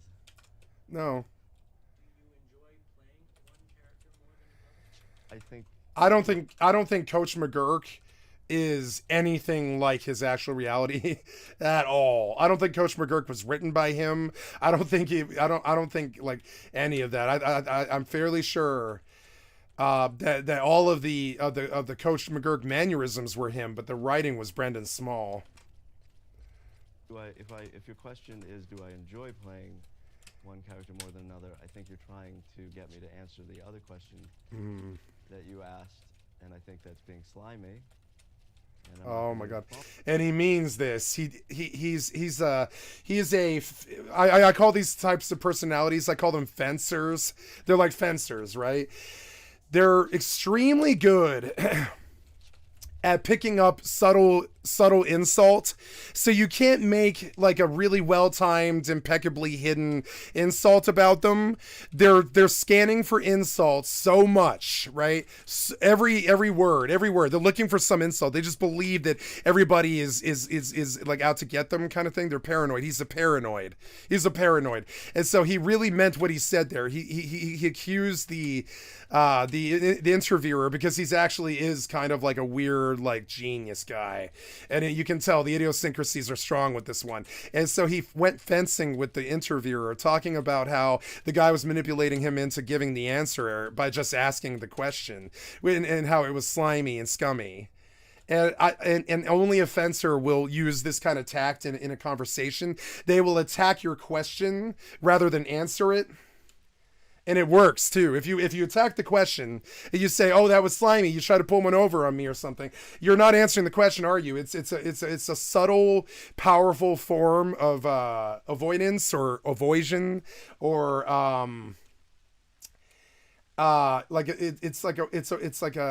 when you dodge a question, it's like he's an artful dodger. He's dodging the question very well. Because he doesn't want to say, he's been told by his agent to never say one character was better than any other character, because it shows favoritism for the show.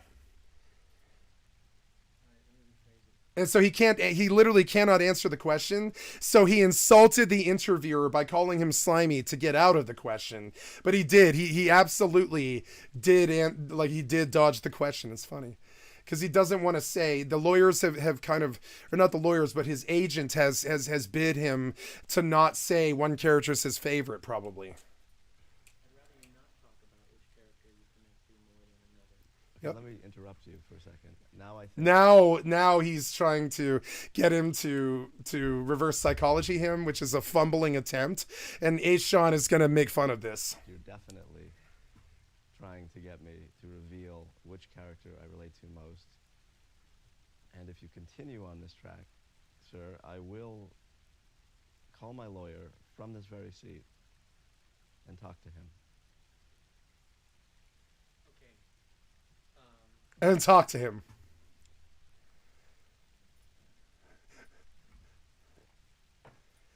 Honestly, because the lawyers will probably be pissed if he says it. If he answers the question on the DVD, and he lies and says home movies, right?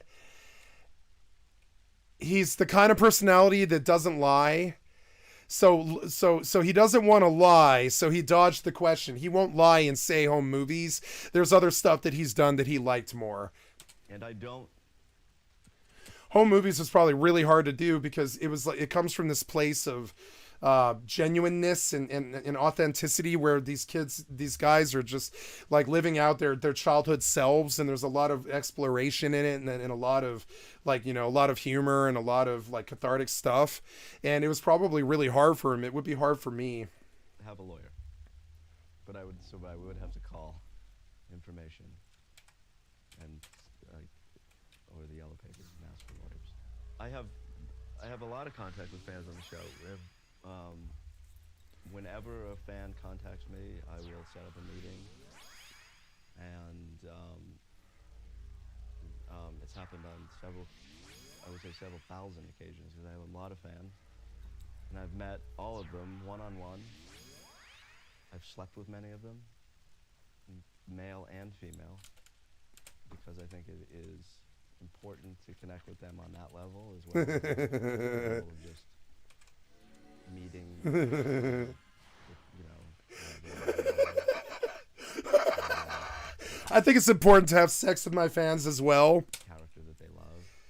And I'll just arrange a meeting with anybody who asks. Granted, I don't sleep with all of them. Some people are extremely... I might not sleep with you if you're male. No, I won't. I won't. You're ugly. You're much uglier than I thought you'd be.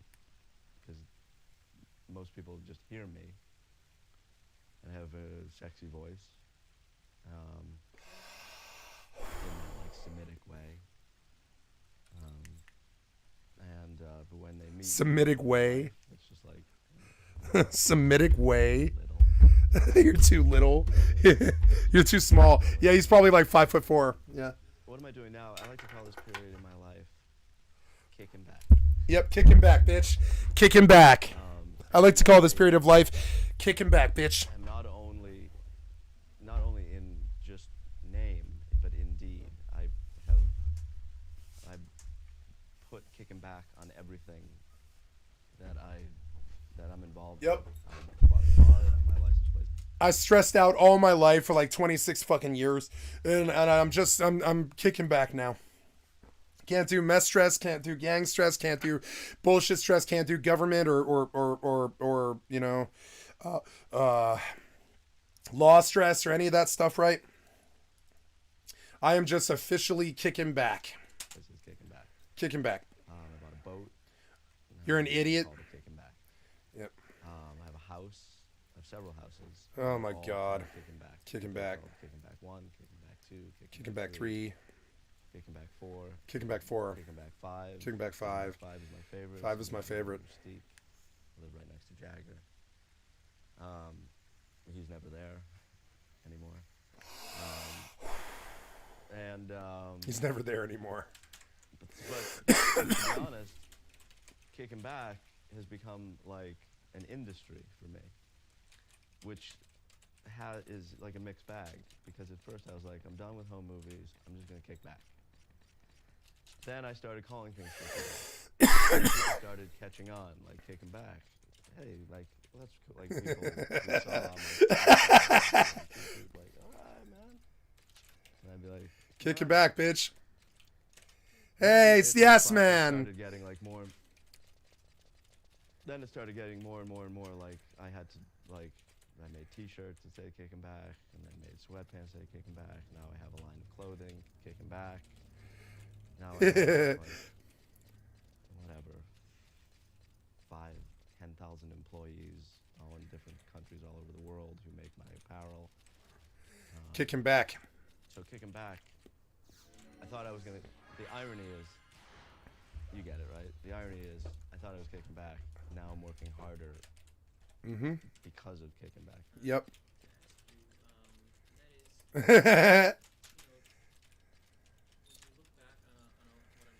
That story was very funny, actually. The ending was good. And I learned this from my grandfather. My grandfather died a very old man. But the last 10 years of his life, he only remembered one story. And it was something about picking up a paper, like a newspaper, like off the ground. And Oh my God, if my mom does this, it's gonna drive me fucking crazy. I've noticed that one of the things that my mother still rides my ass about when she's having like a old person moment, it's kind of like maybe early onset, a little bit of she is terrified of dementia, Alzheimer's, right? She's terrified of it because she has such a good brain. She's got a better brain than me, and she never did any drugs. So like she's got such a good brain, and she's terrified of fucking losing it. She's read so many thousands of books and stuff. Her intellect was like an investment in her case, basically. And she's terrified of dementia, but when she gets in her like occasionally she'll kind of like have an old person moment, and you can tell her memory isn't quite what it used to be, and she'll kind of like revert to a child a little bit when she's upset, and she'll bring up my attempted suicide. And of all the things, I'm guessing if there was one thing in my life that I don't want to be reminded of, it's that. And I'm guessing that's the one that she's going to get stuck on. And I think the suicide scared her so bad that it's indelibly burned into her head, the attempted suicide. And I think she's going to plague me with it in her old age, and she's going to bring it up constantly.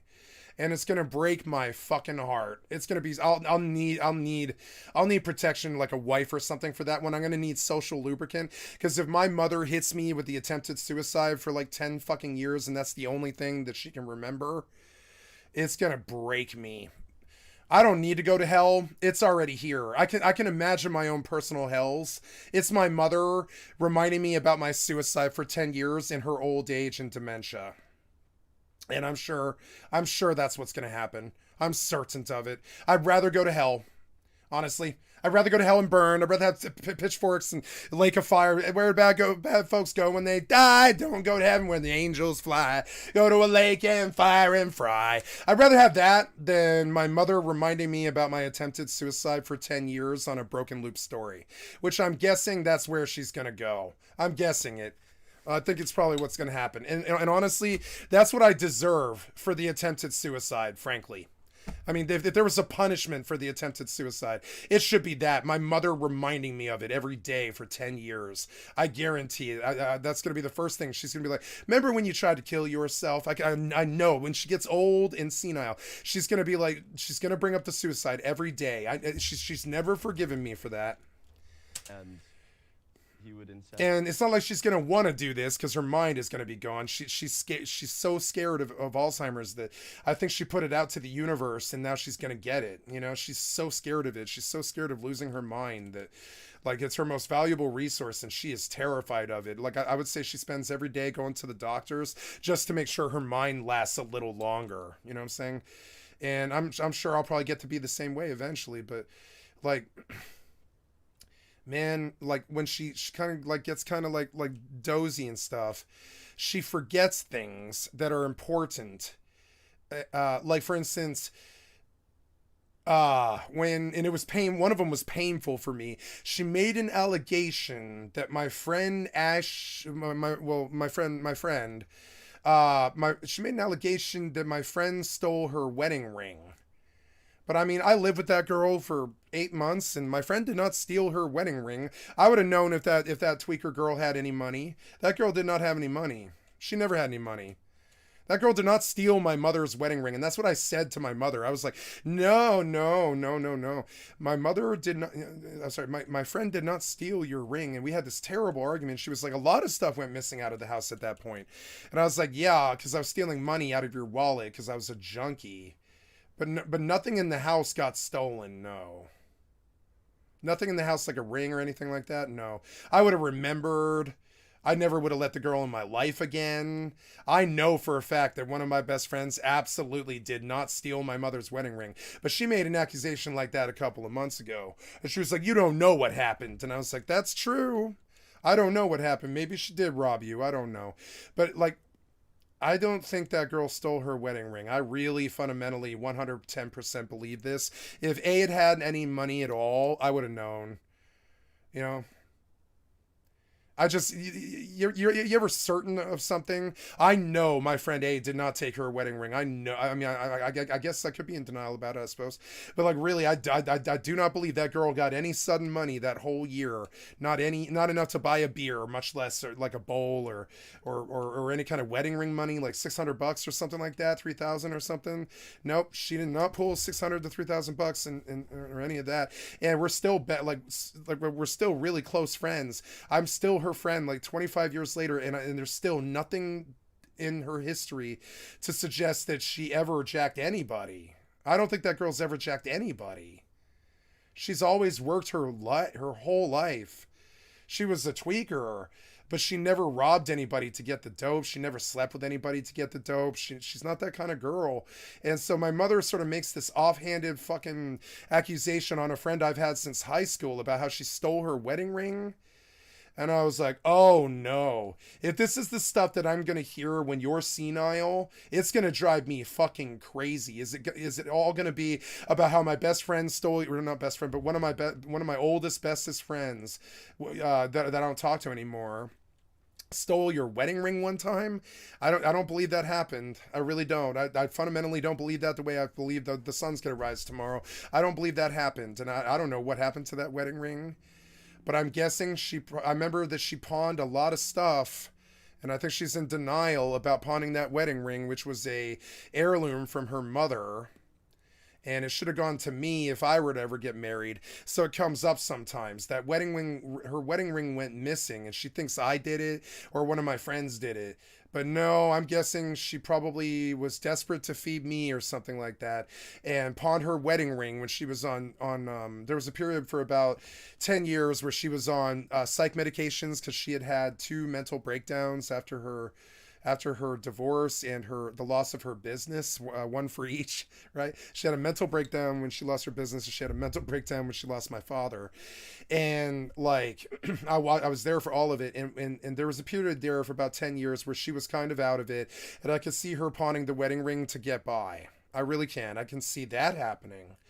But I really cannot see my friend jacking her.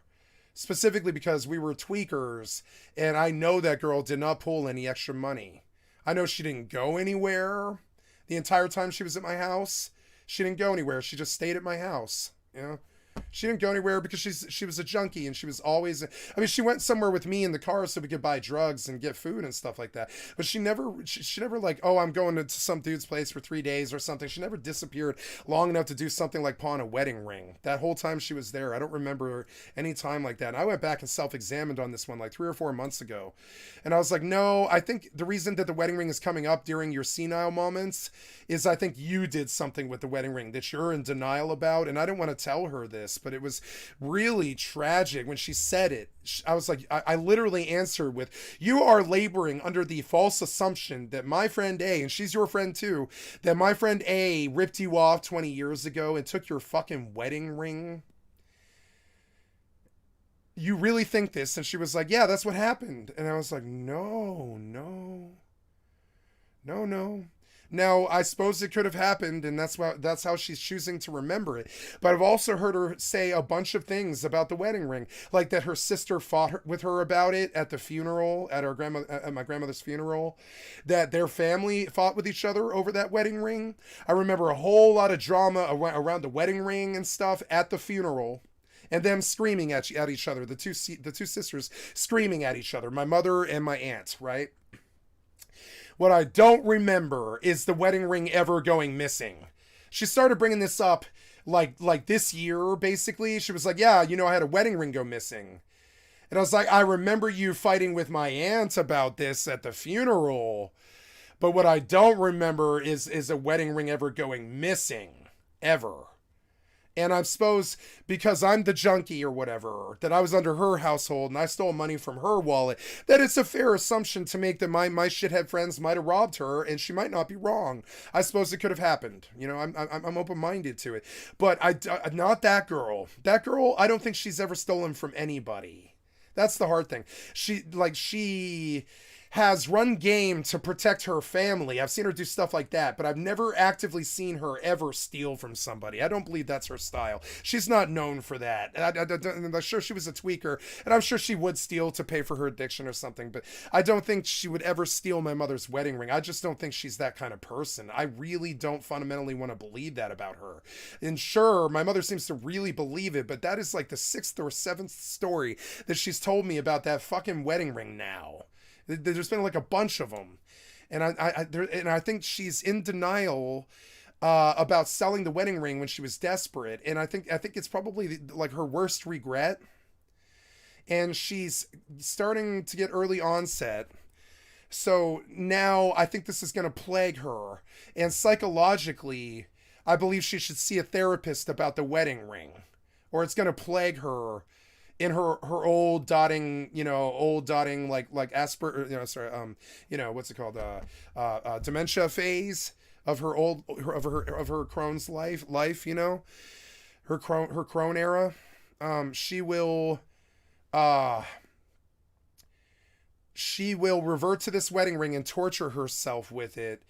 So like now I feel like building a psychological therapist plan around it, but I can't do that until I have control of the money. And I will force her to go to therapy about the wedding ring because I know her. She's going to think I did it or my friends did it.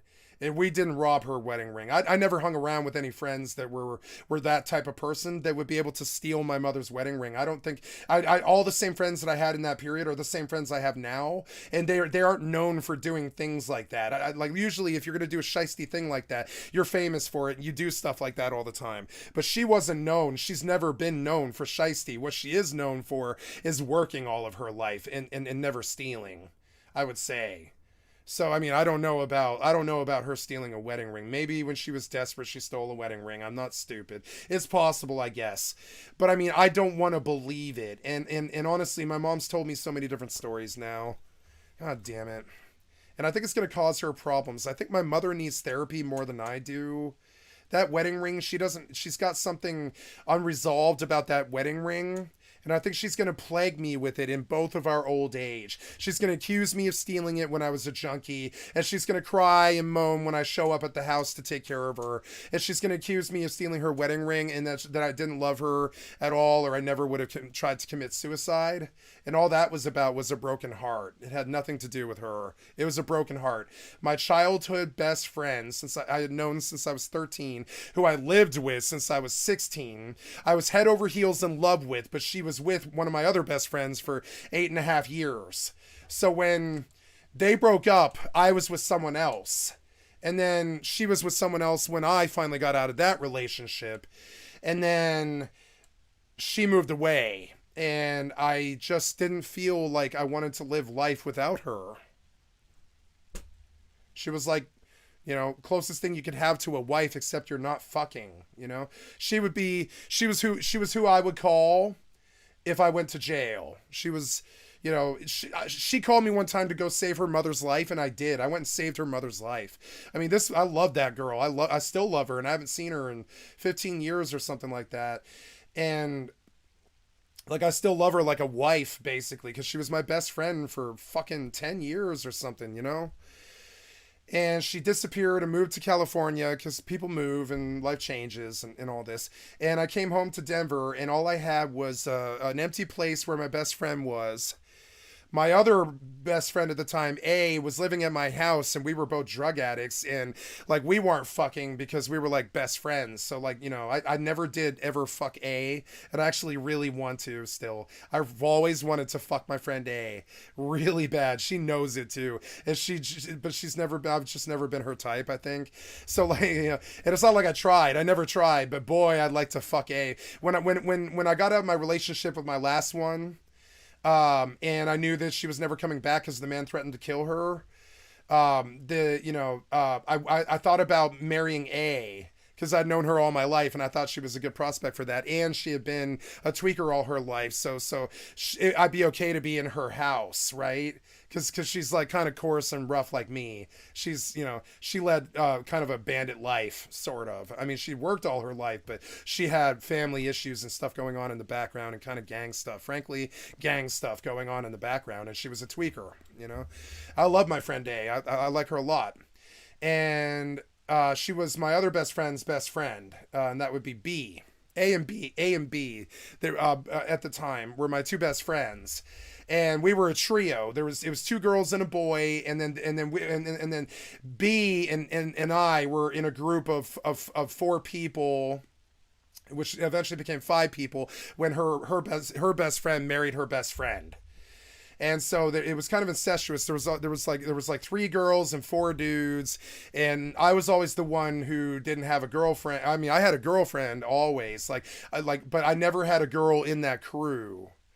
and one of them got married. They've been married all their lives, and the other girl left for California, and I got so depressed when she was gone. That's B, and A was so depressed when B was gone too that we descended into like a drug fueled haze while we stumbled around lost without my friend B, because we had that trio since both of us were like 13 years old, 14 years old. So it was 14 for me, 13 for them. They met in Bailey, Colorado, and both of them were victims of rape, and they were very close. And I came to that circle, and I was like the guy who protected them. And I came, and I was the best friend who protected both of them for like 10 years and stuff. And I was just close with them. They were like my best friends. I love both of them to death. I would have fucking married either of them, and I would have fucked either of them. I mean, I love those women. They were like my best friends. I don't know why I had two women as best friends when I was a teenager, but I absolutely did. And when B left, I tried to kill myself. I'm still so sad about losing B. 15 years later, I'm still sad about it. She pulled a skycat and she ghosted. And I learned from B. I learned from B. B left our lives and she just ghosted. She never called us again. She never ever wrote to us on Facebook. She removed us off Facebook. We knew that she was out in California and she had talked to A. She still loved A enough to let her know that she was alive, but she never loved me enough to even tell me she was alive. And I really took that pretty well. Pretty. I didn't take it well. I took it pretty badly. Like she kept telling A that she was alive every like 3 or 4 years. And I was like, motherfucker, you were like my best friend for 10 years and then you just never spoke to me again. And like, you know, I get guilty when I think about stuff like this, and I think about it, and I'm like, you know, and I write my friend and I say, thank God you're in my life.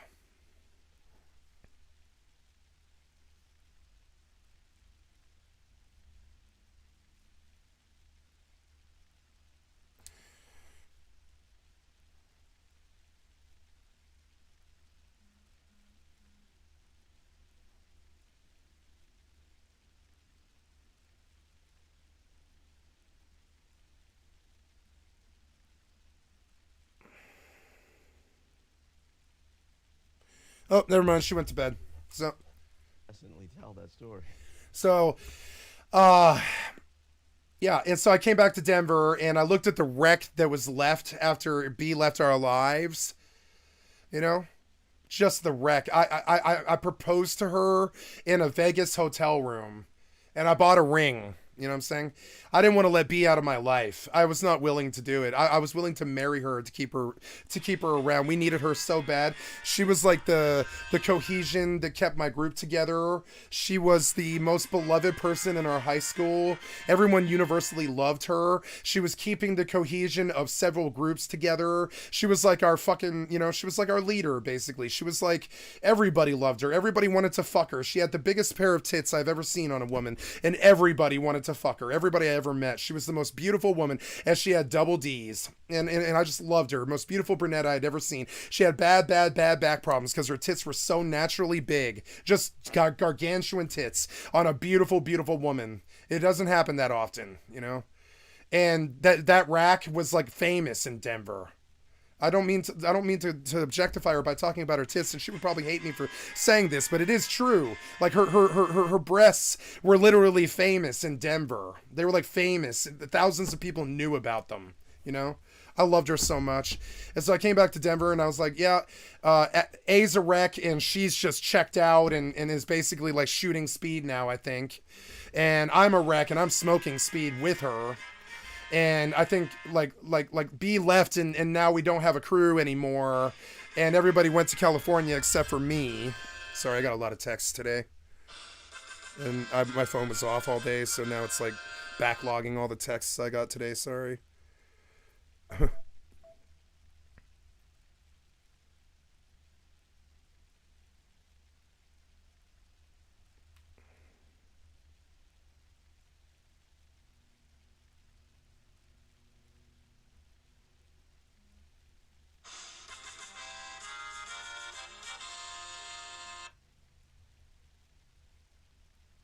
Okay. Sorry about that. So,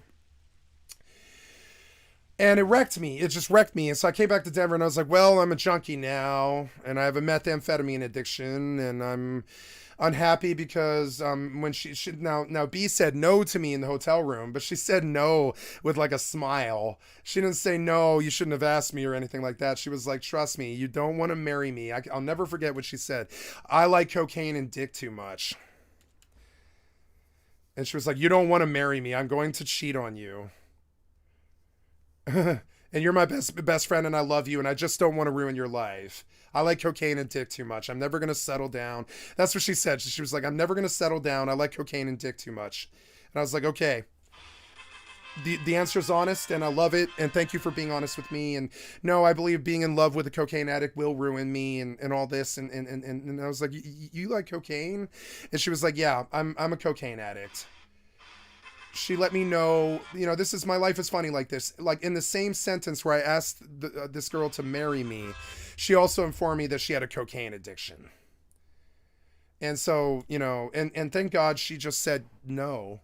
Had I chased her, I think it would have ruined my life. And it was a good thing in the end. But losing her, I came back and I saw the wreck that it just turned my friend A, that was her best friend all of her life. She never dreamed that B would leave Colorado. That she just never dreamed.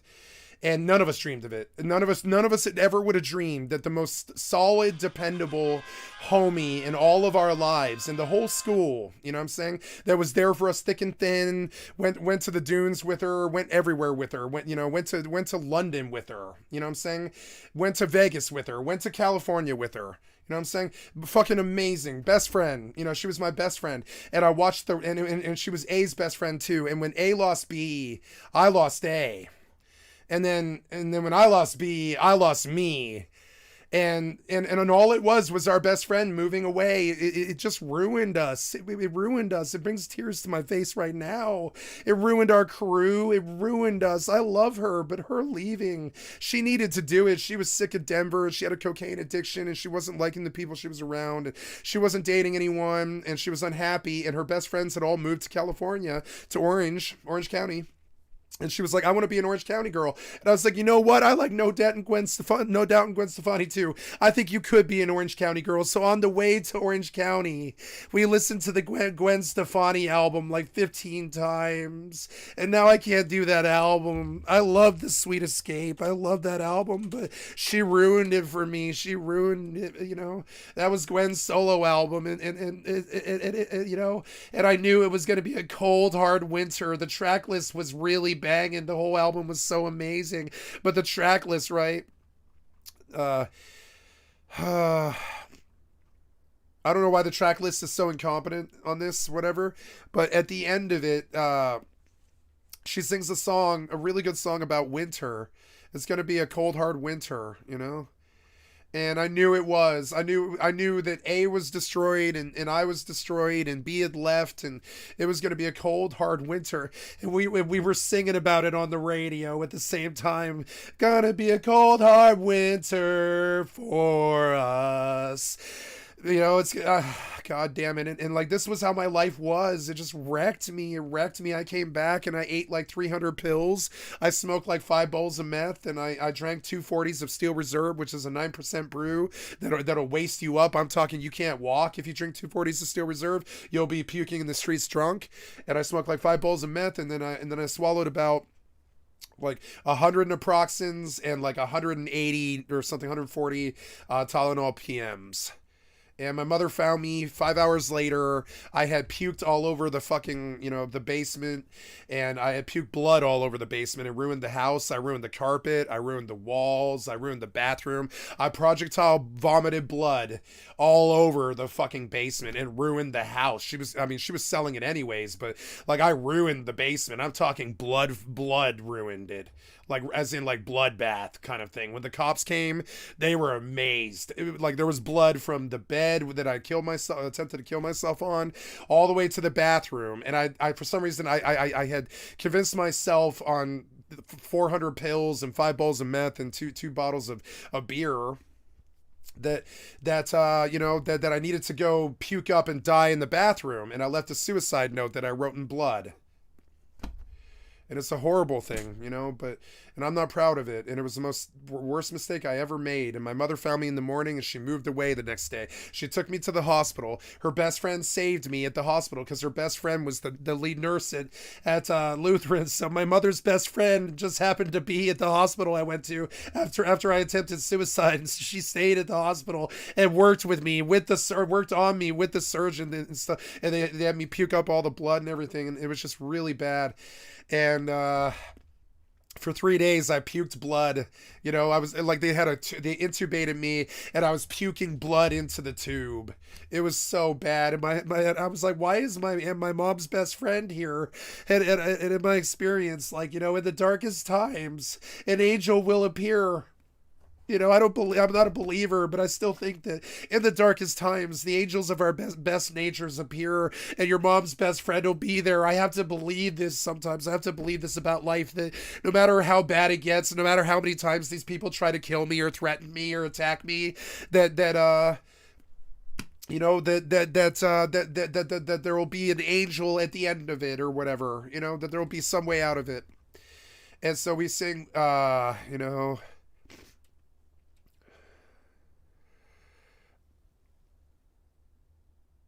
I don't know what the name of the song is anymore. Early Winter. There it is. Early Winter, right? So, yo, you know how to get me so low. My heart had to crash when we spoke. I can't fix what you broke. And you always have a reason again and again and again and again. This feeling, why do I give in?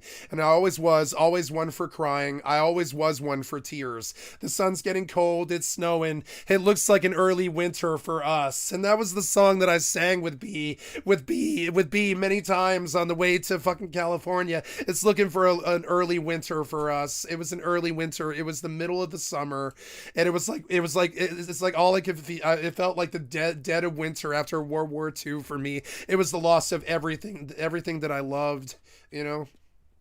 And so I just attempted suicide. It had nothing to do with my mother, not even one bit. She took it personally, and she thought it was because of her. And I'm sure I left something in the note that probably pissed her off. She kept the suicide note, which was written in blood, you know. But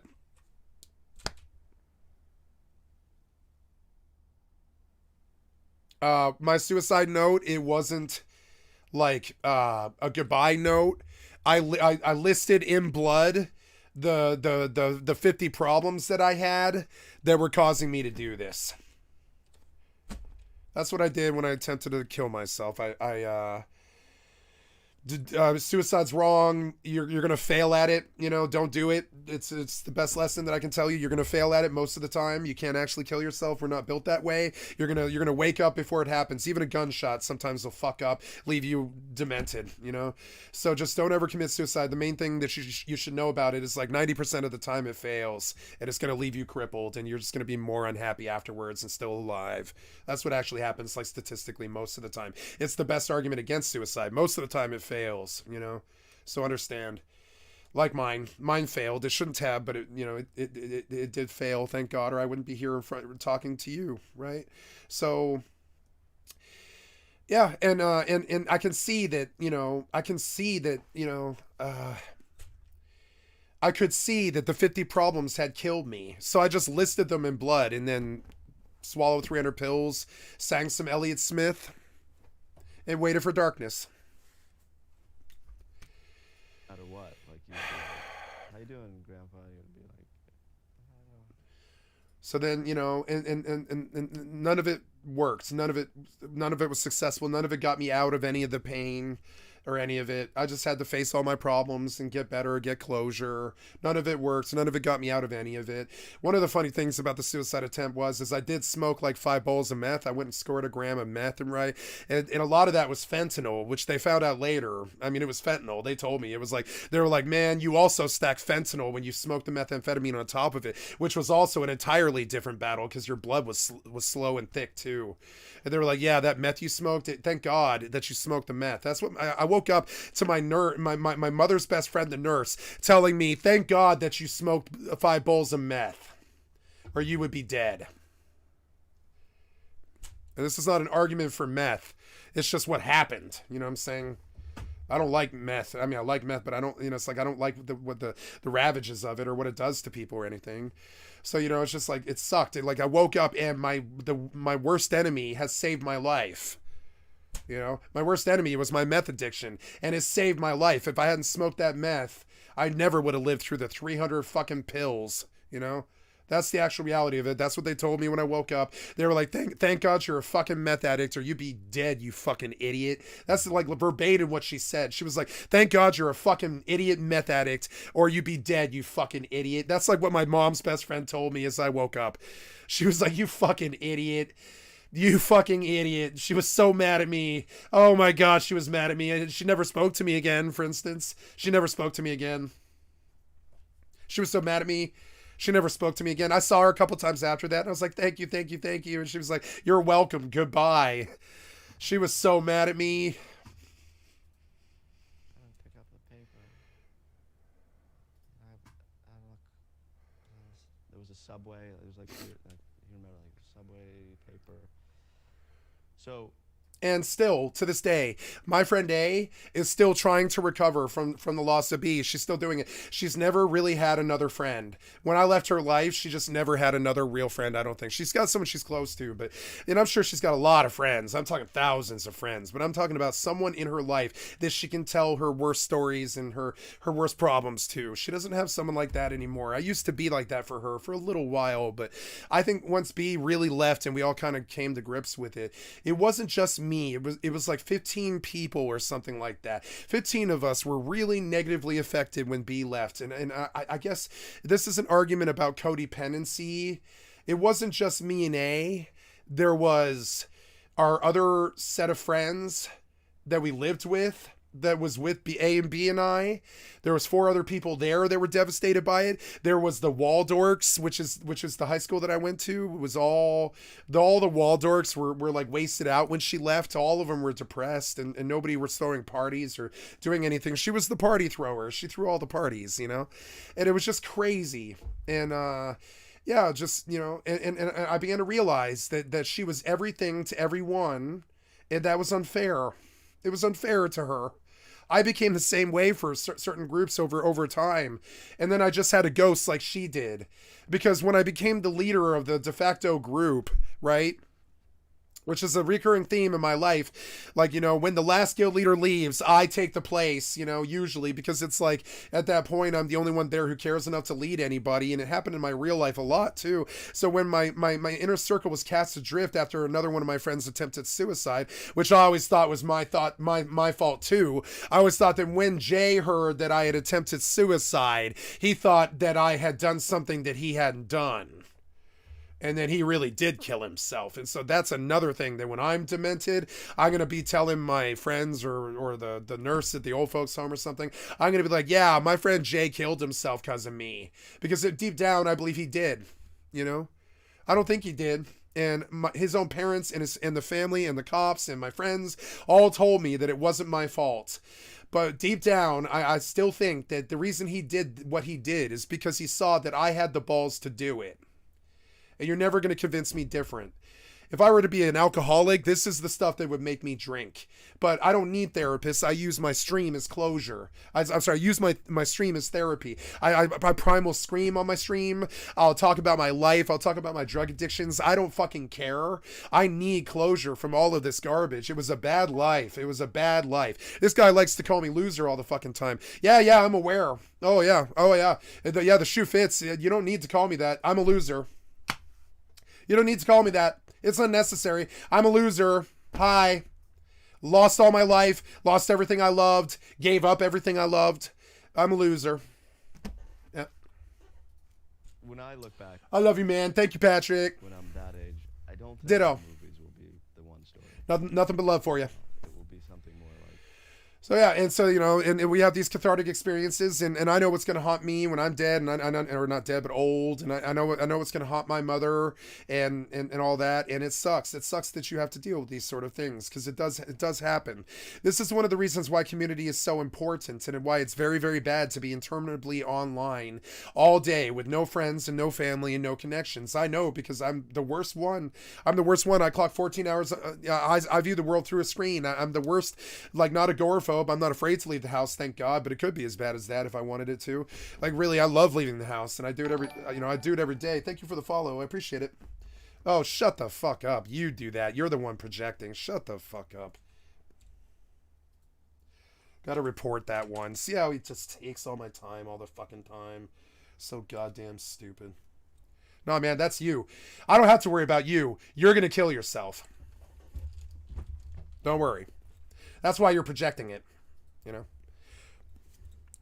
You're so stupid that you don't listen to the fucking story. You're such a goddamn mental retard that I'm gonna repeat the fucking story for you. You're so fucking stupid. You can't understand basic fucking language, you shithead. So I'm gonna say it again. You're so stupid. I'm gonna say it again. I attempted suicide. I failed. I attempted suicide. I failed. I attempted suicide. I failed. I attempted suicide. I failed. I attempted suicide. I failed. Did you get the point of the story? And the whole point of that thing that I just repeated 4 or 5 times, right? Whole point that I'm telling you this is to understand that I'm not going to try again. Shut the fuck up. You said the most possibly fucking stupid thing in the entire human language. You summoned up the one sentence that would have been the incredibly most stupid thing that you possibly could have said. Take your stupid fucking ass somewhere else and go be stupid to someone else. Your stupid, clueless ass. I just spent an hour telling a story about how I failed, and I'm not gonna try again. You're so fucking stupid. Get a fucking clue. I understand you don't have a good grasp of language or any kind of thought at all, and it's kind of a fuzzy spaghetti head up there, you know? But take your fucking stupid somewhere the fuck else, you fucking shithead, fucking cocksucker. Take it somewhere the fuck else. Nobody here wants your stupid. It's a stupid thing. Every time you open your fucking mouth, shut the fuck up, you worthless shithead.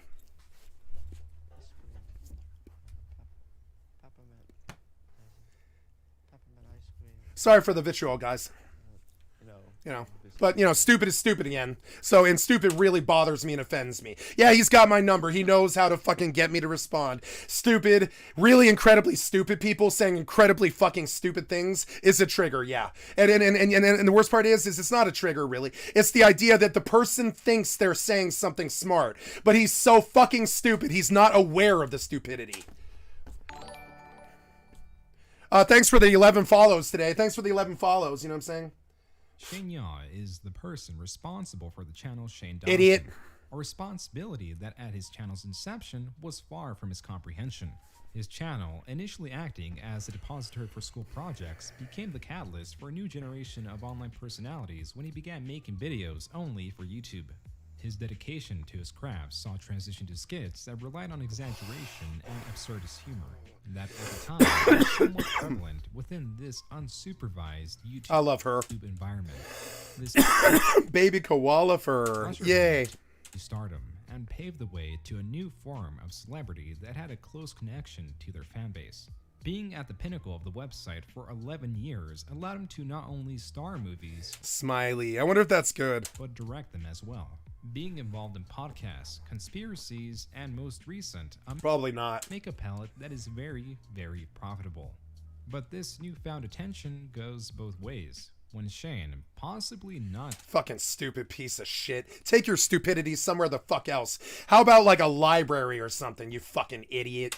Goddamn low IQ piece of shit. Take your stupidity somewhere the fuck else. into consideration, Not welcome. the cemented nature of the internet was held accountable for Goddamn fucking moron. I have to explain simple concepts to you because you don't understand. You're too thick. You know what I'm saying? Get the fuck out of here with your thick ass. You're fucking really thick. You know how your friends tell you all the time that you're kind of dumb? You kind of do dumb things a lot? It's because you're really fucking dumb. for a list of distinct Like low IQ, really low. videos and comments scattered throughout his old Like really, really low. Like the things that you accidentally say that you think are smart are literally statistically the stupidest fucking possible thing that you could have even said. And you think you're being smart when you say the stupidest possible thing that you could have made that name. You know what I'm saying? The stupidest possible fucking thing, right? And that's what you made the name. And what's so bad about it is you think you're being clever, but you trigger me because you're so fucking stupid. Like literally your stupid triggers me. You know what I'm saying? No, I don't have any empathy for him. No. Vicious cycle of backlash. No, I don't have any empathy for him. No. No, he's a piece of shit who stalked me for 15 months. I'll put his ass in jail. No empathy, no. Especially not for him, no. I don't really have empathy for stupid. You could go fix that. Instead of following someone and hate watching them for 18 fucking months or whatever the fuck idiot ass, stupid ass, bullshit idiot thing you do all day with your idiot time, right?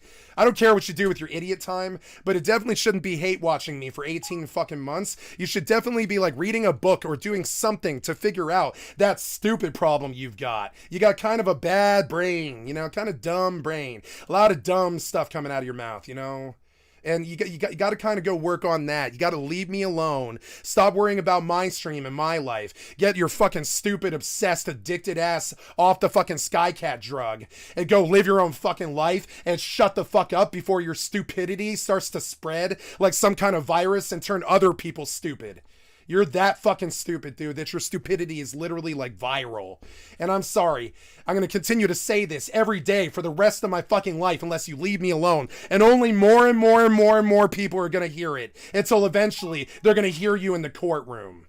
Or you can leave me alone, you fucking shit-idiot. Through his many content styles. Or you can leave me alone. Leave me alone. Leave me alone. Every time he's leave me alone, shit-idiot. Involved in a scandal, as his older controversies are always brought back. This growing list hits him harder every cycle. Why do you do this? Why do you subject yourself to this stupid shit, this stupid public fucking ridicule of your stupid fucking ass? Why do you do this? Why do you do this to yourself? Stupid ass fucking stupid ass gets made fun of all day because stupid ass is fucking stupid ass. You know what I'm saying? Stupid. You're fucking stupid. Like in the true sense of the word. I'm not insulting you. I am literally defining your intelligence. The definition of stupid, right? Having or showing a great lack of intelligence or common sense. You know what I'm saying? Thank you for giving me 5 more pieces of evidence in my court case. I shall update the file. Thank you for, you know, rising to the bait and getting masturbated like you do in these games you think you're good at all day. Getting masturbated all fucking day. I know, because when I fought you in Rust, I just masturbated you wherever I went. You get masturbated all day. You get baited by people who are smarter than you because you're fucking stupid. Go worry about that, you idiot, instead of worrying about me. Go worry about that. Go worry about that. You know, go worry about the fact that you're not too smart and you kind of need a lot of work. You know what I'm saying? You need a lot of work. You're fucking really dumb. So, like, you know, not dumb, like, you know, like I'm insulting you or calling you an asshole or something like that. You are actually literally lacking in intelligence or common sense. I'm using dumb in the true sense of the fucking word. Temporarily unable or unwilling to speak is another word for dumb. You are temporarily unable or unwilling to speak. You are dumb. You're dumb. You're stupid and you're dumb. Are you dumb, stupid, or dumb? You know? I think it's all 3. So, like, sorry, but you're low IQ. I followed you 700 times and unfollowed. I've unfollowed. Who the fuck cares what you do, fucking idiot? Who the fuck cares what you do? Like, straight up, dude. Made worse with the unpredictability of it all. I love beating on this idiot all day. It's like a drug for me. I get high off of it. And I'm sorry, guys. I know it's base, and I know he's an idiot, and I know he's got like an IQ of a squirrel. But, you know, I really get off on beating the shit out of the idiot all the time. You know what I'm saying? As the follows fly. Thank you for the follows, guys. I love you. Thank you. Thank you for the follows. I appreciate it. I really do mean it. You know. Oh man, yeah. Oh man, you keep following me. You're dumb and you can't speak. So you follow me, right? Because you are literally the dictionary definition of dumb. Like literally the definition of it. You can't speak. You are literally dumb and stupid. The definitions of them. Not some insult, you fucking idiot. Like you are literally living out the definition of a dumb, stupid person. Like literally, like the definitions of it. You can't speak, you know. You can't speak too good because your brain don't work too well, kind of stuff. And you can't speak in the channel, so you're literally like the definition of dumb. To gain a better And you put yourself in this situation every fucking day where I rail in front of 10 or 15 or 20 fucking people about how fucking stupid you are, right to your fucking stupid, literally dictionary definition of dumb ass. Literally the definition of it. Thank you for the follows. Pussy, I dare you to follow more. Or whatever dumb thing I need to say to get your stupid ass to follow me 50 more times. Hello, stupid dumb. Understanding of these perspectives and Shane Dawson as a whole, we will go through Hi, stupid the dumb. rise and fall of Shane Dawson. Stupido. Dumb, stupidity, low IQ. That failure in school, get used to it. It's going to be all your life. Unlike many current YouTube content creators, Shane Yaw's passion for making videos preceded YouTube. Fuck are you doing on a Monday night anyways? Like, did you just straight up drop out of school or what? That's probably pretty smart. Yeah, that'd probably be a pretty good move for you. Did you drop out of school to come stalk me full time? I bet you did. Or no, you're homeschooled because you're unique and special, I bet, right? Whatever it is, what the fuck are you doing on a fucking Monday night at midnight or whatever the fuck, or for you, it's going to be, 3 in the morning, right? So like, what the fuck are you doing on a Monday night at 3 in the fucking morning trolling me? At the age of 15, you got to be the worst piece of shit on the planet. Verifiably so. What the fuck are you doing? Why are you not living your life? Why are you up at 3 in the fucking morning trolling some 40-year-old boomer instead of living your life? Did you not go to school anymore or what? Itself. In 1996, living in Long Beach, California, an 8-year-old Shane formed a vague desire to make and direct movies, presumably making home I know what I'm doing. I'm on a stream with 11 viewers, right? What the fuck are you doing? Go live your fucking life and leave me alone. Videos and skits with whatever resources were available to him. This vision of movie creation became a bit more clear when in high school, one of his teachers encouraged him to explore this at the time hobby and convinced Shane to make a short video for his school project. Idiot. And after its success, God damn, stupid people fucking piss me off. It's a trigger I'm never going to be able to get out of. Of all the things, there's only one thing I can't stop responding to him about, and it's the stupidity. And it's not that, and it sucks. He's winning with this because he thinks that he's actually got the upper hand or whatever, and that he's being clever. But that's the problem. He's actually so goddamn dumb. He's deluded himself that he's winning somehow. When I have the 11 viewers and the 1,000 followers, and he's got nothing but his penis in his fucking hands and a fucking sick obsession and a court case. He has caught a court case, like literally caught one. He just hasn't shown up for it yet. As he made a few more. One of the few surviving videos of this era was known as Hitler High School, portraying Shane and friends reestablishing society after an apocalyptic event. This video and his videos... I'm done now. So now I show you, slave, that I control everything here. I'm your daddy. I win. I'm better than you. Here's you down here sucking dick and failing all day, right? Here's me up here, right? So understand, like way, way up here, way above you, right? So here's where it ends, right? No more at all. No more recognition for the rest of the night. You have yourself a horrible life. Similar to these were comedic in nature, deriving their comedy in absurdity and shock value. Don't forget to go fuck yourself, you fucking effort. Fans of his skits, they discuss them with other teachers and even take the videos home to show family members. Along with a bit of notoriety among his peers, this gave Shane a bit of reassurance, as all throughout, and even prior to high school, Shane viewed himself as an insecure outcast. Shane himself... They always have imposter syndrome. I don't know what it is. Something about YouTube personality, I think something about YouTube turns little kids into imposter syndrome people. And I don't know why. It's YouTube. It is YouTube. It's social media and YouTube. It turned an entire generation of 15 to 24-year-old kids into imposter syndrome people. Thank you for the follows. I appreciate it. Undesirableness on his... Yeah, like why would I don't know, like why would an entire generation have imposter syndrome? I don't understand it. It's some kind of like weird it's like some kind of like weird like effect from YouTube. It's like some byplay from YouTube or whatever. It's like it's like a backlash of a generation raised on YouTube. I don't think YouTube is bad. I just think it bred like really strong imposter syndrome in almost everybody who was in that Yeah. Oh, every day. It's been 12 months. Yeah. Were at his peak. Oh, thank you for your sympathy, but I'm not looking for any. It's okay. He weighed an estimated 400 pounds. I can handle it. Just like him, just like everybody else, just like the man I put in jail. You know, I can handle it. Don't worry about me. I'm a strong man. I'm strong. I ain't got no worries. Ain't no worried about some piece of shit on the internet. This piece of shit idiot on the internet. In large part due to his diet that heavily consisted of cheese and peanut butter. This weight can only be estimated because any scale he owned only weighed up to 300 pounds and maxed out any time he weighed himself. Lucky for him, during his senior year of high school, he had access to the internet. And while on the search for video depositories, discovered YouTube, a site known by very few around the world and even less known in his high school. So on September 21st, 2005, Shane...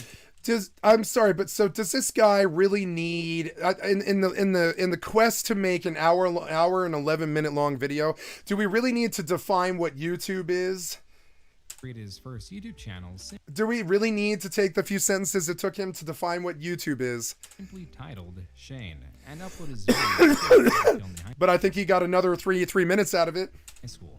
Simultaneously, he attempted to address his weight loss. Fortunately for him, his family members were employed at a weight loss and weight management company known as... I always wondered how he lost all that weight. His parents worked at Jenny Craig. But unfortunately, he lacked the effort and interest to follow their regimen. Though later, he did develop an interest in weight loss due to several occasions. See, my problem isn't eating like them. All these, like people trying to lose weight and stuff, their problem is eating. My problem is not moving. It's so hard to get myself to go out and walk. I do it, but it's so hard. It's like, man, I have to convince myself, you know. I have to oh, thank you for the follow. I appreciate it. You know, I have to, go, you know, I have to go walk every day almost. And man, drumming up the fucking cuts pod to go do it is so fucking hard. You know what I'm saying?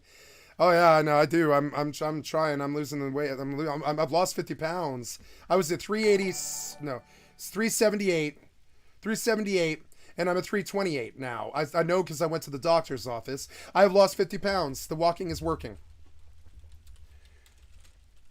but it's slowed down because each day I have one more viewer. Right? Each day is one more viewer, like solid viewer. So I'm doing something right, apparently, right? So, yeah, for me it is because I was 378 pounds, yeah. I wonder what I'm at now. Probably more now, probably 330 or something. I don't know. I've only eaten salads for 2 weeks. So it's gonna be less. I can feel it. It's gonna be less. It's gonna be like 326 or 324 or something like that.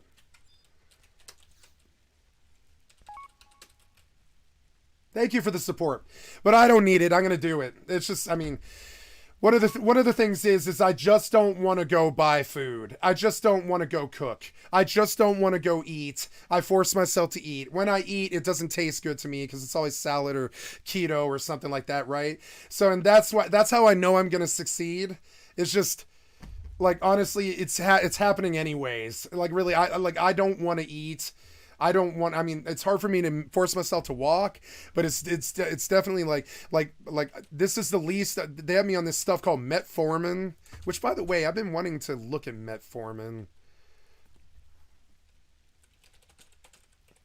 Yeah, what's metformin? I think it's pre-diabetes medication. Yep. Hi, I'm Alistair, Chief Pharmacist at Echo. Today we're going to touch briefly on metformin. Metformin. I don't have diabetes because I don't have any discoloring or I don't crash from sugar or any of this, and my blood pressure's good.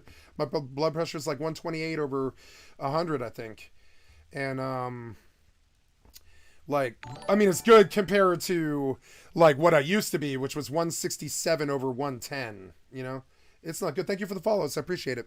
You know, diabetes. And metformin and so yeah, and helps the body actually listen to its own insulin, and so the insulin does a better job. So apparently, they've never said I had diabetes, but she said that the drug itself will help me with weight loss. Blood sugar levels. One of the most common things that people mention when they start taking it is that it can upset the stomach, possibly even cause diarrhea. So the best way to handle that initially is try making sure you always take it with a little bit of food. So to bring this to life, we're going to have a very quick history I didn't know that. lesson, and we're going to see how people used to diagnose and test for diabetes. These days, we do blood tests, and somebody with type 2 diabetes often only needs to test every few months. Way back when, we had urine, and so people would take a pee sample to the doctor, and the doctor would have to taste it to see if it was sweet. Disgusting! Really? Oh my god, I did not want to see that.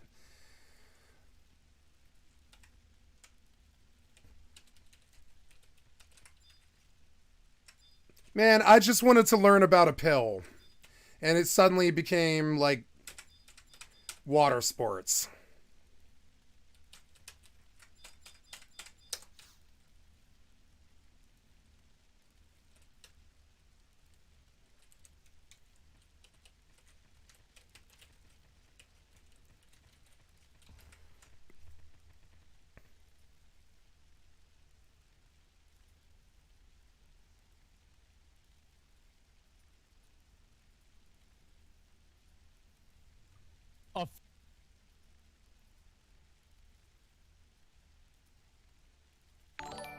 Thank you for the follow. I appreciate it.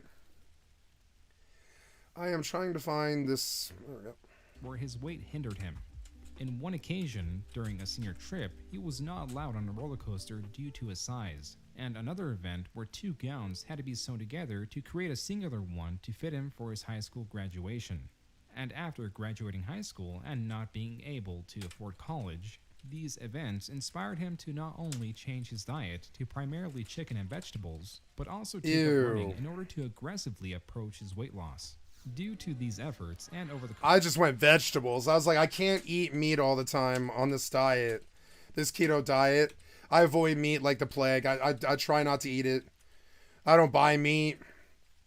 Like, I don't, you know, I like meat, and I eat beef, but I don't eat chicken, and I don't eat fish. And and the only pork that I'll do is like honey baked ham. And I'm particular about what I eat. And lately, like as I've been losing weight, like meat seems less and less like something that I want at all. Like, but I did eat like some meat yesterday, and I had some chicken on Labor Day. But and I think I might be naturally becoming like a vegetarian, because I've never really liked meat all of my life. I've never really liked it. I ate it a lot, but I never really liked eating it, and I think I'm gonna stop now. Oh yeah, I'm sorry, Dirty. I'm sorry. Yeah, I had a friend.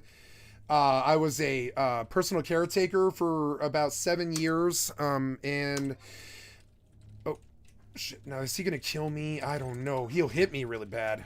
Oh my god. Your skill has increased. I don't know. If I catch 3 of these, I'm dead. I'm dead. I'm dead. I need to unlock. Your skill has increased. I need to unlock. I can't I can't. Oh, there we go. Now, okay, disengage. And I need to zone through. Come on, man. The title. Oh my god.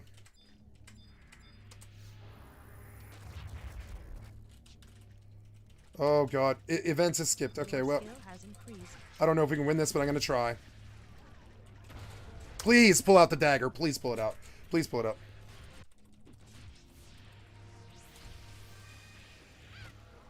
Oh god, heal me. Please heal me. Thank you. Fucking annoying. Once all of these are off them, once they're on the healer, I can leave. Sooner or later, he'll get on the healer. Yeah. Your skill has increased. I don't know. Maybe we'll just kill them. Never mind. Your skill has increased. Thank you for the follow. I appreciate it. Why are they way over there now? Okay, well, if they're all on her, then I'm going to leave. God damn it.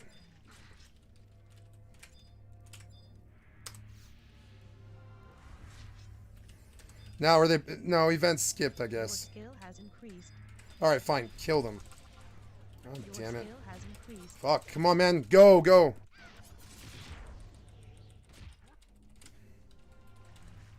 Fucking annoying. Where is he? He's like right there. Get on him. I can't reach him. Oh, yes, I can. Yes, I can. Here we go. Here we go. Oh, God. Save Tenzen. I'm gonna die. It's okay, though. I suppose I could maybe... Perfect dodge. It wouldn't be a bad idea, I guess. Kill this fucking orc. Kill him. Save Tenzen. Okay, what's the next target? It's like... that guy? Come on, man. Kill them. Kill them. Kill them. Kill them.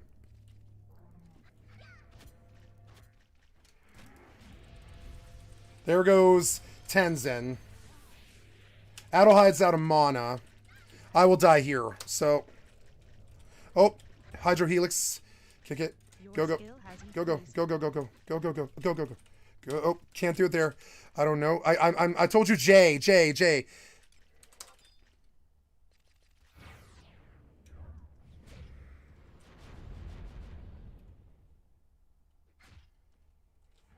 Oh, Christ.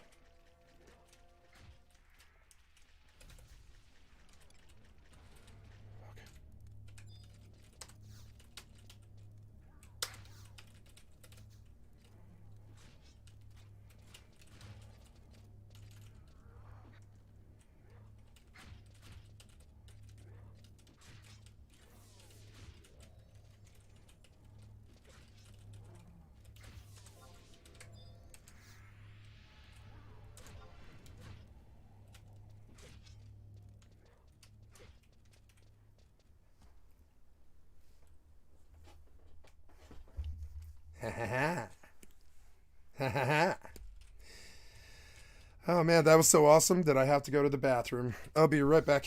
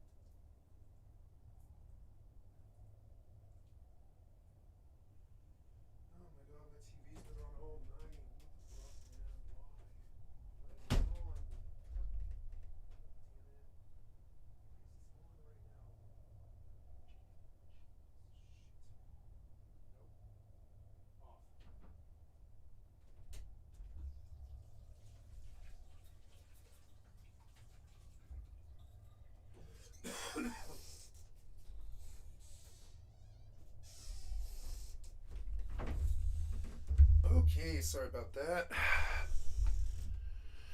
Now we go back to it and we do some Final Fantasy.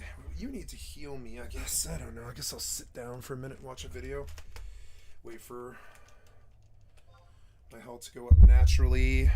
Okay. Then... yes. Course of 6 months, he lost 150 to 200 pounds.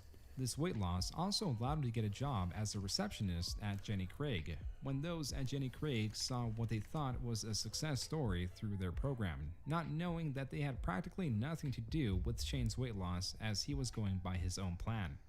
But it didn't take long for him, due to his success story and friendly personality, to be promoted to manager, working alongside his mother and brother that had other jobs within the company. Not seeing a future at Jenny Craig, Shane sought stardom and auditioned for small starter roles, like those of television commercials, but found it difficult to find any that would accept him, as his look and personality were thought to not appeal to a wider generic audience. His agent also convinced him to change his stage name from Shane Yaw to something more appealing. Taking inspiration from the show Dawson's Creek, Shane began going by the stage name Shane Dawson. While still not landing any acting roles, Shane examined his old YouTube channel and found that he had a small following. Inspired by this, he made his second channel, Shane Dawson TV, on March 10th, 2018, which initially, beyond a link to his MySpace page and a short description Now, about the future for his the streamers do this, and I'm thinking I'm probably going to have to do the same. I have 2 channels, but I don't use one of them. But honestly, I don't really see the difference. But they start trying to build both channels by when somebody goes searching their name, they might end up on the other channel by mistake, right? And then if YouTube demonetizes you, you can always fall back on the other channel. So it's smart, but as a streamer, I don't think I really need to do this. I just need to be very careful about not breaking the rules. That's all. channel included very little. Like, I have some stuff on YouTube, but I am not a YouTube creator, not really. Few videos were done in the form of video vlogs. I'm about to do another song. But, I mean, the mood's got to strike. It's a happy song. And it's a love song. So it's got, the mood's got to be right. It's got to be right. And you know, that'll be difficult. It'll have to rise at the right time. But it will. It always does. Never mind. Thank you so much for the follow. Whereas few creators did at the time, talked about their day and chose a very personal approach to their audience. What's cracking, YouTubers? In case you don't know me, my name is Shane. Nice to meet you. All that stuff. Seriously, between Thank God I've never done this. I just need something else. I've never done this. Like, I guess I have. I do a lot of, like, no.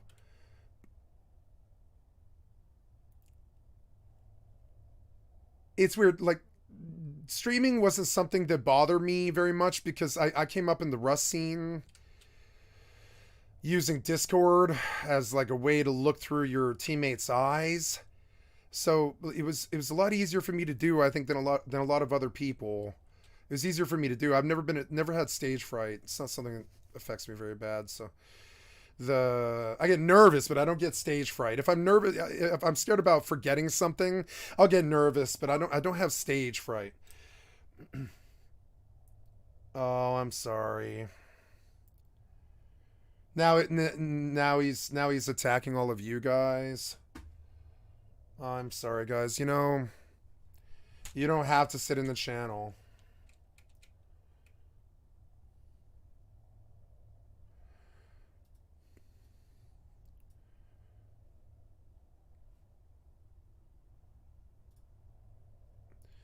I'm sorry. So, here's the plan. I'm gonna have this site. I can't do anything about that. Which is all over the background right now. So, okay. Well, that's good. At least I mean, yeah, I could see not wanting to be in the channel because of that, and I'm so sorry. But anyways, that's good that it doesn't really bother you. Thank you for for sticking with me. Every week or a couple days, depending on how bloggy I'm feeling, there'll be a new video. Just random stuff. I mean, this is just an introduction. It's gonna get more exciting, I promise. Within just 6 days and 3 video uploads, Shane had already gained 34 subscribers, with his videos individually gaining over... Yeah, so I had a story I was going to tell. So you mentioned your mother died of being overweight. I was a personal caretaker for... God, 7 years, I think it was, and I brought down a salary, taking care. It was only part-time, but it was good money. It was solid money for 7 years. It enabled me to live my 20s pretty well, and it was for one of my best friend's mothers, and she was had lost her ambulatoriness because she was overweight, and she had one of those rascals or whatever, and they were paying me specifically to like be there for them when they wanted, and they were and also I was giving them some of my food stamps and stuff so they could eat, and in return they got me a job with the city, and the main thing was like I had to come be with them every week, so we would go eat like lunch or whatever, but they didn't want me coming in the house because she was a hoarder. So she was like, I'm paying you to be our friend and, you know, be close with our friend and stuff and with my son. And in return, I want you to not come to my house because I'm a hoarder and I don't want anybody coming in my house. And I was like, really? And she was like, yes, the city is forcing an ambulatory like caretaker for me, and because of my age, and I have to get somebody, and I want it to be you. And so then, you know, it was nice for about 7 years. She was there, and then she finally did pass away. She smoked cigarettes to the day she died. She was fat and had a McDonald's addiction. Oh, what happened there? Oh, okay. Wow, FFXI just straight up kicked it? Is that what I just saw? Yeah, all right. Probably Ashita, actually. Ashita probably had an issue. That's okay. So it was pretty nice. Like I was there for them. There was times when I had to do things. You know, I had to go help them move. If they had a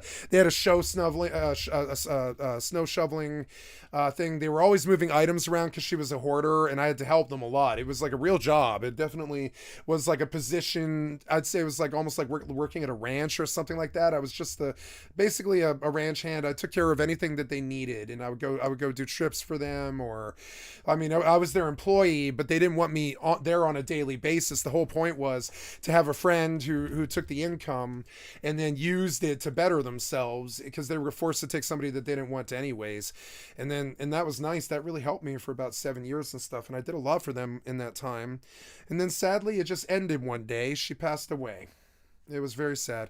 She was too fat and too old and smoked too many cigarettes. I used to watch her, you know, her voice was shot, you know. It was I mean, I did the same. I smoked cigarettes one of the reasons my voice is shot is I smoked cigarettes since I was 13 until the age of 39. Yeah, 38. Yeah. Fucking, what is that? That's 38 minus 13 would be 25 years. Yeah. And pretty pack a day too for 25 years. So I can't run. You can hear it. And I still vape hash, and I switched to vaping tobacco, and then I just got off the tobacco entirely, which was good. I feel a lot healthier now. Oh boy. When she passed, it sucked. Like suddenly I lost my job. He lost his mother. Like it was nice not having to do stuff in the winter for them anymore, and like, you know, because they had a snow shoveling business and snow blowing business, so I had to go do a lot of their walks and stuff like in the winters. They didn't want to work, so they were like, well, you're our employee, we want you to go snow blow the walks. And I was like, okay, you know, you're paying me. You know, it was fun. It was fun for a few years.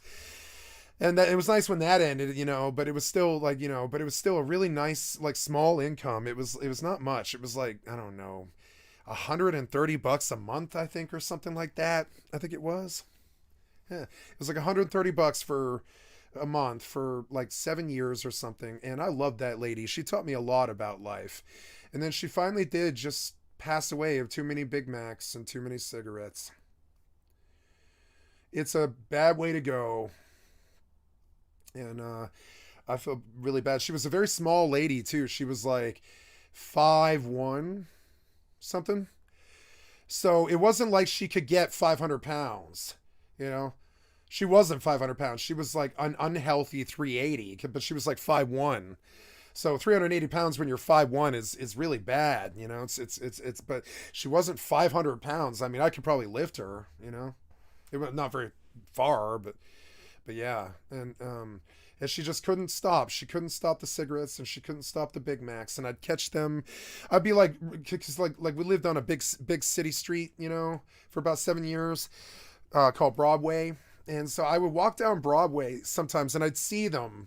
Always. I'd see them in the drive-thru at the Taco Bell or the McDonald's, and I'd see the van and I'd wave and stuff. They ate like all three of their meals from fast food every day. And I've never been able to do that my entire life without exploding into some kind of gastropod or something. I'm lucky if I can do, like, I haven't done McDonald's in like 10 years, but I mean, like if I do Wendy's, I'm lucky to do it maybe once every 2 months or something, you know? It's or 6 weeks maybe, because it's not something I can do every day, fast food, and it killed her. It was hard to watch her do it, you know. It was hard to watch her die of a self-imposed. Oh, I chose the wrong one. Damn it. Close. No, I chose the wrong one. But she taught me a lot about what not to do, you know. I learned a lot about what happens when you just live off fast food and, you know, smoke cigarettes every day. It'll just kill you. It like kills you. Thank you for the follow. I appreciate it. I don't know. I don't know. So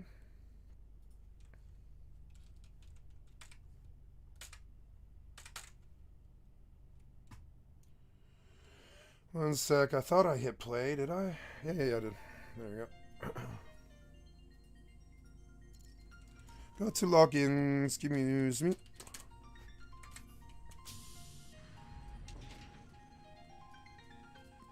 Over 100 views each.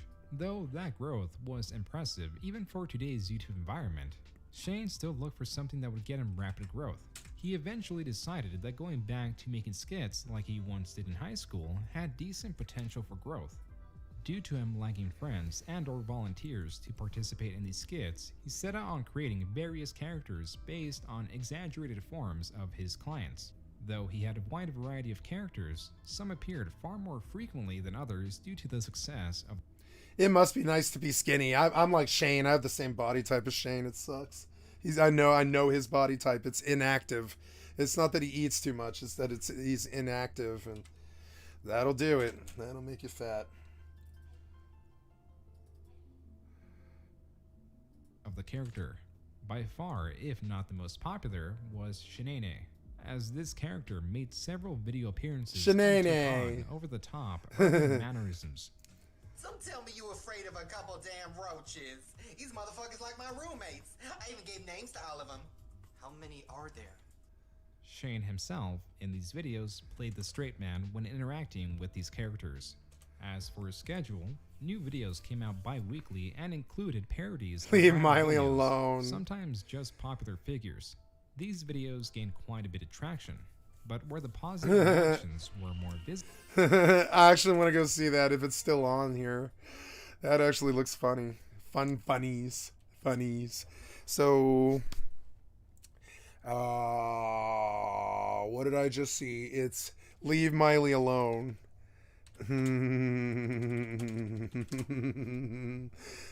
Oh no. Chris Crocker. Leave Miley alone! Fucking Chris Crocker. Why are you guys doing this to her? What did she ever do to you besides make incredible music that touched thousands of lives? Who cares if her teeth are kind of messed up and... Visible, the negative reactions were more tangible. When in an earlier vlog, he filmed himself at work, but this time the topic of the video was not him, it was his work, and defaced the company in various ways. One way was when a book written by Jenny Craig's spokesperson, Valerie Bertinelli, was given to the Jenny Craig staff in order to sell it to their clients. Shane, being asked to sell this book, found several passages in the book that were wildly inappropriate. So he decided to highlight the madness by having his coworkers read passages within the book that were hyper-focused on sex and drugs. So, from the Jenny Craig staff, here is Valerie Bertinelli, losing it. For my son, Wolfie. Oh no. She asked me how experienced I was. I said that except for my ninth grade boyfriend when I was shoving my head in his crotch. Actually, he already dumped me before I got to try that. I laughed. I was still a virgin. Raised in a rock and roll milieu, she had learned to roll a joint when she was still in grade school, and by 12 had used both pot and LSD. Plenty of Jack Daniels. I've got Another controversial point in Shane's video was suggesting Jenny Craig's clients gain their weight back. Okay, so I'm in my office right now. Take a look. Here's my little star board. All these people gain their weight back. Shh, don't tell anybody.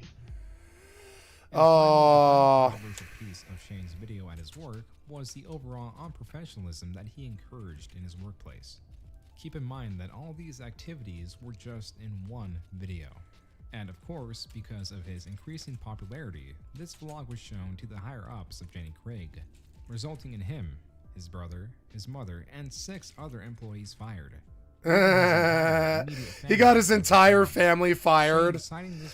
I can't believe Shane Dawson got his entire fucking family fired. That is just outrageous. That is hilarious. I didn't know this, but apparently I wonder if my friend knows this. His life and went on unemployment for financial support. Oh, good. He did eventually find a job as a security guard at an aquarium. This change shifted his focus to YouTube as he started uploading more regularly, starting by uploading bi-weekly, but later adopted a fixed schedule, where he took 3 days to think of a sketch, 1 day to write it, 1 day to... Oh, shit. Yeah. All right. I have to now remember what it is I'm here to do. Let's hope I didn't really fuck up pretty bad here. I really thought it was this, but what is it? It's whence blows the wind.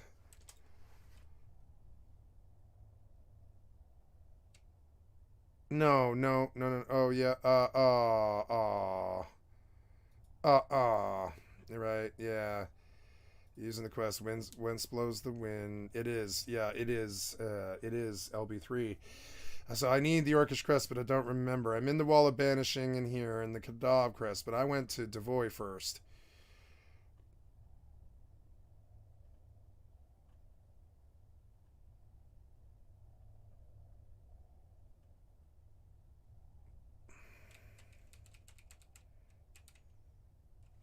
Southwest corner of J6. H-I-J. I must have fucked up a cutscene or something. How did I fuck up a cutscene? That seems wrong. Oh, come on. Wait, no. This is Whence Blows the Wind. That's in quests. Yeah, quests. Current. In Juno. Oh, no. Son of a fucking whore. Son of a fucking whore. I could have sworn I talked to him, but nope. Well, it's FFXI. Am I surprised? At least it's not that bad, you know? At least it's not that bad. I can go all the way back here. Probably die again. Might bring a re-raise scroll this time, because I barely got out of that fucking aggro of those orcs. Maybe if I can just watch for their back turn, I might get what I'm looking for. I could just ninja. Like, run the gate. It'll be scary. And if I get aggroed, it's going to be bad. Yeah. So let's prepare for this the right way. It's retail, so everything actually works, like re-raise scrolls and such. So, yep. So, I mean, re-raise scrolls worked on other servers too, but they didn't work if you were in battle. And so now I want an extra one. Yeah, extra scroll of instant re-raise. Yep, yes. And an extra scroll of warp. Oops, shit. God damn menu surfing.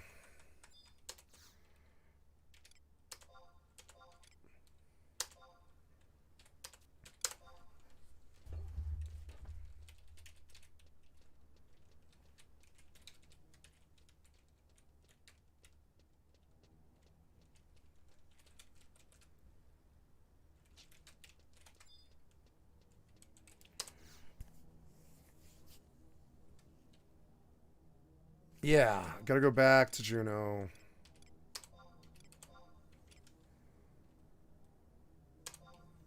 Okay, back to Juno. To gather all the necessary equipment for it, 1 day to film, and finally the last day to edit and upload it. Due to his regular uploads, by the end of 2008, Shane had amassed 21,000 subscribers and 317,000 total views. But most importantly, Shane Dawson had acquired a partnership, specifically YouTube's experimental YouTube Partner program, something he initially struggled to enter. What this program did is it allowed YouTube to automatically select and play advertisements on Shane's videos and allow Shane to earn a fair amount of money from YouTube. Mostly because back in 2009, the partner program, being as exclusive as it was, meant that his videos were packed with advertisements, meaning that he earned around $10 per 1,000 views, which is almost unheard of in the current YouTube climate. Come February 2009, his channel doubled in size. This due to his content, which was comfortable, as to say that Shane was not visibly uncomfortable on camera, and could make anyone It's weird because I watching can't feel like a target this genuine guy. friend. Now, because It's of as his if he's growth, not there. what started as a small Oh, thank you payment for the to make follow. rent became a full-time job for Shane, as he began gaining notoriety through his sketches and mastered parody videos and what some would consider in current times as clickbait, both showcased in one of his largest videos of 2009, Fred is Dead, a parody of the pitch-altered YouTube sensation Fred. Hey guys, it's me, Fred. And I don't know where I am. Maybe my mom tied me up. Last time my mom tied me up, it was because she wanted some alone time. Mommy time. Usually when she says mommy time, she's in the bathroom for 3 hours with the door locked and the radio on.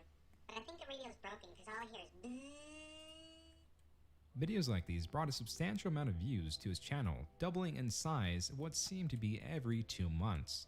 Shane, taking advantage of this new stardom, did interviews, collaborations, sold merchandise, and moved from Long Beach, California to LA. His growth on YouTube is so insane, by September of 2009 he was the 5th most subscribed channel on YouTube, with his largest videos garnering millions of views. Naturally, he'd inspire other channels to make their own sketch videos that closely followed his format of absurdist humor, with Shane establishing a brand of humor that pushes boundaries, mostly targeted towards the alternative scene, but his demographic slowly changed to mostly consist of teenage girls. And as the site gained more traction, so did Shane, ending 2009 with over 1 million subscribers. This year being phenomenal for Shane's growth, as no channel had practically grown as fast as his. In fact, by February 2010, he was ranked 25 on Forbes magazine's largest web celebrities. Something that helped his growth was his 2 other channels. His second channel that he made on April 3rd, 2009, where he posted outtakes and other content that he felt was unsuitable for his main channel, and his lesser known channel, Shane, that was created in 2005, that he converted to a channel where he mostly avoided sketches and posted videos where he discussed his opinions and various other things going on in his life and allowed a more personal connection to his viewers. Though on his main channel, Shane Dawson TV, viewers usually only received a video every Saturday. On his other 2 channels, uploads were nearly every day, mostly due to the fact that they had much less production value.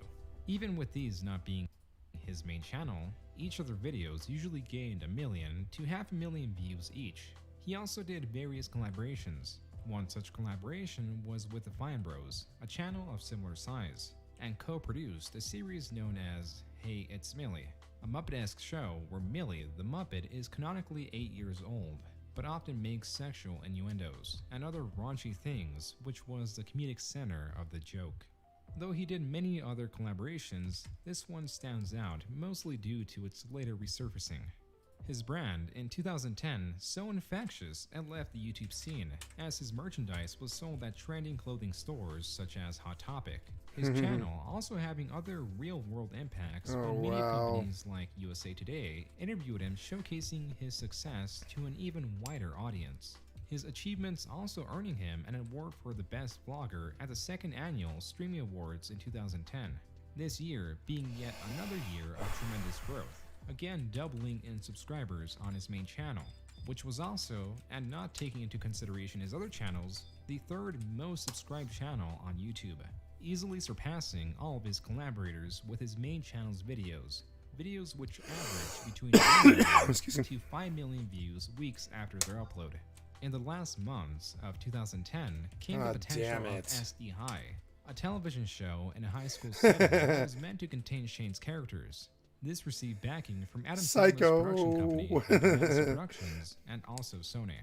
The potential of this television show was something he talked about all throughout 2011, but as there were no further mentions of this show and no episodes to be found, it's a safe bet that this show was never made. But still, due to his size, many other ideas and deals were getting thrown around, like a movie deal that he planned to take a more serious and less comedic tone in, as he still planned to become a serious director and was using YouTube as a stepping stone to achieve that. In the meantime, his channel's sketches shifted towards pop culture and parodied various celebrity actions and music videos.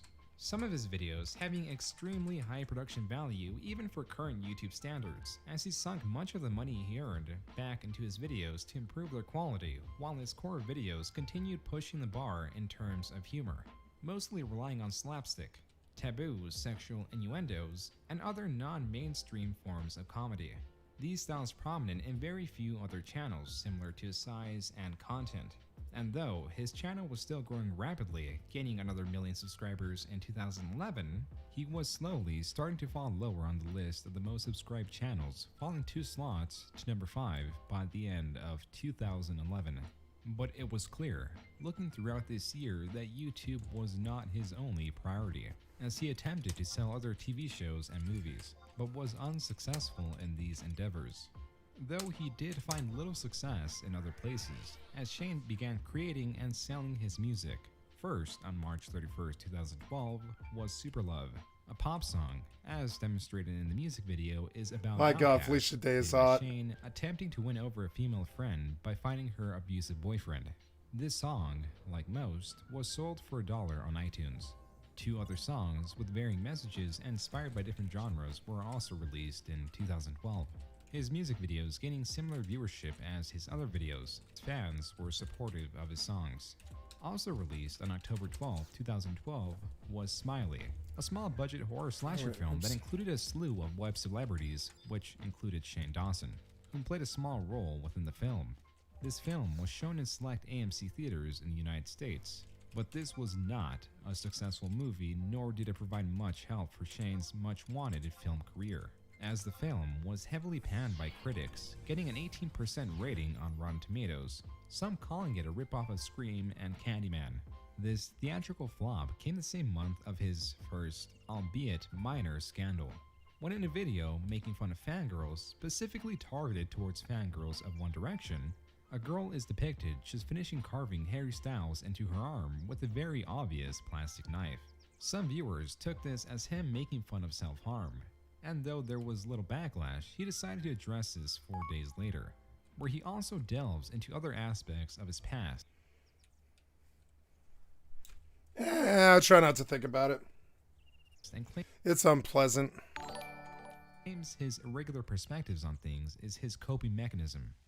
Okay, so in one of my last videos, my Halloween video, there was a joke where the girl was carving Harry Styles into her arm, and everybody went up crazy because they're like, "Oh, you're making fun of cutting," and I'm not. So I deal with things with comedy. As some of you guys might know, and some of you don't, I dealt with depression a lot. These last 4 years, before I started YouTube, I lost, obviously, you guys already know, a couple hundred pounds, and I was dealing with that. And losing that much weight that fast fucks with your head enormously. And I was a mess, and I was depressed, and I was borderline suicidal because I had 15 pounds of extra skin on my body, and it was just hanging, and I was covering it up, and I was wearing man girdles, and I was... That's when I started making YouTube videos. But YouTube to me has been a way to get away from my problems, but it also is keeping me from dealing with my problems. So, like every time I'm depressed, instead of dealing with it, I make a video. So when people were getting mad at me saying, "Oh God, Shane, you don't care about us, you don't care about depression, you don't care about cutting," it's like, well, no, I do. Obviously, I deal with it firsthand. But the way I deal with it is by making jokes about it. I make jokes about eating disorders. I make jokes about white people, black people, fat people, skinny people, depressed people, not depressed people. I make jokes about everybody because that's kind of, you know, if you can't laugh at yourself, then what the fuck is the point of living? That's the way I look at it. But I am sorry if I hurt some of your guys' feelings. Because in all honesty, when I made it, I didn't even think about it. I was like, nobody's going to get mad at this. It's funny. So when people got mad, I was like, ooh. From this video, mostly due to him admitting he had depression, increased his relatability towards his viewers that were also having a difficult time, and Shane received overwhelming support due to it. Something that he was receiving less of, though, was views. At the start of 2013, his videos, while still relatively receiving a large amount of views, were dropping. Where he would once get around 3 million views per video, he was now getting around 1 million.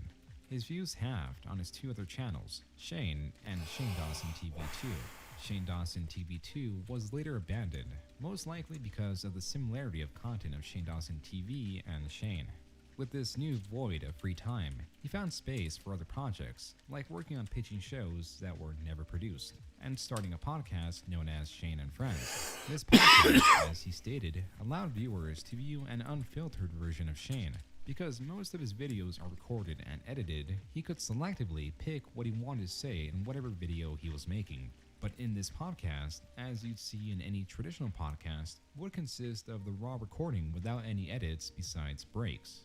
This podcast, first only consisting of audio, later came with video once a professional set was built, allowing viewers to see a more raw and true version of Shane. While this podcast did help him grow, it did considerably more damage to his image later on than it was worth for his growth. But at the time, and in 2014, he had a bigger secret project that he was working on, and to compensate for the time working on this project, Shane pre-recorded several videos that he would upload while working on this venture, finally uncovering what he was working on April 4th, 2014, when he announced he created a somewhat professional movie with an $800,000 budget. That after all the editing, promotions, and other necessities was projected to release later in the year. Along with this movie came a 10-episode television show that premiered on Starz called The Chair, a documentary-style series produced by filmmaker Chris Moore, known for hits such as Good Will Hunting and American Pie, also co-produced by Zachary Quinto, known mainly for his role as Spock in recent Star Trek movies. The idea behind the show was to take two fledgling movie directors to direct two separate movies that had the same source material with an identical budget. Whoever made the best movie would win a prize of $250,000. Shane's competition was Anna Martinucci. Where Shane got his credibility and fame through the internet, Anna Martinucci got hers through more traditional routes as an actress and independent filmmaker. Their difference in name recognition would play to what some consider an unfair advantage in the competition, as after everything had wrapped up and the films were released, Starz used SurveyMonkey to count the votes. Shane Dawson's film Not Cool got a 63 out of 100, while Anna Martinucci's got a 58 out of 100, making Shane the winner of the $250,000 prize. Wow. And I'm very, very nervous as I read this email that I just got sent from Chris Moore. Final results. Good for him. The weighted average on a scale of 0 to 100 using the agreed upon methodology. Not Cool is clearly the winner.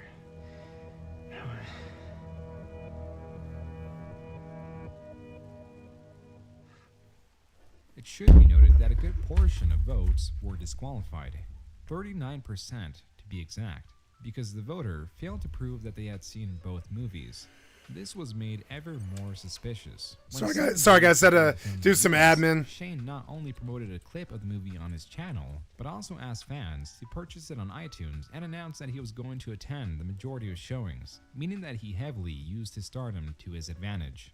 Also a grievance with some viewers was that Shane's movie, Not Cool, had a similar style to his videos, as throughout was a nonsensical comedy where Shane had the opportunity to break out of that routine and make something more serious. He chose not to, and practically adapted his traditional humor into movie form.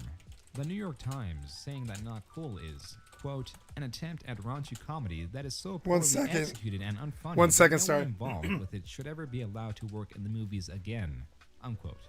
Chris Moore and Zachary Quinto sharing a Yeah, I'm just, just doing admin in the background, getting people banned and, taking evidence for the court case and all this. It takes time. It's annoying. It's been months and months of it. Just me, just, taking care of things. Yep. similar sentiment. Zachary Quinto calling it, quote, ultimately a vapid waste If I of time, don't, unquote. I'm breaking my contract with Twitch, right? Every time he does this, I have to deal with it. It's so annoying. Like in order to be on Twitch, you sign this contract at the beginning where it's like you agree to protect your community. And so I have to go tell them every time he does something. It's so annoying. It takes 4 clicks and I'm good at it. I'm fast, but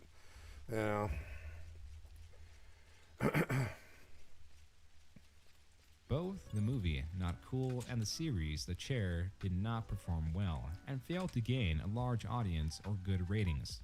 This entire situation tarnishing Shane's name in Hollywood.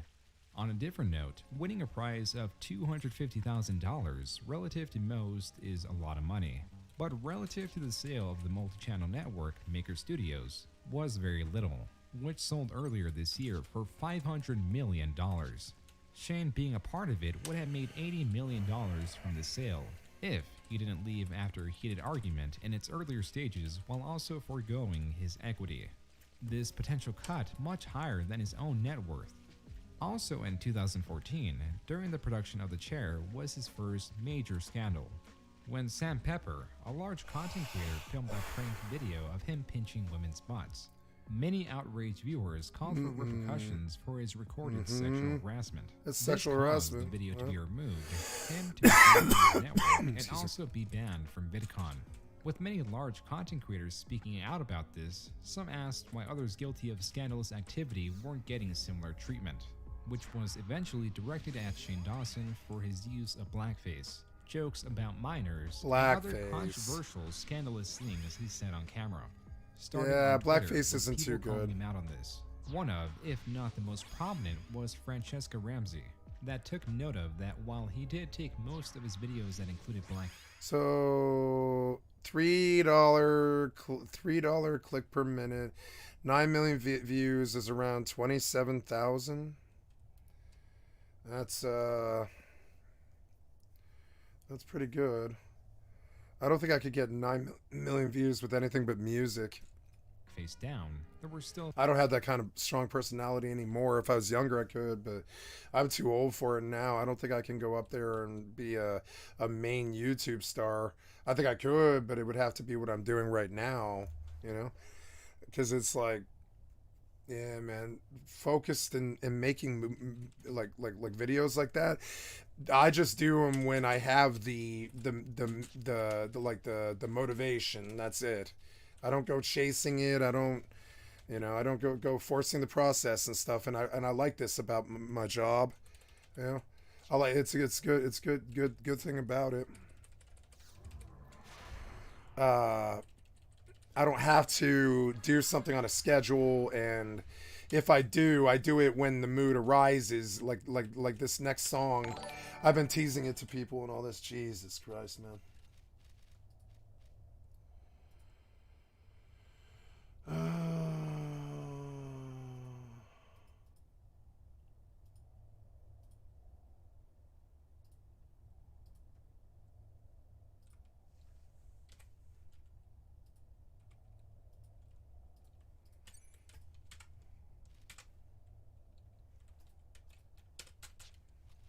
Hi guys, I love you.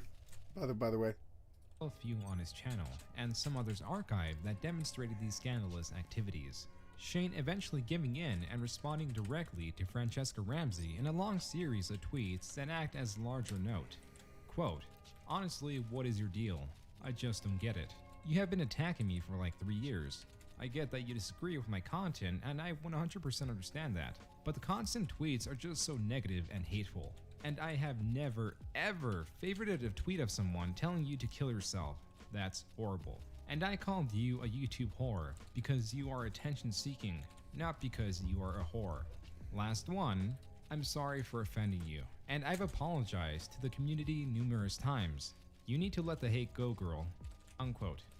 With these and a few more tweets, Shane decided it was best to address it on his second channel, Shane, in a form of an apology video claiming that while he heard about blackface, he did not understand the history behind it or what it meant and was sorry. Also apologizing directly to Francesca Ramsey and a few others. Basically what happened was some screen caps were going around and some blog posts about me doing blackface. Now, for those of you who don't know what blackface is something that they used to do a long time ago. White people would, make their face black and they'd paint their lips white and they'd make fun of black people, and it was really cruel and horrible. And I'm gonna be honest, I didn't really know what it was up until literally a Nope. month ago. You were an idiot. I knew the term, but I didn't quite know any of the You didn't know what it was. background and Lies. and I care about you guys so much that I should care about what I'm teaching you. And if what I'm teaching you is that it's okay to paint yourself black because, well, it's just funny to play a character. Like, if I'm teaching you that, it's wrong. And I am sorry because I care for you too much to teach you things like that. So I wrote down some names on Twitter of people who were really offended and sad by seeing me doing blackface. So I wrote them down. I wanted to apologize to Fedora Hippie, and then also, of course, Francesca, who I talked about earlier in the video. I'm sorry. Genuinely, this isn't fake. I'm sorry. Overall, this situation was mostly forgotten. Due to him deleting most of the videos, him getting in front of the controversy before other large channels picked up on it, and generally that many people did not see the videos Shane was talking about. Francesca Ramsey uploading a video the following day talking about this situation, but not getting any traction, possibly due to her avoidance of disclosing the person she's she beautiful. was talking about, which was Shane, and not showing the existing evidence that many have not seen.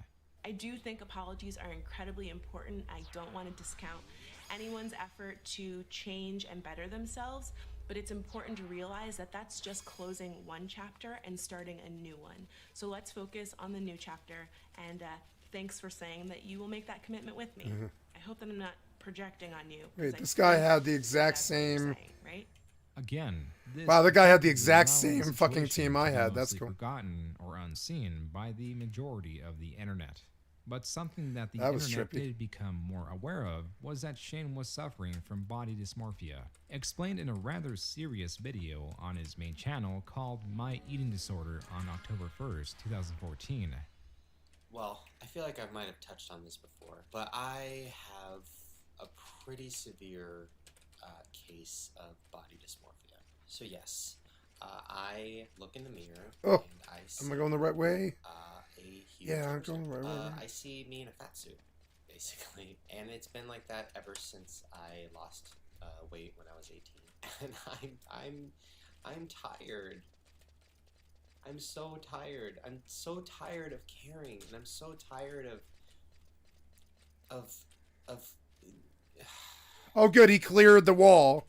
Fucking sweet. So the reason I'm making this video is because I know that some of you guys out there might be feeling the same. Well, that's way. good. That's helpful. I'm not gonna die. Not just that, That's but good. other things. Maybe you have a big nose. Maybe you hate your hair. Maybe you hate something about yourself, and you keep trying to change it. You keep trying to. You obsess over it. And you look at yourself in the mirror, and you're wishing you could be something else, and you're trying. I have all these things, but now I'm depressed about my body, and it's a fucked up cycle, And it just proves to me that no matter what, there's always gonna be something, And how do you deal with that? Well, I don't know yet, but I'm trying to figure it out. And if you guys are feeling the same way, just be easier on yourself. Don't beat yourself up so much. This video and its contents were dissected and reported throughout many small news sites, a common occurrence for a channel of his size. His channel, by the start of 2015, had 6.3 million subscribers, and at times hosted smaller creators on the rise. 2015 was mostly a positive year for Shane. First, with his release of his first memoir, I Hate My Selfie, a collection of essays by Shane Dawson, where he recounts 18 of his most embarrassing, inspiring life stories. This was just another example of how he was diversifying his revenue streams. Come July of I didn't know he wrote a 2015, book. Shane estimated that YouTube was only 25% of his total income.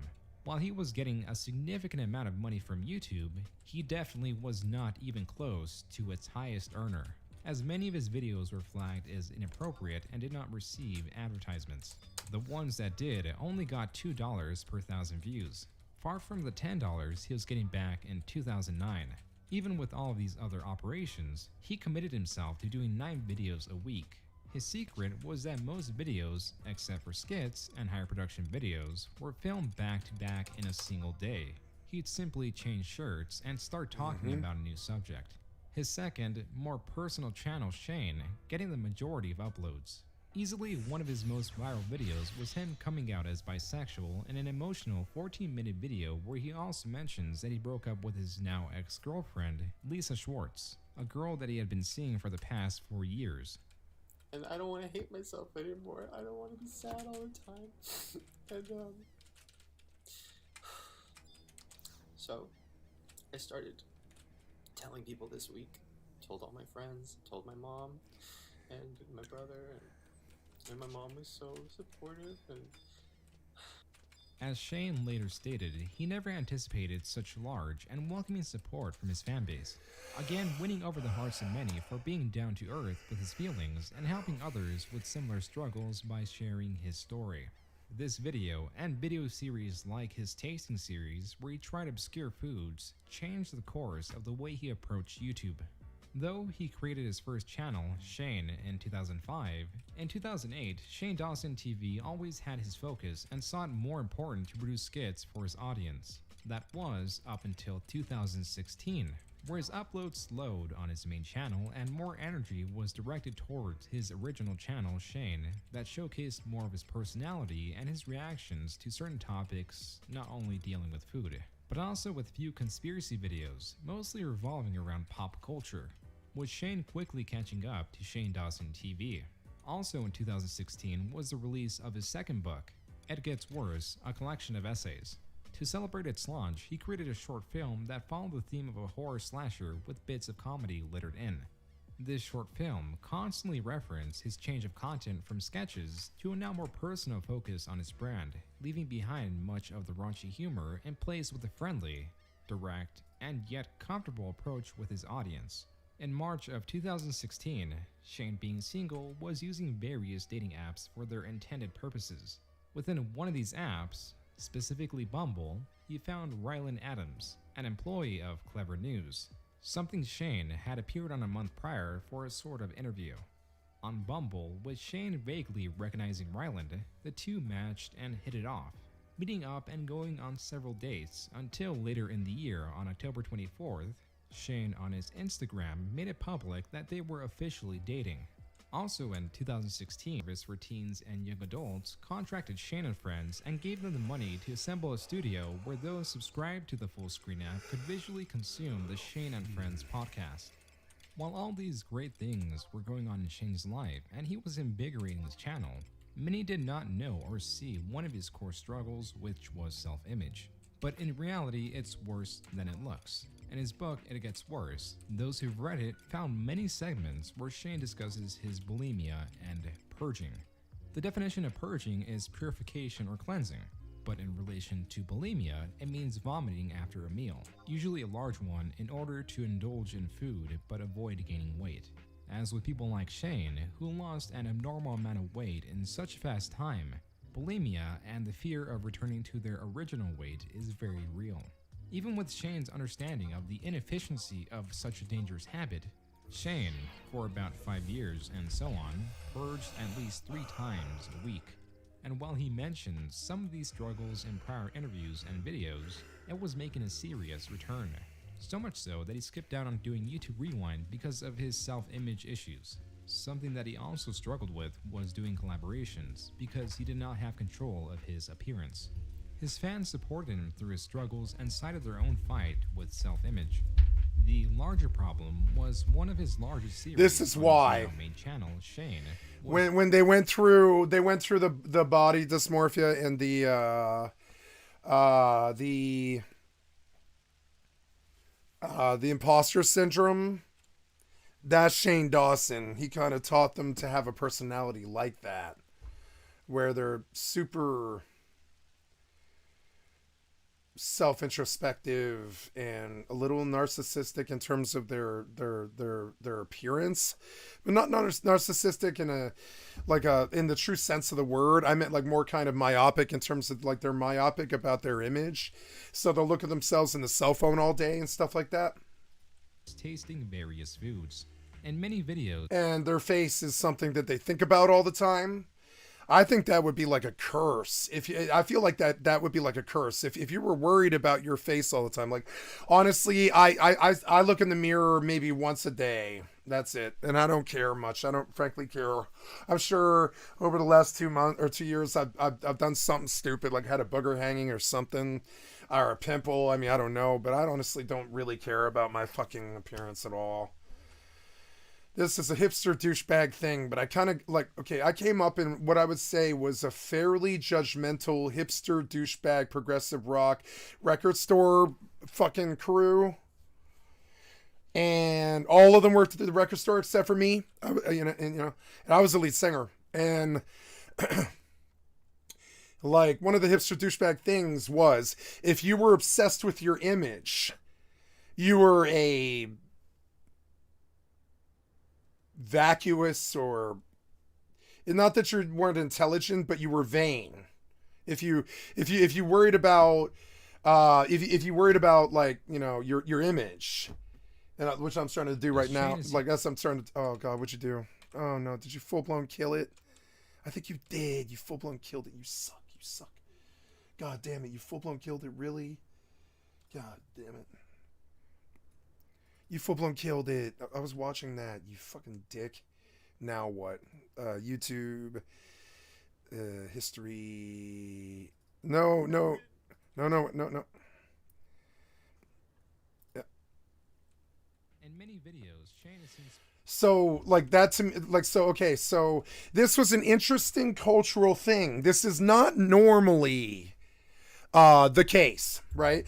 Normally, the culture is image obsessed. I farted.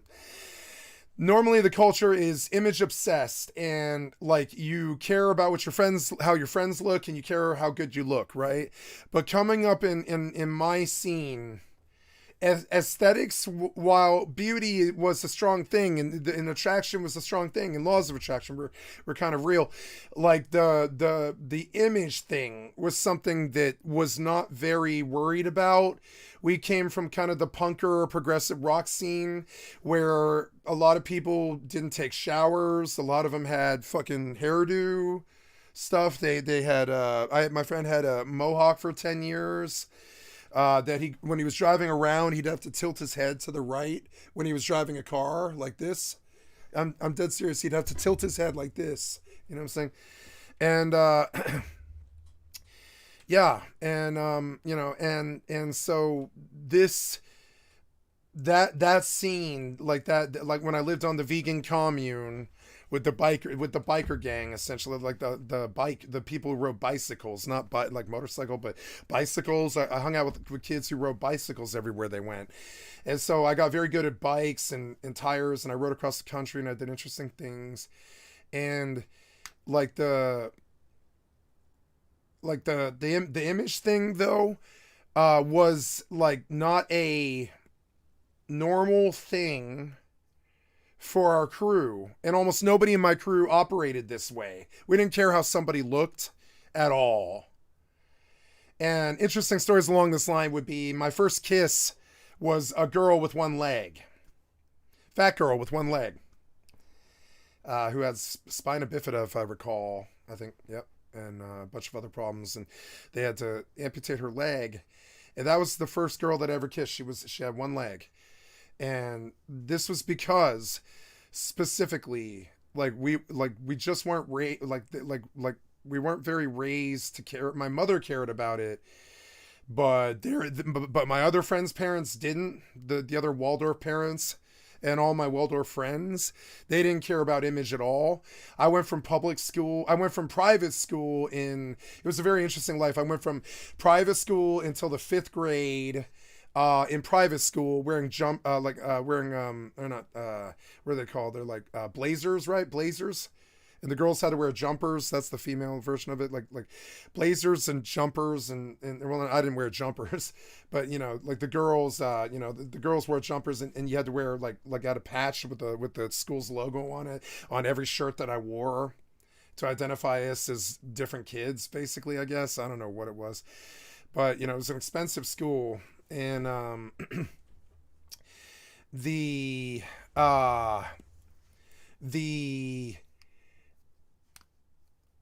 and going from there, those kids were also not very image obsessed. That was not something that, I mean, they were attractive young rich kids, but they weren't like image obsessed very much.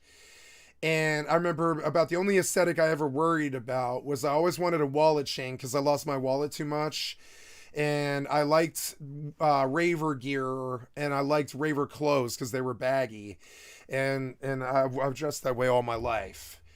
And so now, like, when I was in the hipster clique, and I didn't think of myself as a hipster. I didn't know what a hipster was until, I mean, I knew we were weird, but I didn't know that I was stereotypical hipster until like way later, until I was like 28 or something. I had no idea that I came up almost like tragically stereotypically hipster, record store douchebag.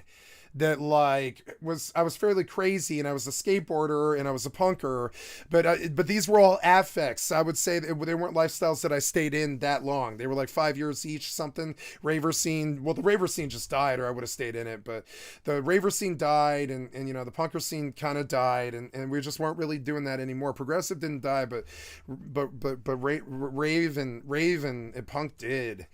So it wasn't popular for my band to sound like how it sounded by the end of our run. Like when we started, we went for 8 years, and we sounded like a mix between Nirvana and Sublime, because my guitarist was a punker and I was a grunger. I like grunge. And grunge was my thing. And so I got up on stage and sang like Kurt Cobain, but I wanted him to play punk music. And when I sang like Kurt Cobain, I did it in a way that was either about my personal life and my own beliefs and stuff, or it was like just lyrics, kind of like Nirvana. It was just like random unassociated words and stuff. And after 8 years of that, I like at the end of it, our sound was dead on the radio, and it was dead in the scene. And I feel bad about that. Like, grunge died. And I shouldn't have steered the band so strongly in the direction of grunge. But I mean, they all liked grunge. They all were grunge-aholics. They liked grunge the way I liked grunge. They liked all the same bands as me. They liked Hole. They liked all those bands that everybody hated. You know what I'm saying? Like all the grunge bands. They knew them all. And we knew all the punk bands too. But I had moved to Sublime. Like, my best friend was into Sublime, so we were into Sublime. But my band didn't like Sublime. They thought they were kind of sellouts.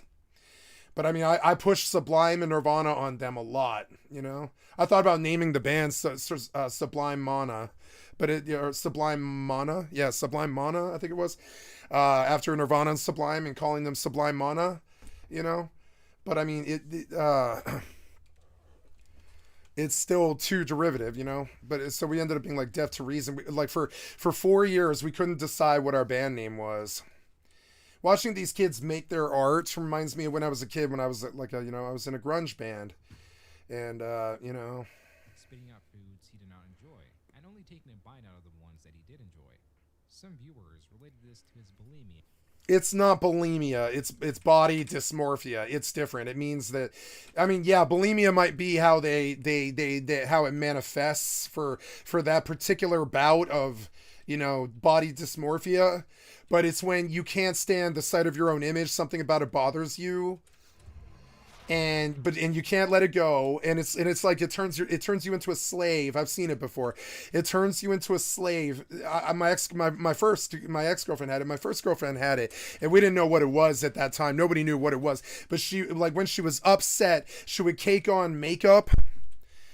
And she had been raped, and she was dealing with the trauma of it, and she was in love with me, but she was definitely, I would say, damaged goods, and I loved her to death. She was my first girlfriend, lost my virginity to her, and we didn't know what the problem was. We knew she was fucked up over rape, but we didn't know how it was manifesting.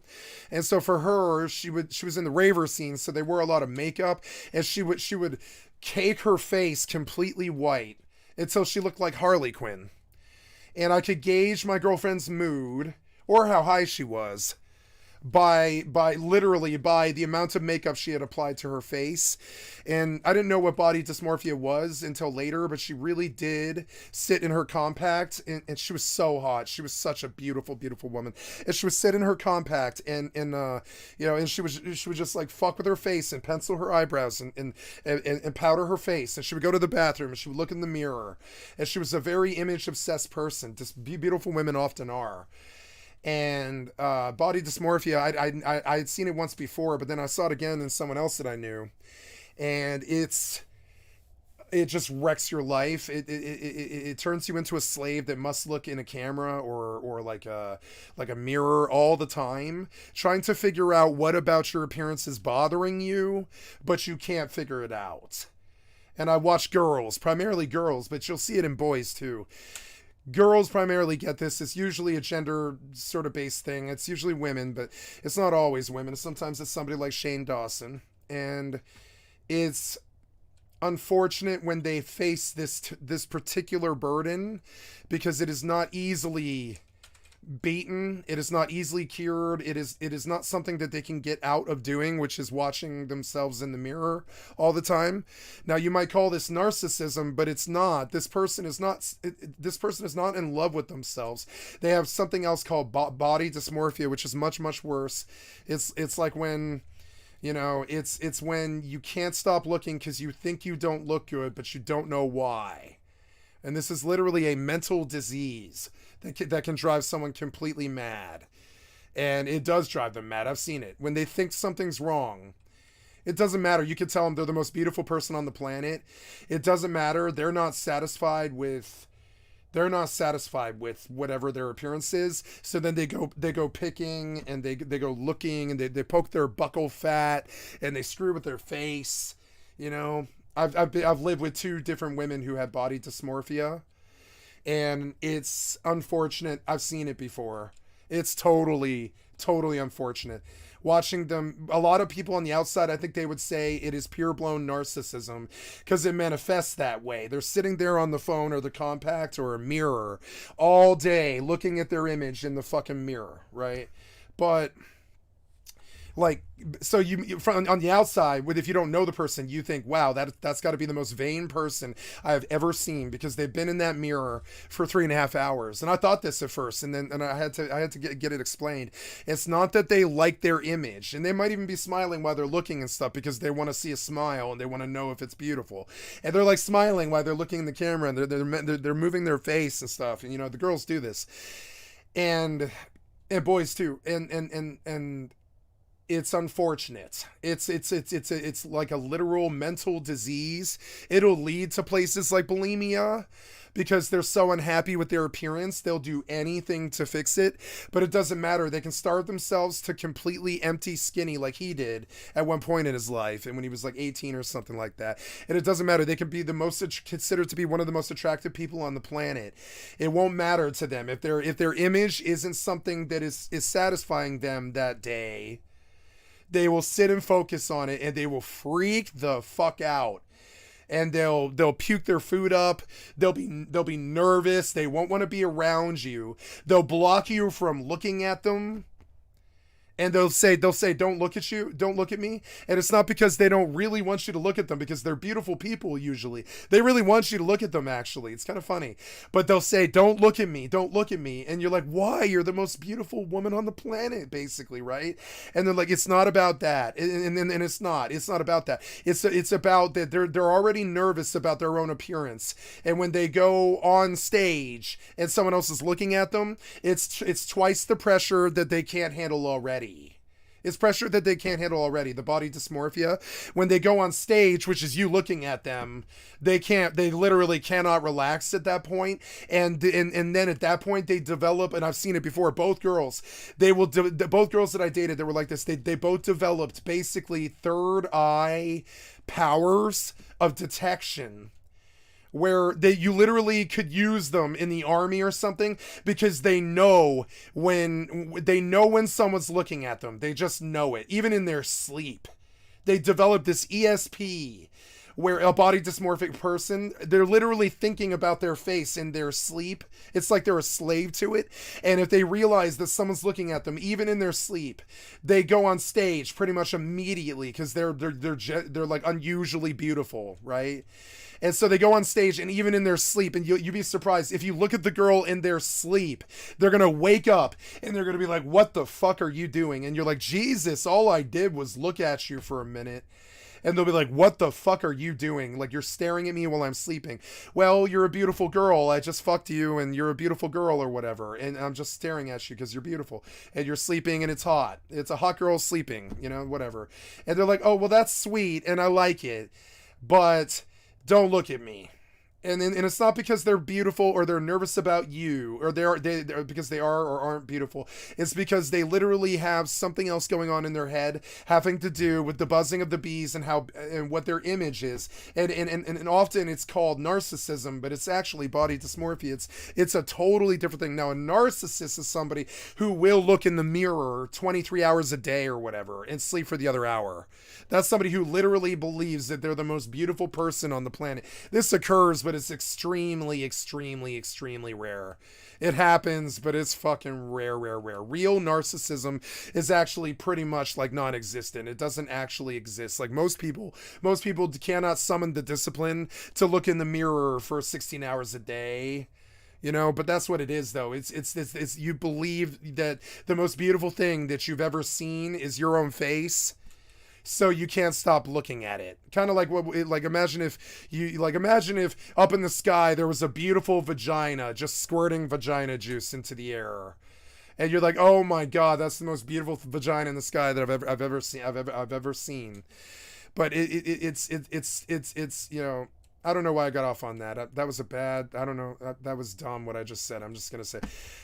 But it's just like weird. It doesn't matter how beautiful the girl is. It's that they're like a slave to their, it doesn't matter how beautiful the vagina in the sky is what I was trying to say. Most people still won't stare at it for 16 hours, right?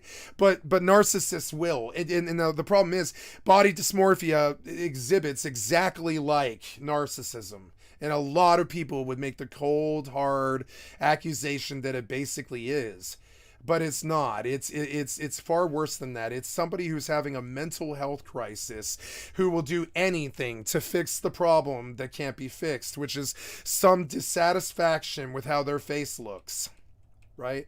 It's kind of like pica or something. When somebody develops pica, it's rare, but it does happen. It's a bad mental disorder, and it's fairly rare. Real body dysmorphia is fairly rare. I think a lot of people kind of pretend they have it, but really it's like when it's genuine and in the wild, it's a very, very, very, very specific form of like almost autistic OCD, and a combination of autistic OCD. Not autistic in a bad way. I'm talking like functional, sort of like Asperger's, like higher functioning autism. It's like a mix of autism and beauty. And so when you get like a slightly autistic, beautiful girl, you will see body dysmorphia. And I know because I've seen it twice. I've dated 2 girls now, and looking back now, I didn't know what it was the first time I dealt with it, and I had to be told the second time. The first time I dealt with it, and dealing with it sounds like it's some kind of like condemnation or something like that, or like I'm speaking out against my first girlfriend, and I'm not. It didn't make me unhappy or affect me in any way that she was watching herself in the compact most of the time, trying to see if she was beautiful. That doesn't really bother me. It doesn't affect my life. It doesn't cause me an inconvenience or anything at all. Sure, the girl might be too focused on the compact to understand what you're saying to her. She's busy and she's distracted, but overall, like, you know, it never bothered me that they would stare in the compact or the cell phone all day. That never really bothered me. But they seem to think that the people around them can't handle it or something, or that they're going to get judged for being narcissistic or something.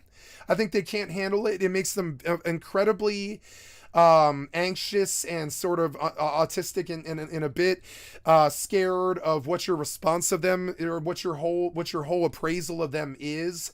They're very worried about what other people think about them pretty bad, like in a way that makes them sort of like a slave. Like they care so much about how people like think that they look, that they become a slave to it, I would say. And it happens in hot girls, especially when they tend to be autistic. And it's kind of rare to get a very, very beautiful autistic girl, but it does happen. It's happened to me twice. It does happen. Often it's just really beautiful girl, normal girl, often, you know. But occasionally you'll date like a, you know, if you're dating a lot, you'll date like a, you know, like a really beautiful but autistic girl. And it's funny because they'll often read a lot. They'll know interesting things. They'll have knowledge of things that they found fascinating. Like for one of them was anime. My first girlfriend knew so much about anime. She was just anime crazy when I was like 15 years old I was. And she was 14 and she was crazy about the Pokemon television show, and she was crazy about any anime, and her favorite thing in the fucking world was Akira, and she really wanted the motorcycle from Akira, and she thought she was going to ride motorcycles her whole life, and she did. She ended up being a mechanic. Because of Akira. She thought motorcycles were so cool, and that she was going to ride around with these bleeding lights behind her and live an anime fucking motorcycle girl life. And she did. She became a mechanic, makes good money. I love her to death. I love her to death, but I'm sure she's with someone. She'll have been with someone her entire life, you know. There's no room for me there, but I do contact her every 5 or 10 years and tell her I love her, and, you know, and all this, because it's just funny. That girl's beautiful. But anyways, and it was a good relationship. It didn't end badly. It's really good when it ends good, you know, and most of my relationships ended good, but that one ended really, really good. There was no cheating. There was no problems. There was no anything. She just sort of like, she had an issue with me one day because I got too high, and she was like, I think you do too much drugs. And I was like, I think you do too much drugs. And she was like, I do too much drugs.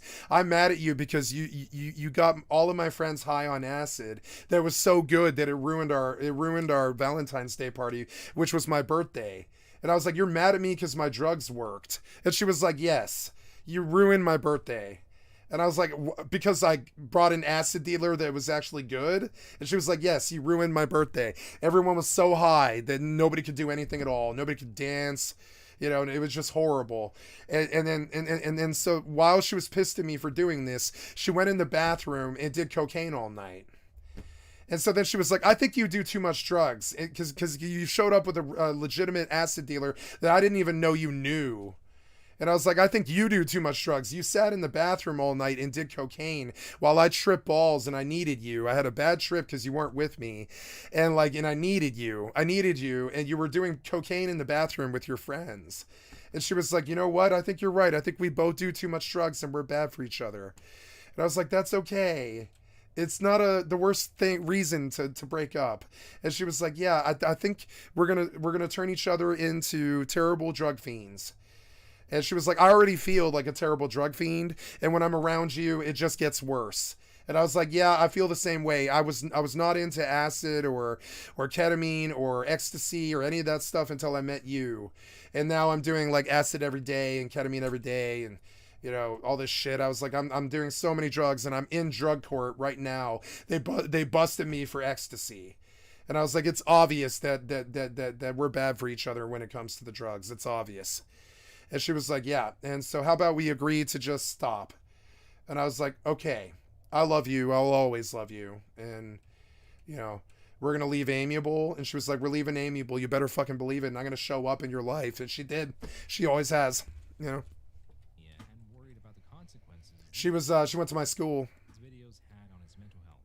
But most of his audience So, you know, and then like, you know, but she had body dysmorphia. So like if I was pissing her off, or like the world was pissing her off, or she was thinking about the rape, or she was thinking about her father, or stuff, you could tell her face would go from normal shade to just whiter and whiter and whiter and whiter and whiter until she was hard. I look over and like 45 minutes later, she is like she's smoking a cigarette in one puff, and she's so pissed, and her face is bleach white, and I haven't noticed, I guess. And I look over and I see that her face is bleach white, and I'm like, oh no, she's really mad. And she's really mad about something, and it's not usually me. Usually it wasn't me. It's just, you know, but she was really mad or really upset about something. And you could, and later on, I saw it later on with someone else too. And it's unfortunate. I lived with two different girls for a long time. Oh, I didn't live with my first girlfriend, but I lived with a girl who had body dysmorphia for a long time, and it was hard on her. of his struggles saw it as a comedic gesture. Finally, after uploading 83 food tasting videos, Shane abruptly And so when you see body dysmorphia, and they like mukbangs for some reason. Mukbangs were a terrible, terrible thing, I think, for the internet to get into, kind of, in a way, because all the body dysmorphia people, they started starving themselves and watching all of the mukbangers eat their food. And that caused other eating disorders like anorexia and bulimia and all this other stuff, right? The minute that they all started worrying about body dysmorphia, they got the whole young generation got a host of body dysmorphia problems, which can be very bad. Anorexia, bulimia. You'll see it in people like Eugenia Cooney, and I feel so bad. It's not like, you know, it's her choice to be, you know, that skinny, but, you know, that is anorexia, you know. It's anorexia. Rex your life. Anorex your life, you know, like Silverchair said. Daniel Johns was lead singer of Silverchair, was a male anorexic.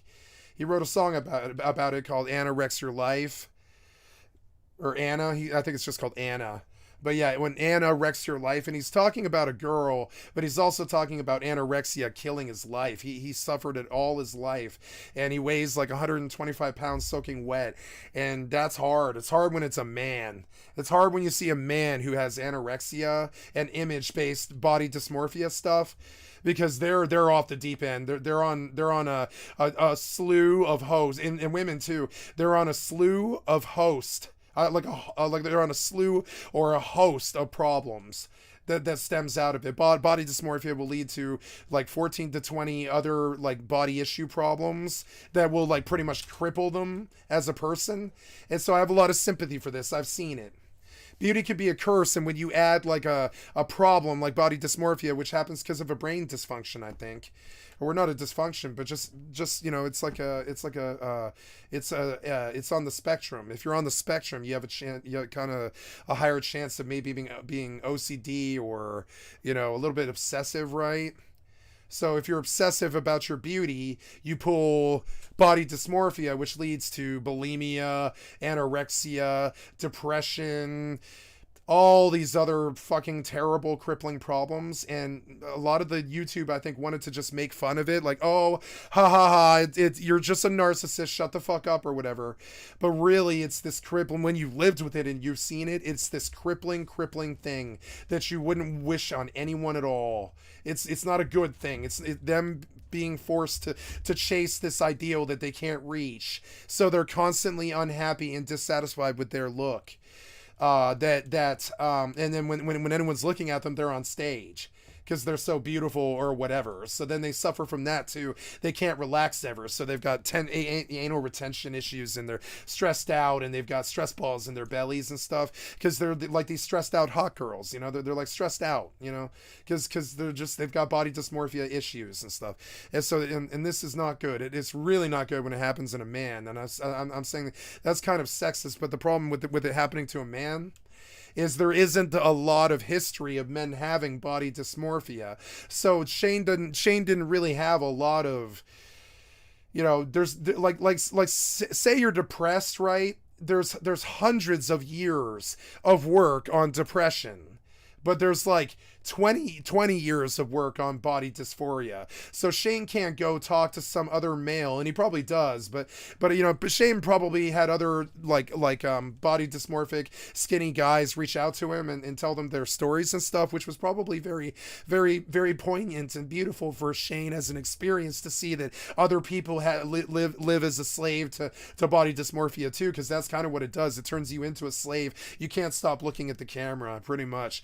He can't leave the house, because then people would see that all he does is look at himself in the camera, you know. And that sounds like narcissism, but it's not. It's someone who's got a mental disease that's forcing them to be dissatisfied with something that'll never satisfy them. You know, it's like a mental, it's the kind of thing you'll see with other mental disorders. It actually manifests in a very specific way. They can't ever be satisfied by it. So they look for something that they can't find. So they're constantly unhappy and stressed out and anxious, and they have body dysmorphia. A lot of them have, what's it called? The thing I was talking about earlier, which is, what was it? It's when you think you're a fake, you know, imposter disorder, right? So one of the things that body dysmorphia will lead to is imposter syndrome, because you're sitting there looking in the compact or the cell phone all day, right? And your image is always one button press away, so you can just monitor your face because you have body dysmorphia and you're unhappy with your appearance, and you have to check again. And you're trying to figure out what's wrong, and you're just and it's this never-ending question. You see them pondering in the cell phone all the time. It's because they've got body dysmorphia, and they're like pondering the unanswerable question, which is what is wrong. And they're thinking about the facial structure. They're thinking about their eyebrows. They're like, what is wrong? They keep thinking, what is wrong? But there's nothing wrong. They just can't find what's wrong. You know, nothing's wrong, but they can't realize that because they're convinced something's wrong. And they get stuck in a loop where they're just self-examining over and over and over again, trying to figure out if they pluck an eyebrow a little bit more, if it'll fix the problem or whatever it is. And it's vain, but it's not vanity though. It's different. Vanity, I would say, should be ridiculed sometimes, right? You can make some healthy jokes about vanity. It can be kind of silly to watch somebody who's really vain, you know. But body dysmorphia is not vanity. It is like a broken loop in their brain that's causing them to spin off and be dissatisfied in a way where they will never be satisfied with what they see. And so, and then they get stuck in this self-examine loop where they're like, something's wrong, but I don't know what it is. Something's wrong, but I don't know what it is. Something's wrong, but I don't know what it is. Something's wrong, but I don't know what it is. And I'm pondering and I'm thinking about it. I don't know what's wrong with my face right now, but there's something wrong with it. Maybe it's the dimples and something's wrong, but I still don't know what it is. And I can't find out what it is because nothing's wrong, right? There's nothing wrong with them. But that's the, and I have so much sympathy for people who have this particular mental disorder because it's akin to something like Tourette's. It'll lead to stuff like Tourette's and nervous tics. It'll lead to nervous tics. 2 women that I've loved have had it. It leads to nervous tics. It leads to all types of crazy nervous disorder stuff, and it's not good. It's just not good. And so you could call him bulimic because he'll purge after he eats a big mukbang meal, right? But he doesn't do this every day. He pukes up specifically because he was looking at himself in the cell phone. He saw that there's something that he doesn't like he sees every day of his life, right? Especially when the more attractive they are, the worse it is. The more attractive and beautiful and skinny they are because they're starving themselves and they're beautiful, right? They're just perfect 10s. The more beautiful that they get, like the harder it is for them to let the body dysmorphia go. And so you'll see them binge and purge and get slightly fat sometimes too. And then they'll drop back down to like 120 pounds and they're perfect and they're sexy again, like Lana Del Rey. And you see them struggle with it. You do the, like fast body weight changes and stuff. And they'll pound a meal like a fat man. And you're like, wow, what are you going to do now? And then they'll just puke it up. And you're like, oh no, I'm dating a bulimic. But the bulimic looks at you and they're like, I'm not a bulimic. And then you're like, yes, you are bulimic, and you just puked up your meal, and I love you, and I don't care that you puked up your meal. I'm not shaming you for it. I don't care, but I love you. I love you to death. I don't care about what your foibles are. I don't care if you're bulimic, whatever. I love you. It's the entire package. You'll look them right in the eyes and you'll say this. And it doesn't matter. They're going to look at you and they're going to say, I'm not bulimic. And they're right technically too. Just in the way that I'm technically right, they're technically right when they say, I'm not bulimic, I have body dysmorphia. And so, and they'll say, I don't puke up almost ever unless I just can't stand starving myself so much that I eat this huge meal because I'm so hungry. And then I puke it up because I know what it's going to do to my image. And a real bulimic will just puke up after every single meal. Body dysmorphics do it maybe once or twice a month, right? Because they're not trying to be bulimic. They're not trying to be dysfunctional. They're not trying to be something that isn't perfect. They don't want bulimia. They don't want, eroded esophagus or any of those problems. They don't want to, their health is everything to them. So they don't want these problems. They don't want to be depressed and they don't want body dysmorphia. They're good people. They don't need it. It turns them into a slave and they're unhappy. And so you look at it and you see them puke up a meal, but you begin to understand that they're not puking up to stay skinny.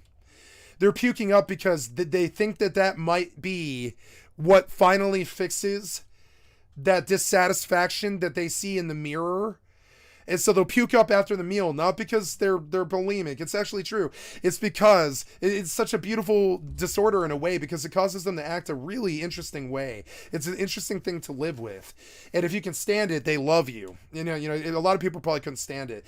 So like, and I loved it. I had no problem with it. I don't care if they sit and watch their beautiful face in the mirror all day. What does that matter? I don't care about that. Honestly, it keeps them from, interrupting me if I'm playing video games or whatever. They're actually really good mates for a video game player because they're just sitting over there in the chair looking in the phone looking at themselves in the mirror. That's like what they do most of the time, or they're looking at other people trying to figure out what the most beautiful person in the world looks like so they can better it, so they can do better than it, right? So they're constantly on Facebook or Instagram looking for more beautiful people to fund their image bank in their head of what beautiful should look like and try to compete with it, right? And they're in the mirror trying to compete with it, and they'll puke up the meal once or twice a month. But they're not puking up that meal every fucking meal. They're just not. They're not that unhealthy. Usually neither girl that I dated that had this was that unhealthy where like health is their main thing, honestly. If they're perfect 10s and they're super hot, like health is their main currency. So having bulimia isn't something they'd ever do because it would actually affect their beauty.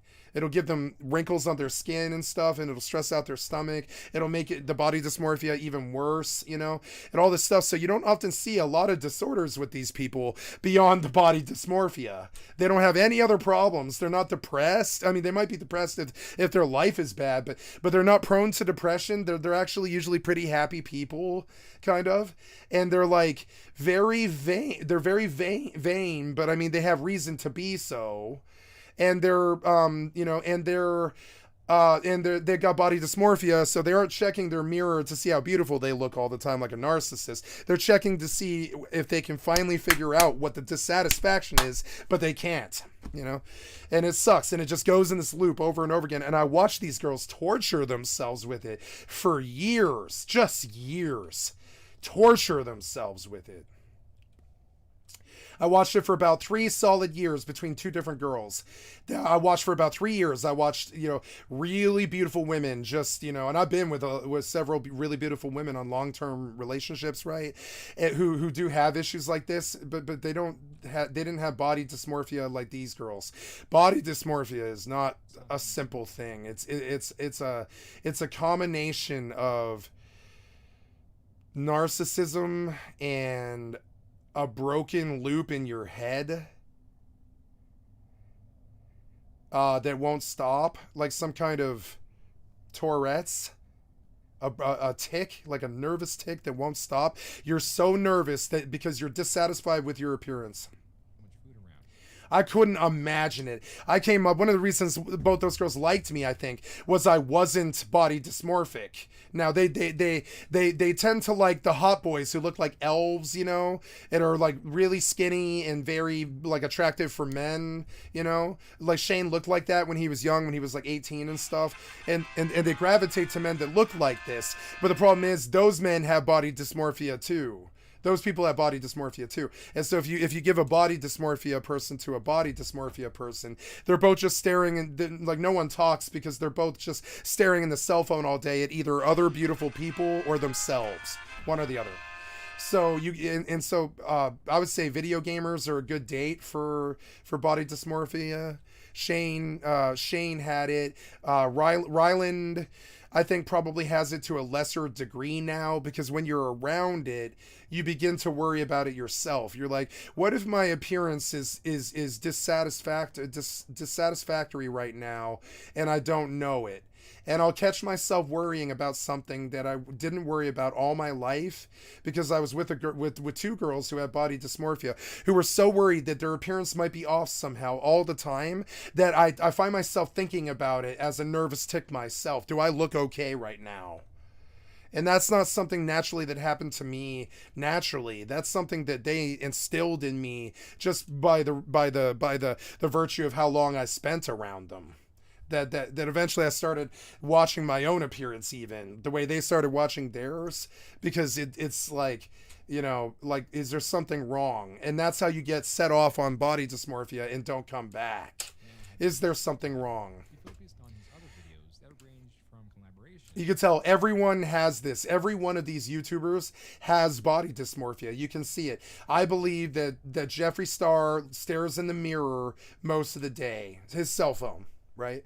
I believe that Shane Dawson stares in his cell phone most of the day. I think Tati, or whatever her name is like that. I think James Charles was like that. I think it's a reoccurring thing, body dysmorphia with YouTube stars. And they love each other, and they should. Kylie Jenner stuff. I don't know. I don't know anything about Kylie Jenner. I don't know. It's like a buzzword to me that I've never defined. I have no idea. So, my God, that fucking girl is so fucking hot. I could see her nose hair and it didn't bother me because she's so fucking beautiful. One of the most notable was his confrontation series, where he confronts people from his past and some of his present and finds out what went wrong. Easily the most. My God, she was hot. Anyways. Distract me. Do I summon now? Yeah, I summon now. Yeah. So. Most personality building and emotional one was the confrontation with his dad. I guess what I want to also know is like the divorce. So for me, I took mom's side because. Yeah, I took my mother's side in the divorce. And the divorce fucked me up when I felt my father just straight up disappeared, so it was just me and her against the world, and watching my mother's life just basically collapse around her was incredibly damaging to me. It left me hollow. Watching my mother just basically lose her sanity and her marriage and her work and her money and her job and her homes, and go through bankruptcy and all this stuff in the middle of a divorce. I was too sensitive. I'm an empath. I feel people okay. What's funny? I've never been accused of not being able to read the room That's something that I've never heard in my entire life. People would say that I do read the room. And like the empath is strong in me. Like I'm aware if the women around me are unhappy. I'm aware if the people around me are happy. I'm aware if the animals are happy. I know if like I know what mood you're in without even seeing your face. I'm like an empath, you know? And like watching my mother just basically collapse was very difficult for me to do when I was like 12 years old. I was not equipped for it. I was not ready for it. Watching her lose her job, her family, her life, her marriage, her money, her home, all of it at once, it terrified me. And the reality was so bad that I was just locked away on Secret Amana like all day, and she was just locked away crying in bed like all day on her brain meds, like on a straight mental breakdown tip, you know, just trying to avoid me because like I was part of it. It wasn't that I caused it. It was just that I was more pressure on top of all the rest of it, you know, and I felt so bad for her, you know, and she dug herself out of that grave. She just churned the milk till she made enough money to get out of that situation, and it got her life back in shape and stopped dating bad men and all that stuff, and she married my stepdad, and she's happy now. But watching what happened to her in that divorce and the loss of everything that she valued except for me, I was the only thing left. I was, thank God for me, because if I had gone, she would have just probably left this world, you know. And like, you know, thank God I was there, but it was a lot of pressure. It was a lot of pressure when all I wanted to do was play with my friends, think about school, and like, and you know, and like be a young waspy nerd who was introverted, you know, because I hadn't gone to high school yet, and I hadn't gotten a girlfriend yet, and I hadn't got a clue or a band, or, you know, didn't start smoking cigarettes or drinking or doing punker things and hanging out with the bad crowd and being a young little teenage badass like I was. But when I was 13, I was like this young introverted RPG nerd that just wanted to play Secret Amana and looked exactly like this. I looked exactly like this. Exactly like this, the glasses, all of it, the vibe, the skin, the fatty face, all that stuff. This is like a family photo that would be a lot like mine. Mine would look a lot like this from this age. And but then by the age of 15, I was skinnier, I was happier, I had a girlfriend, I was in a band, I was skateboarding and doing all this shit, and I was just like wasn't socially awkward past the age of like, I would say 14. I lost my virginity at the age of 15 because I wasn't socially awkward past the age of 14. And you know, and watching him go through it, like that stuff will lead to stuff like body dysmorphia, because if you go from being the fat kid, see it, the fat kid who eats cake and Mountain Dew all day to like skinny Shane back to fat Shane, and all the body dysmorphia, and the fact that, you know, that Ryland probably sits on the couch right now. He's probably in bed, but maybe he's up late like me. And if he's sitting there with Ryland is watching him look at himself in the phone. Ryland's probably sitting there across from him, watching him like look at himself on the phone. I would think that Ryland was a more observant person. She said in my video that she... And yeah, and so and that sucks. It sucks. Like here we are, like what? Now it's been 2 or 3 years later since he got canceled, and he's got all this money, and he's successful, and he's set for life, and his family's gonna do okay, and he's got a good relationship, and he's probably happy, and he's living in Colorado, so you know he's probably happy. But I mean, like, the body dysmorphia did not go away. He's still sitting on that cell phone watching his face all day long. Like so when you see him on camera, he is thinking about what you're seeing. He's not thinking about what he's saying. He's thinking about what you're seeing because he's got body dysmorphia. You mentioned something about her telling... So when he makes himself look normal like this, but I mean, if you were to actually hang around him, what body dysmorphia looks like is somebody scanning the cell phone for beautiful people and looking at themselves in the mirror all day, 12 hours.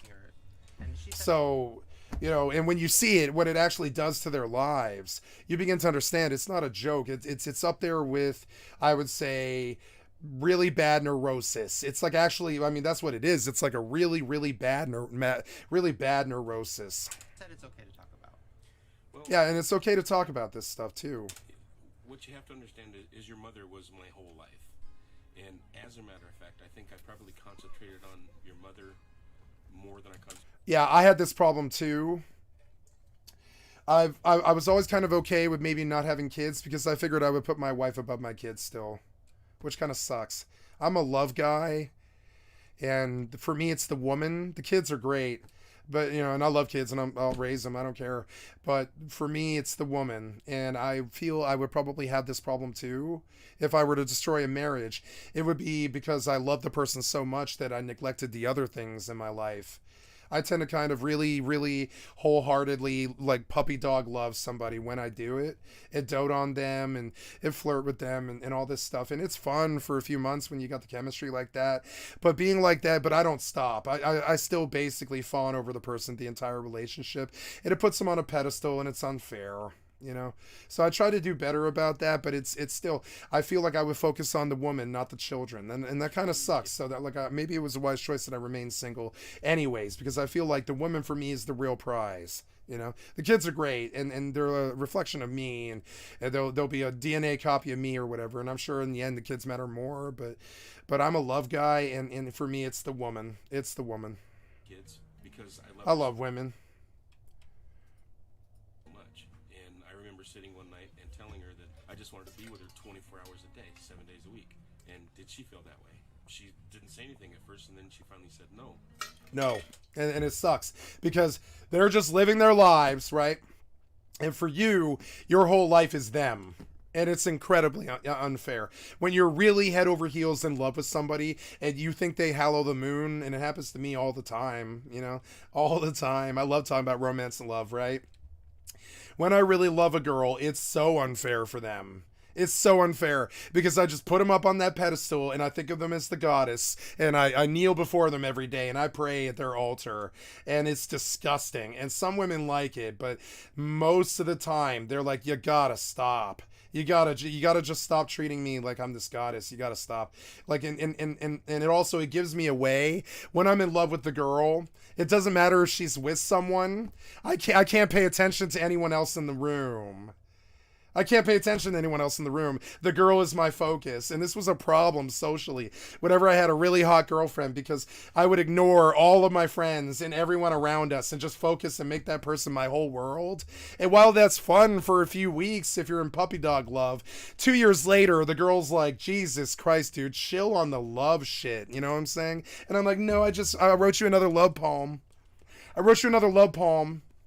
And they're like, really? You wrote me more poetry? And I'm like, yeah, I love you. I really do. You're like my reason to live in all this. I think about it all the time. Do you feel that way about me? And they're going to say no. I feel that way about myself. If they're a good girl, they're going to say no. I feel that way about myself. See, and it's funny because, like, women, I think they have a DNA imperative to look out for number one because they're the child rearer. So you know, so they've got to make sure that they make it to term, which means looking out for number one, right? Good woman will answer no. I love myself that way, right? And a man has a DNA imperative to put a woman on a pedestal and love her and be gobsmacked by her and do stupid things for her or him or whatever the case may be, whatever.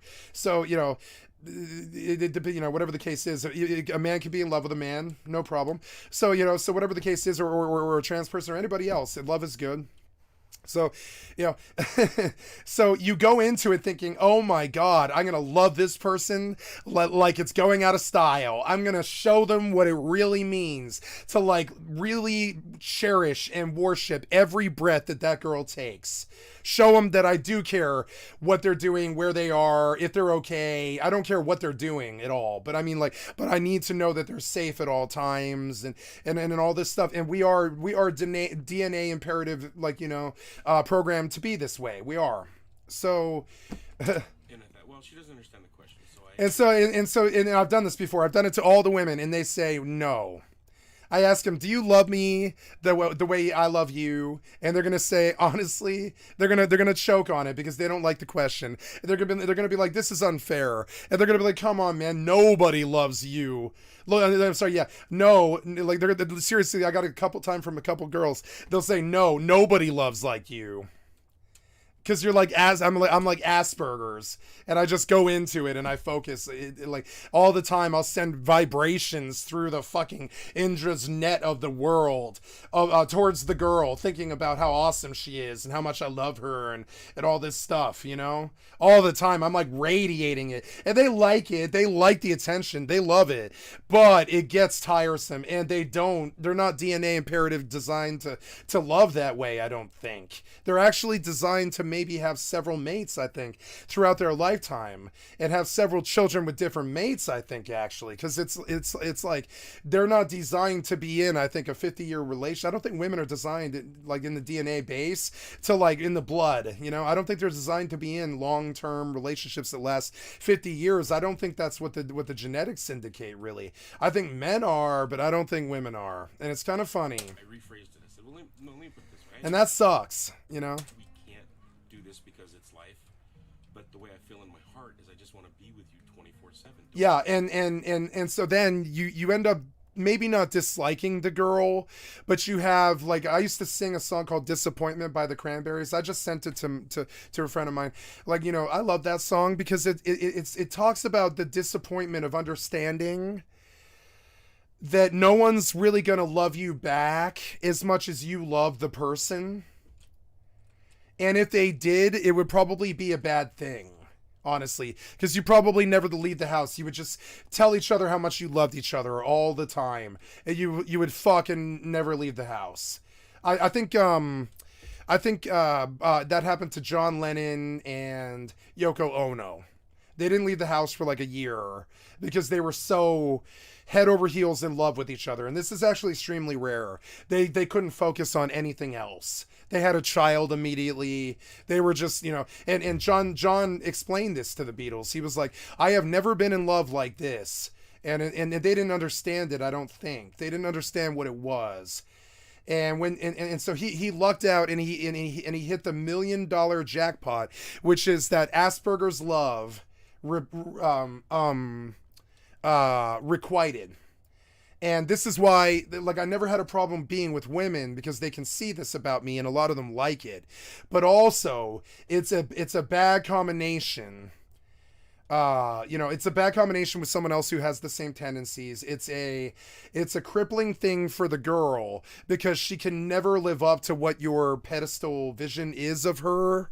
Even when she makes mistakes or farts or something like that, you just don't ever care, because you're like, you know, whatever, or oh, she lost my keys or something, and you want to be frustrated with them, but you love them so much that it just doesn't ever go to a place like that. But they have no problem with being totally annoyed with you if you lose their keys. But you don't want to be annoyed with them when they lose your keys, because you're totally in love with the person. So you're just head over heels in love with the person. So honestly, if they're touching your keys in any way or form, that's a good thing. That means they're in your life, and you're happy and you love this person, and they're touching your keys, you know, and and like, but you know, but for them, it's never gonna be like that. It's just not like that for them. It's not in their DNA imperative. They're not built this way.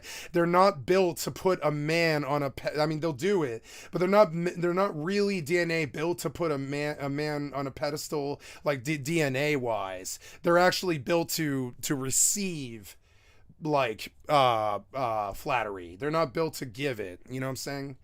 They're built to receive it.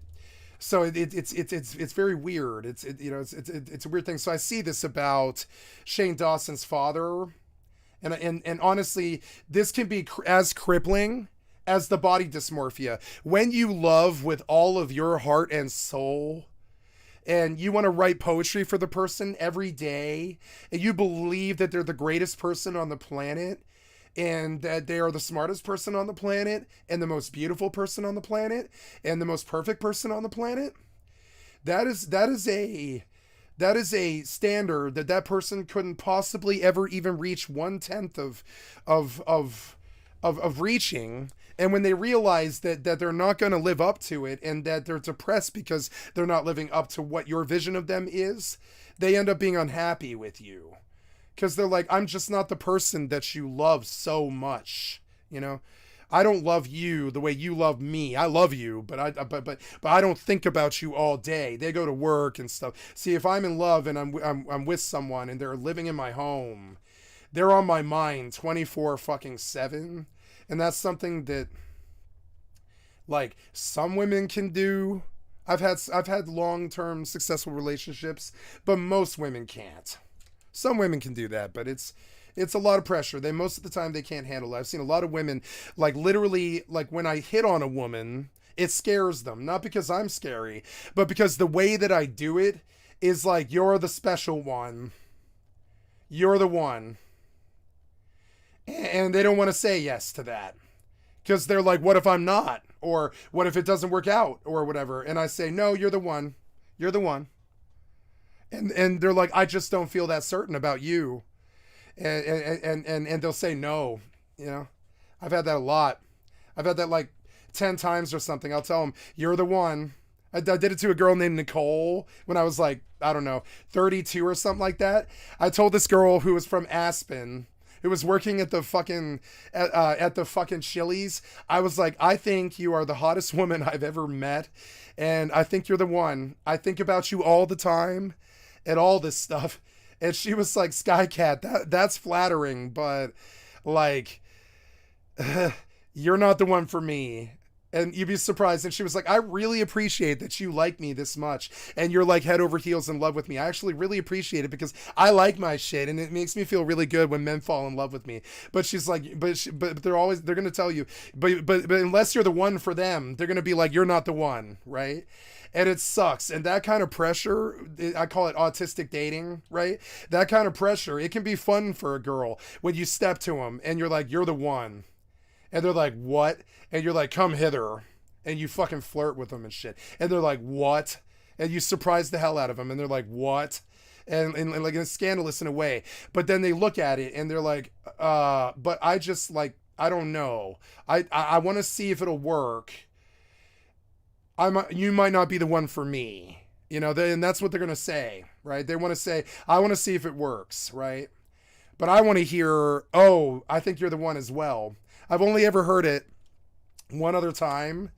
I've heard it one time out of a girl who was after me, after my first girlfriend and I broke up, and I had not a broken heart, but I was sad. I was sad that my relationship ended. It was the best thing that it had ever happened to me. And for about 4 months, I was just sad. I was a sad lead singer. It's a stereotype. It happens. I was a sad lead singer, like Papa Roach or something like that. I was sad boy, right? I was sad emo boy. I was listening to a lot of screamo, and I was a teenager, and I had long hair, and I was just, I was listening to a lot of sad stuff, and I was like, man, I'm sad that this beautiful relationship that lasted a year ended for really just basically the fact that I like drugs. And I was just bummed out, and there was this girl trying to get my attention the entire fucking time, and she used to make a point about it. She would come and sit in my fucking lap, and this was hard to do because she was the hottest girl in the school. And she would come sit in my fucking lap and be like, get the message, shove her tits in my face and be like, hey, will you bounce me up and down? Shit like that. And I'm like, gee, at first it was like, I have a girlfriend, get the fuck off me now.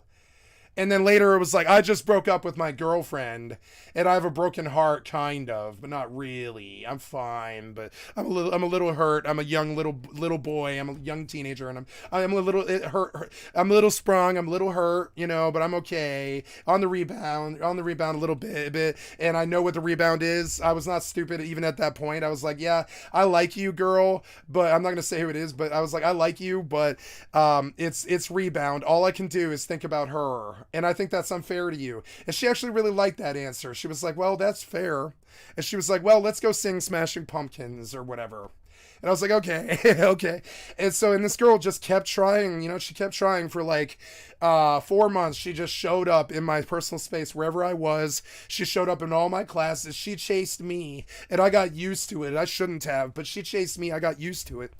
one day we were walking to the King's Supers across the street to go steal cigarettes, and she was with me, and she was like, I think I love you. It was the cutest moment in my life. She just blurted it out. She was like, I think I love you. And I was like, I think I love you too. And she was like, we should kiss now. We should kiss now. You've been making me wait too long. And I was like, I'm sorry. And then I kissed her in the middle of Monaco, and in Monaco, in the middle of a 4-lane street. While we were crossing the street, she just blurts out, I think I love you, as I like jaywalked into traffic, leading her. You know, I wasn't touching her, but she was just following me as I led her through jaywalking through traffic and stuff. And she was like, I love you. And I was like, she said, I think I love you. And I was like, I think I love you too. And she was like, you should kiss me. And I was like, okay. And that's how that relationship started. And that was, and she loved me the way I loved her. She absolutely did. She doted on me. She thought she thought about me. She wrote me notes. I had another girl who tried to do this for me, but by that time I was sick of it. I was like, nah, if you like me, you're an idiot. You know what I'm saying?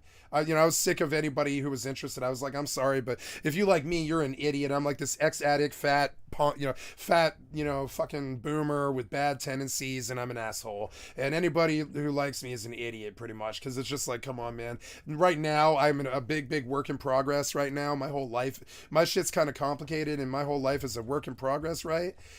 And so, like, she would dote on me, and like, this was the only time. I've only ever experienced it twice.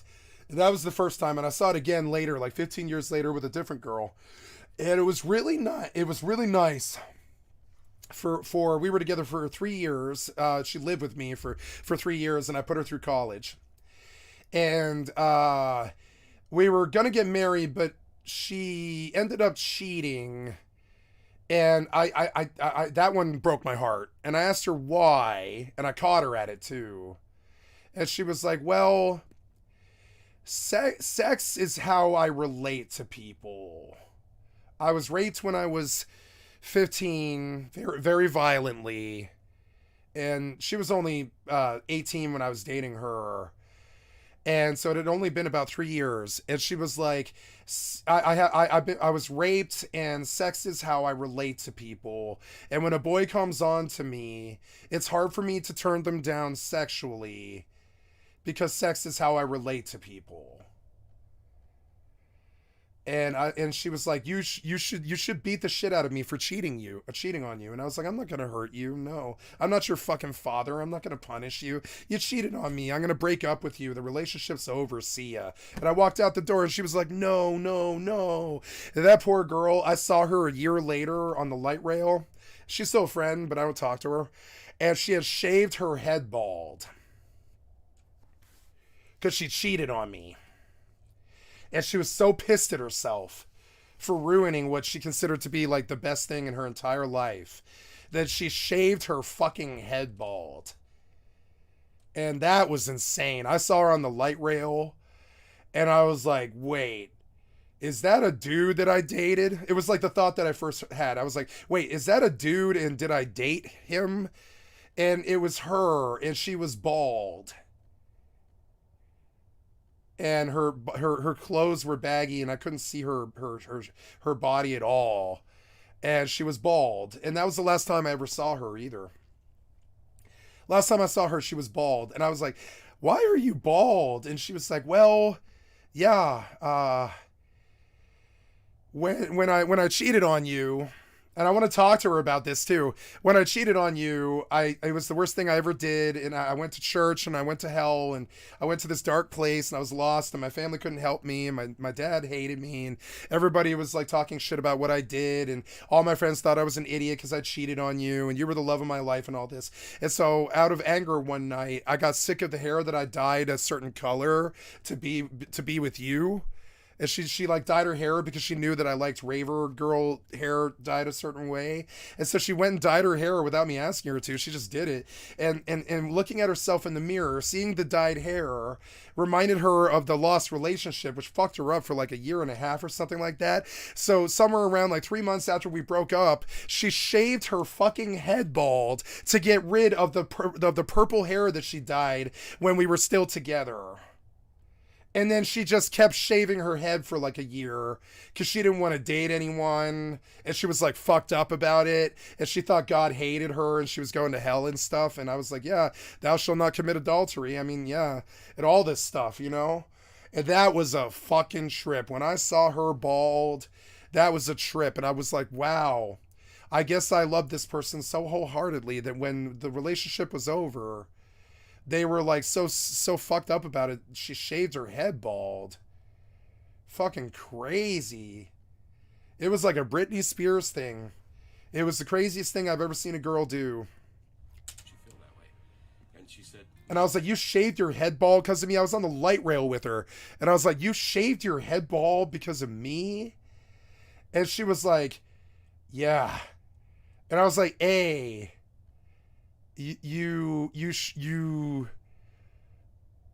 didn't hate you for what you did. It was like a year and a half past when what happened. I was like, I didn't hate you. I understood, and I took your explanation and I ran with it and I accepted it. And I figured, well, she must have some rape dysfunction, and she relates to people by having sex with them. And I knew this was something about her because she did it with me, and so I told her, I was like, I accepted the reason that you gave me, and I did not hate you. I love you. You were like the second best relationship of my life. And it would have been the best if you hadn't cheated on me. And I'm sorry that happened. And I'm sure there was reasons why on my fault. It was on reasons on my side too. She was like, yeah, I just didn't see you for weeks. You were working nighttime at the gas station and I was working daytime at Forever 21. And I just didn't see you for like 3 weeks. And I got so fucking lonely that I cheated on you. And I was like, it's okay. You should not hate yourself. People make mistakes. It's all right. And she was like, well, it took me a while to get better with it. And I told her, stop shaving your head bald. Stop shaving your head bald. I give you permission or whatever to forgive yourself and move on. And stop acting like a weirdo. Don't shave your head. You've got beautiful hair. no, I don't. And I need to find myself. And inside of me just crumbled at that point. I mean, I just thought, what have I been living a lie for 17 years? Yeah, I've been living a lie. And the longer I go in the long-term relationship, I begin to realize that the other person just isn't built like me. That they're not, you know?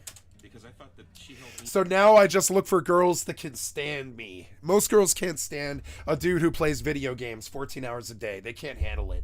It's just an actual reality. Like most girls cannot handle a dude who sits around playing video games 14 hours a day, I would say. So that's okay. We all have our problems. I have a video game addiction. I've done well with my video game addiction in the past. Like I went a whole 7-year period where all I had was a cell phone, you know? I've done well with my video game addiction in the past. So, you know, whatever. It won't always be like this. It's just, you know, it's what I like to do now. Same esteem as I held her. And we grew up together. I mean, we were kids. We were young when we got married. Yeah, yeah. Like, one of the things that sucked about the girl I talked about earlier, B, when she left for California, I understood that she was in a relationship for 8 years that she was unhappy about 5 years in. And she stayed in the relationship for another 3 years. And that was the most miserable, fucked up, cocaine addicted girl. She was fucked up about it. She stayed in the relationship 3 years too long. And she was so unhappy.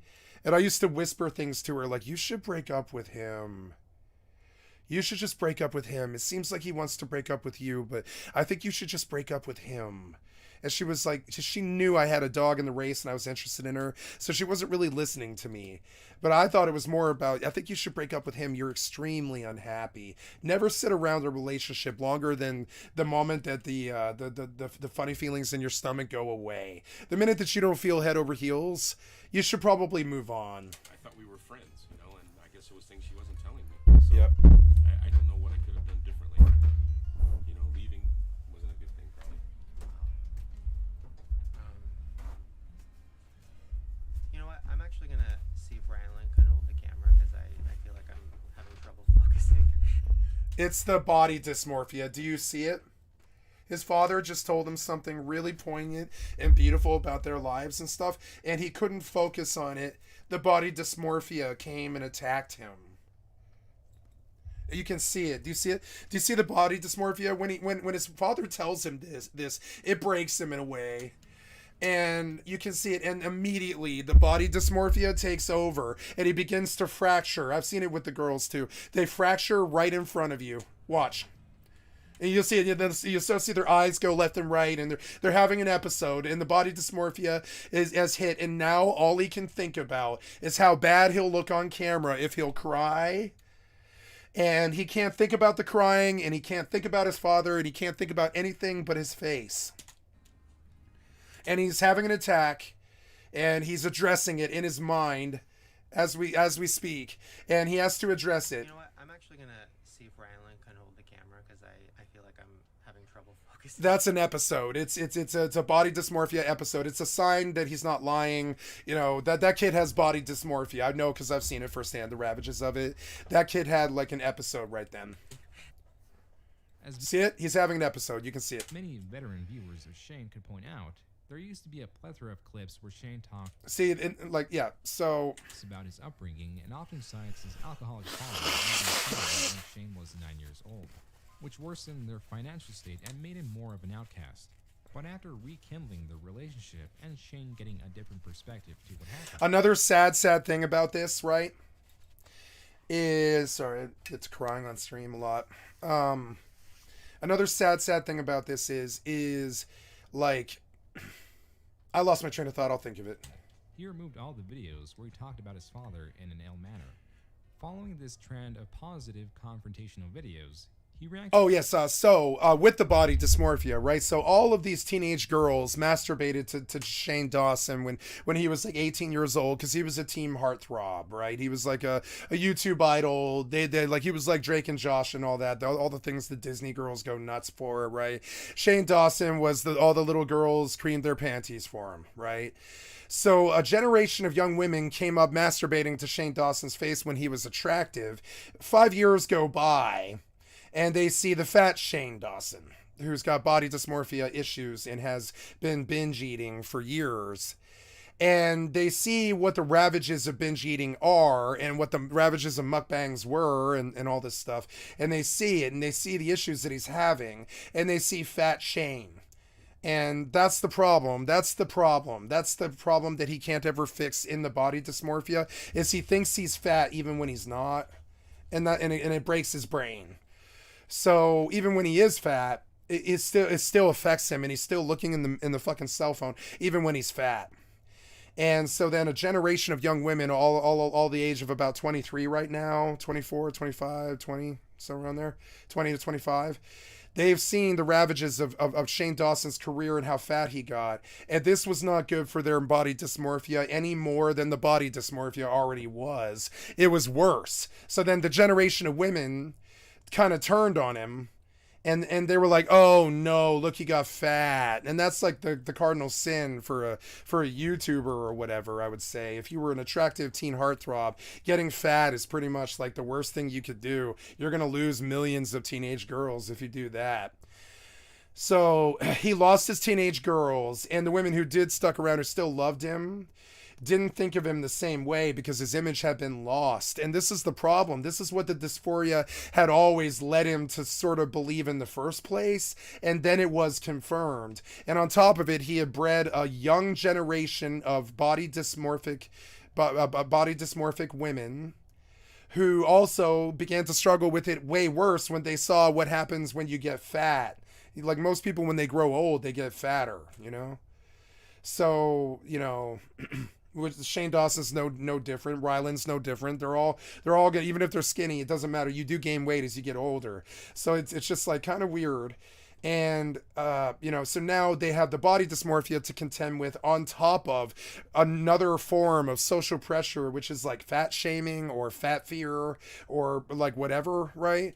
And then they fixate, and their body dysmorphia begins this thing where they're terrified of becoming fat, and that steers them towards other sides of it that we covered before, like bulimia and anorexia. But it's an even stronger inclination to engage in stuff like anorexia and bulimia when they see fat Shane.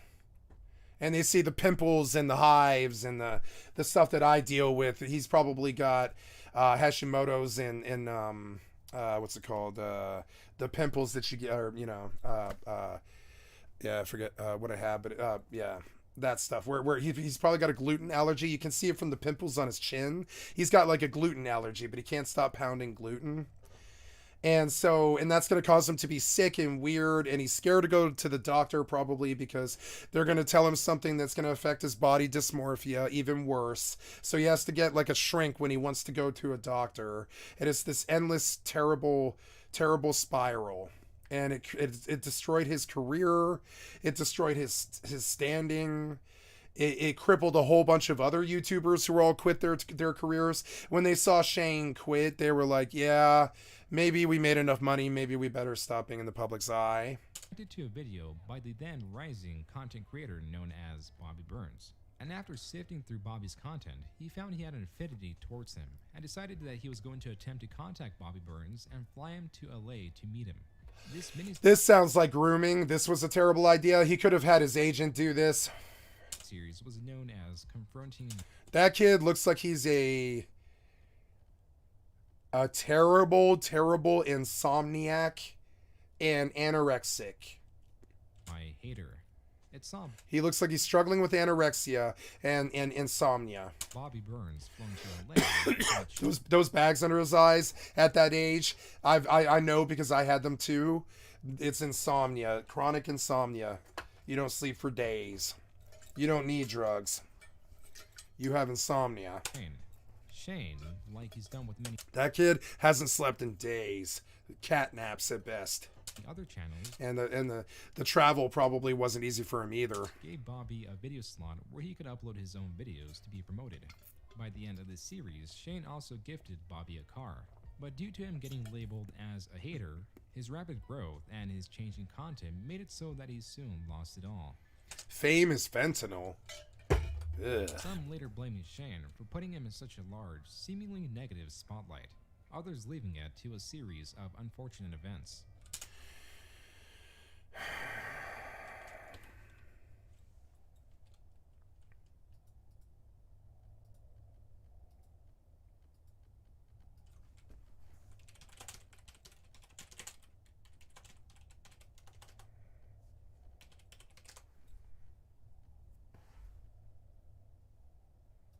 Hey guys, so this is a slightly different video than usual. Shane Dawson, he just got hit with some ridiculous accusations, just crazy accusations from a source that has literally no proof, no actual proof of anything. It's an incredibly frustrating situation. Shane he's like #1 trending on the, I don't know if it's he was on the trending page and the Twitter moments. He was on the top of both of those. And it's fucking crazy, man.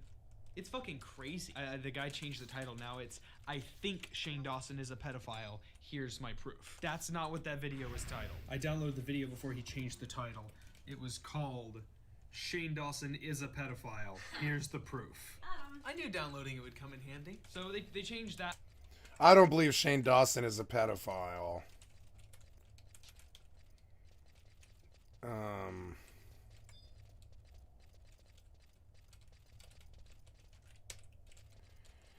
Like, I just fundamentally don't. So this channel about 16 hours ago uploaded this video to over 100,000 views. I'm not going to be linking to it down in the description. Don't want to give this motherfucker any more exposure than he already has. Actually, no, I'm going to blink out his name. Now I'm going to bleep it out whenever I said it earlier. You don't get any exposure, motherfucker. So they made this video about Shane claiming that he is a pedophile, and they use some unbelievably out of context clips from a podcast where he is making some very racy, offensive jokes. And that's all he's doing. But they took those jokes, cut out all the laughing, and all of the parts where he's saying he's joking. He's got a drug addiction. Cocaine.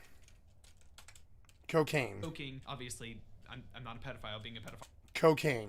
isn't good. That's not a good thing. People He's on cocaine. You can see it. See the eyes? He's been pounding lines of cocaine in between videos. Cocaine. shouldn't do that. But they cut all those parts out. And now that video has been shared thousands and thousands and thousands of times. There was the video on YouTube, which is already to over 100,000 views. Someone cut a big chunk out of even that video. I like his hair. I wish I had hair like that. I mean, I could. But why?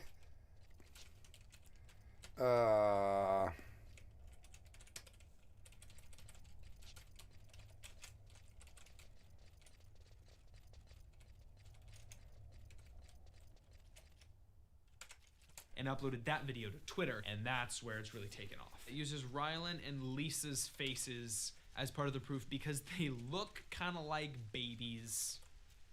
Are you fucking kidding me? Are you fucking Lisa's faces? What?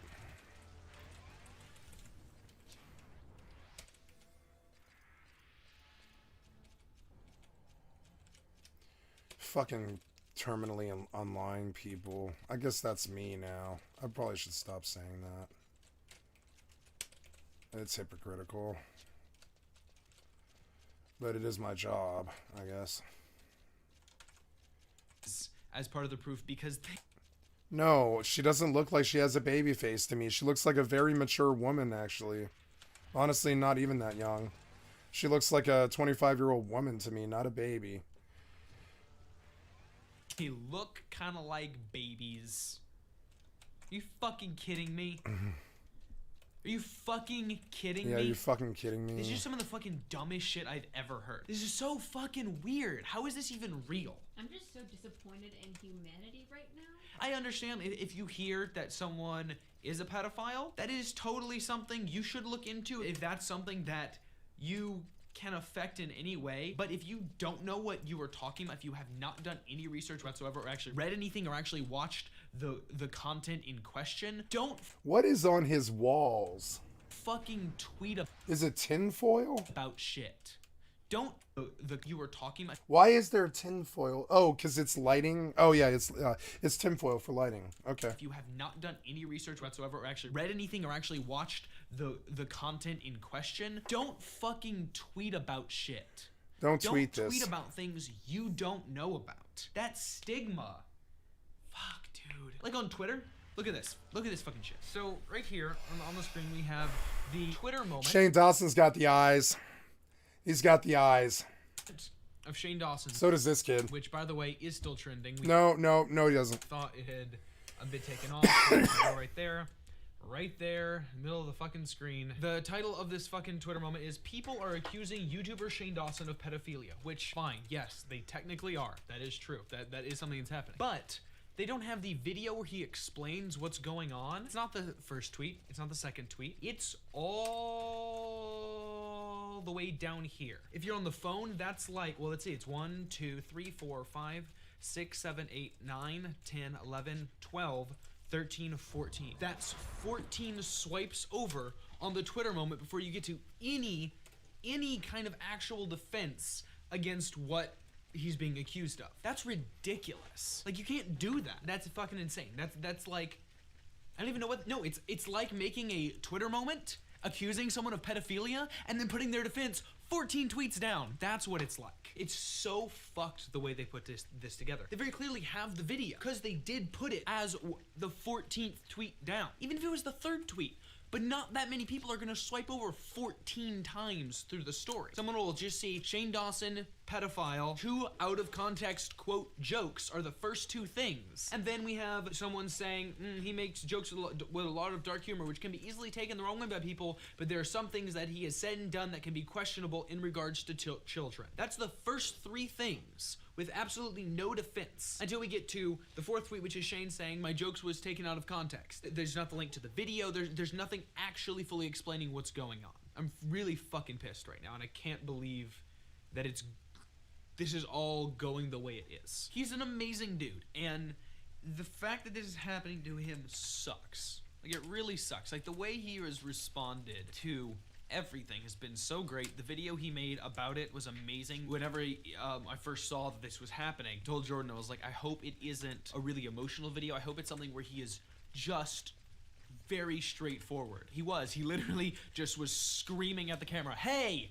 I'm not a fucking pedophile. I, Shane Yaw, my real name, go on record saying I am not a fucking pedophile. There, no lie. No lie. Not a lie. Because he's not. Because he's not. He's not. It's so clearly jokes taken out of context. Now there's the whole thing where the channel that uploaded the video showed like a weird screenshot of someone sending him the clips and telling him to make the video. Quick update, hopping in real quick. The channel actually just deleted the Shane video and just uploaded a video called Final Message, which is this, and when you play it, What? It's an SCP. It's an SCP. He left with an SCP. Oh my fucking god. This stupid ass shit. Fucking trolls. There's already a bunch of theories about what this is, and people have decoded what that SCP. That means. I'm not gonna go into it because again, I don't want to promote this motherfucker. Fuck this guy. I don't know what's going on right now. It's not like it's happening to me at all. I'm outside of this. I'm watching it. But the fact that he's having to go through so much bullshit and how I know how horrible it's making him feel. Don't do bullshit like this, guys. Come on. Don't fucking tweet about shit that you don't know about. Please. Especially when it's this serious. Yeah, especially when it's something like accusing someone of being a pedophile, because just seeing someone's name beside the word pedophile, even if the claims are completely false, doesn't matter, 100% it's false. I fully believe it is. There's absolutely no reason whatsoever to not believe that. You understand what that does? When you see someone's name and that word after it, do you understand the association that's in the back of your brain? Yeah, they do. That's why they did it. That's fucked.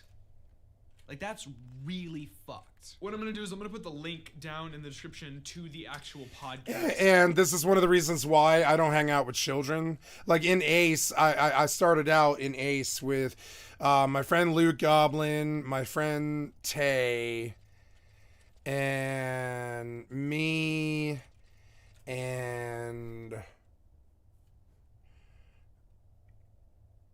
our 2 other friends who I won't say their names, right?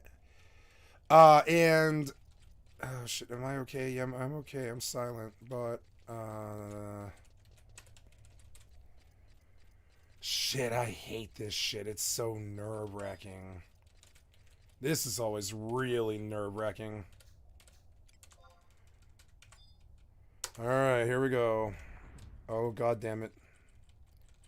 Please. Could get chain aggro of like 10 mobs here if I'm dumb. If I sit down, I'm dead.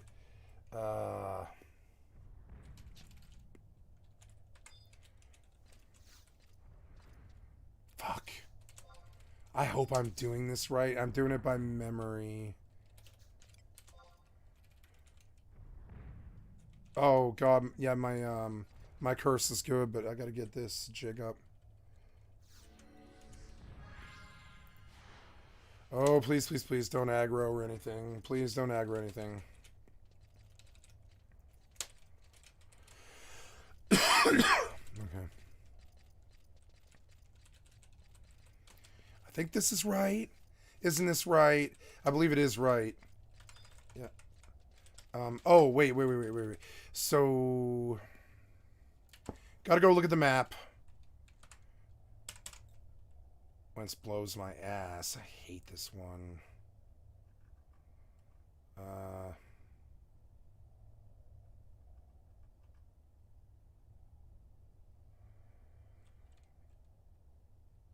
Oh, good. Okay. Yeah, I believe that's good. Right. Yeah.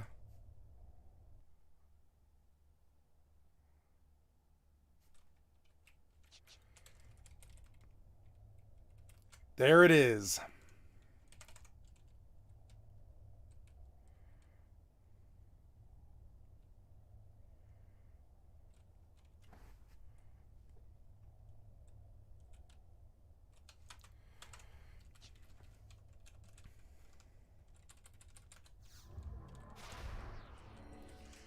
Fucking Ruby, where is he? Oh, god damn it. Did he hear me? Oh, god damn it. He probably did. Son of a bitch, I didn't summon... Well, it's okay, though, because you can just zone. He didn't hear me.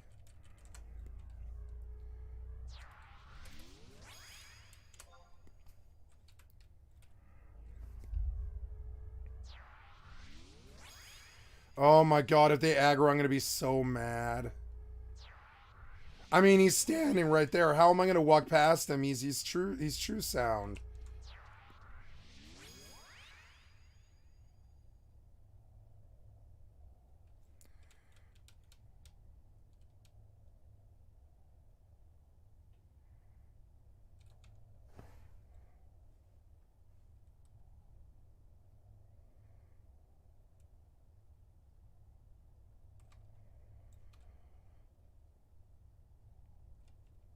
Northwest corner of the room. Son of a bitch. I have to do a door.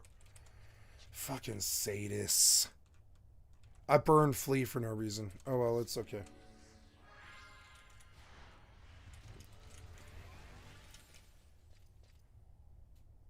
I mean, it's death, right? I mean, the zone's right here, which is good. I'm not too worried about this, but... yeah, once the Ruby water's over there, I can run through. I mean, I don't know. What's his sound radius, right?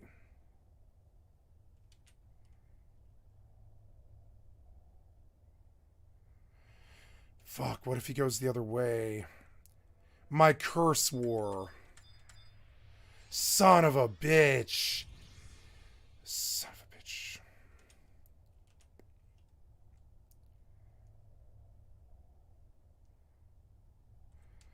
Oh, please. Please walk away.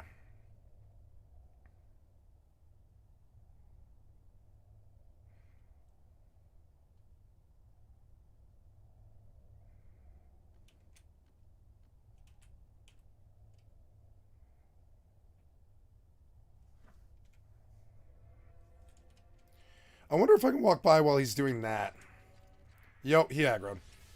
Oh my god. Your skill has increased. I'm gonna die. It's okay. Your skill has increased. Fuck! The Ruby is so mean. I forgot to put the re-raise on. The Ruby is so mean. At least I can just jump back here. I mean, it's like a 5-minute, 10-minute loss or something. It's fine. Fucking Ruby. I thought I could run past while he was casting. Oh no. I should have waited. Okay, well, try again. I mean, what can I do at that point? I could have perfect dodged, but I probably will have perfect dodge. I just wasn't ready for it. Yeah, like this, yeah, this is not a hard run.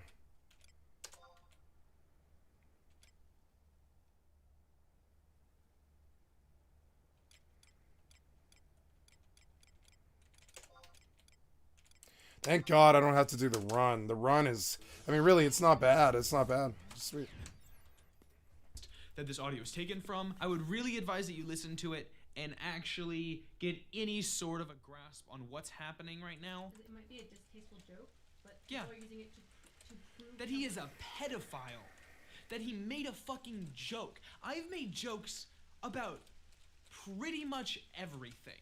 Like, we make unbelievably offensive jokes to each other because we know we're joking. A joke is a sequence of words that makes you laugh. It doesn't mean you are anything. If just because you make a joke about something does not mean that doesn't associate you with anything in particular. It's a fucking joke. I'm not saying I thought the joke they made was funny. It was fucking whatever. It's comedy. It's clearly comedy.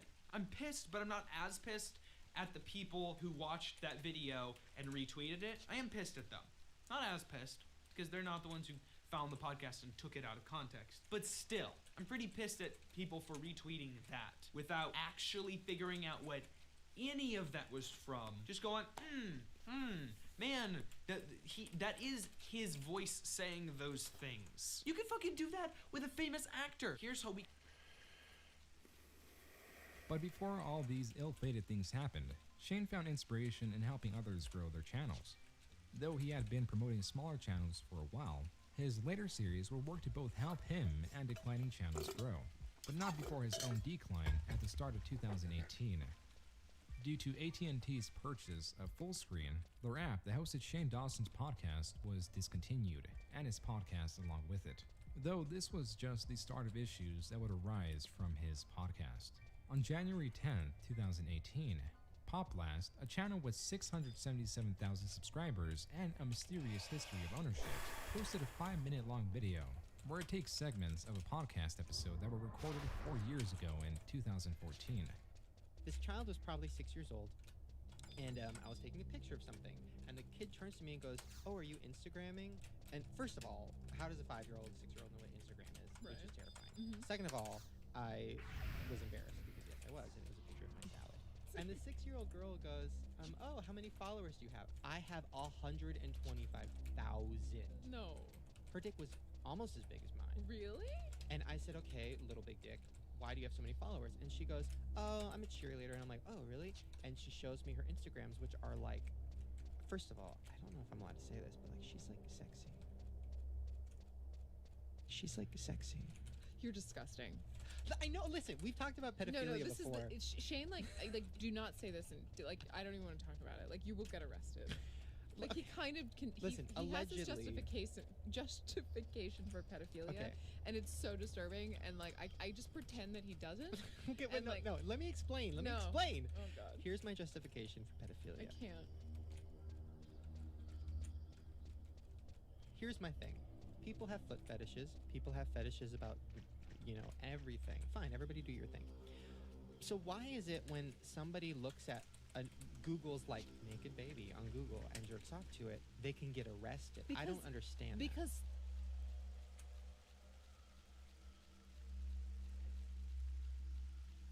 Yeah, that was pretty bad. Here's the worst part of it. I actually went to Google and I'm like, Oh, I God. don't want to see. You could I don't get wanna- arrested. I know, but I just wanted to see like, okay, let me pretend like I'm a pedophile for a sec.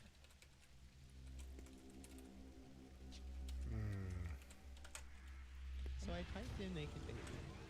First of all, they were sexy. Okay, back to the Instagram. So I look at this little girl's pictures, and she had makeup on. She had her tongue out. She was doing like the peace sign. She was doing a backflip. Is she like Honey Boo Boo? Is she fat? No, she was like a skinny little sexy 6-year-old. This video also contained few clips of his recent videos. One, where he invited a 13-year-old YouTube content creator to his house to promote her channel, and another where Shane hires a child actor and pretends to be his father. This video spread throughout all the crevices of the internet, and gained much attention on Twitter the same day it was posted, prompting Shane Dawson to make a response the same day, claiming that the video was uncredible due to its heavy use of ominous music, its editing out of certain points, and claimed that Shane's current and ex-partners have baby faces. Or, for example, they're saying, "Oh, Shane talked about Googling naked babies." By the way, I never did. Like, I was making a joke and telling a story and lying and being like, "Well, I Googled naked babies." Of course I didn't Google fucking naked babies. I'm busy. I don't have time to Google fucking naked babies. And that's gross and weird. But I made the joke. And then, of course, I said, first of all, I said I wasn't looking for child porn. They cut that out. Then I said, after that, I don't know why anybody would be turned on by babies. And they cut that out. These are the two segments edited out of Pop Blast's video. I was embarrassed because yes, I was, and it was a picture of my salad.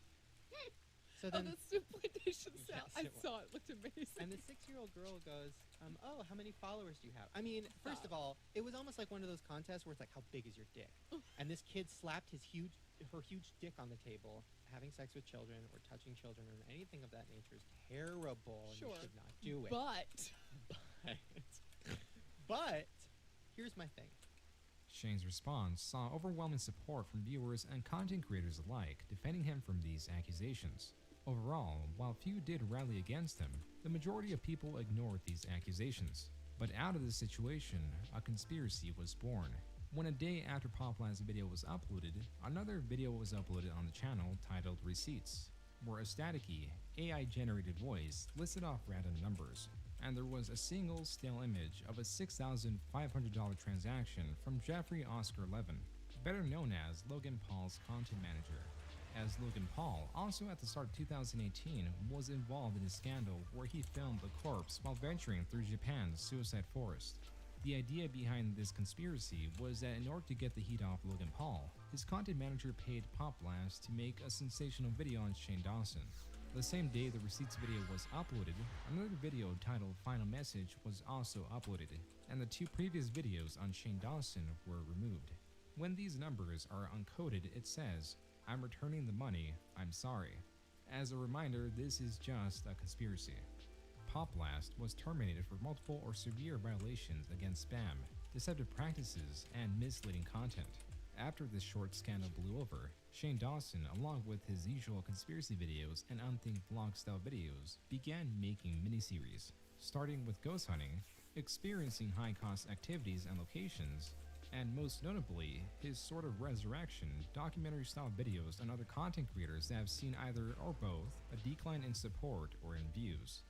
This marked an important transition in Shane's content style, where previously, through his many phases, he usually prioritized quantity over quality, meaning he focused on releasing videos rapidly rather than working on bigger projects. Now he was transitioning to long-form content, and instead of his videos being 8 to 17 minutes long and shot from a single frame, they were now between 30 to 50-minute long, highly edited multi-part series, with each individual video getting tens of millions of views, showing a successful recovery from his decline 3 years ago. Though not everything was perfect. While some of his first video series had a lot of support, like those including Graveyard Girl's declining channel, the failure that was Tanacon, and the lavish lifestyle of Jeffree Star, but others, like the mind of Jake Paul, where Shane, in the second part of this 8-part series, brought on licensed therapist Katie Morton for professional advice. But when Shane and Katie's conversation veered into what might constitute a sociopath, her exaggerations, general attitude, and miscitings of statistics made her seem unprofessional.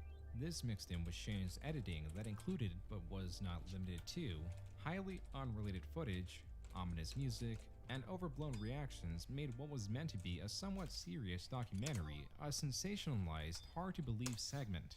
Though these problems were mostly secluded to this episode and the rest of the documentary performed well, showing a more empathetic and understanding side of Jake Paul.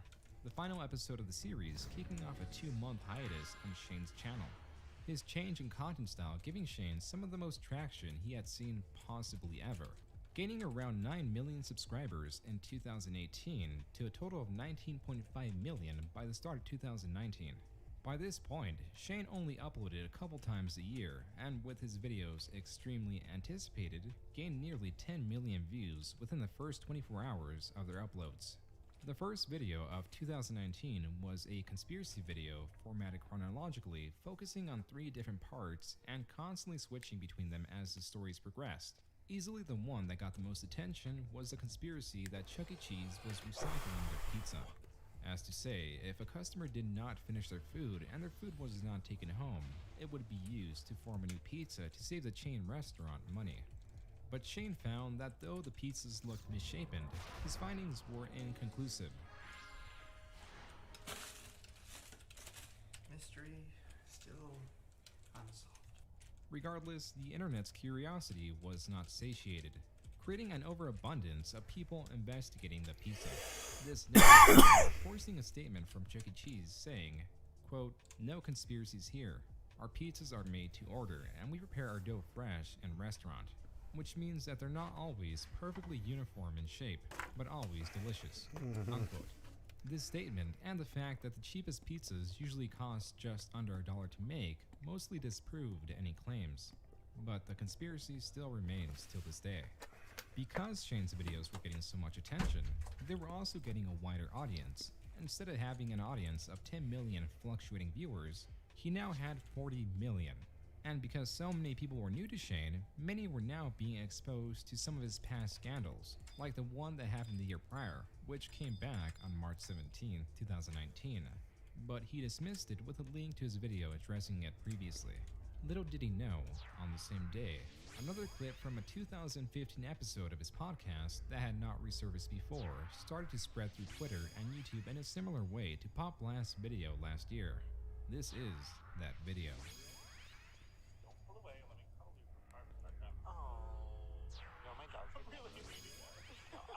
The things I've done to my poor animals, they will never love me. They're terrible things. I used to. Oh no, I don't know if you want to go there, Shane. What'd you do? One time, I laid my cat down on her Are back. you gonna get arrested for this? I don't know. No. Think about it. I don't think so. Okay, go ahead. I didn't penetrate. I laid the cat down on her back, and then I moved her little chicken legs, like, spread open or whatever. And I was like, if I just hump, but on her tummy, that's not weird, whatever. And then I humped it, and it kept going, and I came all over the cat. No, you did not. It was my first sexual experience. No I was also way. 19, so it's Wait a second. Did you just say you came on a cat? Guys, I think I have to put money on them. Shane, in a very lengthy Twitter rant, addressed this directly, saying he never did anything of that nature to his cat, and stated that many of the things he said on that podcast were not true and were said for the purpose to shock people and paint himself as an eccentric podcast host in order to get more viewership and attention, and that he's apologized many times for the things he has done in his past, finding that it was better to be himself and to feel confident with his personality or the new way he entertains. Speaking of, he slowly started to merge into a new community known as the beauty community that was already well established, and it had many creators collaborating with one another, some of which Shane already collaborated with. Best known out of all of his collaborators was Jeffree Star, whom Shane began another investigative documentary series with towards the end of 2019 that had a much different ending than his other series. To give context on this new Jeffree Star series, I love that series. Had a segment where he pitched a makeup palette to Jeffree Star, who has a very large and profitable makeup empire, and easily a much larger net worth than Shane Dawson. In this new series, this pitch was already cemented, and in the later episodes, it becomes less of investigating Jeffree Star's day-by-day activities to showing and promoting the release of the Conspiracy Palette collaboration between the two and other smaller products, earning Shane a good amount of money and pulling him closer to the multi-billion-dollar cosmetic industry. Shane, originally never being inducted to the beauty guru community, made Shane Clausen 3 days after the end of his most recent Jeffree Star series, releasing an additional episode on this channel that was essentially a compilation of deleted scenes from his series, and also had a segment showing off the dangers of the new attention the new series provided. When on multiple occasions, strangers showed up to his house unsolicited. The one shown on the recording jumping his front gate and banging on all the windows and doors, trying to gain entry. Very close. Ask how close they are. We're in the house on the main floor. Well, we're... But it's in weird shape. He's on the left side of the house. Tell them we'll open up the gate. 2 dogs in again.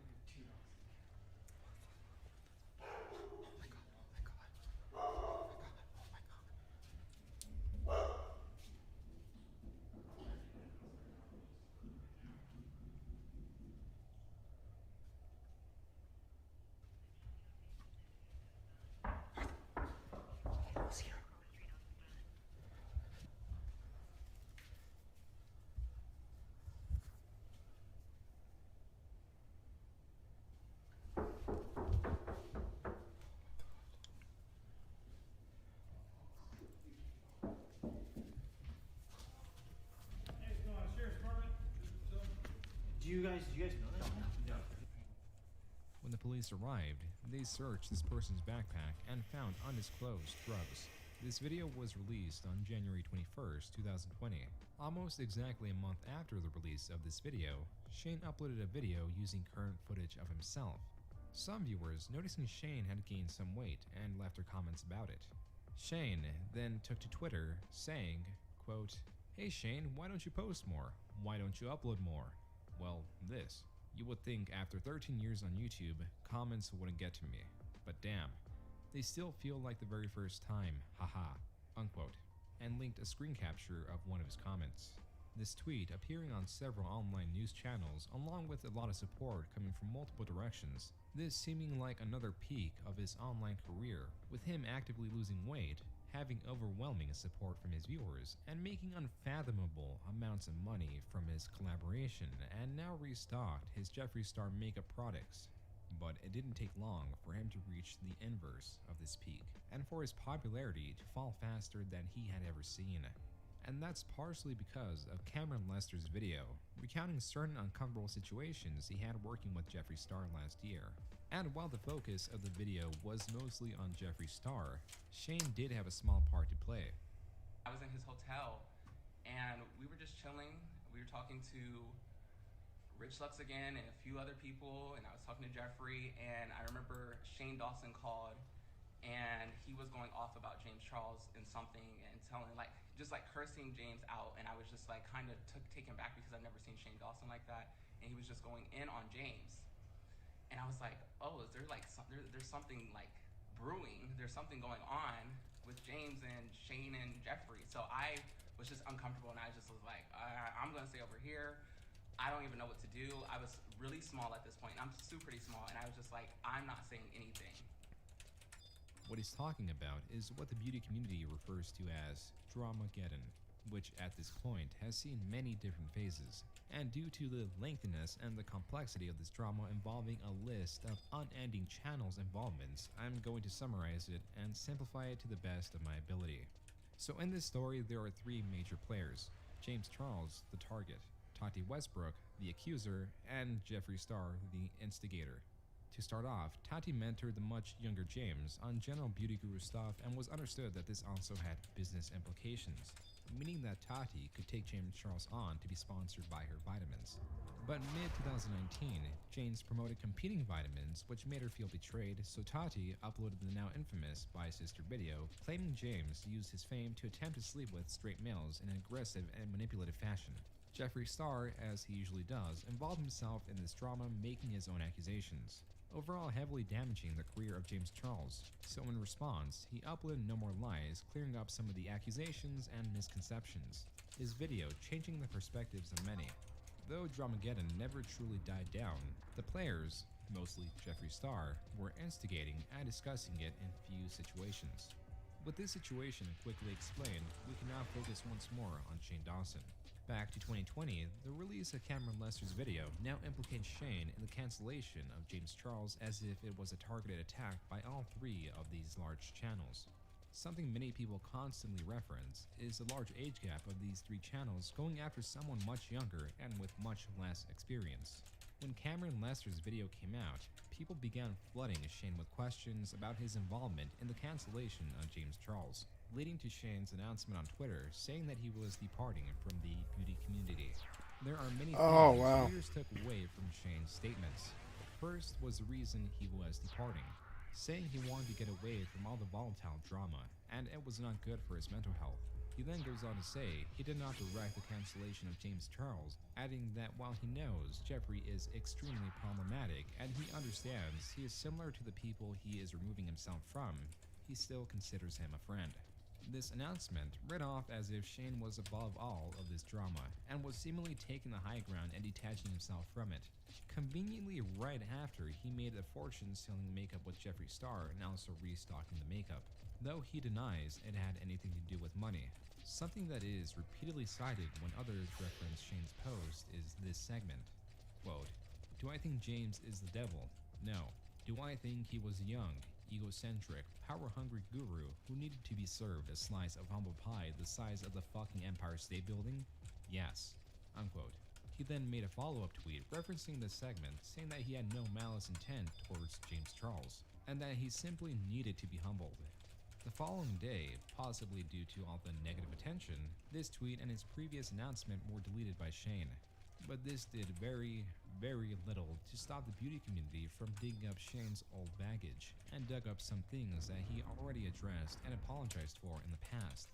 But this time, people dug just a little further, and found more clips that, though they do fall under his many apologies, have not been individually addressed. One of the biggest videos is a video where he asked his 12-year-old cousin various inappropriate questions. Now, are you on your period right now? What? I'm trying to get answers. How old are you? Not gonna give you anything. How old are you? I'm 12. She's on her period, right? No, what? Are you? No, you're not on your period? You bleed. No. Now listen, you have a boyfriend, right? Yeah. Now what did I tell you? When he says, can I put it in, you say, No. good.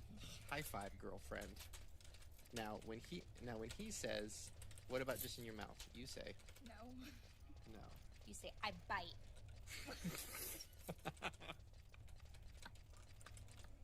Right? 12 years old, everybody. Videos like these were getting traction on Twitter. Shane, trying to get in front of this coming scandal, on June 26, 2020, uploaded Taking Accountability, where he addresses many things, and states that his previous apologies came from a place of fear and didn't know what he was saying because he was too young to understand, and that many of the scandalous things he said in his past were derived from his own pain and experiences turned into jokes. I'm 31, almost 32. Those apologies suck. I don't know who that person is anymore. Every apology video I've ever made has been from fear. It's me sitting at home thinking the whole world hates me and crying and hyperventilating and then just turning on a webcam and just saying I'm sorry and then hoping people know I'm a good person and then it'll go away. And that is stupid. That is something that a child does, not something that a 31-year-old man does. That's not good. This But you video do it all is the coming from a time. place You of do it all the just wanting time. to own up to my shit, wanting to own up to everything You do it all the time, though. that has hurt people, that has added to a problem, that has not been handled well. Like, I should have been punished for this. So I'm going to start with all the racism that I put onto the internet as a adult, not a child. I was at least 20 when I started YouTube, and I made the decision to play stereotypes of black people or Asian people or Mexicans or pretty much every race. I made that decision.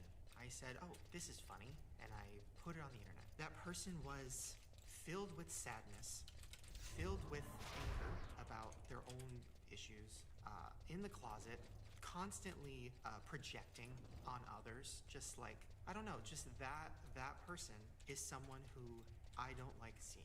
Also within this video, he addressed the video of him and his 12-year-old cousin. Have I done sketches where kids were saying crazy things? Yes. Do I regret it? Yes. Even I saw a vlog clip of me and my cousin who was, I don't know, probably 12 or 13 at the time, and we were, I was doing the birds and the bees talk. Dumb, gross shit. And I remember a few years ago, I reached out to her mom, my aunt, and I was like, I'm so sorry. Oh my God, I can't believe I did this. Like, this is insane. I can't believe I talked to, my cousin like that. And, she was like, oh my God, we know, it's okay. It was funny. Like, we all thought it was funny. Like, that's just how our family is. So I kind of took that as like, okay, well, then I don't need to apologize for it. But I do, because I posted it on the internet for everyone. I do want to say, since I've apologized for those things in the past, I have made a lot of changes in my life. Changes in just every facet of me has changed. I'm not just saying it. I'm not just saying, oh, I'm going to stop doing that, guys. I did stop doing that. I stopped doing that stuff years ago. I don't use any racial slurs in my life. I've never used a racial slur in anger ever in my life. That is not me. That has never been me. I am not a hateful person. I am somebody who took jokes too far and was really, really, really stupid. I can't remember the last time that I made or even said a racial slur. I can't even remember. I don't think it's been so long. I think it's always been the N-word, At first, the reaction towards this video was mostly positive, as seen by the like to dislike ratio just the day after its upload. But as more and more things started resurfacing, the dislikes soon outnumbered the likes. I don't know, man. That thing you said about the cat really bothers me. Presumably 8 years ago, showed him Either that you were lying about it or that it was true. Whichever, it still bothers me. 11 years old. And then the unexpected happened. Jada Pinkett Smith, the mother of Will Smith, and Jaden Smith, her brother, both tweeted at Shane. Jada saying to Shane, "I'm done with excuses." And Jaden saying, quote, "Shane Dawson, I am disgusted by you. You sexualizing an 11-year-old girl who happened to be my sister is the furthest thing from funny and not okay in the slightest bit." This man was also doing blackface on the regular. As a youth, we need to support creators who support us and our morals. This is not okay. Unquote. Oh my Many God. viewers were now introduced to the accumulating Jada threads of Pinkett many Smith videos of torched Shane him. Dawson being made all over the internet. This situation was a true collection of Shane doing scandalous things, inadvertently promoted by large traditional celebrities. So Shane then privated all of his videos prior to 2014. That's nearly 1.2 billion views, making his 2014 blackface apology the oldest visible video available on his channel, and systematically wiped the internet of his old Shane and Friends podcast, leaving very few acceptable ones to be re-uploaded and not taken down by Shane Dawson. But that still did not stop his decline. To make things worse, Tati Westbrook on June 30th uploaded Breaking My Silence, where she claims that Jeffree and Shane both played large roles in motivating her to make the Bye Sister video against James Charles last year, creating an anxious, emotional Shane almost immediately hopping on livestream while watching her video and trying to dispute her claims, but Shane was quickly taken offline by Ryland. So sure. Oh, of course. Is that another ad? Another ad. I'm losing my mind. I'm losing my mind. This is so fucked. This is. Oh my God. Okay. I'm live because I can't even process. I need a drink of water. I can't process this. This is insane.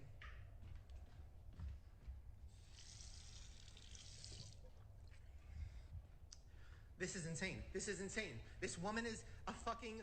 Oh my God. Oh my God. I'm gonna wait till as many people get in here as possible because I'm losing my mind. Keep playing it. Keep playing it. I was making a video. So how is it that so many editorial outlets knew that something was coming before I had... Because you message drama channels! Oh my God. Oh my God. Oh my God. The night before I did film, Jeffree sent me what he claimed was an audio file from an alleged victim and told me to listen to the pain in their voice. The audio was clearly a small portion of Oh my the God. conversation. It wasn't enough for me to contact the authorities. It was enough to scare me. Well, then why would you make a video on the matter claiming allegations? Because she is a fucking. I can't. I don't want to say mean things about people. This is insane. This is insane. What? This person. Oh, come on. Oh my God. Fine. Oh my God. Your Okay, skill sorry, has keep pressing play. increased. I I don't know if I'm gonna be able to kill him. We'll see. Fucking. Oh my God. Assassin's mean, but at least the trust will. Oh my God. I don't know if I can take a call from Mob, especially not this one, but we'll see. You're fake crying. You are fake crying. We don't seem to be able to hit him or what.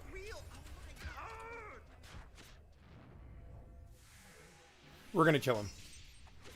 I was scared we couldn't hit him, but we I can. was molested. I have been. Oh my God. That is not. Oh my God. I'll just kill them by the torch then. Might get some good skill up here at least. What level am I now? 60 thief. Am I capped? No, I'm like halfway. This was Shane's last upload on any platform. His total subscribers taking a steep decline, losing nearly 1 million subscribers. Please don't run away. Also Oh my losing God. His ability to earn money from YouTube. Fine, I'm just gonna sneak attack now because I can't seem to Videos reach the. like this one taken about 11 years ago of Shane Dawson kissing a 12-year-old girl with the context that she wanted him to be her first kiss. During the recording of this video, Shane was about 21 years old. Also, many other videos involving his younger audience resurfaced, like this one of his Tiny Chat livestream broadcasted to visibly young girls. Oh my god, the prelit will fuck me up. It'll just blind me. There is truly an unbelievable amount of clips, and certainly too many to show.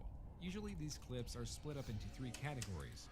Shane being controversial about race, not only blackface, but other comments and attitudes towards other races. Also about kids and the adult conversations and requests of mature dances he made, like twerking. And finally, animals, where he posts pictures of them in suggested poses and, for lack of better description, exchange saliva. Making this Shane's worst scandal, as strangely enough, nothing recent was brought up, but rather everything all at once, introducing his new and larger viewer base to these past scandals, and what feels like an endless stream of videos uncovered by many people digging into his history, creating an absolutely massive, equally sized stream of videos discussing Shane's past and present. While generally, all content creators agree that Shane Dawson's actions are unwelcome, there is a divide within the community that has gone beyond Shane, and that is cancel culture, as many are calling for an end to Shane Dawson and his content, as they say it's unforgivable that he left an everlasting stain on YouTube and the minds that he negatively influenced. While others claim that some videos are more than 10 years old, and most of the videos on average are 8 years old, and that does not represent Shane now, and while his actions were not condoned, what should be focused on is his growth. So in his place, Shane leaves a question. The answer to that question predicts if and or when he returns. Is it acceptable for things in your past to represent who you are today? Where is the line? Or are there some things that are so disgusting they should never be forgiven and forever marked for what they've done? Fitting that even in his silence, he leaves another controversy about what the reaction should be. Even if Shane comes back to his community, he will be forever changed. Only time has the answer to if he will ever be able to mend his public image. But in the worst case scenario for him, it's the end of his long 14-year run on YouTube, the pinnacle of his channel and its downfall from favoritism unbelievably close. Adding yet another unexpected thing this year, the downfall of Shane Dawson.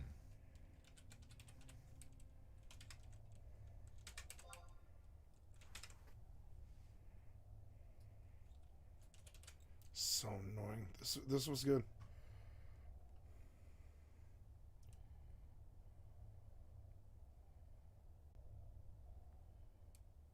Creepshow Art, a name and a story that is almost inspirational to tell. A story about a young homeless woman living out of her car and making it big through YouTube in a way that would both allow her to showcase her art and discuss what was on her mind.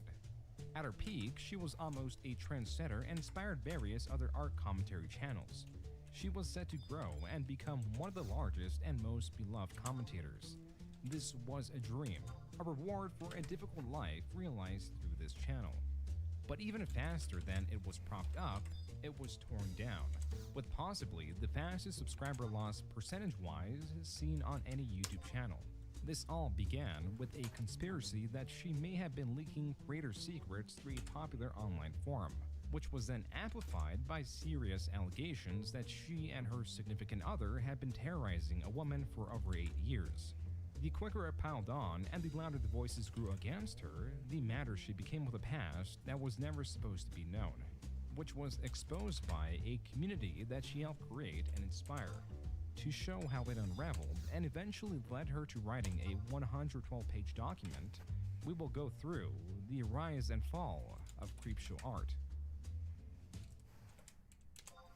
This video is brought to you by Manscaped.com, the global brand for men's grooming and hygiene products. But as you can see in the back of there on my bed, Manscaped sent me the Performance Package 4.0, which comes with a lot more than I actually expected.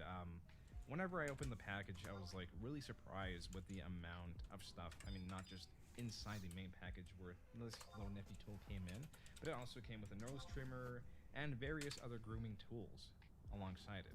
So, you know, that was a nice, pleasant addition to all that. Another like nifty feature is if you hold it 3 times, it doesn't turn on.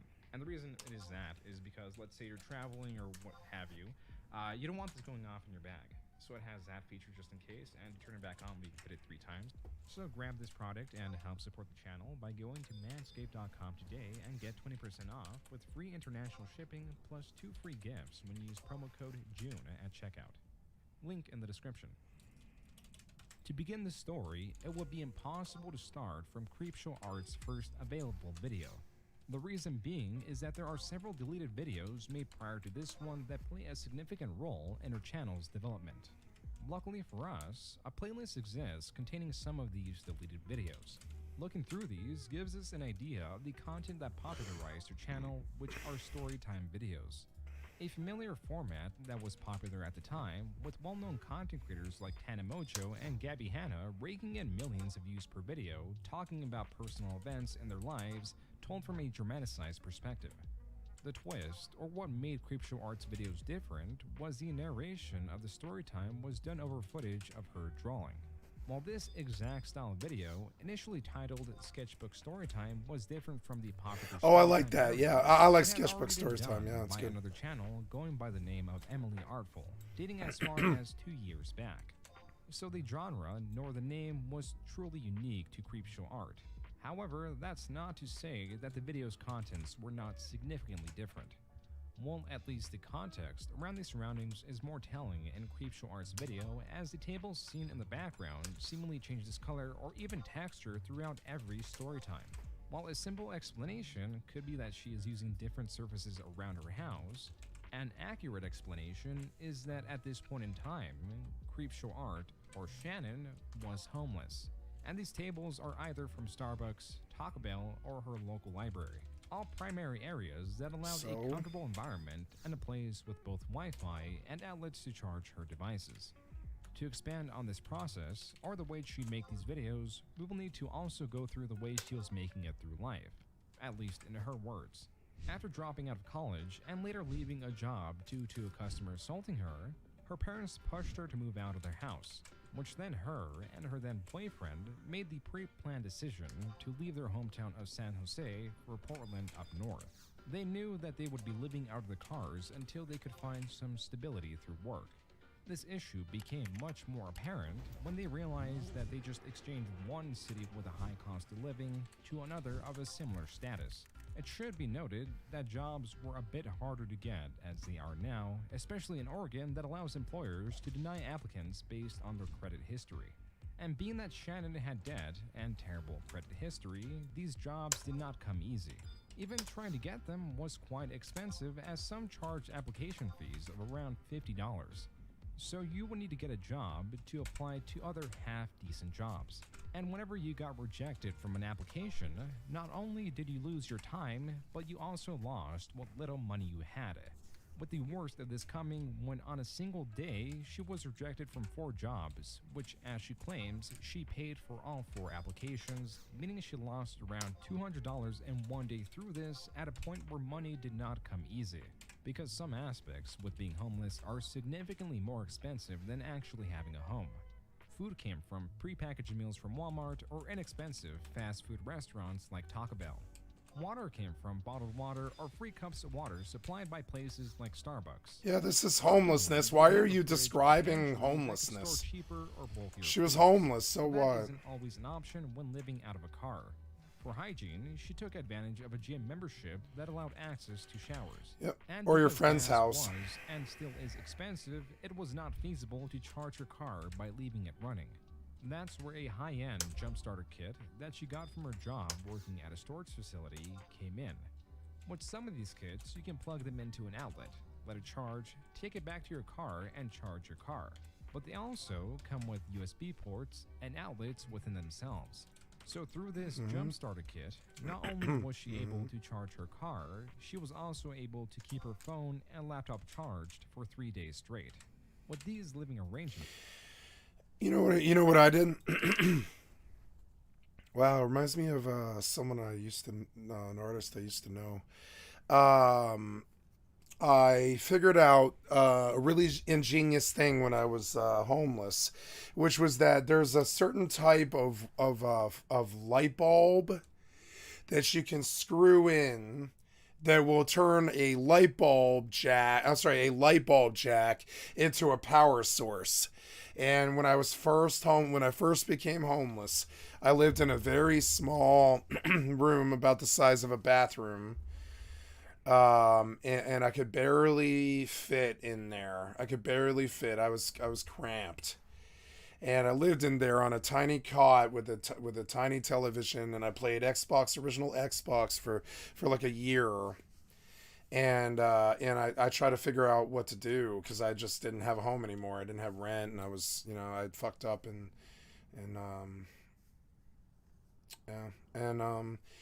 that light bulb. One day I found this light bulb down in the basement, and it was like this awesome light bulb that would just plug into any socket and turn it into a wall socket.